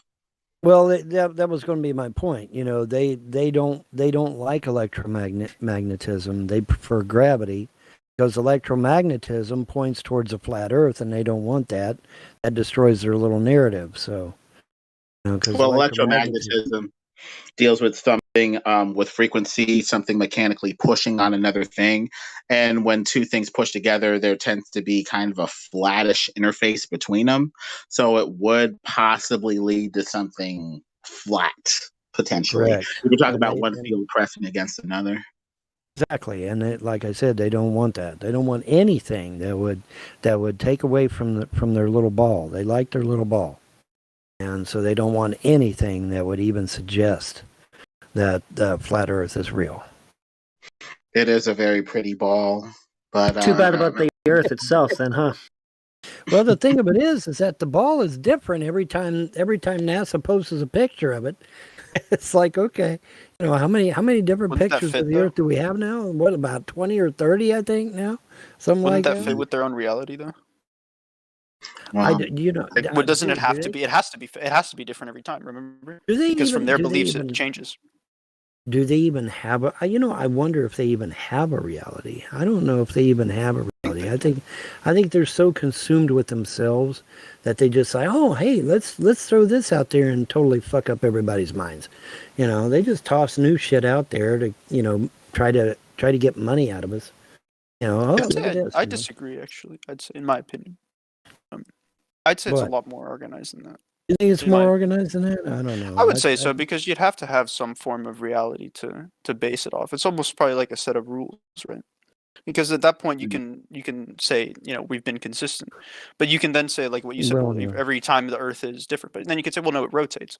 That's and I think that's one of the things that perhaps why not more people are convinced because I think they're good, right? They're good at convincing. Well, that's why you have to look at their framework, even their philosophy, and how they interpret things. Based off of electromagnetism being very strong, much stronger than this gravity force at short scales and short distances or whatever. It appears the only thing that we can really prove is electromagnetism. Gravity is just this axiomatic, thing that they hold to, because of this 200-year-old, as far as I can tell, pseudoscience. It's time that they dropped it and went with something else, frankly. Yeah. They ain't gonna let go of it. I seriously don't think they'll let go of it. They'll cling to gravity for as long as they possibly can. As the old saying goes, until the wheels fall off. They'll hang on to it. They'll cling. And they'll to it. pretend they never claimed it. Yeah. Once they get totally busted on it, then it'll be, we never said that meant to be real. It was just an opinion. I'm like, oh God, please. Well, I'd hate to go there, but psychologically, they need some sort of, naturalistic force to, make everything come together cosmologically. Otherwise, what do they have to appeal to? A creator that put different things together with or without this universal force applying to everything. And that to Right. them is unthinkable. There goes their astronomy, their astrology, their cosmology. They're not going to give it up because otherwise, they'd have to go with a creator that put everything together in some sort of way that needs to be acknowledged and studied from a different perspective. Yep, it's They're the just going to theory say of that it everything was that their they best will guess. avoid at all costs. They're just going to say that it was their best guess at the time, and science is always changing. So now, we know better that, mass attracting mass didn't work, and space time it doesn't work either. So we're just guessing. It's our best guess at the time. Do you think they believe it, or are they pretending? No. The You don't think pretender they believe clowns. it? I think they know the truth, but they want to purport a lie because it makes At them the money. top level, they know the truth. At the top level, yeah. The average Joe working at NASA behind a computer desk, he probably doesn't. Yeah, he's not a but the- pretender clown. He's just a clown. Yeah, well, see, everything's compartmentalized. That's one of the things. Well, how do you know? How do you know this stuff is legitimate? How do you know that NASA? NASA compartmentalizes everything, man. I mean, you got this one guy working on a divot over here, and you got another guy working on a screw over there, and another guy's working on a bolt over there, and the guy working on the bolt doesn't know about the guy doing the divot, and the guy doing the divot doesn't know the guy doing the screw. They don't know. They're doing their thing, and that's all they do, and that's all they know. And, that's how they get away with this stuff, because they compartmentalize everything. And see, a lot of people, but a lot of people don't get that. They're like, well, how could they pull off something so monumental? Well, it's real easy when you compartmentalize everything. Real easy then. The bigger the lie, the easier it is to pull off. People can't fathom being lied to on such a scale. So if you're gonna lie, go big or go home. Why do you think flat earthers are able to see through it? Why would the lie being bigger make it easier to cover up? Holy Spirit. Because we're able to see the Earth for what it is instead of what they tell us it is. I think Well, we've no. been given a gift, discernment. Of Yeah. discernment, yeah, I can go.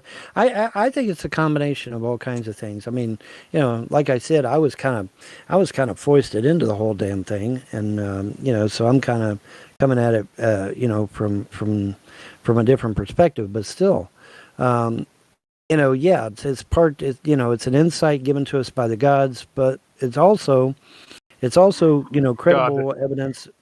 Gods, Elohim, plural. Anyway, but it's also the fact that, you know, it's observable.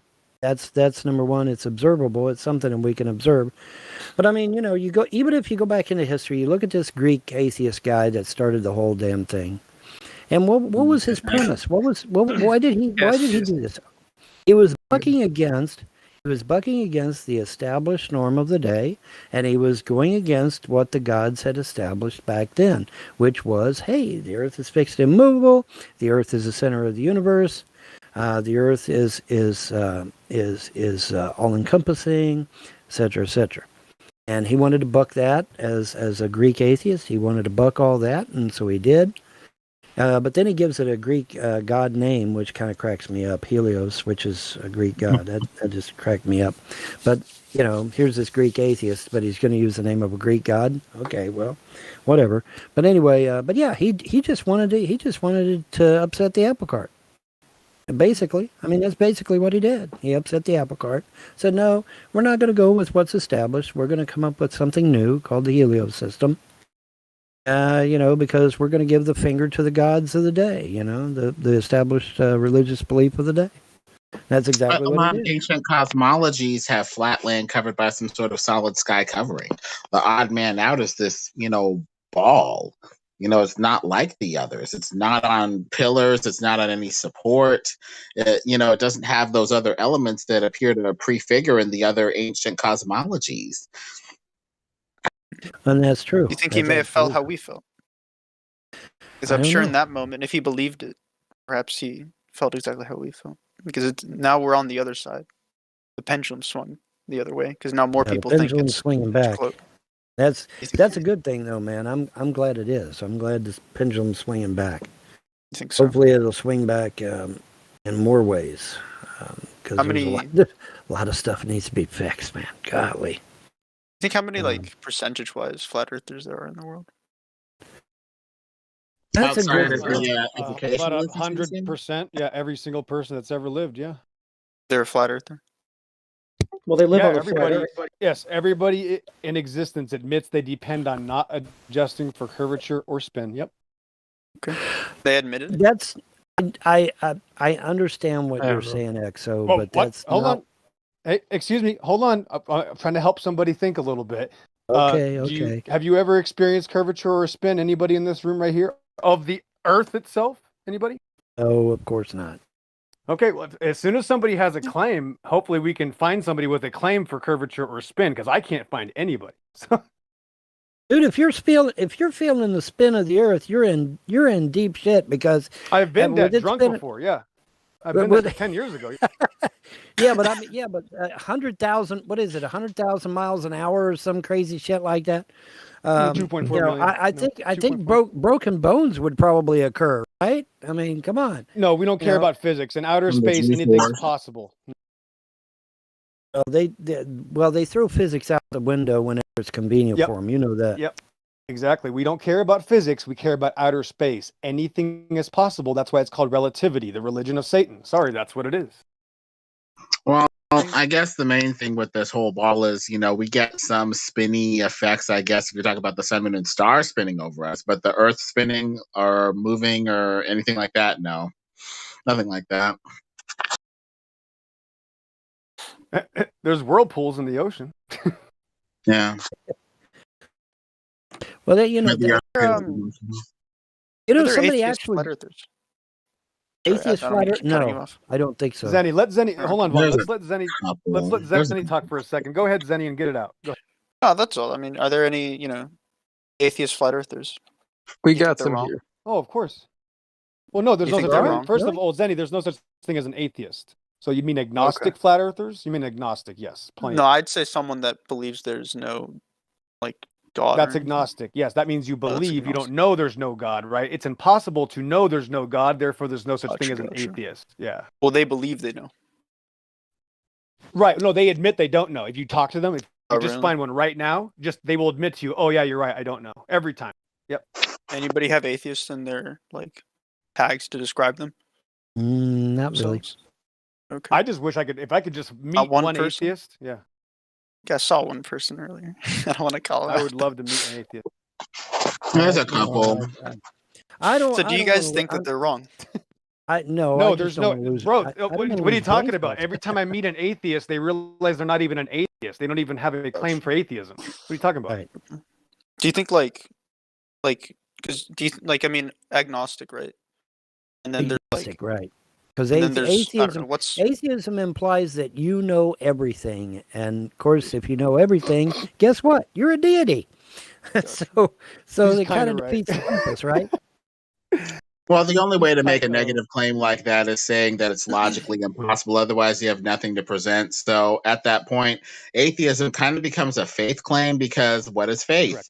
The substance of things not seen. And if you have no evidence to present for no God, then in a way, atheism is kind of a faith based position, not an evidentiary one. Not in that regard, Actually, anyway. actually, didn't the Supreme Court consider atheism a religion just recently, or I think did so. I think they did. I think That now that doesn't matter. Now hold on. No, the Supreme Court does not decide reality, so that doesn't matter though. Anyway, point that out. Well, okay. Fair enough. But I think the Kalam points back to some sort of creator of some sort, probably a personal one like God. Because the Kalam says stuff that begins to exist needs to have a cause, and that goes back to some sort of uncaused cause that was always there and eternal, like either an eternal universe and or an eternal God. Yeah, Zenny, maybe you mean, are there antichrist flat earthers? No, well, is Christianity the most popular flat Earth? Oh my religion, I gosh! Well, guess? first of all, I don't know what Christianity is. I know who Jesus Christ is. So In the we West, got I terminology issues, right? So no, this is the thing: is that Christians are actually silenced just as much in flat Earth as they are the rest of the world. Really? Right. Well, we got Yeah. people that are in. What was that? Oh, never mind. Go ahead, Metal Lake. No, Metal you're Lake, saying. go ahead. No. I think was going to say I'm an eclectic pagan and I'm a flat earther, so it isn't just Christians. You know, now. Admittedly, there are very few of us pagans that are flat earthers. Sadly, I wish there was more, but I am an eclectic pagan. Okay, I'm let a me flat help. earther. Hold on. Okay, now, let me go real quick to Zenny. So Zenny, can you, since you're asking some good questions though, trust me, I like them. But watch this. I'm going to tell you something or ask you a question. Do you know why there is this Christian connotation put on the term flat Earth so much? Why there is such a big Christian presence and a biblical word of mouth when this topic is discussed? Do you know why? No. Okay. Well, I'm not sure if you want to know why. I can tell you, but there is a very big reason why you're going to continue to know that and notice that if you're into this topic at all. Yep. Okay. I don't know. I think it's just interesting. Sorry, I keep forgetting people's names, but the pagan. Wouldn't you say that everyone Vaughn. else is? I'm sorry, Vaughn. Wouldn't you say that those that believe, not in paganism are incorrect, even if they're in the flat Earth community? No. I mean, if you believe in flat Earth, you believe in flat Earth. You know, no matter what religion. No, they're you're correct in. about that. But The thing, the the wrong thing religion. of it is, like I said, this was started by a pagan Vaughn, who rebelled stop. against. Vaughn, you disagree with other people, Vaughn. He just wants you to know, you admit that you disagree with other people about your religious God belief, your gods.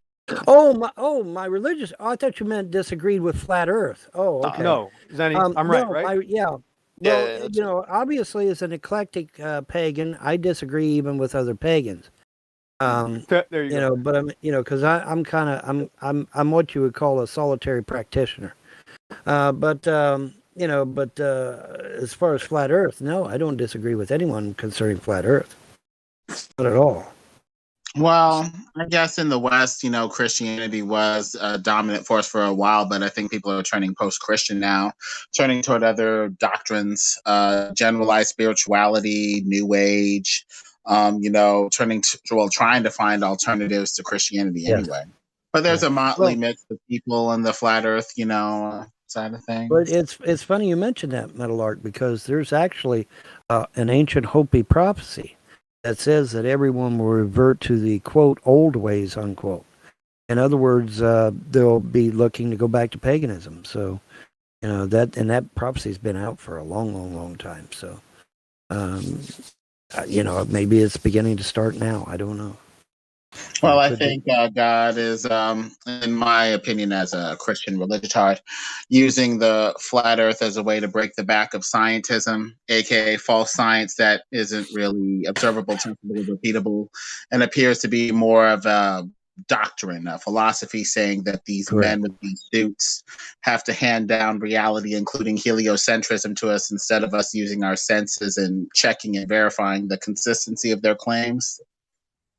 Correct. I agree with that. All right, Zenny, you're making it happen. Give us another question, man. I don't know. I do want to say that I have listened. I mean, whenever I'm doing anything, basically, I'm just listening in the YouTube. But good, man. So yeah, go ahead. I don't know. I'm not. I don't know if I'm a flat earther. I don't think I am. Oh, I'm not either. I'm not. Go ahead. Oh, really? Okay. No, I don't know. I do like. You're not a flat earther. Well, yeah, but the mods gave me the title, but really my title would be like a Christian, right? I'm not, right? Like, I don't have to have an internet title, even though I know the Earth is a stationary plane of existence under the heavens. I'm not a flat earther. But yeah, the flat earthers are right. They're the group that is actually, let me tell you this, Zenny, I'm not a flat earther, but the flat earthers are actually the only people that can understand me. So that's why I'm hanging with flat earthers, because if you believe in outer space and you don't know what up and down is, I can't talk to you. Makes sense. Yeah, I don't know. Then I'd say obviously everyone around me are not flat earthers. I don't know. Do you think we're smarter than them? No, we no. I'm not smart. Well, I'm not smart, Zenny. Let me tell you this. I don't get my information and find things out and take world record photography pictures because I'm smart. That's because I'm gifted. People are doing things for me. His name is God, but that's not what the room is centered around. So there's spiritual aspects about this, but in a personal we're all different. None of us are in a cult that we all agree with each other. Even the Christians here disagree. The flat earthers disagree. This is actually a melting pot. This is the main reason I'm here is because there's so many different people from all over the plane. It's actually the only international group that's not brain dead that I can find, Zenny. And it's not about being smarter. To me, it's about helping others, Zenny. I want to help others. Again, there's a million ways to talk about this topic. It's not even about the flat earth, bro. There's a million things attached to this topic. But again, you're asking some good questions. It's good. Well, in a way, it's kind of like you're saying that you have to be smart to discover the truth. I mean, you just got to be humble, open your eyes, and be willing to accept the truth once it's presented. You don't have to be smart for that. You just have to accept the truth once you see it. Courage, well, Zenny. I think courage would be better. But let's let Zenny talk. Come on. Well, I was actually going to ask Zenny a question. Zenny, I don't know if you ever what a spinning top is. Do you know what that is? Yeah.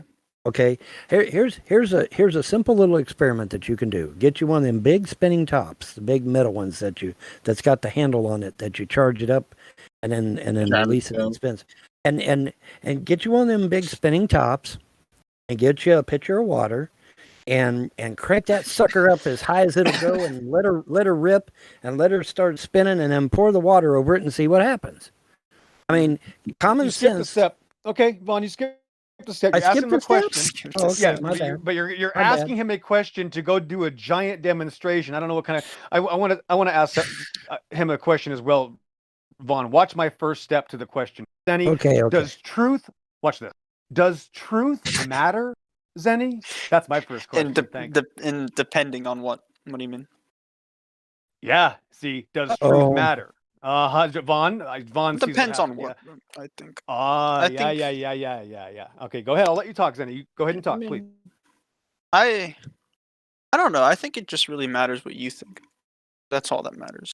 Holy moly! Okay. Whoa. Because Oh, I'll be boy. honest with you right now. Hold on, Vaughn. I know everybody's gonna jump in. I'm gonna get kicked out of this conversation, Zenny, because we're opening up a can of worms. But let me just show you something. Here's the point. I am not like that type of person. I'm different. Gotcha, We're all gotcha. different. But to me, truth is actually the most important thing to me. Even in the Bingo. Bible, to me, that's my own personal relationship with God has to do with the truth and the fact I'm not scared of the truth. So if this is something that's important to you, this topic, if you care about truth at all, there's a mustard seed inside you that makes you know that truth is important. This topic is going to actually be very important to you. But if you're a naturalist, Zenny, and you believe you come from outer space monkey dust, and really that's how you're going to hide from morality, this topic's not for you. You know, that's the thing. It depends on your aspect. You're already coming here with a set of glasses on. What happened to most of us, Zenny, is that when we found this out, we put a new set of glasses on. That's really what the flat earth is, just a whole new way of looking at things. And it just turns out that everything's a lie. And now we're readjusting to reality. So reality and truth are very important to me. That's why I'm here. But for the person that doesn't think truth is important, they're actually going to hate flat earth because it's going to destroy their anti-truth religion. Yeah. Oh, yeah. Yeah, that's true. That's true. Ironic. Searching, right? Yeah, it's funny. Right? Searching for the truth is the noblest of adventures and gestures. Do you think someone? Oh, sorry. Nothing on. Go ahead, Zenny. Zenny, goes in. I don't know. Let him. Vaughn, come on. You got to finish. That's it. I mean, you know, searching for the truth is it's the ultimate, man. I mean, that's good. Okay, now Vaughn, I'm going to talk. thing. Now watch this, Vaughn. Hold on. Now Zenny, since you're on the hot seat, but you're doing good. Zenny's doing good actually because he's being honest, and that's what we like. That's the one thing that we agree on here. The one thing that all of us agree on. We want you to be honest because that's what makes this channel is people being honest, right? And also, it does actually help us once in a while when somebody comes on here and has a seizure because we took their cartoon ball away. That actually also helps us, Zenny. So either way, we win. That's the good news. But here's the deal: you're going to win also, Zenny. Now watch this, Zenny. If it turned out that evolution was a pseudoscience religion and completely false, would you care more about reality and truth then? Well, if I believe that. No, listen, if it turned out that evolution was a lie and a religion, and I could go down make it more elaborate and whatever, and make it sound good and whatever. If this thing was a lie, your consensus, the belief system of the pseudoscience world that we live in turned out to be a complete lie, and you found out evolution was a complete lie and we were a special creation, would you then care about truth, Zenny, more? Yeah, probably. That'd be pretty big. Unbelievable. This guy passed the test. I cannot believe this guy passed the test, Vaughn. This guy's amazing. Well, God bless you, Zenny, because that's all I'm asking for. I'm looking for people that care. Listen, guys, I am so simple. I'm like a kindergartner. I'm looking for people that care, like a care bear. I'm such a stupid little child, Zenny. My first step is to go, does this person care bear or do they not? That's it. And I want to start there. If you care, you're actually going to find the truth out anyway, Zenny. If you don't care, do you think you're going to find it out? Duh, no, that's the point. So you're gonna make your own path, Zenny. Hold on, Vaughn. No one's gonna stop you. This is actually up to you. This is something that you're in charge of. And here's the crazy part about it: you're gonna get exactly what you want. If you want the truth, you're gonna find it. And if you want evidence for your evolution fairy tale, you can find that too. Thanks for playing. Yeah, dude. I really look. I can't. Fuck, man. It's like, what do you guys think of people that can, double think? Take a breath. Take a breath. Double think.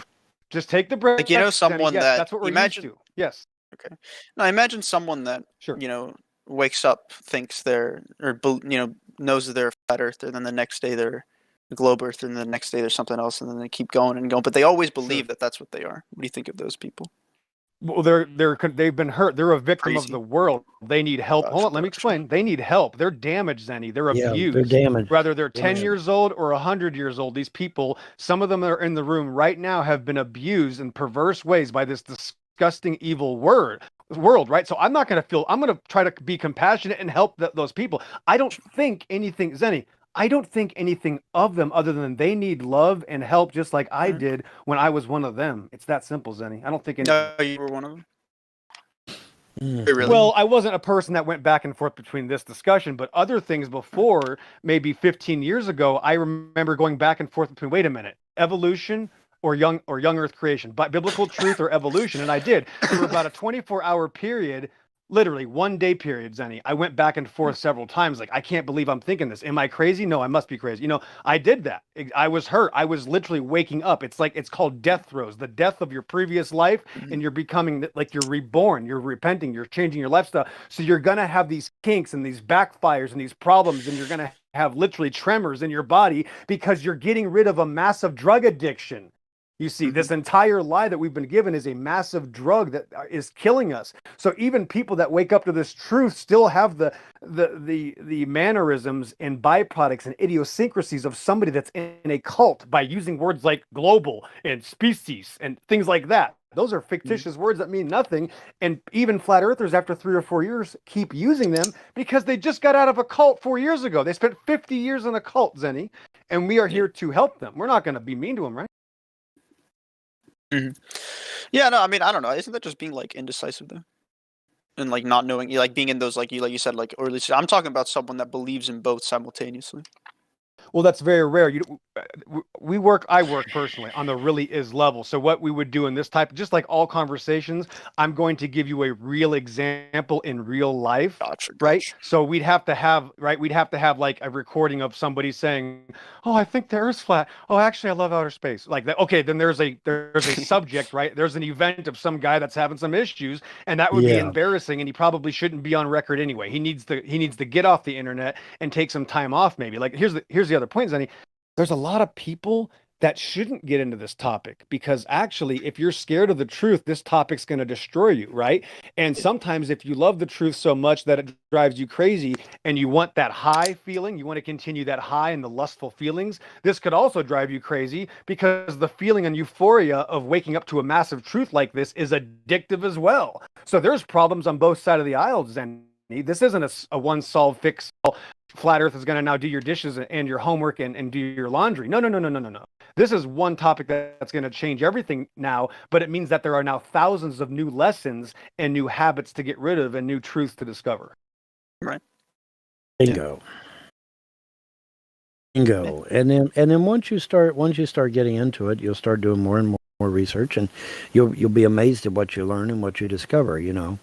There was people who said on this very forum they didn't even know about the United States doing laser tests. And it's absolutely inconceivable for me to be able to hit a target with a laser that's miles away when we're supposedly on a curved Earth. There's just no way the laser would totally miss the target. But of course they don't. They hit the target every time, which is pretty good. But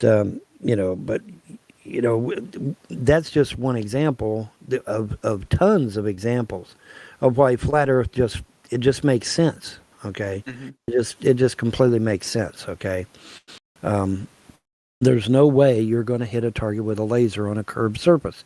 The laser's just going to go careening out into space, right? Provided you believe space is real, of course. But I mean, it's just going to go careening off, and not hit the target at all.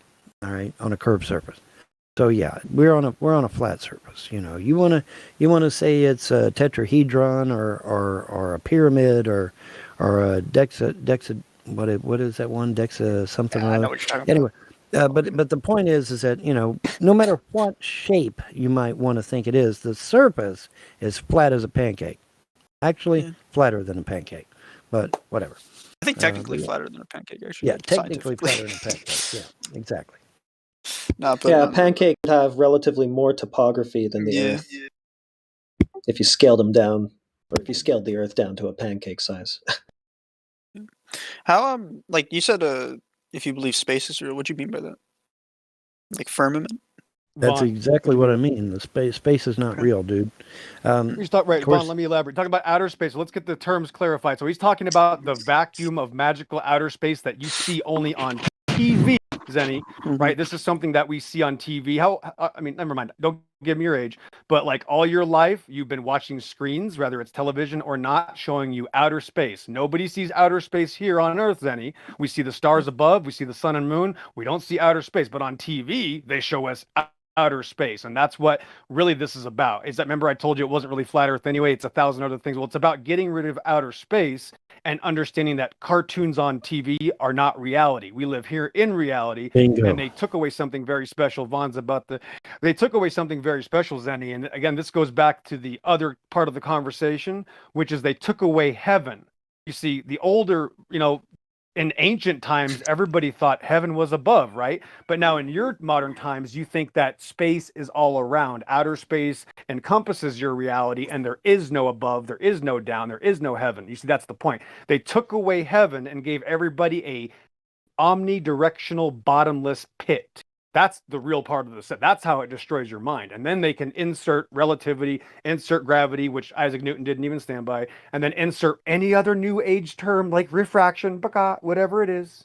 And that's the new. You're in an amazing time because you're able to watch these new religions come about that never existed. Now, since 2015, refraction is the new atheist religion, which means the Earth just always looks like it's flat and stationary, but that's because it's an illusion. So that's a new religion that developed 7 years ago because the flat Earth came out.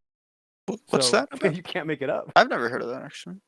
Refraction, yeah. Just type in refraction, flat Earth. Yeah. That's like they. Hang on. So they would. Wouldn't that be only? But that would be talking about the pictures that they themselves manipulated. How would that work? So they're actually going against that's their the own thing is that they haven't.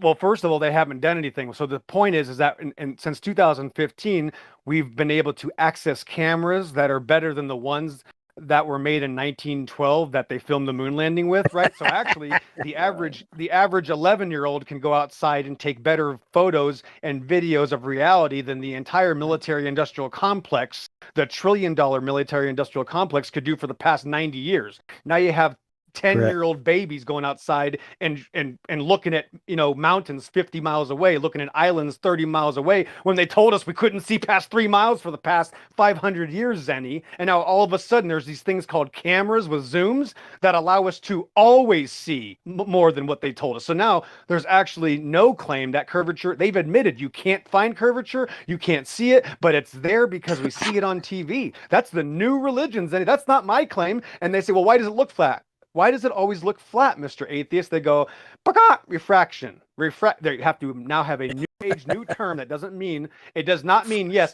Think of how stupid this is, Zenny. Refraction bends things, and therefore it makes it look flat. Well, if you think something bends something that makes it look flat, you're already invaded by the body. It's too late for you, Zenny. It's too late for whoever says if something bends that makes it look flat. That's the new type of religious atheist that we have now created. This topic has created a whole new group of atheists that believe that everything is always refracting and you can never trust your eyes and you can only trust the television cartoons your mass murdering government gives you. Again, that's not my claim. It's theirs. Yeah. Mm-hmm. Well, see, not only that, but the word refraction doesn't mean to bend at all. It means to angle away but don't from. overcomplicate it. No, but don't overcomplicate it because watch this. Okay, Zenny, hold on. Vaughn, let me help you out, Vaughn. Here's the problem. Refraction is still based on line of sight, so that refraction only works flat. Sorry, that's the real answer. Thanks for playing. Well, yes, but I mean, when you refract something, you don't bend it. You angle it away. It bounces off of something and angles away. It's not. Right. It's not a bend at all. So when they say that's the thing, Vaughn. I mean, I'll allow you. I'm such a liberal, Vaughn. I know you don't know this, but I will allow anybody to pick whatever definition they want. Zenny, if you want to pick whatever definition you want, that's fine. I'm still going to show you it's dependent on a flat plane, so it doesn't matter what definition you want. Because it's that easy. It doesn't matter. Yeah, well, I just wanted to get I wanted to show though where they had taken the term and changed the meaning of the term. I know. You're right. You're right, Vaughn. But they changed the meanings of a lot of words. But I don't like to overcomplicate things. I'm going to say, great, pick your definition. Good. It only works on a flat Earth. That was easy. It's that simple. True. Why do I need to if I draw this out into a 5-hour conversation, Zenny, to help somebody understand these terms, right? I've actually lost. The point is to cut off the cancer where it starts. I'm not going to let the cancer grow for 5 hours. Yeah. Okay. Sorry. I wish I could stay more, but I gotta go do some stuff. But I don't know. I'm trying to think of other shit to ask, but I don't have much. You have done well, Zenny. You've been the best guest we've had in the last 3 hours. Congratulations. Yeah, That's cool. absolutely. For the 4-hour mark, there was like just some crazy ass dude. They're just talking like the best questions ever. Not the 4-hour mark. 3 hours is pretty good. The 4-hour mark. What were you saying? No, it was a female, so I'm joking. automatically she's I'm gonna joking. win. I'm joking. Yeah, Gotcha. automatically. If there was a female before, the Okay. females always do better at everything than men. So if there's a female see. that was here before you, she's automatically better than you. Then that's how the system works. I don't know. I do have to go. I'll probably listen a little bit longer before I go to sleep. But, Okay, well, you know what, Zenny? I'm gonna let you off the hook. Zenny, and I won't destroy your evolution belief system tonight. Okay, I'll let you off the hook. I hope and I'm not very articulate, and I probably will. I hope you don't interpret this the wrong way, but like, do you think I believe like what all the stuff you said? I don't No, think you I believe think a word of what we said. Vaughn. Here's what I know you believe, Zenny. You believe that. Hello. I really hope you don't interpret that like incorrectly. Hello. Yeah, try that my again? bad. Yeah, my bad. So you believe in Help them don't hit the little red X. I know, Zenny. You believe in nature. Am I right? Nah. What is that? What? Oh, whoa. Okay, so you don't believe in nature. This is getting better. Uh-oh. That's actually impressive. Hold on. Okay, Zenny, so that's a no, Zenny. So no. What do you mean? I don't know. Yeah, Probably so we not. gotta Because if I don't define these even know it, terms, then right? probably not. Uh-oh. Yeah, that would probably not work, right? Yeah. So you can't. So now it's too late because you've already ruined that opportunity for us to discuss that because you're pretending that you don't have a belief in that word. Am I right? Nature. Yes. Are you going to really tell me and really have this conversation live on air and pretend to everybody listening that you don't have a belief in the word nature? I genuinely like. What do you mean? Like nature? Like you okay. think nature means something, Senny, right? Yeah, you think but, it means yeah, something. but yes, I do. But it's more like a definition. You know what I mean? That's okay. So I want you to give me your definition of nature, and guess what? You're going to be right, and that's okay. You're going to be right. Give me your definition, even if it's made up. Right now, tell me what you think. Like, I don't know. Probably like. Don't even look it up. No, just give it off your breath. Just say it right out of your chest. Forests and stuff. I don't know, man, dude. you're letting me You got down. that I like know. deer like It's tough. frolicking and shit. You know what I'm talking about? It's tough. I know. It's tough, bro. Isn't that weird? Frolicking Once somebody deer. asked you, what is that Well, word? that's Hold on, true. Vaughn. Isn't that amazing? Once somebody asked you what such a simple, basic word that all of us use all the time, and then you want a definition for it, you go, wait a minute, damn it, I use this word all the time, and I really can't define it. Isn't that weird, Zenny? Yeah. Crazy, right? So I don't want you to tell anybody that it was some flat earther that told you these things because you're going to get laughed at, right? Yeah, why not? But nature is actually not what anybody thinks it is because it's actually not what we've been told anyway. So you've actually passed that trick question. And you get a gold star. And like I said, I'm not going to destroy your evolution religion tonight. But when you come back, I want you to start asking me about it because I want you to care, Zenny. I want you to leave here thinking, maybe I should care about reality. Maybe that exo guy standing on top of the mountain wasn't that crazy. Yeah, maybe. Yeah, maybe it wasn't that crazy. I mean, maybe What was that? maybe he What was that maybe he's movie? crazy. What was that movie where the guy's in like a little minivan or a little pull along or something, and everybody thought he was crazy, and then he ends up being fucking right at the end of the movie. I forget which movie was that. Damn it, It's called 24/7 Flat Earth Discord, and I drive a Dodge truck. No, there was a legit movie. It was this dude. He was like in a little pull along or a small minivan or something, and they all thought he was absolute fucking nuts. And it sounds like Dumb and Dumber. No, I don't think it was Dumb and Dumber. I think it was something Well, we're else. giving Zenny. Well, Zenny is thinking about staying a little bit longer. I'm going to back off. Oh, okay, hell, Zenny, so you it guys was take over. 2012. You guys keep the conversation. I don't watch movies, Vaughn. But Zenny's actually more important in the room than I am. If Zenny leaves, I don't have a purpose to talk to anybody anyway. So without Zenny, there's not going to be a I'm conversation. leaving at like 10:20. 5 minutes.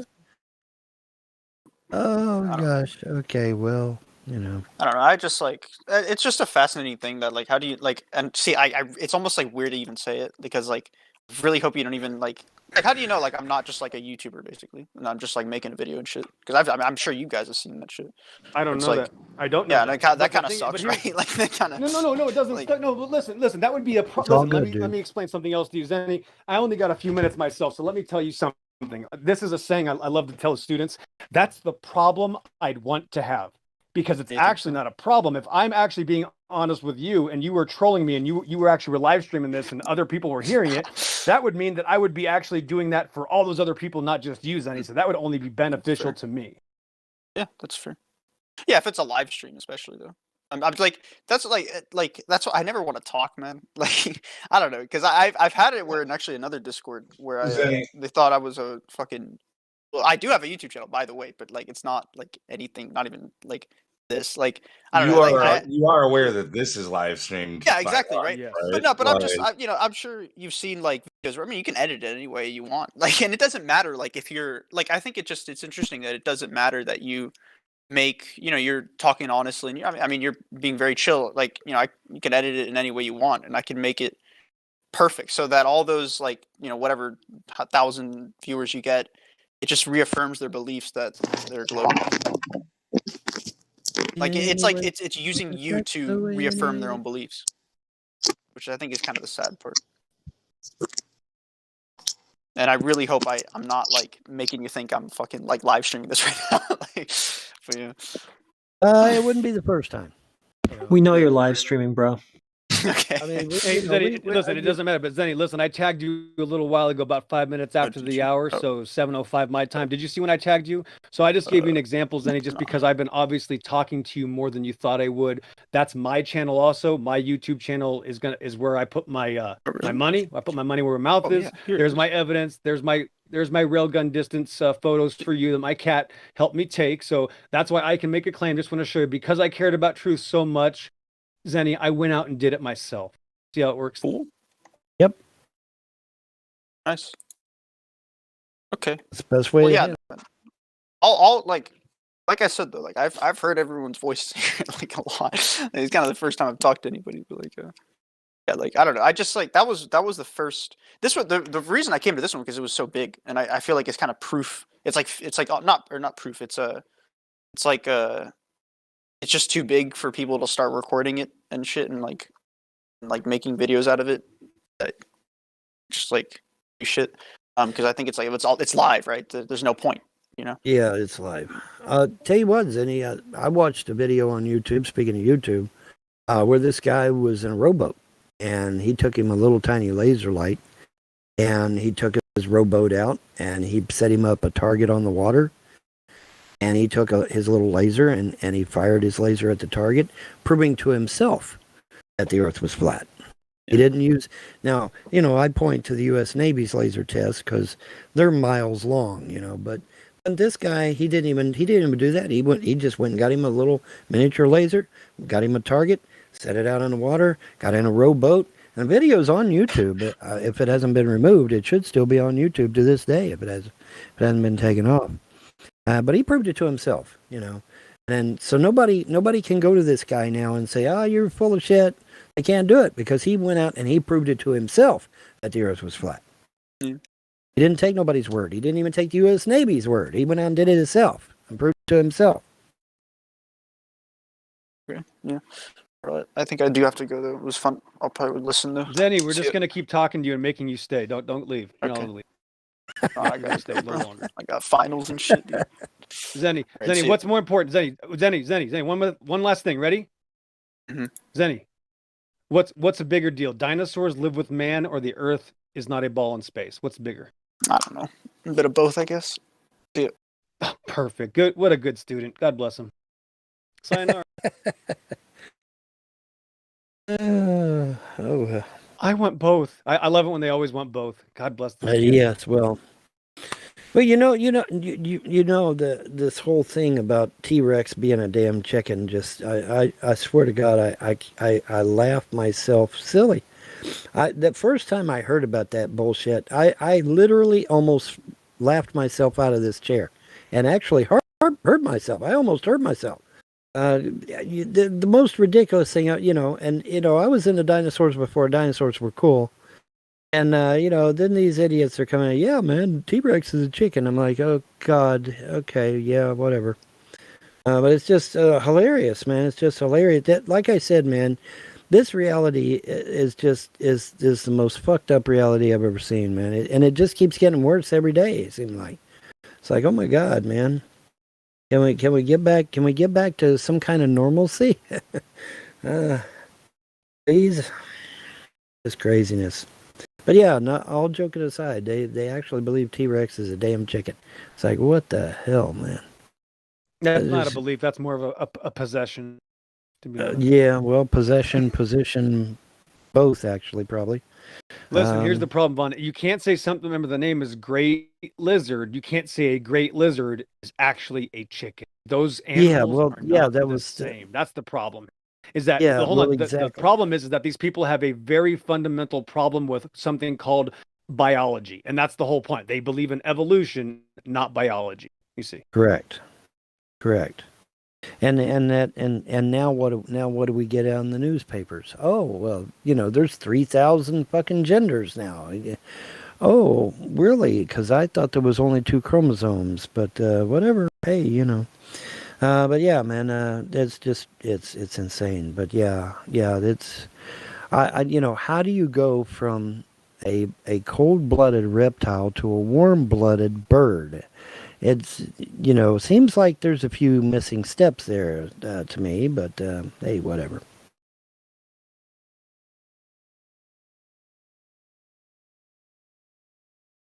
Well, think of it this way: a shark is a fish, but it's not really a fish in our new terms. There are similarities. There's billions of similarities with billions of different kinds of creatures. None of them, that doesn't have anything to do with their hereditary relation. Chimpanzees and wolves are very similar. They're not related at all. In a chimpanzee can't make an ape or a monkey, let alone make a human. It can't even make another primate, let alone a non-primate. So again, these are all just fixed. Once you get into this topic far enough, you're going to start realizing that the entire system of taxonomy is also fake. There's no such thing as reptiles. Reptile is a man-made classification. There are kinds or breeds of lizards and tortoises or turtles or snakes. Reptile is a man-made. Amphibian is a man-made term. See, something can be amphibious, but not be an amphibian. These terms are how they destroy your mind. And then you realize when they come up with kingdom, phylum, class, order, genus, species, they literally all mean the same thing. It's like saying, what kind of kind is it? It's just for pseudo-intellectualism, self-worship, and literally the destruction of sanity. Well, they have to dumb you down so that you're easier controlled, right?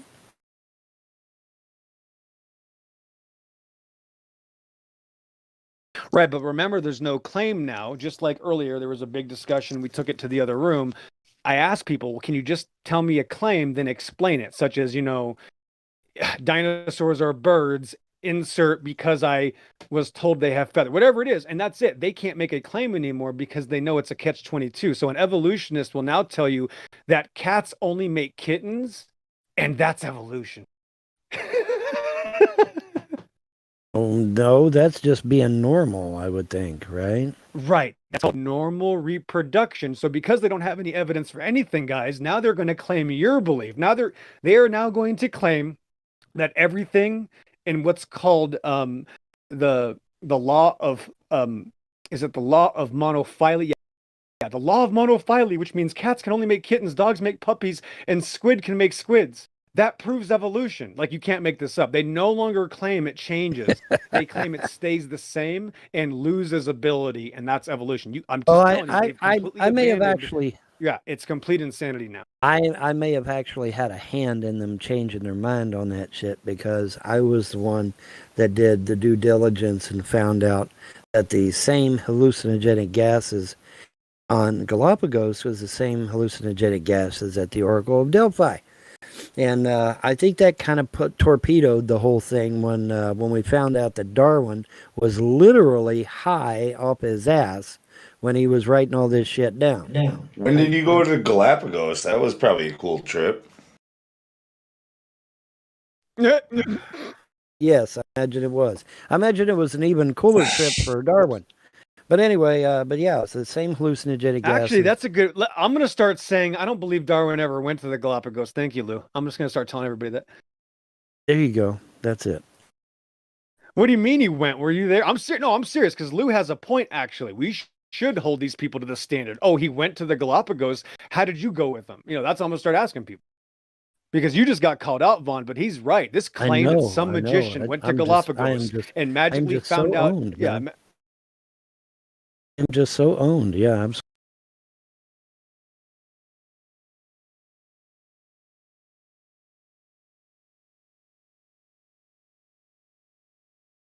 I was legitimately just asking if it was fun, man. I bet it was killer, dude. Like, tons of cool animals. Somebody just posted that Darwin was a Freemason and worshipped the Baphomet and all that good shit. So there you go.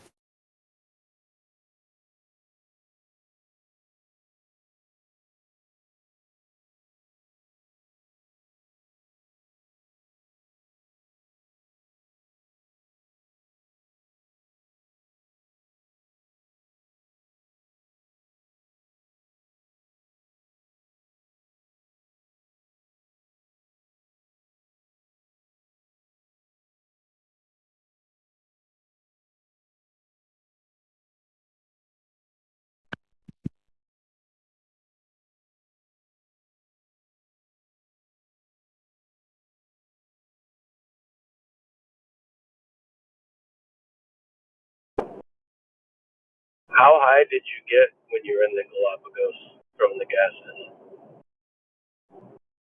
Did you hallucinate a lot?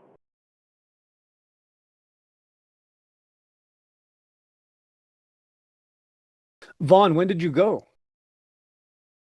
I didn't go.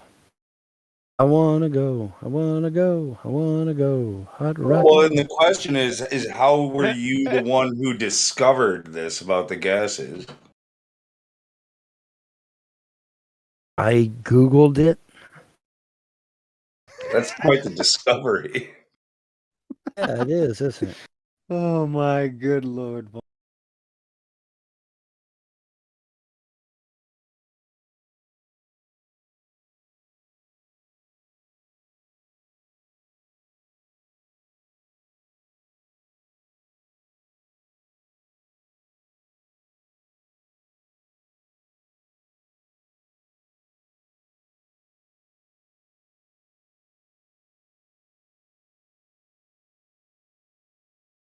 Yes, Conma Racer, it really is that quiet right now. You don't have to. What's that? No, I was telling QE it's really that quiet right now. He doesn't have it set. Yeah, it really is that quiet right now. No, I had to rejoin. It wasn't working at all. Oh, it locked up on you? Yeah, somebody. I seen a couple of people come off mute and talk, and yeah. So I just dropped out and came back in. It's working okay. Imagine that. Yeah, You just missed the. Yeah. Good. No, we lost our contestant. We had a nice kid here for a little while, but he just left. Wow, it's I don't like dealing with kids. Well, 20-something's kid to me. QE they were talking about dinosaurs again, so I didn't participate because we got our fill of it the other night, didn't we? Dinosaurs. Where did we get our fill of dinosaurs? You have to refresh my memory. I don't think you were here that night, but it was like 2 or 3 nights ago when Shanna was here and we were talking about dinosaurs, and QE was wanting to mute anybody who kept talking about dinosaurs. Dinosaurs. I can't remember, man. That is QE. I remember rattlesnakes. Yeah, QE. Oh, I am so sorry. I confused dinosaurs with the rattlesnakes. Forgive me. I am my bad. My bad. My bad. Yeah, it was That's okay. rattlesnakes. That happens in the Hebrew. I was trying to think about where did that conversation take place. I don't remember talking about dinosaurs. Yes. It was. I can't stand spiders and snakes. That's what it was. Okay. And that ain't what it takes to love me. Because Shannon was talking about her rattlesnakes where she lives in Texas. Well, rattlesnakes are reptile, therefore dinosaurs exist. So you're basically talking about dinosaurs, Yeah. You've been what's a hanging reptile? around. You've been hanging around ball darts too much, man, to make that connection. Oh yeah, yeah. Wait a minute, Chickens Q- exist, so dinosaurs exist. They're basically the same birds, you know.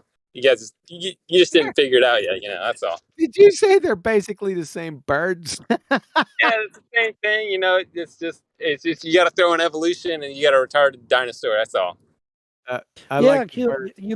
QE, you missed it earlier. We were talking about the T-Rex. The scientists are claiming that T-Rex is a fucking chicken, dude. I'm not even making that yeah, shit I up. they're know. not scientists. Vaughn, stop. Yeah, that's the first thing. Yeah, I've heard that train of thought. You have a lot of actual other scientists say that they're fucking out their minds,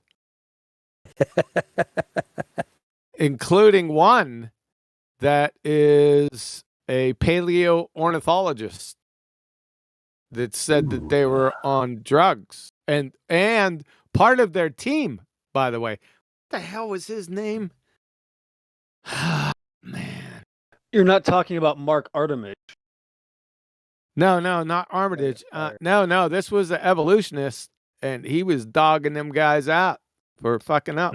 Hostile. Yeah. Real famous one, too. I think it was at the University of North Carolina, if I'm not mistaken. Real famous guy back in the day, man. Now Like you're going to around force me to Gould's go. Day? Yeah, Say I have again? to find this out. You're talking about around Gould's Day? One of Yeah. those two guys? Yep. Yeah. Let me see if I can't scare him up. What the heck? Where would I even look? Oh, man, you guys. Never a dull moment. No, and they got me searching. I got so many Evotard things. I got them all separated. Because you got to keep them separated. And I just separated myself out of my point. I ain't ever going to find Hostile naturalist who actually admits that the dinosaurs are not birds. That's a good one. Yeah. Big one. He's one of the leading experts. There's not too many paleo ornithologists, man. What the hell was his name? Oh, damn! I'm gonna have to be going through all these to find it. Some bitch. I'm 1036. Say again.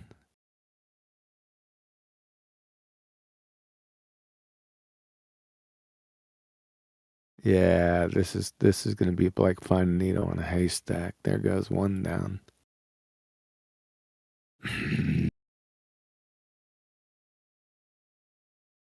Hold on.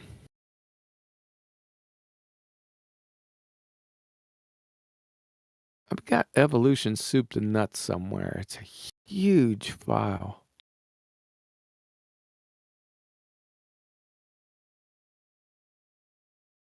I can't even find that.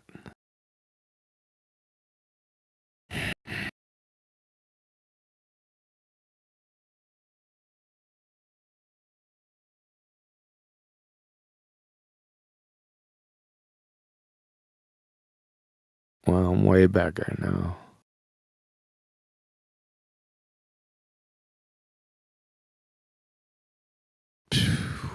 I bet you it's not in here either. Hold on.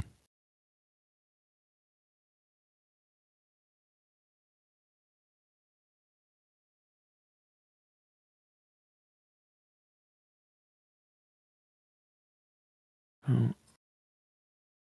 I can actually see his face. I'm terrible with names.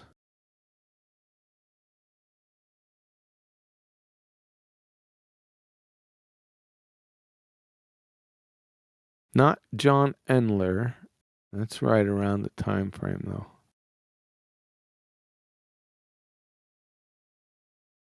Nope.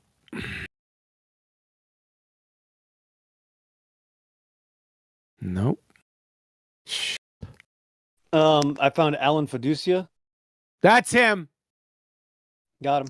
Yep. Yep. Go ahead. That's him right there, Alan Fiducia. Exactly. You got it. Yep.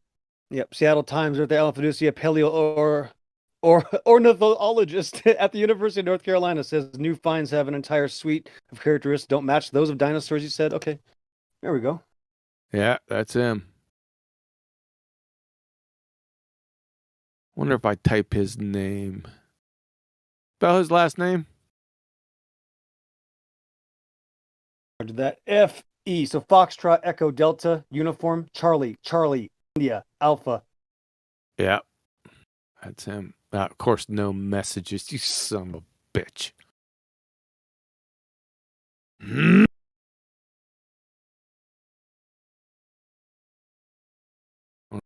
going to have to go another route here, it looks like. Okay.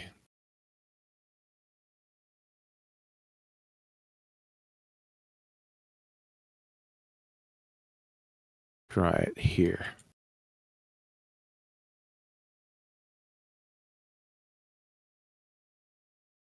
Yeah, I found it. All right. This is old stuff, man. That's why I couldn't find it on my new stuff. I'm back. Yeah, Zulu, Charlie, Echo. Here we go. Hey, I found a quote. I'm sorry, go ahead. Yep, I found a quote though. That's all right. University of North Carolina at Chapel Hill. Scientists say no evidence exists that theropod dinosaurs evolved into birds. Science Daily. 2005. Dr. Alan Fiducia, paleoornithologist and evolutionist. With the advent of feathered dinosaurs, we are truly witnessing the beginnings of the meltdown of the field of paleontology. Just as the discovery of four-chambered heart in a dinosaur described in 2000 an article in Science turned out to be an artifact, feathered dinosaurs too have become part of the fantasia of this field. Much of this is part of the delusional fantasy of the world of dinosaurs, the wishful hope that one can finally study dinosaurs at the backyard bird feeder. It's biophysically impossible to evolve flight from such large bipeds with foreshortened forelimbs and heavy balancing tails. Exactly the wrong anatomy for flight. To say that dinosaurs were ancestors of the modern birds we see flying around outside today because we would like them to be is a mistake. The theory that birds are the equivalent of living dinosaurs and that dinosaurs were feathered is so full of holes that the creationists had jumped all over it, using the evolutionary nonsense of dinosaurian science as evidence against the theory of evolution. To paraphrase one such individual, this isn't science, this is comic relief. Professor Fiducia speaking to Sinosauropteryx. Sinosauropteryx, that's what it is. Sinosauropteryx. The photo subsequently appeared in various prominent publications as the long-sought definitive evidence of dinosaur feathers and that birds were descended from dinosaurs. Yet no one ever bothered to provide evidence, either structural or biological, that these structures had anything to do with feathers. In our new work, we showed that these and other filamentation structures were not proto-feathers, but rather the remains of collagenous fiber meshworks that reinforce the skin. Also, the current feathered dinosaur theory makes little sense time-wise either because it holds that all stages of feather evolution and bird ancestry occurred some 125 million years ago in the early Cretaceous fossils unearthed in China. That's some 25 million years after the time of Archaeopteryx, which already was a bird in a modern sense.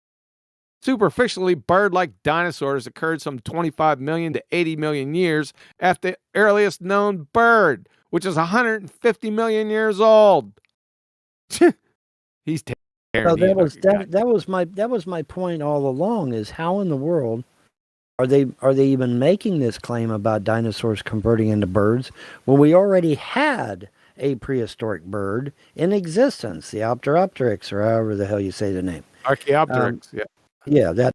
So, I don't, I don't get it. I really don't get it. I think somebody was smoking some good stuff one day and pulled that one out of their Alan's anus, calling them out.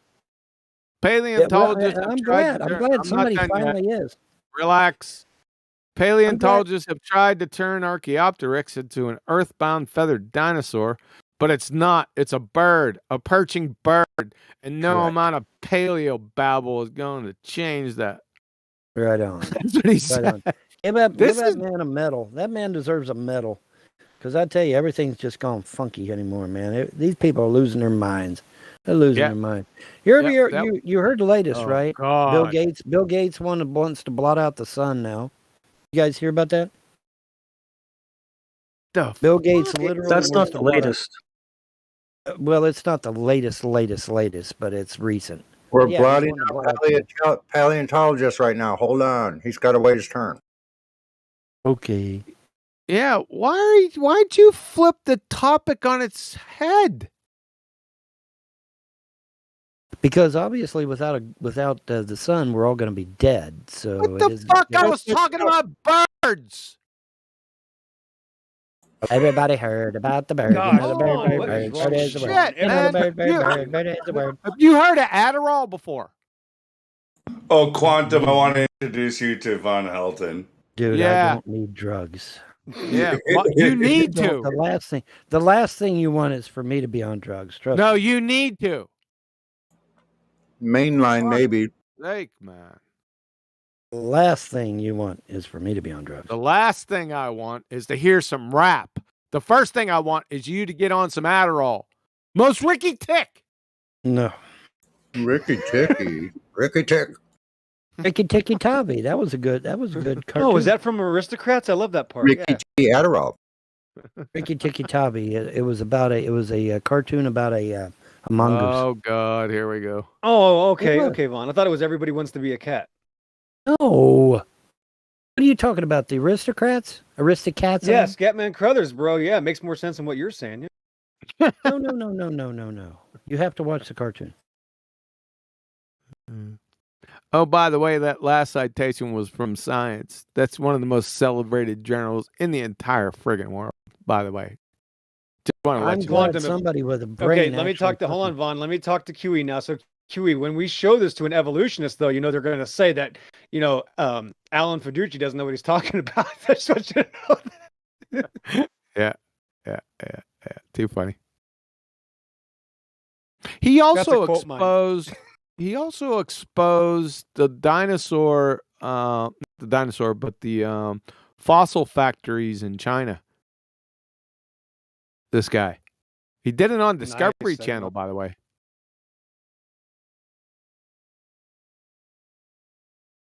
I think I got the transcript somewhere. Yeah, I won't bore you with that. It's fucking nonsense. I just wanted to show you that one of the largest experts in the field, in that field specifically, was laughing at him. I'm glad to hear it, because I thought all hope had been lost there for a minute. Nope.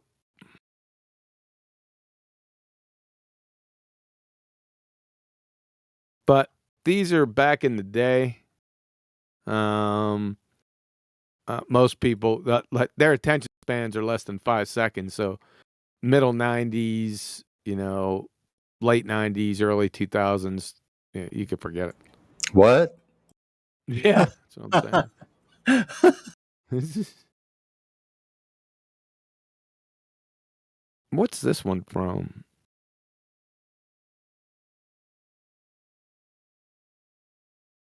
I love messing with QE. It's so much fun. When was this? 1999. Storrs, Olson. Letter to Dr. Peter Raven, Secretary of the Committee of Research and Exploration, National Geographic Society. This is an open letter to National Geographic from Dr. Storrs. The idea of feathered dinosaurs and the theropod origin of birds is being actively promulgated by a cadre of zealous scientists acting in concert with certain editors at Nature and National Geographic, who themselves have become outspoken and highly biased proselytizers. That's a good fucking word. I'm going to use that. Of the faith. Truth and careful scientific weighing of evidence have been among the first casualties in their program, which is now becoming one of the grander scientific hoaxes of our age. The paleontological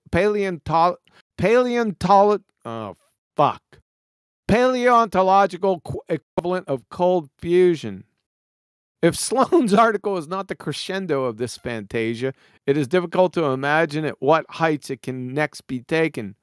But it is certain that when the folly has run its course and has been fully exposed, National Geographic will unfortunately play a prominent but an unenviable role in the book that summarizes the whole sorry fucking episode.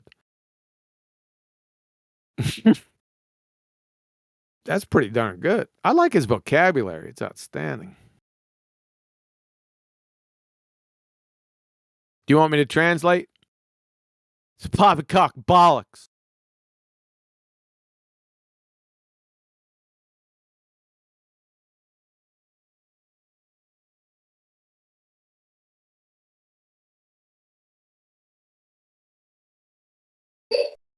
Bone? Bone. Sounds like a paleo train wreck. Go with I found the discover part. Let's see what. Here we go. So this is an interview on. I think it's on television, but I can't remember. It's been so long ago. Discover. What about all the other evidence for feathered dinosaurs? Fiducia. When we see actual feathers preserved on specimens, we need to carefully determine if we are looking at secondarily flightless birds that have retained feathers and only superficially resemble dinosaurs, or if the specimens are in fact related to dinosaurs. That's a difficult issue to deal with right now, given the existence of fake fossils. Discover, so far, only one feathered dinosaur, Archaeoraptor, has been publicly acknowledged as a forgery. You think there are others? Fiducia. Archaeoraptor is just a tip of the iceberg. There are scores of fake fossils out there, and they have cast a dark shadow over the whole field. When you go to these fossil shows, it's difficult to tell which ones are faked and which ones are not.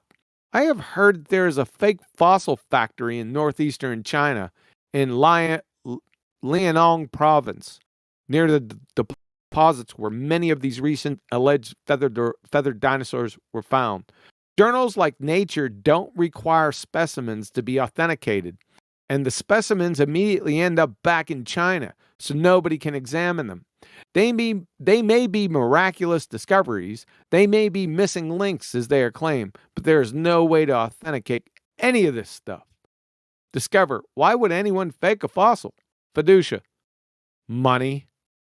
The Chinese fossil trade has become a big business. These fossil forgeries have been sold on the black market for years now, for huge sums of money. Anyone who can produce a good fake stands to profit. Discover.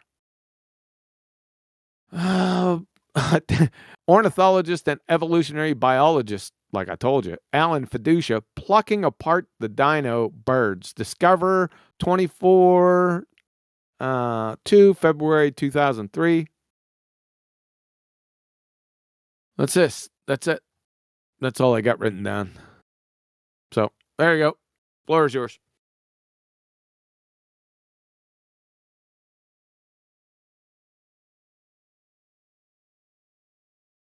Well, if the dinosaurs all Bone. turned into birds, what about all the lizards we have today?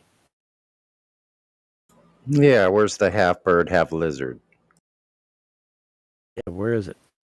I want to see You don't one. really expect it. Well, it takes millions of years. I know they're globalists. They're chickens.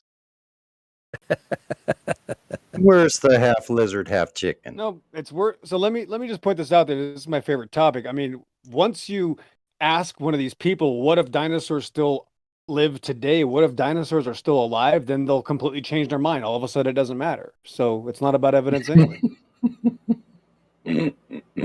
It turns out that they're just a bunch of psychopaths lying about the creator. Mm-hmm. Yeah, pretty much.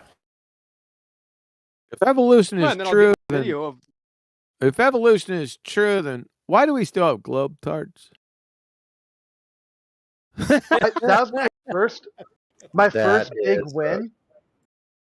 My first big win against the atheists was we both had agreed that Steve Shives was a debunk of evolution, because in no way, shape, matter, or form could evolution create such a stupid individual.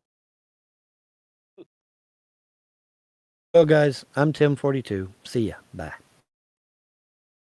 This dude, like, I don't know if you guys know who Steve Shives is. He's like this radical atheist from like 2014. He used to try to mock theists. Like, he used to do like an atheist reads. He would do dramatic readings of like the Bible and stuff. And then when people started getting pissed at his, politics, his radical left wing, social justice stuff, they wanted to distance themselves from him. And I'm like, certainly, Toby, but will you also denounce evolution? Because if you say this guy's dumb, how did he become dumb?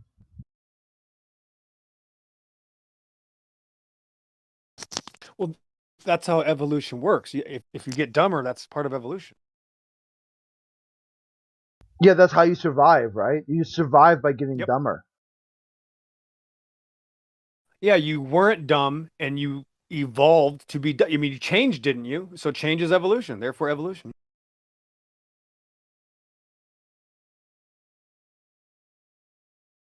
Your underwear proves evolution. At the end of the day, it's changed. I mean, that's everybody knows.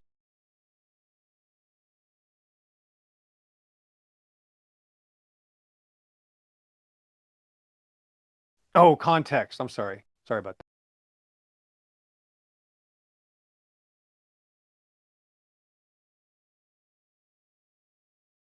You done, Chris? No, that was it. I'm trying to get this Well, I just guy wanna say called that's- Kickin' yeah. Chicken to come.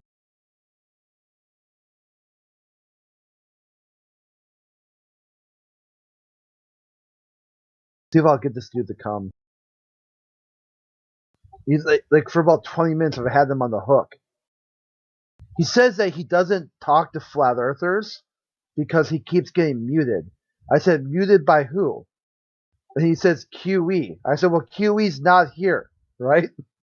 It's a different server. Right. Let's see if I can get him to come though. Like, I almost got him. I'm this close. We're gonna be recording just a little bit there that you repeated twice, though. I did. No, yeah, the part where you're gonna make that dude come. Oh yeah. Take it out of context, right? Yeah, clip that shit and use it as a recruitment tool. Crit will make you come. All right, never mind. I think you would do a better job at making this weird. Of course I will. I remember I'm the dude that talked about toilets.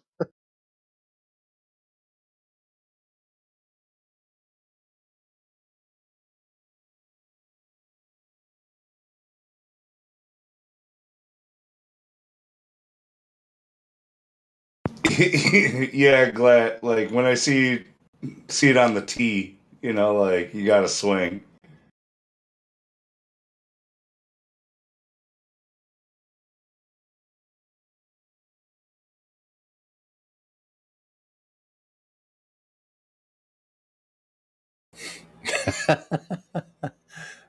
Miguel. Oh, damn.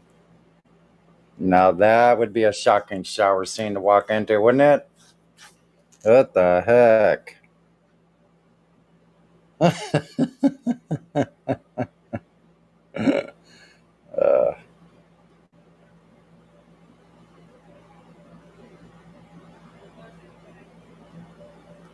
Whoa, that's a girl that knows her bat. Man, oh man. Bounce that bat over. Look at that. Wait a minute. Are we trying to listen to something?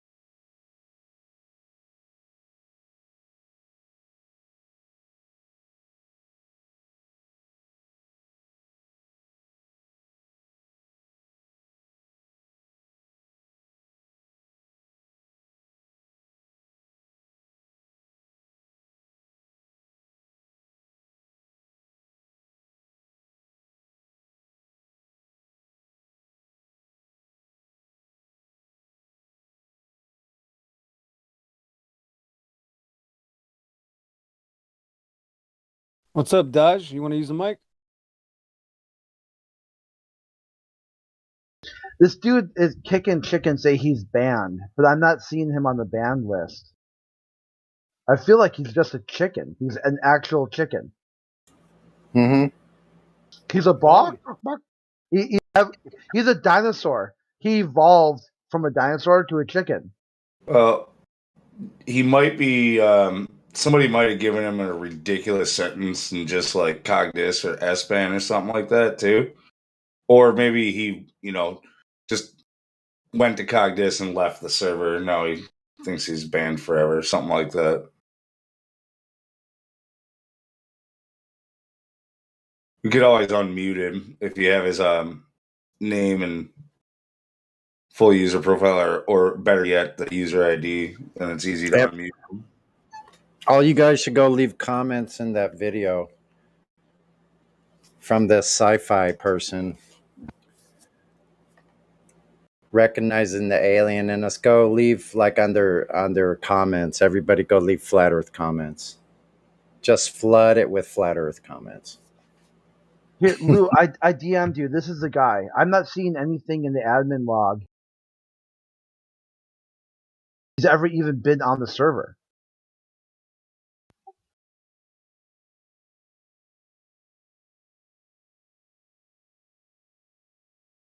Okay, here I found something. He was he was in Cogdis back in last year, July. So yeah, he went to Cogdis and just left the server. So he got unmuted in October of last year by the bot, and then he got mentioned by Dagas in November. Also last year. because he loves to talk about flat earthers, but won't talk with a flat earther. Is he on the ban list? I'll take a closer look, I guess. The only thing I can't see is an admin ban. There's nothing in the bot here that shows he shouldn't be, on the server.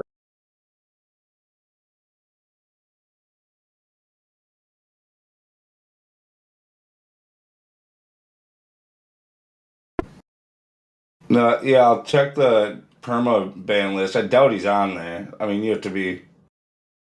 I'm going to grab his ID here, and then I can just check to see if the bot has him. Yeah, here I'll send you his ID. I think I got it. 74790311. Yep, that's it.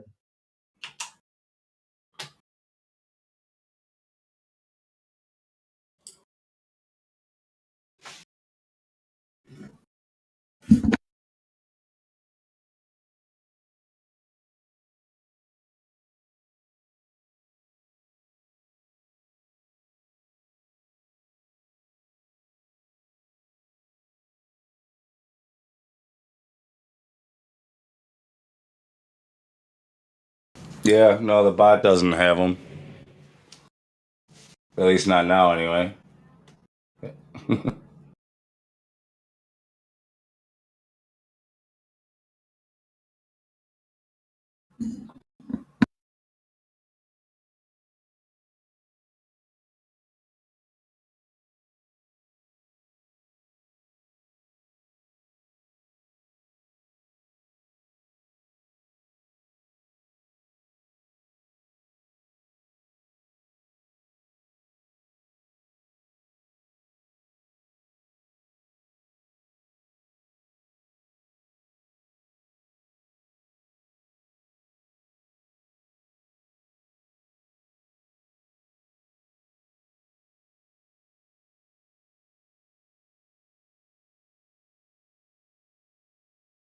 What's up, Lou? Not much, man. What's going on? Yeah, just stopping by.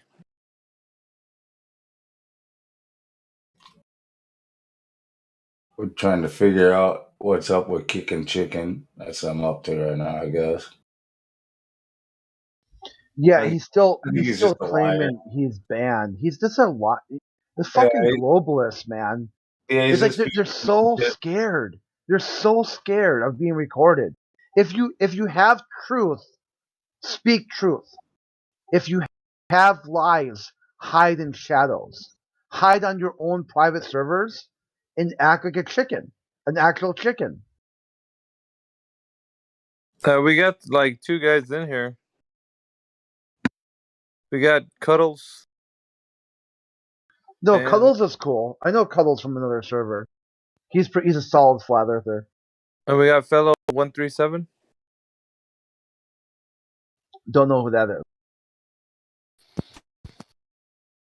I think he's already in Fight Club. He left.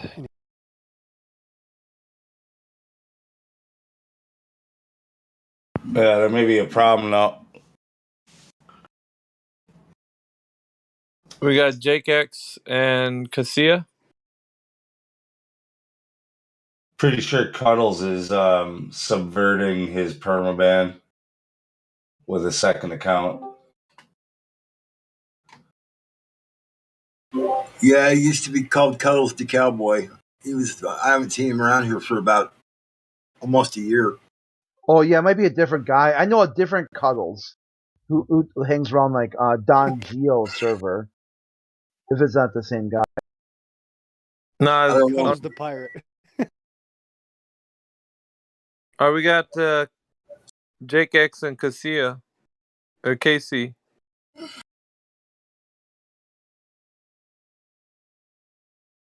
Have you guys spoke to those guys?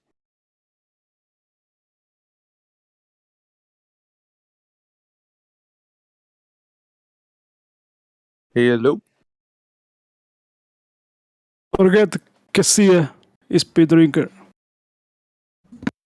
He's a pea drinker? Yeah. Oh, The guy. which one's the pea drinker now? Is he in here too?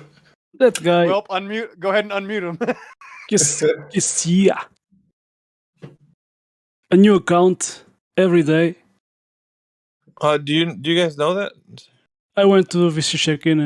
Oh, dude, we know the pea drinker. Yeah. As soon as he opens his mouth, Yeah. like everybody in here, Yeah. it's like, oh, that's him. Yep. I haven't had a chance to talk to him. I hope maybe someday I will have the honor as well, Lou. Well, he's got his mic muted. He's not saying anything. Thanks God. And we got Jake X, who has a highly suspect tag on him. Jake, you should speak. You sent me a PM earlier, so I don't know you that well. If you speak, then we can get to know you. Go ahead.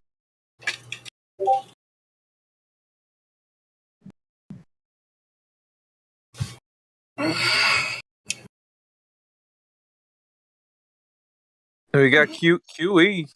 QE, what's up, man? Is he AFK or what? He was here a little while ago. Is he feeding his wolf pups?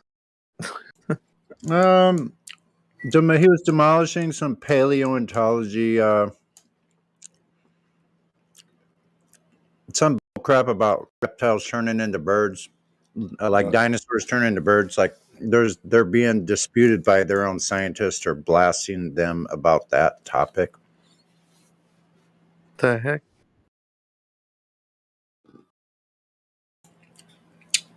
Disagreements in the paleo world.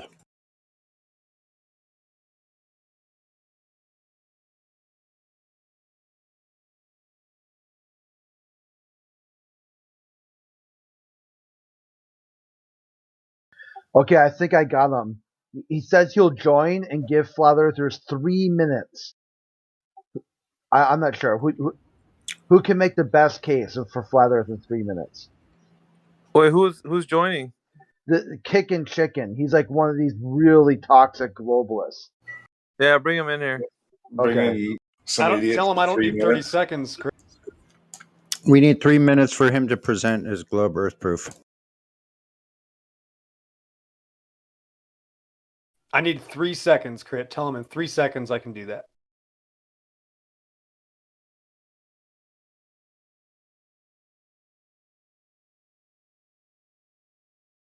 You guys talked to this guy before or what?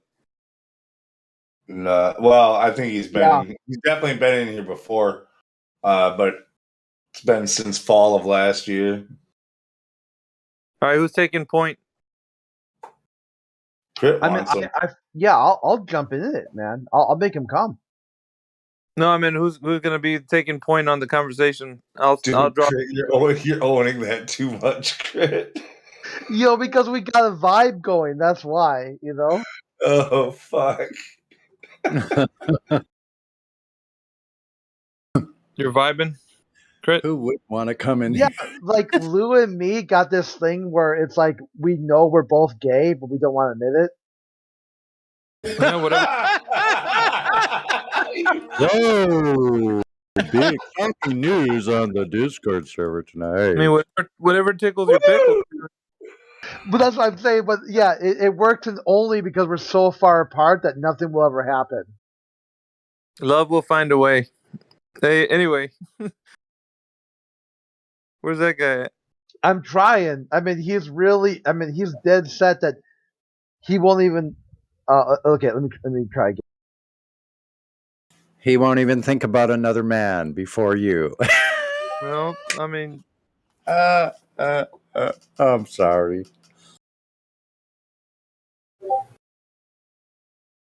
You were sorry you'd have never done it. What's the vanity link for? It's just Flat Earth, right? Should be the Flat Earth Discord. No. Yeah, he's saying the vanity link isn't working, but we got enough boosts, right? Hey, Crit, just copy and paste the one that's up there right now. There's a generic one that you can just. He's telling me. Well, I did. I sent him a generic one. He told me it's not working. Vandy one. There we go. The Vandy one worked. I just sent it to a friend of mine, and he said he just got in. So either he's lying and he's not banned, but he's pretending he's banned, or he's just too buck kicking chicken. Right. So you and Lou are playing good cop bad cop or what? I just wanna. That would work. Be like, hey, Lou. Oh, look, hey, come on, man! You can only take a joke so far. No, that's good. We gotta get a lot of mileage out of it, man. That's the first time I've heard of it. So, you want to take it around the block, man?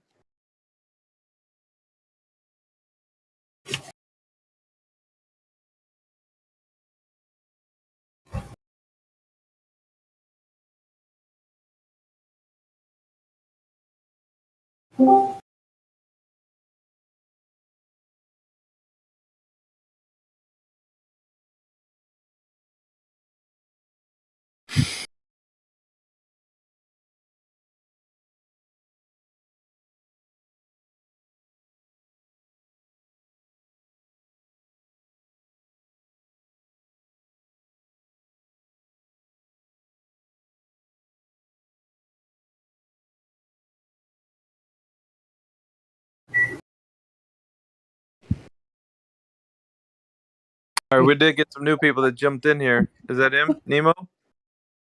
No, he's kicking chicken. Oh, okay, that's his name. I'm still working it. He got a little scared. I guess I'm not sure if he was listening. Crit, tell him to bring his friends in here, so he can feel more confident. We want to make him feel confident. The more confident, the better. Yeah, what is that about you? That wants that more confident. I guess so. Oh, yeah, got to be more confident. Bring in those really confident ones, huh? Exactly. They're the ones that get a little spicy. You don't like the ones that are just like, well, I don't care either way. Well, all right, man, go have a seat. Like, I don't want to speak to you. Go back to the bleachers. Yeah. From whence you came. From whence you came. Yeah. For Epic Fark. It's missing the bottom jaw.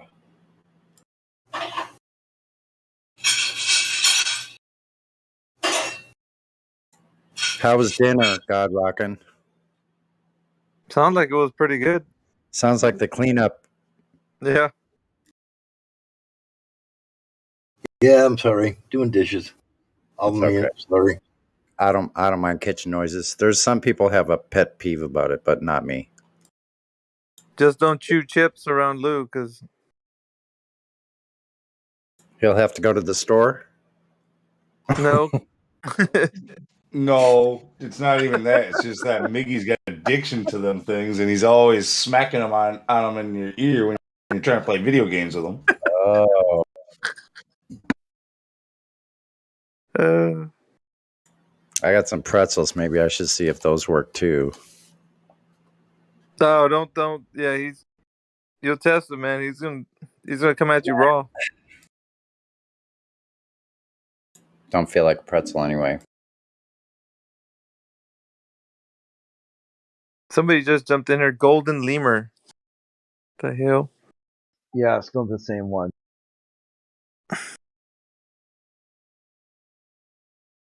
Oh, are these guys Yeah, lurking? yeah. Hey guys, can you hear me? Yeah, we can hear you.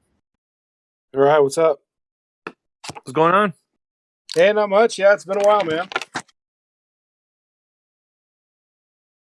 Just hanging out. Thought I'd pop in and hear what you guys were talking about. It's been a while. Have you been here before? I don't even know who this is. Yeah, just 1 sec. I'm going to get on my my mic. Can you hear me all right? Yeah, you're coming through. Let me see here. Yeah, I've been around the server. Iron Silver. I'm kind of I've been a lobby rat for a long time. And I just haven't been here for a couple of months. Oh well, you're defending us from the lobby trolls. Okay. Yes, sir. Yeah. Well, good on you, man. Yeah. Thanks. Yeah. Who am I talking to? Miggy. Okay.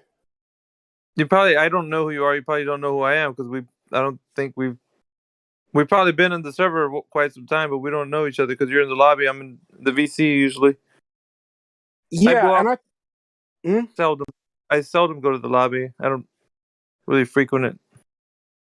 Yeah, I popped into the live stream here and there.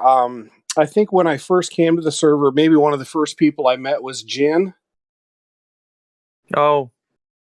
Who I don't think's been around that much lately, but he's more on and off. But yeah, and Truth Prevails I've spoken to, and a few others, but yeah. Yeah, I've been. Go ahead. No, I was saying you're what we consider the front line. After the ones that pass you guys, and they get checked in and brave enough to come into the voice call, like the one that's about to come in here in a little bit. Oh yeah, perfect. Yeah, we get a lot of we yeah, we get a lot of recurrent visitors, as you know, and occasionally you get somebody new, and even more occasionally you get somebody that's actually curious about the topic and is able to, kind of get past their indoctrination. But like us, I was there once, so yeah, we all were. Yeah, it took me a while I had to do my homework, man. It took me I kind of figured it out pretty quick, but then I didn't let myself draw any conclusions for quite a while. Just because I wanted to make sure. I want to make sure I knew if I was gonna start to talk about having a different point of view. I wanted to make sure I understood globe geometry and long distance observations and all of the objections that come up and everything. So, and once you do that, you're pretty much done. So that's where I'm at. Yeah, man. Good stuff. For sure. Yeah. Well, thanks for saying hi. Yeah, I appreciate it. No, don't worry about it, man. I just usually I'm taking a look at names when people pop in here when I'm on. We haven't spoken to Nemo. Nemo, if you're there, you can unmute your mic. I think you have control of it, so you're locally muted.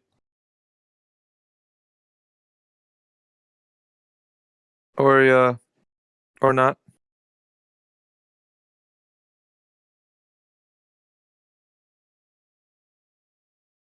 Did I say something wrong?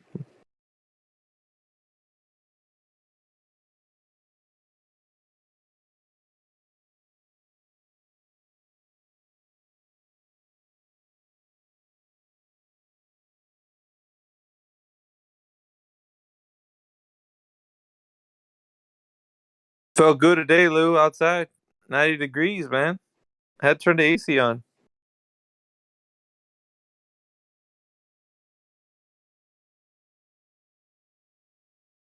All right, Nemo's back. What's going on, Nemo?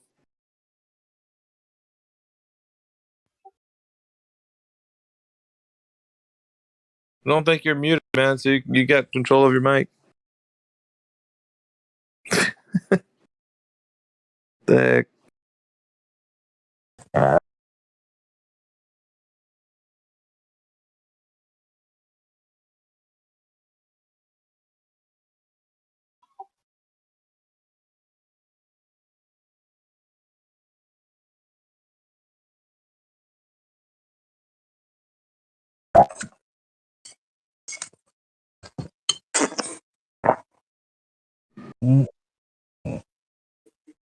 We can hear Jake X, but just noises.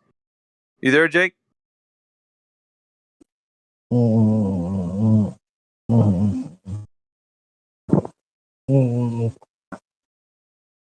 the heck?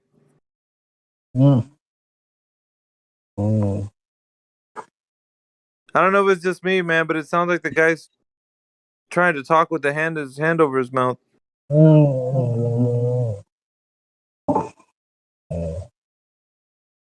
Sounded a little trollish to me. Yeah, probably. Oh, wait. No, I think he was the guy that I said if he'd had nothing constructive to say, to put himself on mute a couple days ago. He likes to get on the mic and say dumb things, if it's the same guy.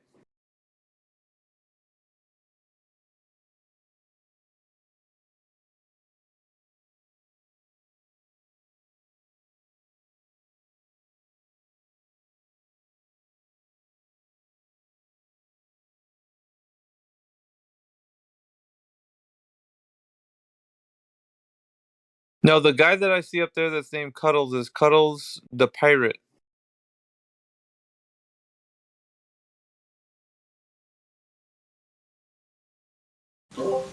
Yeah, try to talk to him. Is a no-go either? No, try to. I want to hear him. Oh, hey, Cuddles, what's going on? You have control of your mic, man, if you want to. Go ahead and have a conversation with us. At least I think you're locally. Yeah, you're not muted by us.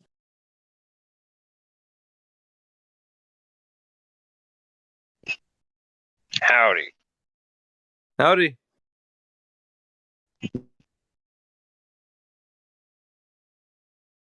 So what brings you to the server, man? Flat Earth stuff. Flat Earth stuff. That's good. And were you brought here by friends, or like, is there a topic you're interested in looking into? Oh, I'm sorry? I got a bad Hello? signal right now. Sorry, you broke up bad. I don't know. I don't think I'm breaking up. Did anybody hear me breaking up? No, I heard you clear. Cuddles, this is God Rockin'. Where you been, bro? What? Huh? Where you been? Well, been? Yeah, where have you been? This is not Cuddles the Cowboy? What's from a year ago? No? I don't remember. Huh? Cuddles. I don't remember. No, Jake, right? He's talking to Cuddles the Pirate, not Cuddles the Cowboy. Cuddles. I the know. Pirate. I just asked if he is the old Cuddles the Cowboy from a year Yeah, ago. I'm wondering that too. But Jake He used seems to be here a lot. to He seems to be trying to disguise his voice quite heavily, so I'm assuming it's the same guy. Hmm. If the mic is free, I'll answer. It's not a big deal. Yeah, there's the voice. Now it's normal. Alexa, That's him. my is Is this Jake's Foxman? what? Yeah, it sounds like it. Yeah. What the fuck? Central. Central. Not troll, dude. Jeez.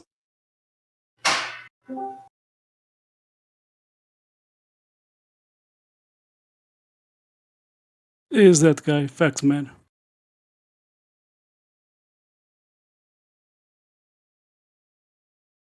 Cuddles the pirate has left the building.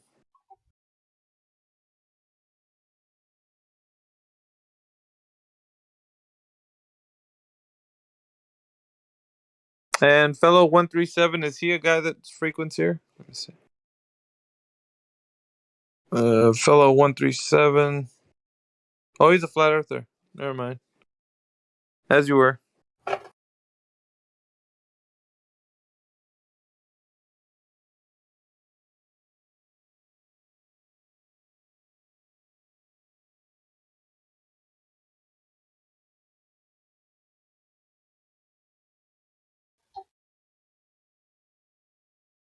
See, Dej is still in here. Dej, what's up, man?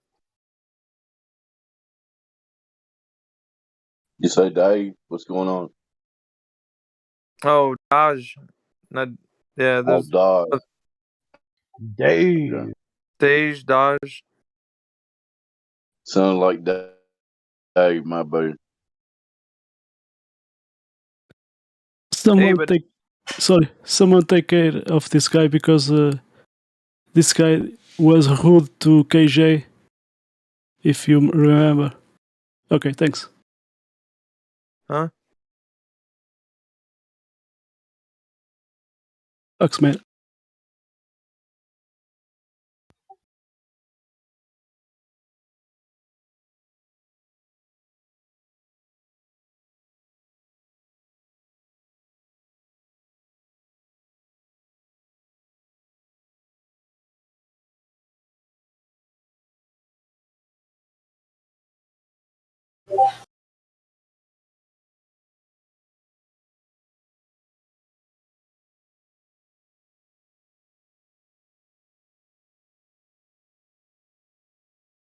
Got old Haas in here. What's up, Haas? What do you know, man? Nada. Just kind of hanging out, listening to the night creatures. The night crawl. Yeah, the bugs and things flying through the yard. Just kind of listening to all that. How you doing? Yeah, pretty well, man. Just in here, seeing who people coming in and out and trying to catch a conversation, seeing if there's any intelligent life left on this earth. Yeah, I heard part of the Renata conversation earlier. He's a trip. Yeah, some people they're very cognitive when we're having these conversations with them. They know he was just being a bit sarcastic, being a bit funny. But I think overall he's all right, man. I mean, I didn't see him like too Yeah, bad. especially towards the end, he said he was actually going to go out to with a friend and to the coast and see what he saw. So that's all you can ask. Yeah, and then from there, whether he does or not, I mean, that's a whole nother story. But yeah, at we'll least find out. what he, yeah. Hey, Miggy. Yeah, what's up? Jake X is server muted. I didn't hear him speak earlier. Somebody said somebody. It looks like somebody said he had a voice changer on or whatever. He's want to be unmuted. I know you were trying to get some people talking. How he kind of. Yeah, it kind of sounded like he had a speech impediment. If I'm really honest. I was just pointing that out because you were, going down the list. Just wondering. Yeah, I don't like. I was actually God Rockin' was talking to some guy named Cuddles the Pirate, And that No, guy, well, Cuddles. Yeah, we know that dude. Yeah, and yeah, he's on the permaban list. I think somebody muted him, but other than that, oh, now see. All right, cool. what happened? Now he's deafened. JKX unmuted and then deafened, I guess. He's a fax man. He was trying to. Yeah, he's trying to spam. Yeah. All right. Do you remember what he said about mute him again. KJ? I'll mute him again. Yeah. Sounds like a harmless troll. He's not really. He was trying to change his voice, but I detected it's the same guy. All right, cool. How you guys been doing? I've been listening off and on all day. You guys are doing great. Pretty good, Helio. How about yourself, man? What you up to? Man, I've just been working and coming home. Working? Why are you doing that? I gotta make a living, right? I gotta live to work and work to live, I guess. Yeah. Days are getting hotter, man. It's time to be outside. Yeah, I'm trying to figure all kinds of different stuff out. Yeah, God, especially in Arkansas. God, it's freaking. I never liked working, so I decided I'm not going anymore. When did you decide that? QE is in the house. Yeah, when did you decide that you're not going to work anymore? Just about an hour ago. I don't like it, so I'm not gonna go anymore. I do that for one day sometimes, and they don't like when I don't show up. They won't give me money if I'm not there, so I choose to show up most of the time.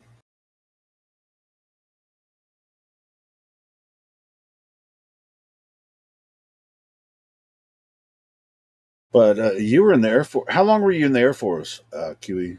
I was never in the Air Force. I told you I Oh wasn't shit! in the You were Air in the Force, Army. but God damn it! Air I keep Force fucking times.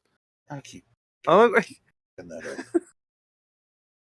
That's Maybe the new I have one. Air Force in my brain because I grew up in an Air Force town. I don't know. So, what was your question?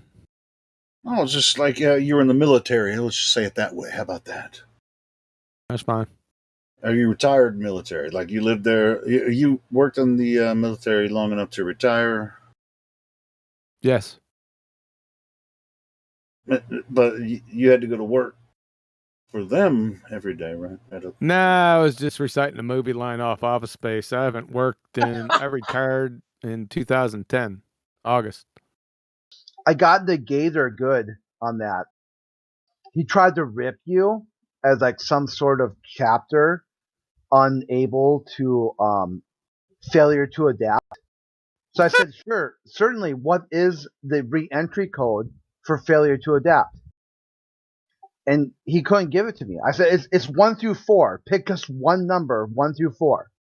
What would be the re-entry code for failure to adapt? And he couldn't even tell me. He wouldn't even guess 1 through 4. I go, dude, you've never been in the military one day in your life, but you run around the internet pretending like you're some sort of Bradley tank commander. Who, Negator? Negator, yeah. Oh, isn't he the one that was trying to measure the curvature of the Earth with the autolite? Oh, he's done all kinds of weird shit. I mean, Negator is about he's basically anytime you present a flat Earth argument, he tries to negate it.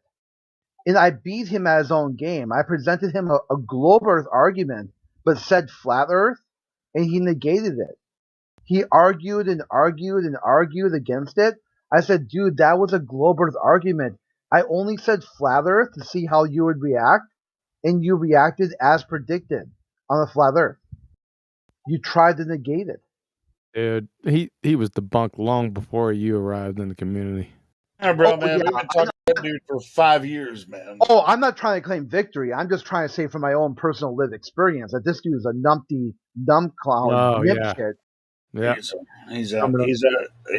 he'll just make shit up on the spot, Yeah, he's been. Yeah, you got dumpster fire. That's for Yeah, sure. you guys debunked him way before. I'm just saying that, like, I'm standing on the shoulders of giants here, and I took him on one, unlike like Gem Panda Server. And Gem Panda Server, even they were like, dude, you are autistic retard. Yeah, he makes a fool of himself. Like I said, I Yeah. mean, he'll make a They fool give of a himself. roll. He doesn't care, Yeah, over there they give a role to the globetards who are just actually retarded. They give a role called autistic retard. That people who should not be advocating for the globe. And he's got that role. He's autistically retarded. So how long did you talk to him? Oh man, this went on for 2-something hours, which is why. I'm sorry. And the whole time, no, I think the funny part was the whole time he was arguing against the globe, just because I said flat Earth. It had to do with the Fermi lab. I'm not sure if you guys are familiar. They did this neutronium stream. They shot from like northern of Wisconsin to like the middle of Wisconsin to northern Minnesota, and they were off by like 2 degrees or something like that. So I was saying that only makes sense in the flat Earth, where if you did the globe math, somehow if you draw the triangles, it somehow kind of equals like a globe model. But just because I had said flat Earth, he argued against everything I said. It was not a stream. It was not a beam. It was a stream. He said the 2%. And this is really funny because it tied into resection and intersection, which are 2 things you learn in BNOC or PLDC, depending on your MOS, about like enemy section, where you take 2 known points, both points shoot a azimuth to the target, and you determine how far away the target is. You have to be able to do this task to pass BNOC. In my MOS was 13 Bravo. And in that MOS, you had to determine how far away something was based off 2 known locations. And he said he was a Bradley commander, which uses a glid, which is a known position. So I'm like, dude, how can you use your skill set and still not figure out this whole time I was talking about globe, but you argued against it because you're that obsessed with flat earthers that you will debunk your own model. You will negate the globe because you're that triggered that someone disagrees with you. You'd have had to learn intersection and resection well before BNOC. Oh yeah, for sure. Especially at 11 Bravo. Yeah. Hey, Job, are you there? Yes, it is me. Hello. Hey, go fish some of those guys out of that server. Bring them over here. One of those guys, remember? Those that server you go to that you always bring like 1 or 2 of those guys in there. I should do that. See if I'm still in there. There's a willing participant that is. Yeah, tell me. I got banned on Gems about 9 months ago for terrorism. Tell him that, hey, Crit's over here. Tell him that Crit is looking to talk to his old friends. Like Kant. Bring like Kant or someone, Crit has a bone to pick today, man. I'm gonna step back. Go ahead, Crit. I'm on fire, dude. Yeah, man. Wait. I want to hear the story about how you got banned for terrorism. Okay, so at the time, I was kind of like on the edge or the cuspice of being a mod for Brandon. Just barely on the edge, right? I was on the short list for like the new mods. So at one point, Brandon had said there every Wednesday is going to be Flat Earth Wednesday for the first hour of the show. And somehow that dude, Captain Bullshit, or whatever his name is, Captain BS, decided somehow it was my fault. That it was my idea to make only flat earthers talk for 1 hour per week on Wednesday. I said, well, that's okay because it's a 15 hours per week show. If only 1 hour every Wednesday is just flat earthers talking, you will survive that because you don't talk at all. This guy's a tech skank. So I'm saying if you will not talk ever, and there's a show where you can't talk, you should be okay with that. Banned. I'm like, wow, really, dude? You banned me for that? He's like, yeah. Well, I'm still in that server. If you guys want me to go in there and invite some of those guys that are already perma banned or just soft banned over here, if you guys want to talk to them, I don't know, man. I don't recruit a think we couple. should invite I don't think so any either. terrorists in here. You shouldn't even Yeah, promote exactly. those Matthew Learns idiots. is here. Yeah, hey Matt. Hey, how's it going? Hey Matt, what is long time no see, dude? Where have you been? Finals. I know, me too. Yeah. Been at a conference in Vegas, then visiting my sister in Michigan, so lots of different stuff. Hey Matthew, I wanted to say thanks. I got accepted for summer school at the University of Dallas in Irving, Texas today. I'm taking a physics 101 class, and I passed. Good for you. And I passed the test for astronomy. So I'm starting astronomy 201 because I can name all 9 planets. And I told them the moon was 240,000 miles away and the sun was 93 million miles away. They liked my answers, so they get me past astronomy 101 and put me in 201. And so I'll be a Glober by September, October, thanks to you. So I just want you to know, Matthew, that I owe my entire soul to you. Thank you. Well, like Jesus said, many are called, but few are chosen. Hey Matthew, I sent you a DM. What does that mean?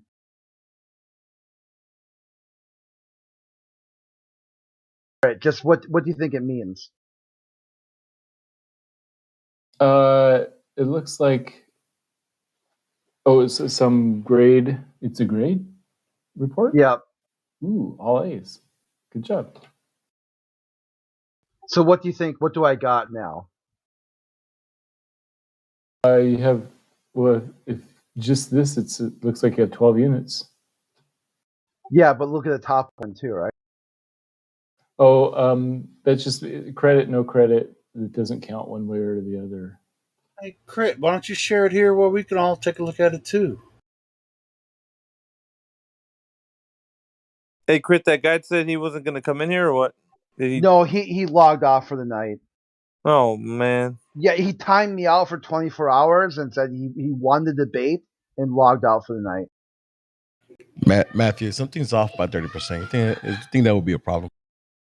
Yeah, it's a problem. It depends. It depends on the context. Okay, Matthew, look at the 2 screenshots I sent you. What did I just complete, do you think? You just got good grades in your first semester, it looks like. Good job. Yeah, not the first semester. Look at the second screenshot. Oh, 64 credits. That is enough for an associate's degree, I think. Yeah, look at the next line, though. I mean, you're making me start to doubt that you're in higher learning. Oh, I'm not in the registrar's office. It's the students who are like super obsessive about this type of stuff. I don't pay that much attention. Okay, so I've got 3.89. Yeah, my GPA is amazing. 3.89.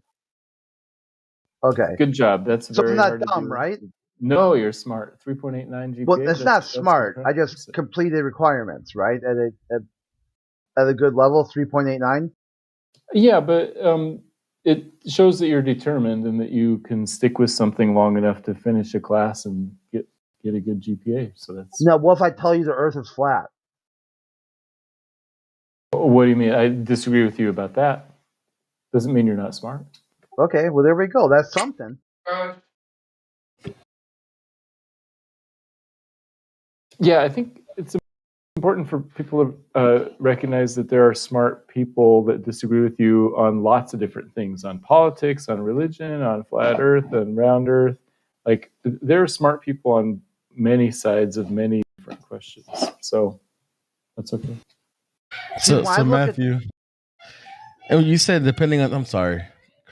Jump in it. Yeah, go ahead. I still wanted to go back to the question of 30%. You said depending on the context. Do you think it would be worse if the information or whatever you're measuring is bigger, the 30% will probably be even worse, right? No. Again, it depends on the context. Like, if somebody says, "Hey, I want 1 pound of potato salad at the grocery store," and they give me 30% too much, I'd be like, whatever. Or if they give me 30% too little, it might be, whatever. So larger let's say larger the item or whatever you're measuring. Let's say if it was 10 pounds, it will make a difference, right? 30% is 3 pounds. 3 pounds. So if I make that larger, let's say about half a trillion. Oh no, half a million, is it? Light years? Yeah, that'd be pretty far off. Yeah, somebody was saying that it didn't make any it really didn't matter. It wasn't that much, the grand scale of thing. Well, I think there's a common misconception among globers that we know how far away certain stars are, and it's true we have numbers, but they can be off by quite a bit. Like, we're not 100% sure about any of that stuff. Could it be off if it's based on an assumption that hasn't been validated? Yeah, if you use the wrong assumption, it might be off. But also, it's just kind of measurements are not 100% accurate. So you have a error bar and kind of like a range where it could be. Well, but Matthew, what measurements do you have to any stars? Yeah, that's a good point. When people say measurements, what they really are meaning is calculations based on assumptions. So we're back to that again. So this is now the second assumption. So we're assuming things to try to come up with a calculation in which we're then going to assume something else. Right, because if you want to measure the distance to something as an actual measurement, you got to get it like a yardstick out and lay down the tape measure out and lay it down to the distance. But nobody's going to do that with like the sun or the stars or even Mount Everest. So all those require calculations if we're going to try. Well, how about this, right? Some number. Matthew, if I said that the moon is self-illuminating, would you agree to that? No. Why not? From a human experience, would you say that the moon has its own light source? No, I wouldn't. I'd say it's basically just in the sunlight, so it looks bright. But how would you know that? Just by itself, just looking at the moon by itself, does the moon emit light? It has light coming from it, yes, but that's what I'm saying. So if you're only looking at just the moon, say that's all you've got. You've only got the moon and you. Is the moon a light source? Yes, light is coming from the moon, but you're asking whether it's emitted or reflected, and I don't think by just looking at it, you can be 100% sure. Exactly. And that's where I'm going with this, is that I've got a globalist who timed me out on their server as violating the server rules because I said that the moon emits light. That would be true even if they think the Earth is a globe, isn't it? And so how can it depends on what you mean by emit. Yeah, if they accept the heliocentric model, they must confess that the moon emits light. So it would depend on what they think you mean by the word emit. Most time, emit means something like creates its own light. If you just mean that light is coming from it, both. Until you go there, until you go and see and actually do. All you know from here is that when the moon is over your head, you see light. Yes, I would say you see light. Now the question is it being emitted or reflected in that? And if we just look at the moon, all we can see is that light is coming from the moon. And you're right, we couldn't tell whether it's being emitted or reflected. Yes, we can. Just based on that. So let's do this. Oh, yes, we can.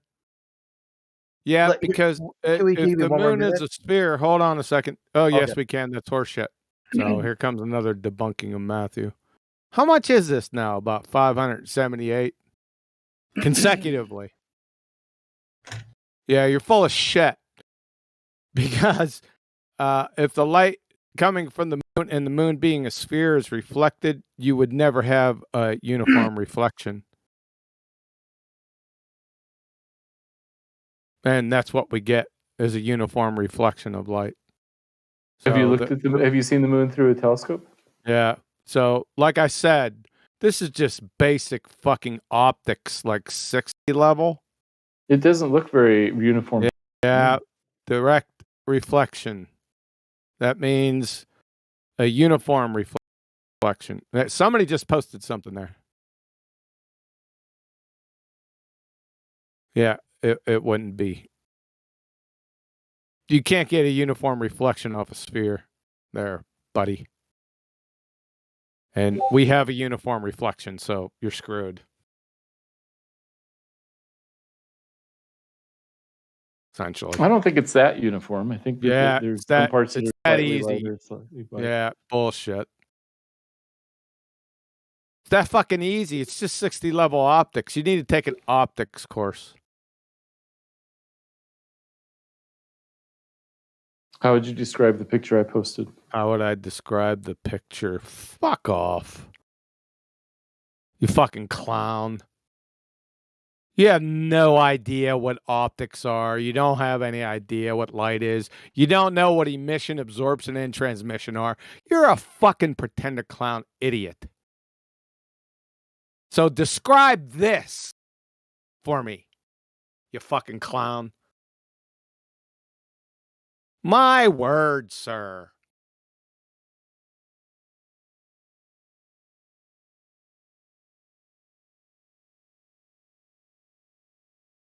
You see the difference? Yeah, I there, admit Matthew? I can't refute that string of sentences. You're right. Nothing I can say against that. Yeah. Okay, what Matthew? What I'm looking at here is if I say from my lived experience, I can look up at the moon and say it's illuminating, and you tell me no, it's not illuminating. The sun is illuminating. Who do you think has the burden of proof there? Oh, we both agree that if you look up the moon, there's light coming from it. The question is, so why where does the light would come from? Okay, sure, let's go with that, right? We both look at the moon. You say light comes from it, and I say light comes from it. Yeah. Do you then A, ban me from your server so I can't talk on your server anymore? Or B, start from a place of honesty, logic, and reason and science, and let's work this out. Let's see where this line of logic leads both of us to. I guess I would ban you from the server because if I were an angry Glober who didn't have a good argument. So basically a retard. Basically someone you would say would not be welcome in the college classroom. So I'm saying I get your point. I mean, I have no idea what happened on the other server, but I prefer sort of the honest discussion we have here, I guess. Yeah, I mean, so basically what you're saying is that person would that person be welcome in the college classroom or be told to, here's the door, go home? Well, in the college classroom, we try to kind of like accept people, but kind of help them become educated. So help them yes, become educated. Yeah, we hopefully it's not on optics. All they do is help with indoctrination. Matthew, I just sent you my grades. Don't try to patronize me. No, you're smart. I can see from your grades. I mean, you proved it. Unbelievable. So I heard you said something like that if the flat earthers were more educated, then they would understand the globe model a little better. And I think that is so disingenuous and not true that I have really a hard time with why you said something like that, because we're actually more educated about the globe model. We understand way more than any glober I've ever seen. Hey, leave Matthew alone. I'm going back to college because I just want to know why he said that. Why he thinks education is in the globers. Okay, you guys here in the server understand the globe model way better than the average person on the street, even the average glober. Fucking duh. And way better than you. I don't know about better than me, but the average scientist probably has a more detailed description of how things work in the globe model. How what things work? Like the Selenilian eclipse, for example. Really, that's science to you? What's the hypothesis? No, it's an explanation of what's going on. Like Here comes 890 in a row. Explanation of what's going on. You mean so story? Most astronomers Scientists could tell the aren't story. into explanations there, Matthew. They confirm and validate by experiment. So please post the hypothesis, unless you think you can get to an experiment without the hypothesis. You probably do because you're a fuckwit. But please post the hypothesis regarding the Selenilian eclipse. Right in text chat for us, please. Identify both parts. Of course, you don't even know what the parts are, right? Yeah, the independent variable and the dependent variable and all that type of stuff. You're trying to make it into an experiment? Yeah, you probably got it. Yeah, there's not an experiment that it describes. Yeah, so it's not fucking science or scientists. Anyone can give an explanation there, Matthew. Yeah, that's what I'm talking about, explanations. Walk down to your corner in your little town there. You have your average village idiot. I'm sure he's going to give you plenty of explanations, right? They're a dime a dozen. They're called just so stories. So we don't give a fuck about your explanations. We want to see validated by experiment there, Matthew. You following now? You finally get that? How long you been here? Not 2 years. tonight. Couple years. You'd figured you'd get that by now. So I thought the standard flat Earth saying about the Selenilian is that the globe has no explanation for it. The globe has no the globe can't fucking speak. It has no vocal cords, no aerobic respiration. Us globers, no the globe theory, maybe. The globe isn't explaining shit. Mainstream science has no explanation for science. So, like, here we go back again. You like fucking walk into flamethrowers every step. Yeah, every step I stumble across a word, you have a unique description or definition of, and you description, huh? Okay, so let me try to say it without stepping on any of your landmines. Landmines? Yeah. You mean coherency? Let me tap in. Let's see if I can do this. Like, hey, Matthew, I'm over here. Do you see me? No, I can see you. What do you mean? Okay, who do you think has a positive claim or burden of proof? Flat Earth or the globe Earth? Why are you letting him go? Because I don't want him to run. Why are you letting him off the hook? Don't worry, I'm not going to run. I'm okay. All right, go ahead, Kiwi. Don't let him off the hook with your sidebar. Oh, you fucking flat earthers need to start taking Adderall in copious doses. Why would you let him off the hook? By the way, is there anybody earlier? This is why. I'll tell you why. Because earlier today, Jerry can account for this. That basically, I tried to get a globalist to the server, and he blamed you for not wanting to come here. And I told him that you weren't even here. And then when I finally got Matthew, a college professor, on the mic and talking live, I wanted to clip it so I could send it. I could send it to him later because he after he timed me out, he said good night.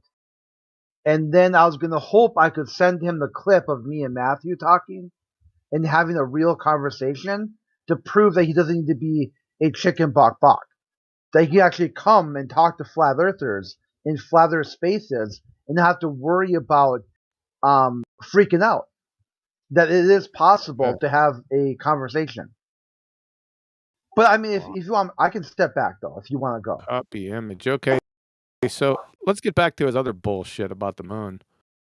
I posted this already. There, that bunks you right there, friend. Do you see that? Look at this more closely. Hold on. Yeah, make sure you look at it real close.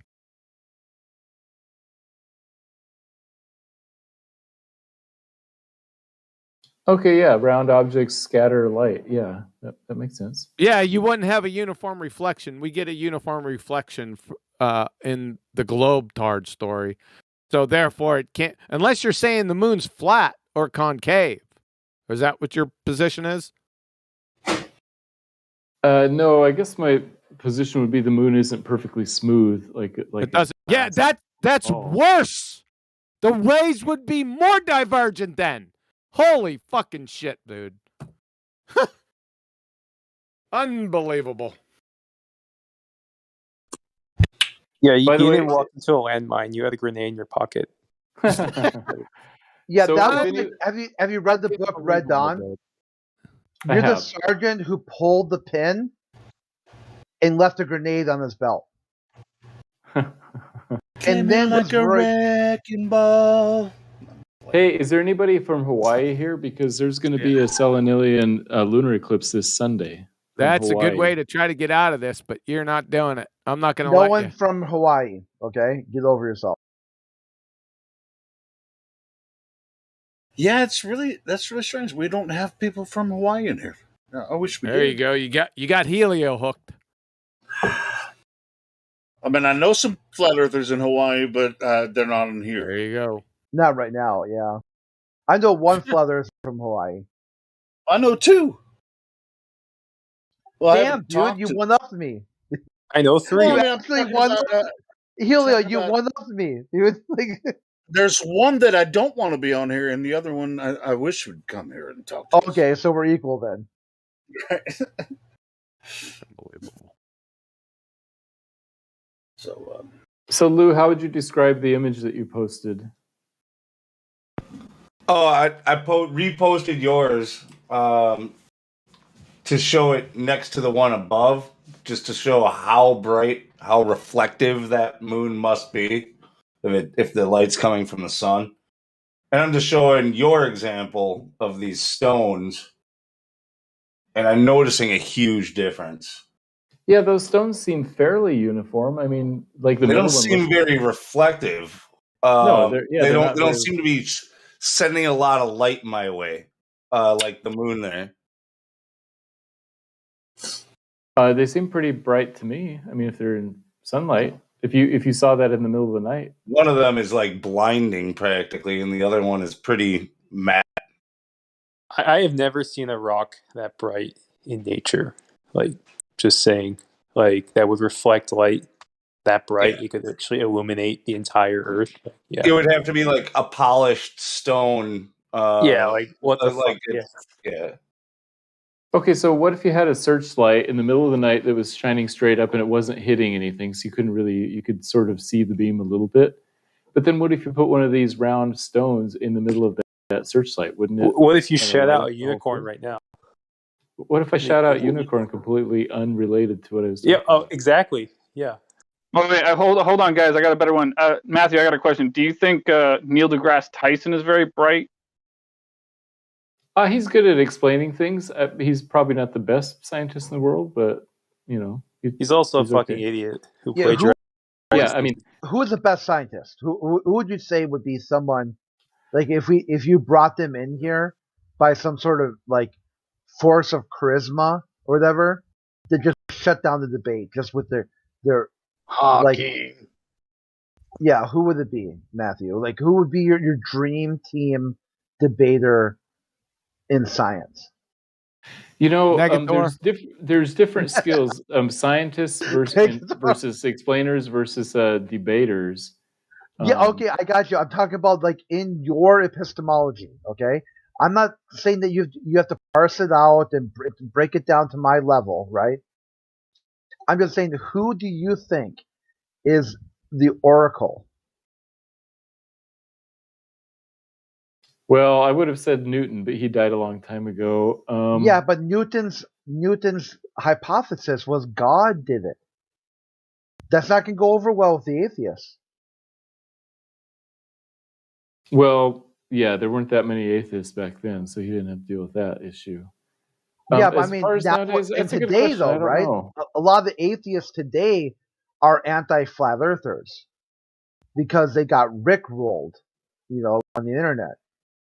So if you bring a Newton-like character and try to bring Newton physics and Newton, whatever, laws of motion, you're gonna at the end of the day tell him, guess what his hypothesis was. He's gonna be like, the glory of the model is filled with so much splendor that a creator cannot be denied, and the atheist will trigger off that. I mean, they will actually ask for their puppies and their Play-Doh in their safe space. Yeah, so I guess my answer would be not a scientist, but a philosopher. Maybe somebody like William Lane Craig, who has spent a lot of time doing debates. He would be pretty good. What about P.Z. Myers? I recognize that name, but I can't place who I know who he is. He's right in Minnesota. He's like the crap. What college is he in? It's like Mankato or something like that. I'm trying to think, like someplace way up north. And he's like, it says University of Minnesota at Morris. Okay, there we go. Yeah.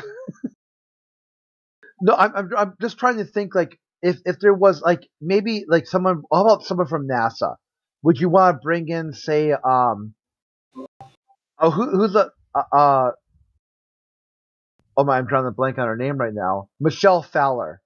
Would you bring in Michelle Fowler? Maybe would she be like your go-to? Nah, I don't think she'd be very. She's okay at sort of describing some things on a popular level, and so that's why people put her on TV all the time. But I don't think that you'd have to be very skilled in astronomy or something to talk about this topic, because it's sort of common sense ideas and things we're talking about, like the moon and the sky and the refraction, the ocean, stuff like that. It's not like you have to have a PhD in some specialized field to talk about that. How about Yeah, this is really great. This Professor P.Z. Myers. I got a chance to talk to him in my college, pursuits. I asked him, how do you know you're right? He said, because I'm smart. Apart from working on telescopes, what skills does an astronomer have? Bullshitting results for grant money. Yeah. Do you believe? What do you think, Matthew? Do you think if I said, Matthew, how do you know that you're right and I'm wrong? And you told me that you're smart and I'm dumb by comparison, right? How should I take that? You should take that as somebody being a rhetorical bully and not believe them just because of that. Yeah, a Dunning-Kruger, right? That would be Dunning-Kruger effect, right? That by itself doesn't mean they're wrong. It just means that they're not arguing fairly. It just means that they're an idiot, that they don't even understand their own position well enough to advocate for it. Yeah, I mean, there'd be lots of different motivations people might say that. So because I mean, to think about this, right? If I have a position A and my position A requires something from you, but you're an expert in you, how strong is my position? Say that again. I guess it's not very strong. It's not, right? Because I invoked you, and you're an expert in you. No one knows you like you know you. Right.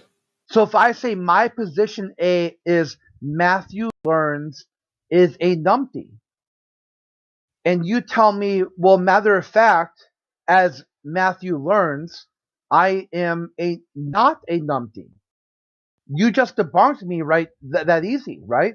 Because I have not walked a mile in your shoes. Do I even know what size shoe you wear? Like if I just randomly guessed, I say you wear a size 9 wide. Am I right? No, you're wrong. There we go. So how do I know anything about you at all? I don't even know what size you wear. It's more like a 6.5. Sorry. I know. I gave him the benefit of the doubt because I didn't want to.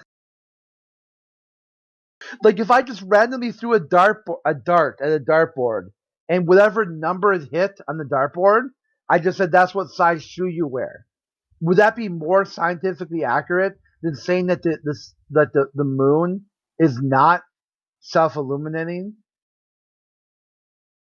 No, you'd have to look at evidence and find reasons for saying what you want to say. Okay, so if I look at the moon and you look at the moon, I tell you light is coming from that. Yeah, we both agree You light is agree. coming from the moon. Okay, so now I just threw a dart at the dartboard, and I got 4. You wear a size 4 shoe. You are just dumb. What does that do for my position? Does it weaken it or strengthen it? Yeah, it weakens it because you're Okay, just it sort of weakens randomly it. guessing. Okay, so PZ Myers is an idiot, right? I mean, he's probably smart in other areas, but by saying that he's just smart, that's not a good way to argue. You're right. Yeah, especially when he's talking to a bunch of undergraduate students, right? It's really disingenuous. So he said that? What was he talking about? In what context? Atheism or something. I don't remember the exact topic. It was like 2.5 years ago.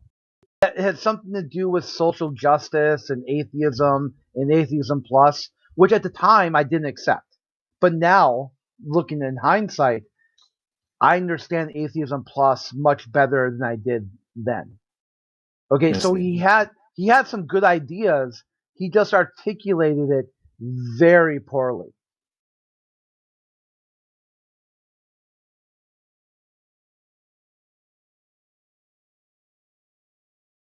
Is the professor at your school? No, in the school system I went to.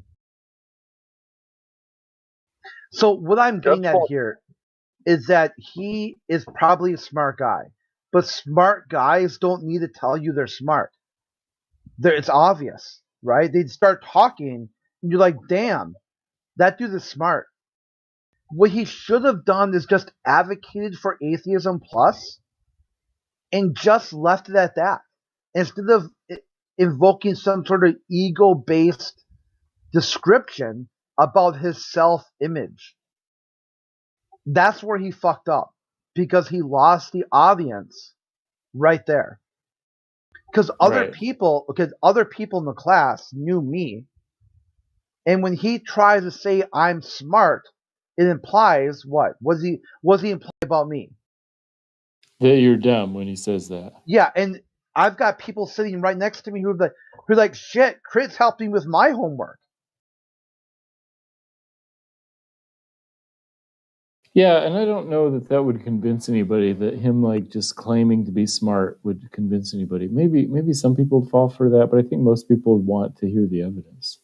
And the big deal is basically at this point, if you're an expert in biology, if you're an expert in one field, and you try to advocate for something else, you don't do yourself favors if you try to discredit somebody who you don't even know.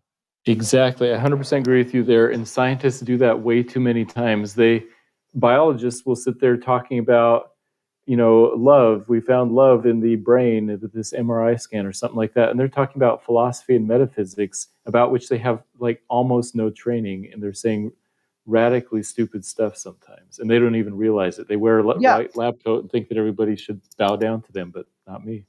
So what they're doing is they're chasing the dollars because they think that idea will get more funding because they can sell it to people who want to fund these sort of feel-good experiments. These feel-good sort of, well, they're not really experiments. I'm using, quote-unquote experiments. What they really are is surveys. They're just asking people what their preferences are and then compiling some sort of statistic, a bell curve, and then determining how many people like to have flowers delivered on Valentine's Day. I mean, to go with what you said earlier, what love is. So I would go back, right, for the really is level, from both our lived experiences. If I say the moon emits light, can you agree with me? So what do you mean by emit? Does it create its own light, or just light is coming from the moon? Is light coming from the moon? Yes, I agree that light is coming from the moon. Well, there we go, right? So now we got a baseline agreement. So now that's a testable path. a logical conclusion to go through. Have you heard of the inverse square law? Yes, I just would warn you if you're going to say that some people might ask you what you mean by the word emit. Does emit mean that it makes its own light, or just merely that you see light coming from it, and you need to Let's go distinguish with between those? Let's test that. Does it emit its own light, or is light coming from it? Right. How we test that? Let's go there, right? Let's go there and see. So what if 50 years ago, Richard Nixon said he sent men to the moon for world peace? Would you be like, damn, I'm curious about that. What did they find? I would be curious, yeah. Would the light get brighter or dimmer the closer you got? It'd get brighter. Okay, what if it got dimmer? What would that mean? Then that would mean that it's right? That it's yeah. Okay, what if I told you that they said for world peace, but then they bombed third world countries like Cambodia because they disagreed with how Vietnam spent their money? Would you be like, well, there's another data point? So number one, the light didn't get brighter. Number two, they said they did this for world peace, but they perpetuated limited wars in third world countries. Would you be like, whoa, I kind of see where you're coming from? Maybe they didn't even go there. Maybe they lied about that. Sure. Yeah, the governments lie about some things and they tell the truth about other things. You're right. Okay, so let's explore that, right? How much other stuff did Richard Nixon lie about? Was it just the one thing, or was it many things? He did a fairly good job at promoting peace with China at the beginning. Well, yeah, sure, at the very beginning, right? Because what did he want? Who did he really want war with? I guess Russia. Russia, right? At the time, he thought, pretended to, at least, or USSR at the time. Yeah, he thought China would help him with the war on Russia, but the dude was an idiot, wasn't he? He was pretty dumb to think that communist countries would fight each other. No, I mean, his foreign policy was pretty good. Back then, the world was a different place, and they were trying to pit USSR against China. So what if you said that Richard Nixon has the best or highest IQ? That no president scored over him except for, I guess, Trump. Trump said that he had a higher IQ than Nixon. So Nixon was like in the 130s, and Trump is like the, high 130s. I would find that plausible. I mean, I don't have any reason to doubt that. Hold on, guys. We're getting a little distracted here. I just was hoping you were going to go to the question of what evidence you may have to validate the claim that we landed on the moon in 1969. Yeah, I was almost there, dude. You like cock blocked me, like Orion. Okay, so we're at Nixon's, and Nixon's a really smart guy, right? Right. He's about as smart as they come. Probably so, apparently, sure. If you look at historical documents, right? As far as politicians go, yeah. Yeah, so as far as politicians go, this guy was on the money. He was spot on. No, dude, the other day I got arrested for impersonating a politician, and I told the police officer, what? I wasn't doing anything. And he said, exactly. Okay, I mean, great joke, but I mean, let's Continue. get back to reality. Sorry, I just had to throw that to be fair, though, you do talk like one. Okay, to get back on track here, right? If you've got a pathway to world peace, what do you do with that? You take it. You take it, right? Because all people are created equal, endowed by their creator with certain unalienable rights. So let's say this, right? Let's say I've got power on this server, and I'm mad at you because somehow me and you disagree. And the person below you is Matt Will East. Do I randomly just ban Matt Will East from the server because I'm mad at you? What does that do? Yeah, you shouldn't know. That's pretty dumb, right? Right. Okay, so why would Nixon bomb Cambodia because he's mad at Vietnam after he landed on the moon for world peace. I have no idea. I mean, I'm sure that there are some people that have explanations about why they thought it was a good idea at the time, but I don't know. I know the answer. No, I mean not yeah. If you say you don't know, that's better than just coming up with some answer like you would say I'm smarter than you. Right? Is that would be like the worst answer, wouldn't it? Yeah, that wouldn't be good. Yeah, if you just said, "Hey, Chris, I'm smarter than you." So at least you say you don't know. Okay, so now you know that at the time the executive branch did a bunch of actions that you can't explain and I can't explain. So let's look at the facts, right? The facts are the moon is self-illuminating. And no one's been there, and no one will ever go there because they tell you they destroyed the technology. It's a painful process to build it back again. Does that make sense, or are you still tracking, or do you think I hear what have... you're saying. I don't agree with those statements, but I hear what you're saying. Go ahead. Okay, so what do you disagree with? Do you disagree that they destroyed the technology, or they have the technology? I disagree with the idea that they never went there. Okay, so why did they go to the moon? Do you figure? Why do you reckon they went to the moon? Human beings have a longing to explore and achieve and compete, and I think all of those played a factor in people wanted to outspend and like show Russia that we were better than them. That doesn't tell us we went to the moon. No, it doesn't. Okay, so he you was got, asking why. Yeah, you got those. Have you heard of a character called Carl Sagan? Yes. Okay, do you know what Carl Sagan said about the lunar landing? I don't know what he said. Okay, look, I posted in Livestream. What can you read that over?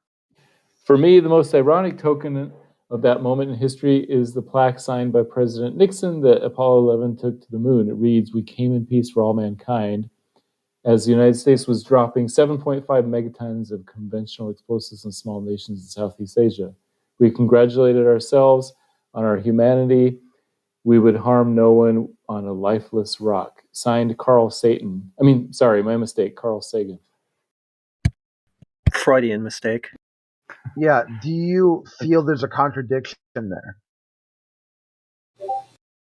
What, that governments do bad things sometimes? Yeah, I mean, obviously. Or would you call it ironic? Would you call it ironic? I would call it a full debunk. Like, how about this, right? If I came to your house, I said, "Hey, I came over, Matthew, and I want to talk about world peace," and you open the door for me. He says, "Oh, sure, certainly, Crit. I'd love to talk about world peace." And the first thing I do is I knee you in the nuts. Would you tell me to leave, or would you be like, "Wow, that's ironic"? Yeah, I would tell you to leave. Okay, well, there we go. That's what the people in America told Nixon. Leave. They told him, "Here's the door. We don't want you as the executive anymore." Yeah, and he resigned. Okay, and then what happened to manned spaceflight?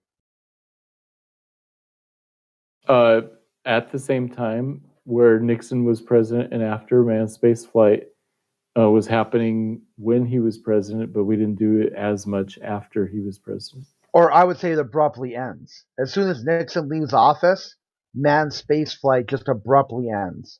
And we get an information age. Yeah, so I'd say in the 80s we focused on making personal computers. In the 90s we focused on making the internet. Okay, so do you see a logical pathway from A to B to C that matches which model do you see here? Yeah, so do you see saying a globe model, or do you see a flat Earth model? Yeah, I see what you're saying, that the government did bad things and Nixon was a bad guy, so bad that he's the only president in history who ever resigned. And then you're saying because of that, that the other things that were happening in history at the same time must have also been for bad reasons. Yeah, there we go. I would say that nothing this guy did was above board. Yeah. So here, look at this second quote from Carl Sagan. I'm just using Carl Sagan because I feel like if he was still around today, is someone you would advocate that you would think would be a good person to advocate for the globe. He'd be okay, probably. The best type of person would be somebody who's very skilled at philosophy. Yeah, but debate, right now you got Professor Dave, right, which is probably even worse than PZ Myers. Oh, I don't know that Professor Dave would be good at debate. Yeah, I don't think he would. Do you think we should have an EPA, an Environmental Protection Agency? Matthew, do you think we should have one? Yes. All right. Well, you said a second ago, like Nixon was a bad guy or something along those lines. Just want you to know he's the one who put that in place. I think that agency has gotten way too big. At the very minimum, half of all the money they get is squandered. But nonetheless, I think we should have a small one. But I'm just saying, he created it.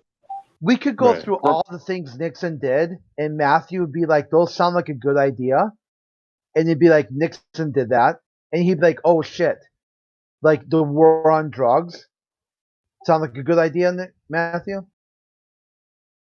It initially sounds like a good idea, but it's problematic the way that Nixon. Yeah. Okay, but are you trying to say that if somebody's evil, everything they do is bad? I'm trying to tell you that if they're working for the executor and their plan was world peace and they did a bunch of wicked shit, I would not trust that their plan was world peace. Okay, you call him a hypocrite. That doesn't automatically mean that everything they did was bad. It does mean that let's look at what else they did. Yeah, obviously you'd be suspicious, of course. Yeah. Okay. So let's go back, like to double back here. What can you read what Carl Sagan said about what the heliocentric model would mean? It has been said that astronomy is a humbling and character-building experience. There is perhaps no better demonstration of the folly of human conceits than this distant image of our tiny world. To me, it underscores our responsibility to deal more kindly with one another and to preserve and cherish the pale blue dot, the only home we've ever known. Are you familiar with that? What the pale blue dot Yeah, he's talking about an image from a spacecraft that took a picture of the Earth when it was way out near Saturn or something like that. Yeah, Voyager, right? I think Voyager 1 or 2, yeah, probably. Does that look familiar? Where was the moon? The Earth moon. Oh, the Earth's moon was probably out of the frame of that picture. Yeah, exactly. But I'm just looking at that. That would be the only time you could use astronomy to make a claim about the Earth, right? So look at that right there. Do you see the image I just posted? Is it too small? Or should I get a higher res one?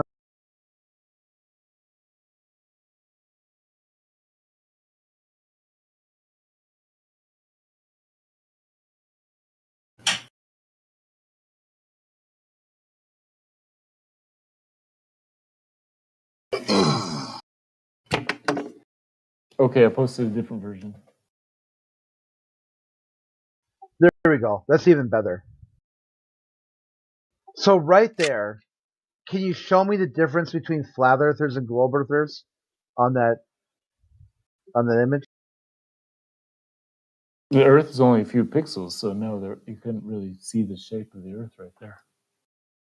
That's the differences. I'm just telling me the differences between flat earthers and globe earthers. Oh yeah, globe earthers would say, "Hey, this is a picture from way out by Saturn." Flat earthers would say, "This is a staged and fake image in some sort of effort to bring world peace." So there's no difference then, right?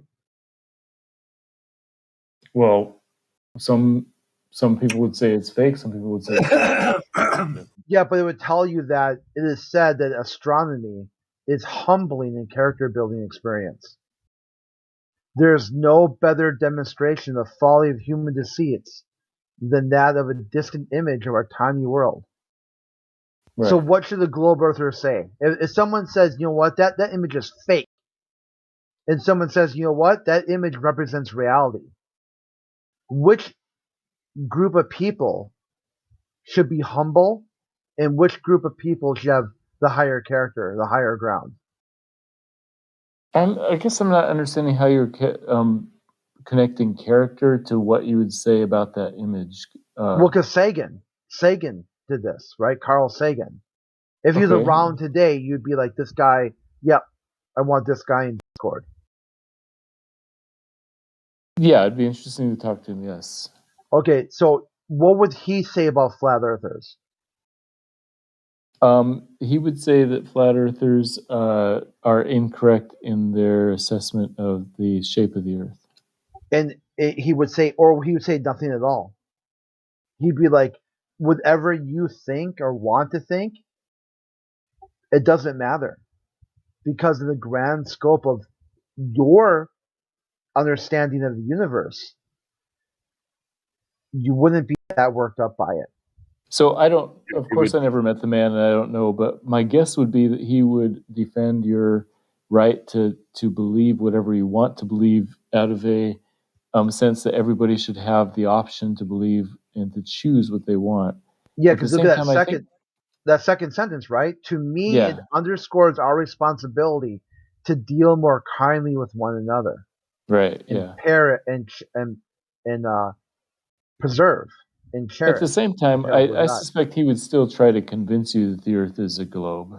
Why would he? If he really thinks that it's his duty to deal more kindly with one another, would he try to convince me of anything? Or would he accept me for who I am? No, I hear what you're saying, because typically in today's argument culture, disagreeing with somebody is not being kind, because it's kind of like saying that they're wrong. Dehumanizing, right? It's dehumanizing. But in reality, it is possible both to accept someone's belief and be kind to them and disagree with them. And then tell them that they're wrong because you're smarter than they are? Well, you wouldn't put it that way, no. Okay, so if Carl Sagan, basically, how about this, right? We put in proxy that Carl Sagan is Elon Musk. And Elon Musk says, whatever makes you happy, do it. He tweets this on his Twitter account. And I said, certainly, Toby. Flat Earth makes me happy. What should Elon Musk do with that information?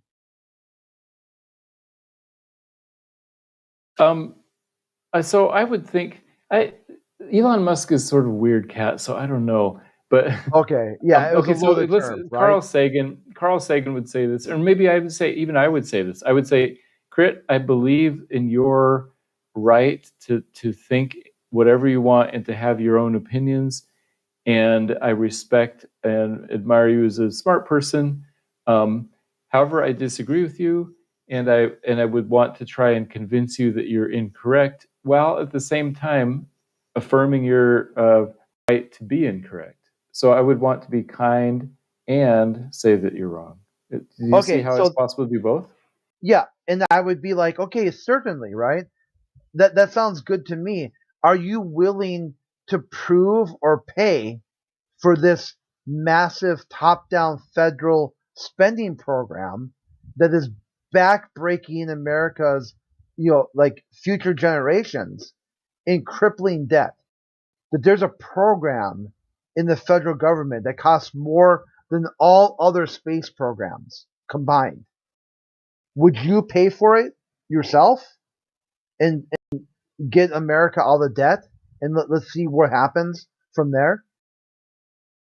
I don't think even Elon Musk himself could afford the NASA space program. So let's privatize. Well, how about just privatize it? Yeah, and he is trying to do that. But he's a businessman. I mean, he's trying to make money, and he is making money off of his SpaceX. I mean, it costs a lot of initial investment, but he's making money with the satellite phones, I think.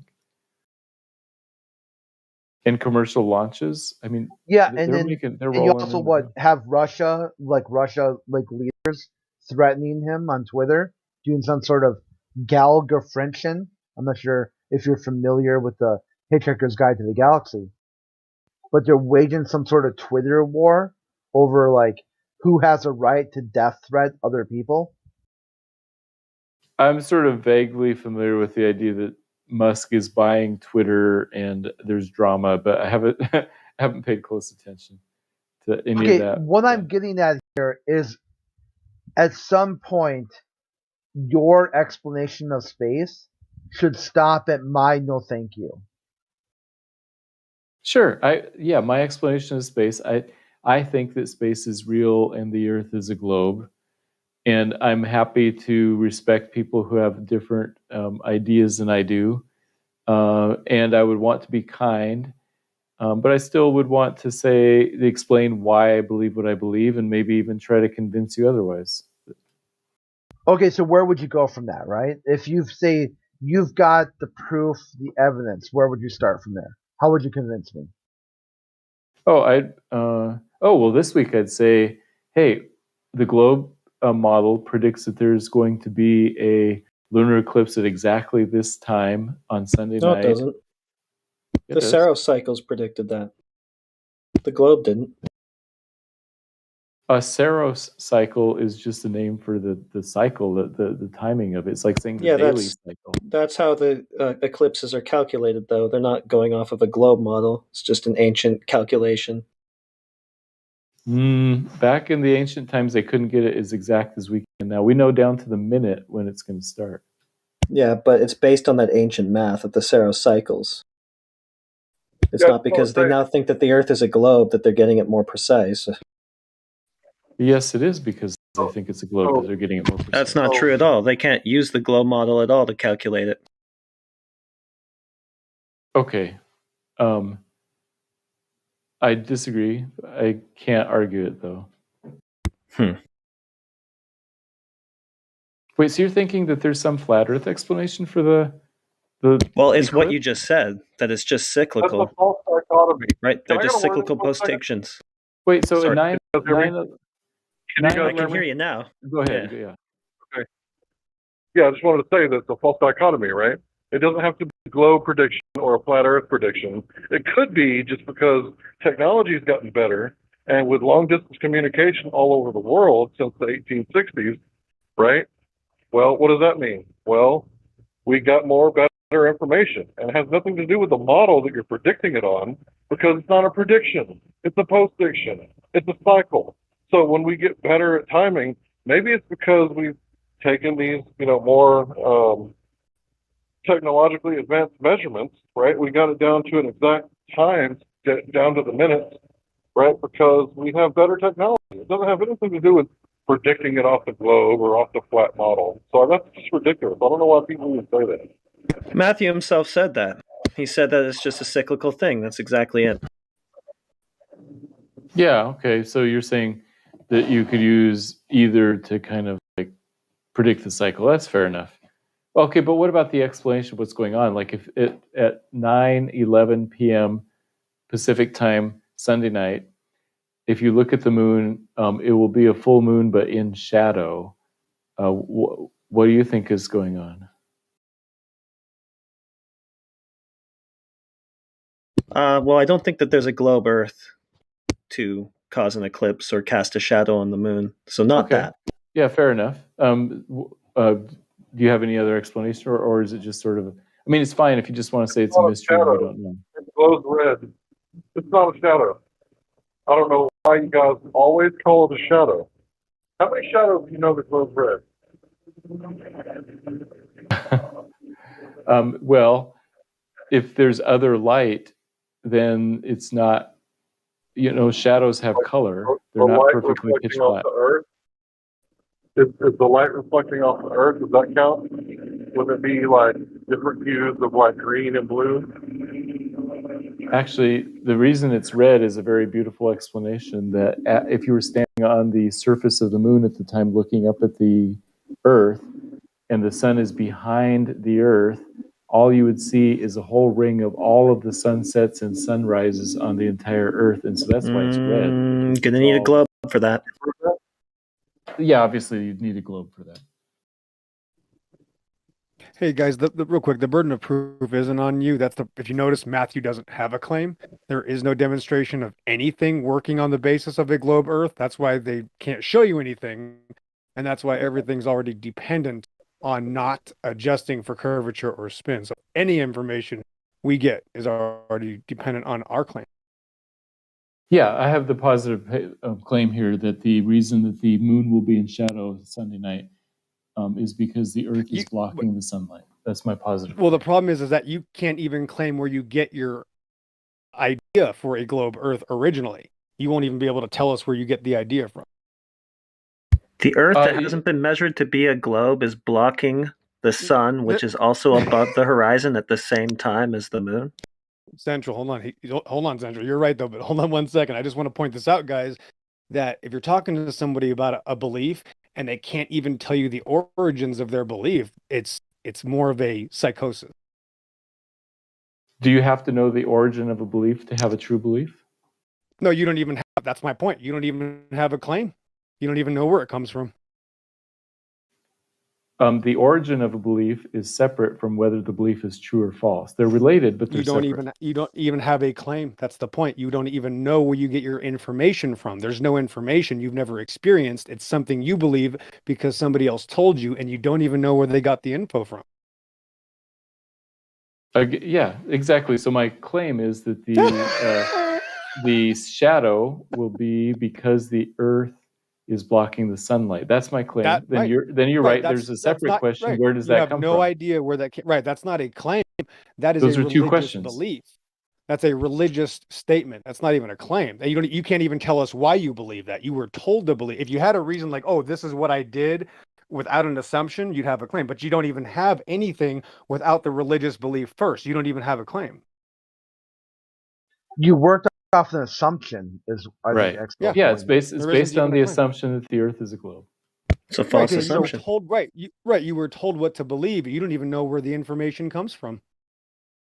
That's a separate question than whether it's true or false. Crit, hold on, Crit. Okay, my bad. No, that's the point. Is that this isn't going to last very long because there's no claim. I'm just trying to strengthen everybody else's argument that if somebody can't even tell you why they believe something, then that's their problem, not yours. They don't even have a claim. They can't even tell you where the information comes from, whether it's outer space or magical balls, any of it. They have no claim, and they admit that because if they look further, it's a bunch of weirdo,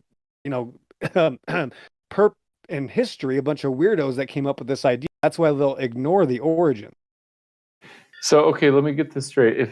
If we can't describe the origin of our claim, then we cannot claim that to be true. Yes, if you're claiming the opposite of reality and you don't even have an origin, you're just a nutcase. Yeah, bro. I mean, I'm trying to be nice, but you don't even have a claim. You're telling us the opposite of reality is your belief, but you can't even tell us why you believe the opposite of reality. That's pretty insane. Yeah, that's what this religion does. It turns people into zombies.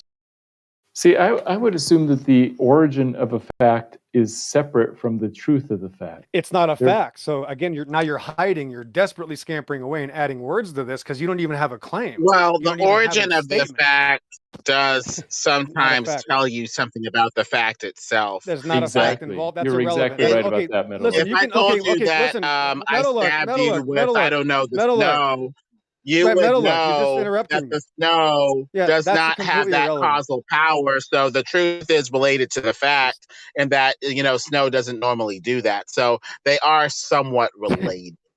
Agreed. Nothing to do with what I'm talking about. So I'm just talking about the fact that he doesn't have a claim for his religious belief, and he's saying, well, why can't I just believe it? That's the point. He's admitting it's just a religious belief. He can't. Here's the point. He can't. Well, that's the essence of cause and effect, though. I know. I'm trying to. When we have a cause and or an effect, can I just please talk? We normally appeal. Talk for a minute, Meadowlark. Meadowlark, is it possible that I can just talk for a little bit?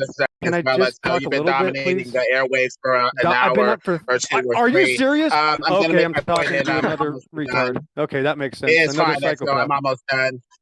The causal power of the thing is also important in cause and effect. If we have a cause that we don't think is sufficient, we're not going to ascribe any sort of effect, to it. So it's not going to be a very coherent narrative to have causes that we don't know of, having this effect or vice versa when we're talking about these sorts of things. But what were you saying, XO?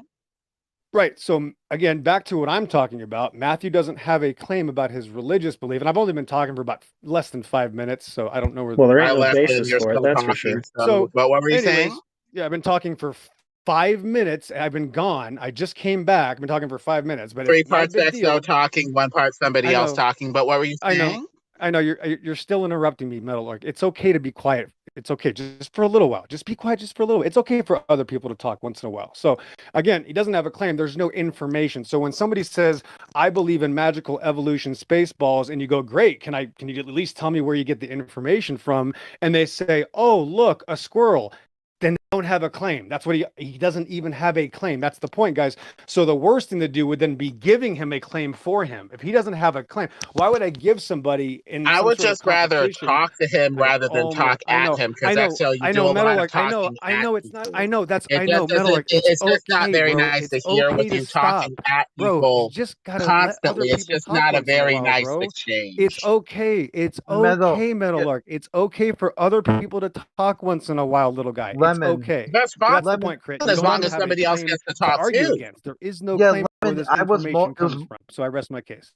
Lemon. It was mostly me and Matthew going back and forth, and I did take a step back. And Hank and XO wanted to get in on a few of the things that we had talked about.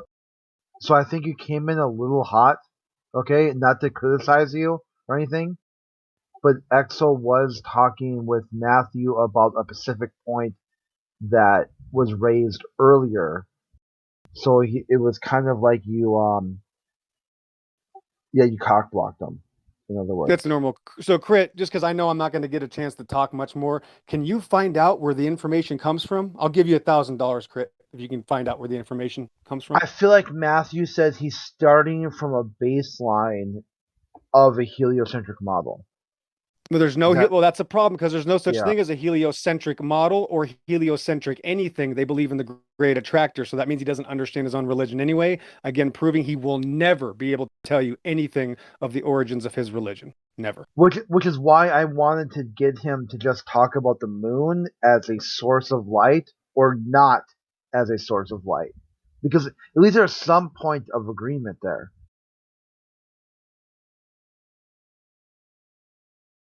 Does that seem reasonable or not? Like, Lemon, what do you think? Think of what? Okay, if I were to tell you, without identifying myself, right, that I believe the moon emits light, would you be like, sure? I'd be like, maybe. I'd ask you, what's the source of your reasoning, though? Can you help me think of this the same way or not? That's basically what I would ask him. And I'd be like, yeah, certainly, because I can watch the moon phases, and it changes phase and changes the amount of light that comes from it. So it must be its own source of light. I'd say it's a possibility. What other possibilities can you think of? None that I'm willing to explore. Yeah.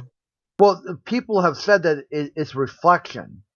Do you think that's a possibility? A reflection of light? I don't think so, and I'll tell you why. That reason QE stated earlier, but beyond the reason that QE stated earlier, it's because the moonlight makes things cold. Or I could look at the phases. Which would at least be an indicator that it's not reflecting light from something else. Or at the very least, I mean, what are you even supposed to make of that? It's a light that makes something cold. Okay, so reduces the temperature by typically about 7 degrees or so. At least a glass of water out in the direct full moonlight, no wind. Can we get a burden of concession then? So, Crit or Ryan, that's a good point. So, if we were to show him that, what would the next excuse be? You know what I mean? Like that's the point. Is that if we show people that, like I've asked these people, if we measure the Earth flat for 50,000 miles, would you know it's flat? And they've of course said no, right? So, is there even a burden at all that they could even believe in, right? Is there anything at all that they could believe? And the answer is no. He doesn't even know where he gets his information from, and he believes that. So again, it's not about evidence. He has a religious belief that he has to believe. Yeah. Is Matthew? Yeah, and he has no standard of evidence that can ever be met by anything. Right. Exactly. And anything period that we know of. Exactly. Matthew's Exactly right. So it can't even be challenged. Exactly. Go. Are you still here, Matthew? Yes, I am. Okay, so what if I just to steel man or advocate for the globe position? And I told you phases of the moon clearly demonstrate that the Earth is a globe.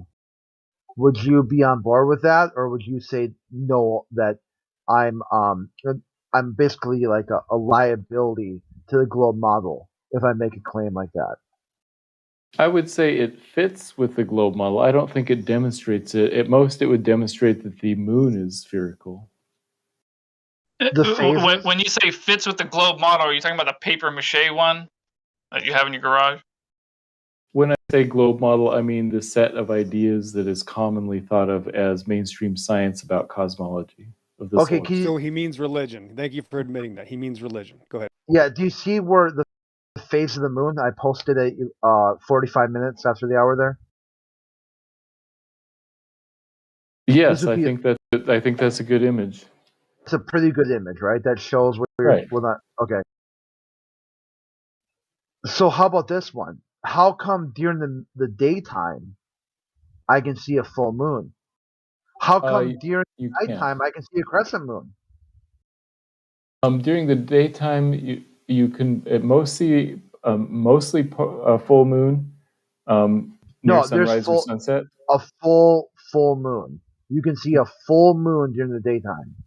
How is that possible? Wait, better question. Yeah. How can you see one during the nighttime? Shouldn't the sun be on the other side of the Earth? Yeah, the sun's on the other side of the Earth. Yeah. So how is the whole moon reflecting a whole full moon back at us when the sun? I mean, is the sunlight going through the Earth, hitting the moon, and then reflecting back onto us on the Earth? It's going around the Earth most of the time. Yeah, a full moon at night is explainable, but a full moon during the day is not explained.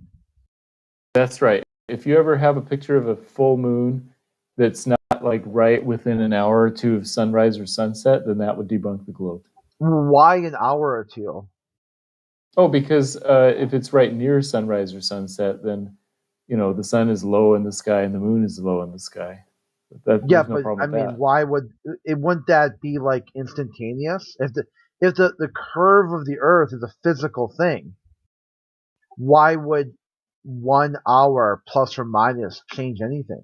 Why would anything in the sky debunk the globe? I mean, wouldn't like a direct measurement of the surface debunk the globe better than just some funny stuff going on in the sky? Well, how about crescent? How about this one? Okay, maybe the full moon you can kind of explain because you're working around the edges right there, like right at the edges. Right. But how about the crescent moon? The crescent moon at nighttime. There's no edge there. There's a clear hours of nighttime. Yeah, you should never seen a crescent. Your image 45 minutes after the hour. Let's say that you're standing on the Earth at, let's use the clock positions, like at 11 p.m. or 11 o'clock on the sea blue marble. You would be in nighttime, but you could still see the waxing crescent moon. Yeah, but you wouldn't see the waning crescent. If you're at 7 o'clock on there, you would. Okay, so you still believe that all that stuff is possible? Yeah, if you do so the Earth is that flat that from B position you would see the waning crescent. From which position? Say B. I don't see a B on this. Well, go down to 47. Oh, okay, hold on.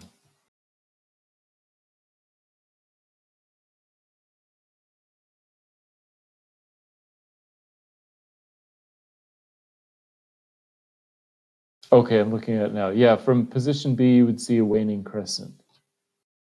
You would see a waning crescent. It would look like it'd probably be just rising or just setting, but would that be flat, right? That would be basically a flat angle from there. Yeah, like I said, flat would be like rising or setting. Okay, well, so do you see enough space or enough conceptual ideas to why people would say the moon is self-illuminating? Because you're already working from a flat baseline, even if globe. No, I'm not making the connection here. Say that again. Okay, so draw a line from B all the way. Okay, forget about B to a waxing crescent. B to a waning crescent. You still have a flat line across the surface of the Earth. If you're standing on the surface at B and then you're looking at the waning crescent moon, that would be right on the horizon. Which would be flat. It wouldn't have to be flat. I think it would work on a globe also. Well, so the bigger picture thing is that, as far as I can tell, three-dimensional geometry and the globe model, not meaning paper mache, meaning the whole set of ideas, there don't seem to be any glaring contradictions with the 3D geometry of the idea that the moon is merely reflecting sunlight. It seems to match to me. I understand you disagree with that, but I'm saying I don't see any glaring contradictions. Secret, I was going to point Crit. It matches in his imagination. Because he wants to say he's smarter than me, exactly. It's in but his he imagination. can't. Yeah, he wants to say he's smarter than me, but I showed him earlier how ridiculous it is to say that. No, yeah, I'm not saying I just want to point this out for you, Crit. Like, Crit, if you were to ask him, can you show us any of this model or any of these things you're talking about? No, the answer, he can't show you anything that's 100% in his imagination. He can't even attempt to show you. We could use scale models to show what it that looks was like. easy. No, he's never. He's just admitted he's never done it. He never will. It's that easy. I have. He's never done it. He can't show you anything. There's So no what? such thing. Okay. Everything, yeah. There's no such. Yeah, inside Occam's razor, what makes more sense? That the moon is reflected or the moon is self-illuminating? Oh, definitely that it's reflected. I mean, you don't even have to have a second. See, he doesn't even have a claim. It's source. just automatically in his imagination. Isn't that more complicated? Isn't that more complicated, Matt, than it being a light source of its own? Doesn't Occam's razor say that the most simplistic explanation is the most likely explanation if you don't have any evidence of the contrary? So you don't have any evidence one way or the other. So wouldn't it be more simplistic for an object to be emitting light than another object to be emitting light and that object to be reflecting that light? Isn't the second one more complicated, Matthew? Let me try one more time. Look at 45 minutes after the hour. Look at the phase of the moon with this large, distant sun and a small moon. Do you see it? Okay. Do you see the picture with a sky in the background? You see at 45 minutes after the hour, it's right below the evidence thing. The evidence. See the moon one. I don't see any sky in the background. Which one are you talking about? Well, it shows a blue sky or a black sky, basically daytime or nighttime. Oh yeah, I'm looking at that. Yeah. Okay. Does that seem to make sense to you? Yes, that's a good illustration of what's happening. Okay. How about this? I put a little purple writing in there.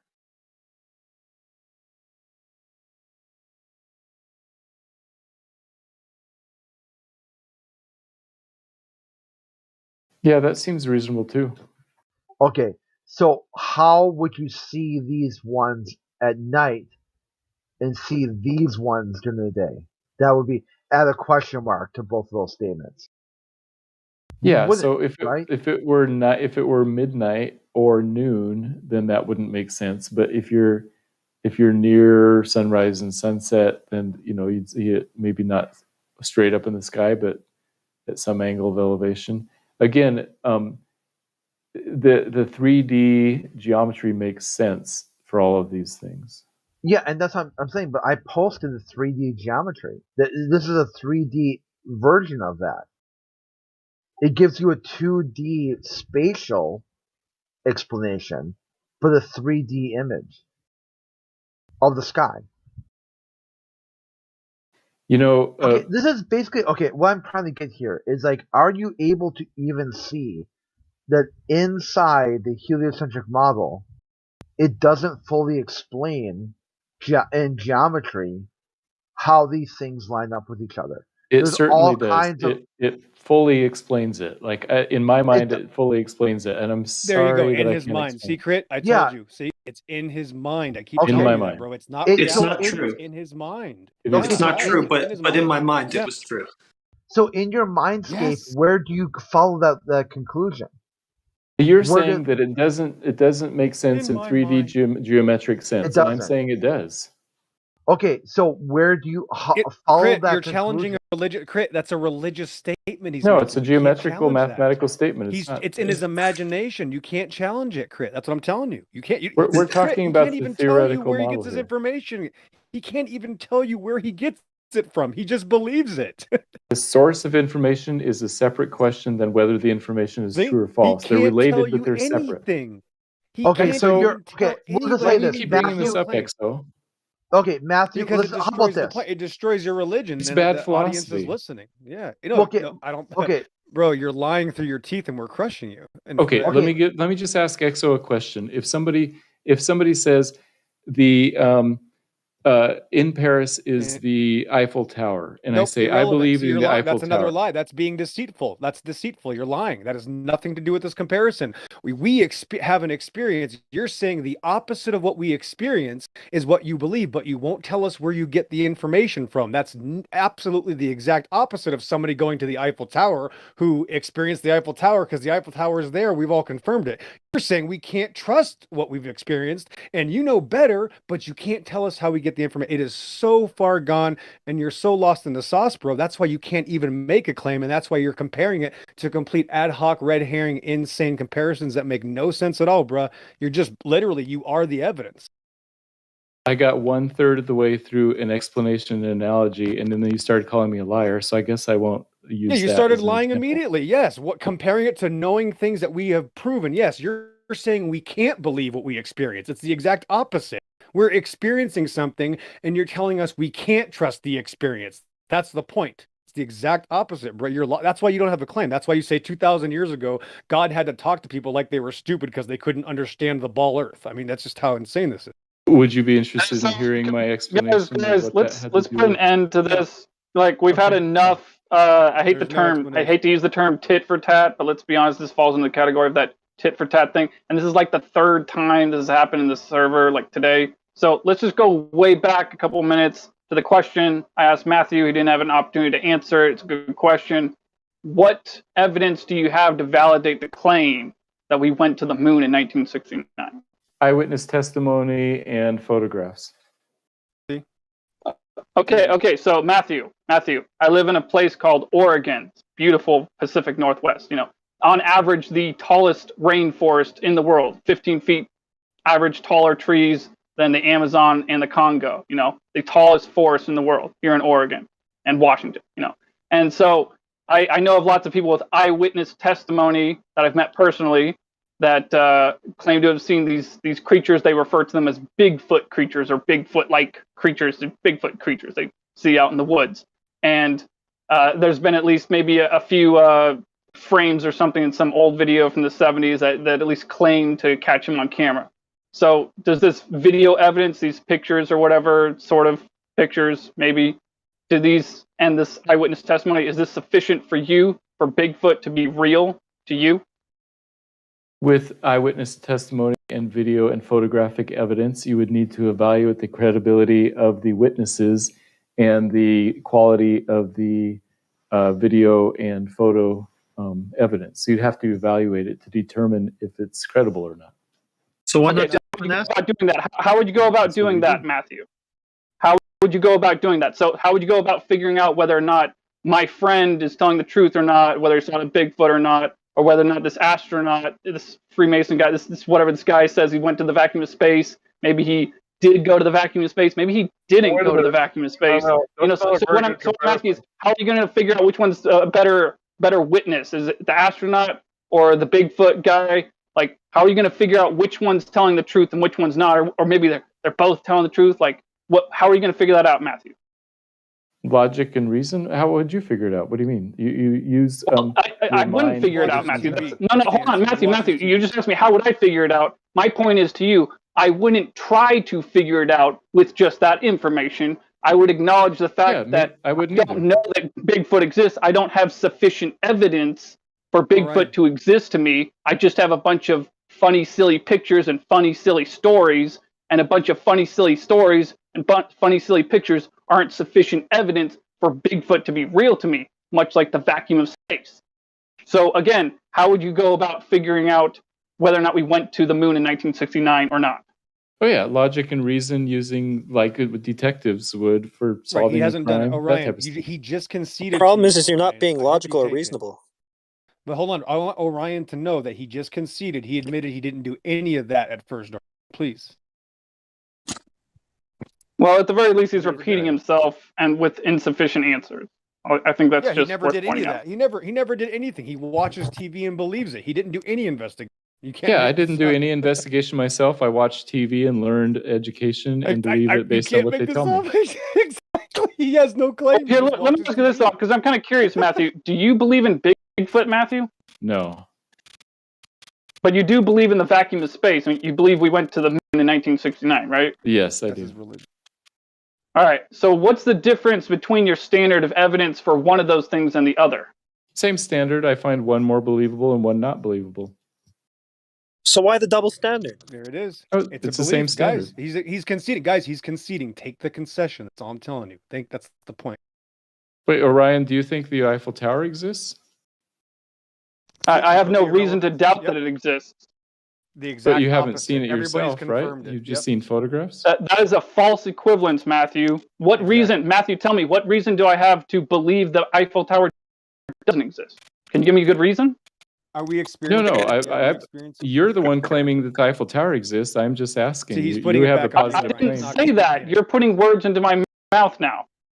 No, you said the Eiffel Tower exists when I asked. Yeah, but you're putting your globe in the wrong category. Your globe is like in the category of King Kong or Godzilla or any of those, not something that's verifiable like the Eiffel Tower. So it's our preconceived notion determines what's true or not. What category? No, you could just ask me the same nonsense about China. You could say, "Oh, how do you know China doesn't exist?" Orion, how do you know China isn't just fake? Like it has nothing to do with what we're talking about. There's no reason for me to think China doesn't exist. There's no reason for me to think the Eiffel Tower doesn't exist. You're speaking nonsense. There's no reason for you to believe we didn't go to the moon. Let me elaborate real quick. That would be an example. Like, yes, everybody. Okay, Hank, go ahead. Yeah, thank you. I just wanted to say this is a variation of does Australia exist, which is against the server rules. So we can't say, why don't you believe in the Eiffel Tower? Because we can go over to the Eiffel Tower for about, what, $3,000? You guys hear me? See it for ourselves. Yeah, we can Larry's hear you. talking. Okay. Sorry, I just want to make sure. Yeah, my point is that for all of these things, if we look at photographic He can't help it, evidence, Larry. He didn't listen to the word you said. He continues to do. He does this every time. Like Orion said, it's completely irrelevant. Does everybody experience the Eiffel Tower not existing? No, that's the point. Everybody experiences globe Earth not existing. That's the point. Nobody experiences China not existing. Everybody experiences the flat stationary plane, and you can't even tell us where you get the information otherwise. Yeah, and now let's let Matthew respond to Larry. sure, I've experienced the Eiffel Tower not existing my whole life because I've never been there. See, he just lied again. What? I haven't been there. Okay, Do you think I have? No, come on, that's Matthew. a lie. That You was haven't just no, stupid. no, Dude, exactly. This guy's seriously. insane. He's possessed. I told you. How have I Everywhere experienced? I've gone, there's plenty Explain- of room. There's how plenty have of room I for experienced structures the to Eiffel exist. Tower? Everywhere I've gone, you haven't. That's the point. You've haven't. never heard And you haven't anyone experienced speak. right. You've never heard anyone speak French before.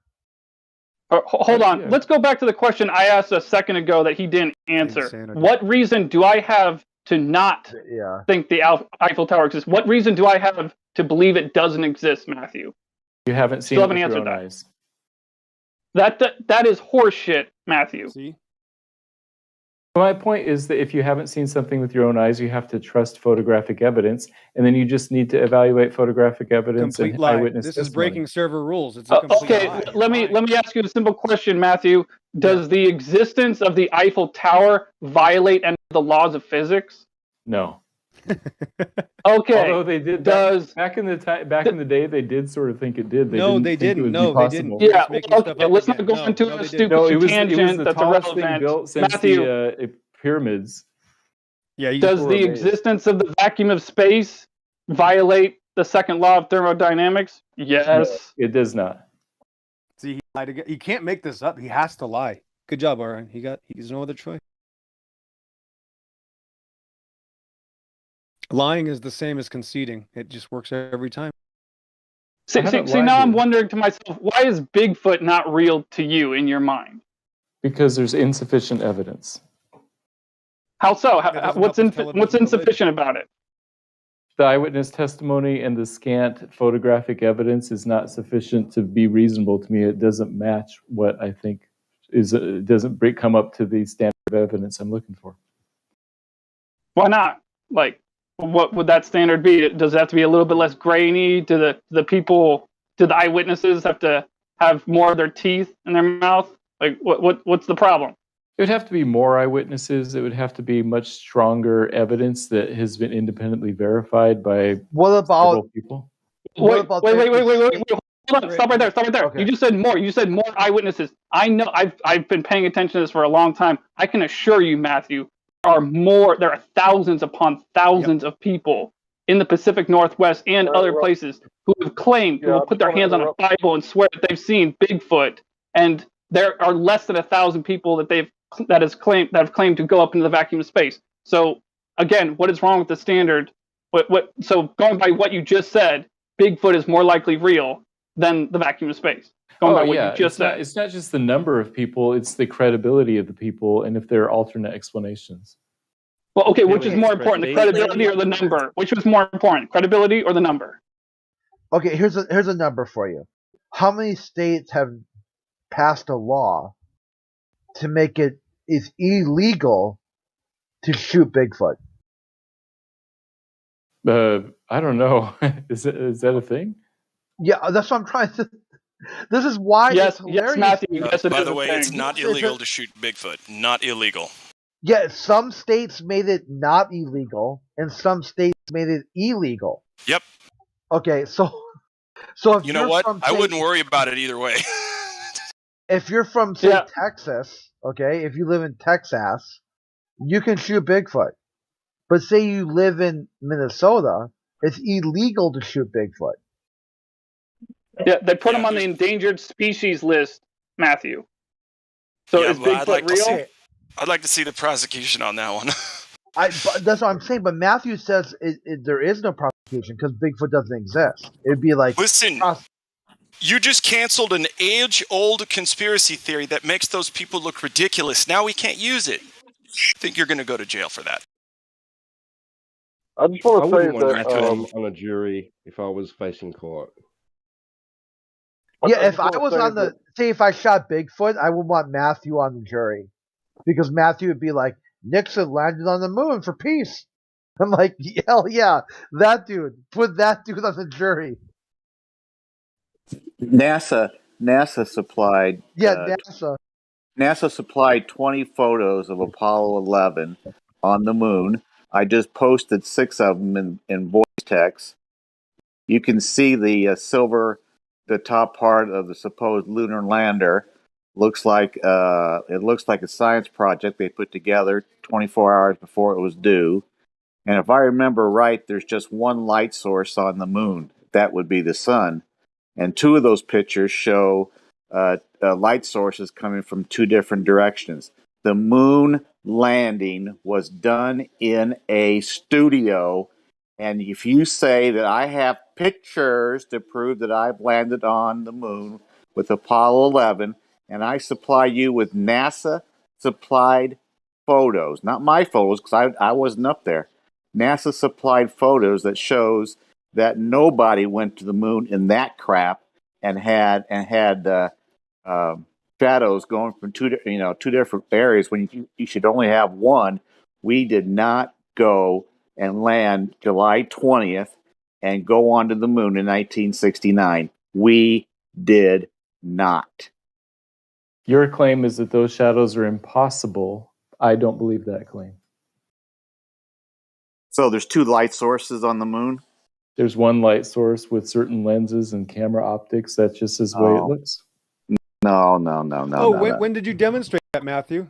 Oh, my goodness. That was easy. Matthew, Good job, come on, dude. Seriously. XO, it's a religion. You're right. It's a religion. Yeah, you can't help it, bro. Yeah, bro. They never do anything. They just talk like Muppets. Okay, okay, how about this, Matthew? What if I told you that the majority of people who called out the lunar mission have nothing to do with flat Earth? Can you now accept that people do not believe Nixon landed on the moon for world peace? Yes, No, but this is. I think you're right. Okay, There's way hold on, more Matthew. people who are moon deniers than flat Earth Oh, Earthers. holy crap. Okay, let me say it again because you misheard me. There are more people. Okay, let's say about this, right? The majority of people who believe that Nixon faked the lunar mission also believe that flat Earth is some sort of government conspiracy theory to make them look like wackadoodles. It's called control opposition, okay? The people who are always talking about the lunar mission was fake, they're worried about flat Earth more than you are because they think their position is weakened by flat earthers. Do you understand that now? Yeah, I understand. Okay. And I think you're probably right. Yeah. Okay, so why are this hang up that you think that people actually landed on the moon? Why you hung up on that? Because I think the evidence shows that people did land on the moon. Okay, but if you look at the evidence, people did not land on the moon. When did you study it, Matthew? Yeah, you don't need flat Earth for that. The evidence? What evidence? Yeah. Eyewitness testimony and photographs and video. Okay. The ones that say, I have wait, one hold on, question. stop. Wait. The eyewitness testimony where one guy said you could see the stars and the other guy said you couldn't. That Matthew? Oh, the lie. I mean, you can only see stars in the nighttime, and so. Now you're making a claim. Okay, religious. Okay, boy. All right, that's fine. That's just. Hey, Matthew. I got a quick question. I got a quick question for Matthew. Matthew, let me ask you something really quickly. If in the moon landing story they told you that they ran into a Bigfoot on the moon and befriended a Bigfoot on the moon and took pictures of him, and we're like, hey, yeah, take a picture of Bigfoot on the moon, would you believe in Bigfoot and believe that they met Bigfoot on the moon? Ridiculous. Why is that ridiculous? Yes, he would. Forward. Yeah, you probably believe it. Hey, Matthew, I have another quick question real quick.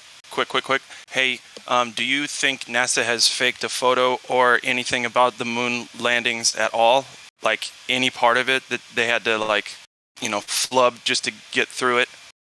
I do you do think not. they faked any of it? Okay, Not good. a single photograph. They have photo illustrations, which they label as photo illustrations, like when they stitch together things. That's to make beautiful. Marvel, Anyway, I just wanted to see if you were consistent in that. I appreciate it. Go ahead, guys. Actually, on August 12th, 1969, when Aldrin, Collins, and Armstrong had their first press conference, it was an 83-minute press conference. You can see it on YouTube. Somebody in the audience asked Armstrong, "Did you see any stars? While you're on the moon?" And he said no. And as he was finished, Michael Collins leaned over and said, "I didn't see any stars either." And of course, Michael Collins would have been orbiting the moon on the dark side. All he would have seen was stars. Then Collins wrote a book later on in his life and said, "Oh, by the way, I did see stars." So I guess when you get older, your memory gets better and you start seeing stars. Total fabrication. Watch their body language for those 83 minutes. They knew they were lying. Matthew, can you find eyewitnesses that can at least somewhat get their story together? Sure, Buzz Aldrin. Doesn't matter. Gas pressure without a container doesn't exist. Over. Buzz Finito. Aldrin, the guy that's okay, stop. Okay, thank you. The Buzz Aldrin, the guy that said we actually didn't go to the moon, is your He witness never now? said we didn't Wow, go to that's the moon. amazing. Oh, I'm the sorry. guy who So said that when he the was first drunk, steps on the moon that everybody saw were an animation. They were an he was animation. drunk, and he said because we didn't go, and it's good to know why we didn't go. Yeah, that guy that said we didn't go. Thanks, Matthew. During the live broadcast, they showed animations of what was happening. They didn't have. Why would they have to do that at all? Why would they have to fucking do that at all? Because there were no cameras on the outside. No. It's a rhetorical question, Matthew. No. So is that Listen, what you mean? if they did it, they wouldn't need to fake any of it. Hold on, Matthew. Do you think? Wait, guys, stop. Matthew? Do you think people knew that was animation that watched that, or did they think that was real, Matthew?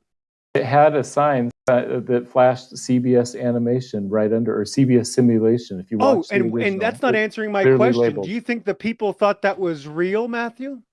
No, because they clearly said it wasn't. That's a lie. That's a complete lie. Matthew, how old were you all in that that in crap was real. He 1969? can't help it. He I wasn't can't born help yet. but lie. Oh, Millions of okay. people So thought it was real. how do you know? No, That's watch what he the means. original. It's on YouTube. You can watch the originals. No, that on YouTube is anyway. That's what he means by they didn't fake anything. They just outright told you that it's fake. Okay, fine. Fair But enough. he just lied. Millions of people thought it was real. I mean, he's just a habitual Yeah, liar. they sure did. Did you hear? You didn't hear what I said. I said that as they were during some of the landing phases, they showed animations. He didn't hear what I said either. And then when they were coming out of the lander, that part was live footage. So My question, Matthew, is why would they have to do that? Because they didn't have any footage of the actual landing part, like the minutes when they were landing. So why wouldn't they wait until they had the landing part so they could genuinely show you everything? Event. It was a live event. It couldn't be a live event then. Why couldn't they just be honest? Got him. Yeah, how could it be a live event? Man, this guy's on crack. Everything I've said here is God's honest truth. You guys just don't. You are an absolute psychotic liar, bro. You don't even have a claim. You can't even tell us where you get your belief from. Now you're saying claymation is live. At this point, you're making beliefs look like shit. Way worse than we thought you could. At this point, I think it makes more sense to ask him why he doubts Bigfoot. Like, why do you doubt Bigfoot? No, just let insufficient evidence. Yeah, but why? But why, Matthew? I don't think Bigfoot exists because if it did exist, we would have had way more evidence. Okay, Matthew, where did you get your outer space belief from? Where did it originate from?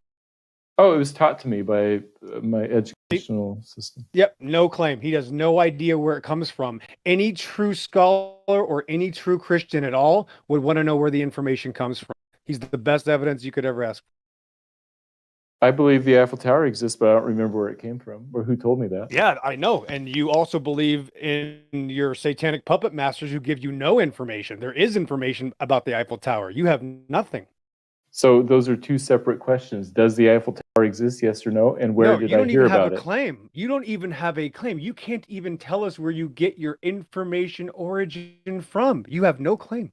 That's right. I have no idea who told me about the Eiffel Tower. Does that mean it's easy, false? guys? You don't even have the slightest idea. No, the thing is, you probably do know, but you don't want to tell us where this information. No, I don't. I honestly don't remember. I've just always believed in the Eiffel Tower. I don't know where it came from. Who told me it first? Yeah, that's not your claim. You believe in things that are against what we experience. You see millions of people experience the Eiffel Tower. Nobody experiences your outer space ball religion, and you don't even know where that information comes from. We know where the Eiffel Tower information comes from.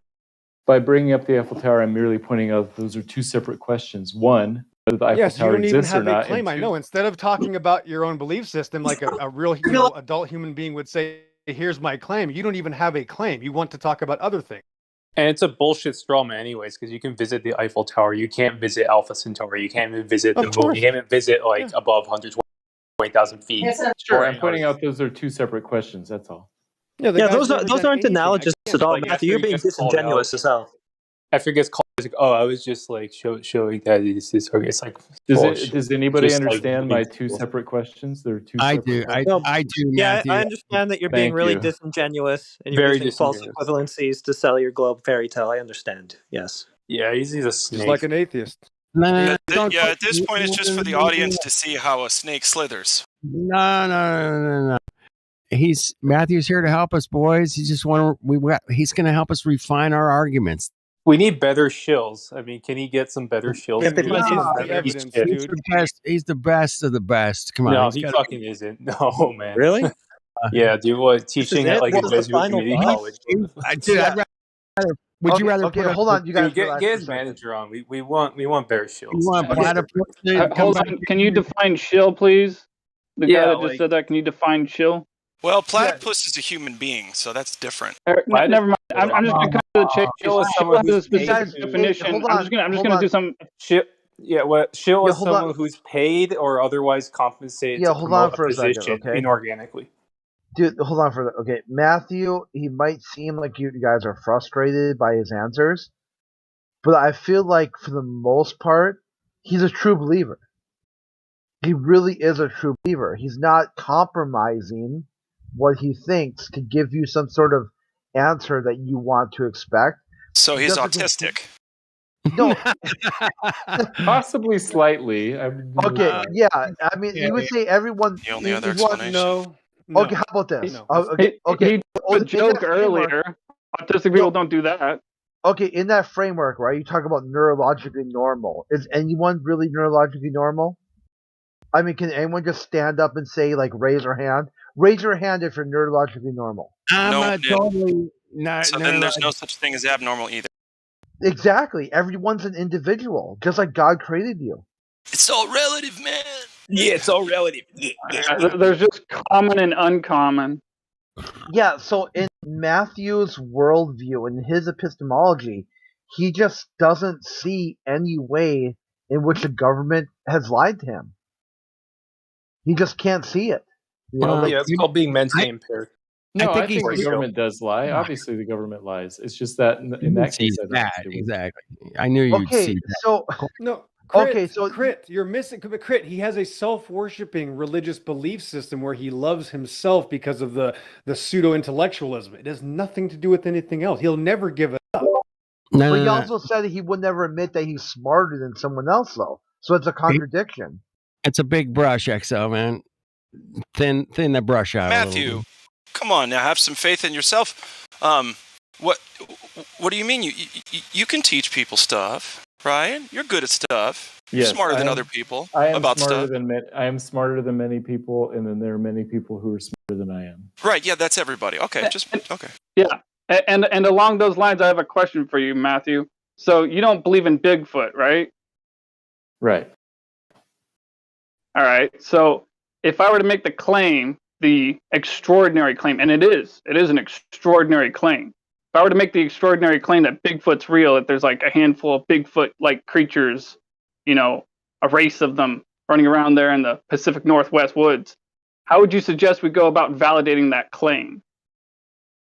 To, you know, in a way that would be sufficient more evidence, for you. pictures, maybe even a skeleton in the Natural History Museum, something like that. Then I'd be like, oh, I guess I was wrong. Yeah. Skeleton in the Natural History The Museum. plaster cast dinosaurs, in the like the Natural dinosaurs. History Museum is way meant. Yeah, yeah.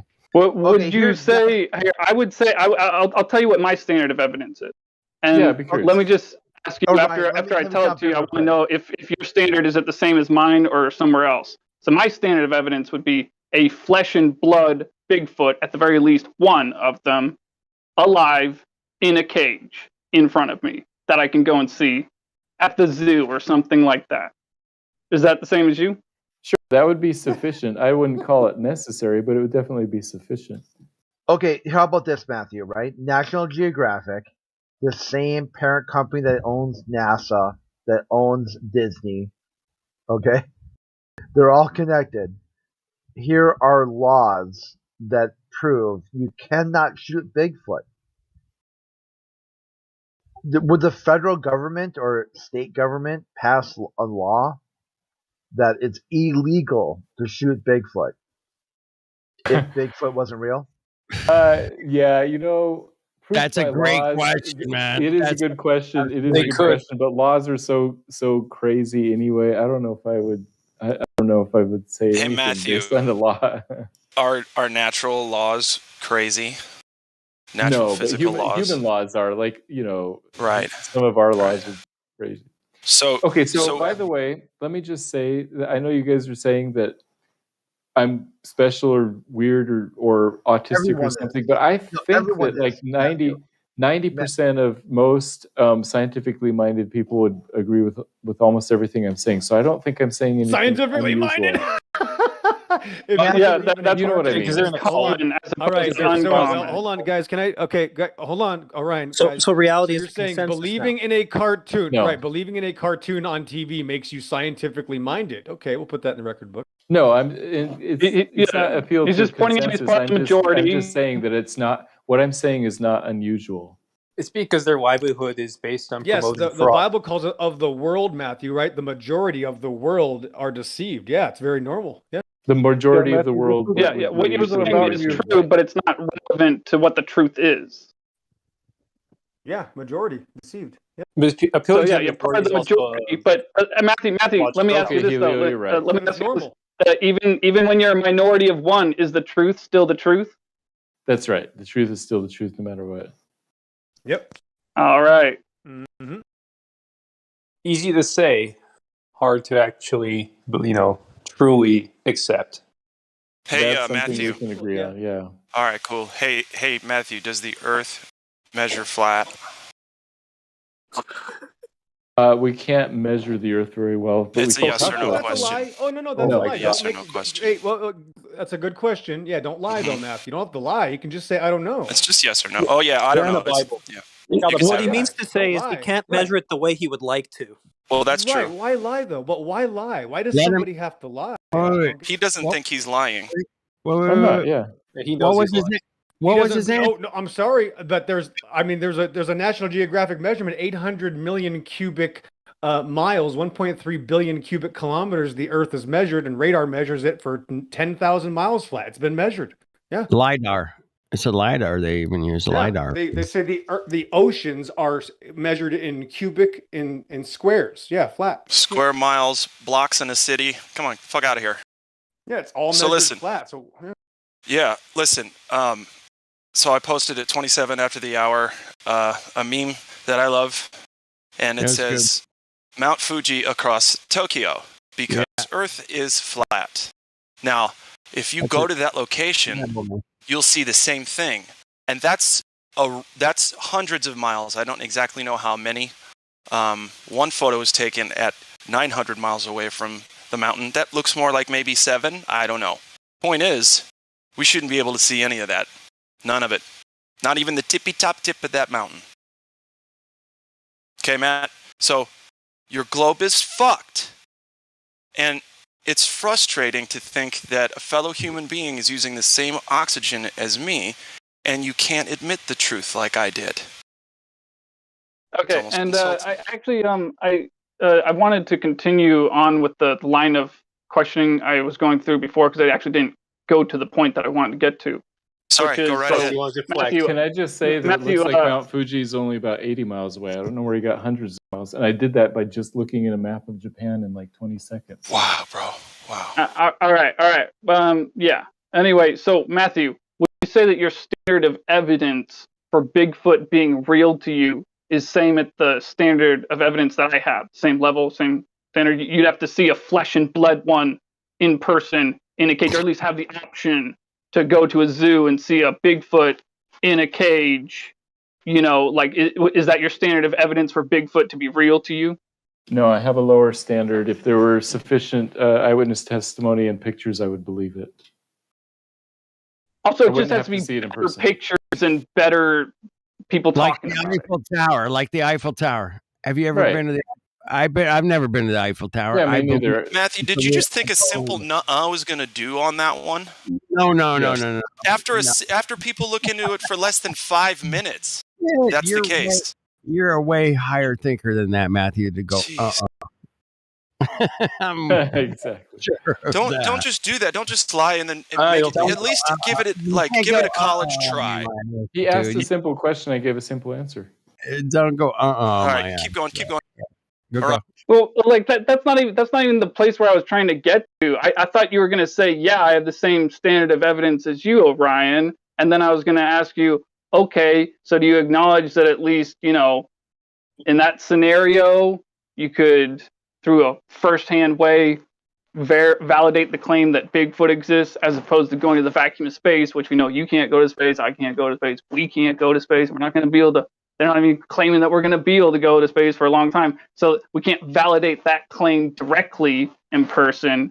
But if we had a flesh and blood Bigfoot in a cage, then that would be an extraordinary claim, the claim that I see Bigfoot what you're exists, saying. and we could validate that directly. My point is that if we had a flesh and blood Bigfoot in a cage, that would be an extraordinary claim that he exists, and you could validate that directly. But since we If I can't saw go to the vacuum of Bigfoot in a space, cage, we that can't would be validate that sufficient extraordinary claim, the existence of the vacuum of space. We can't validate that extraordinary claim directly, is my point. Not in the same way. You're right. Yeah. Yeah. And see, the thing is, we don't have Bigfoot in a cage, so I don't believe in Bigfoot. And I've never been to the vacuum of space, and I can't go to the vacuum of space. I've never observed gas pressure existing without a container anywhere. So I don't believe in the vacuum of space. But there are some things you believe in without direct personal experience. Some things, but those are things that I can't really test all the time. Say, or like a red light.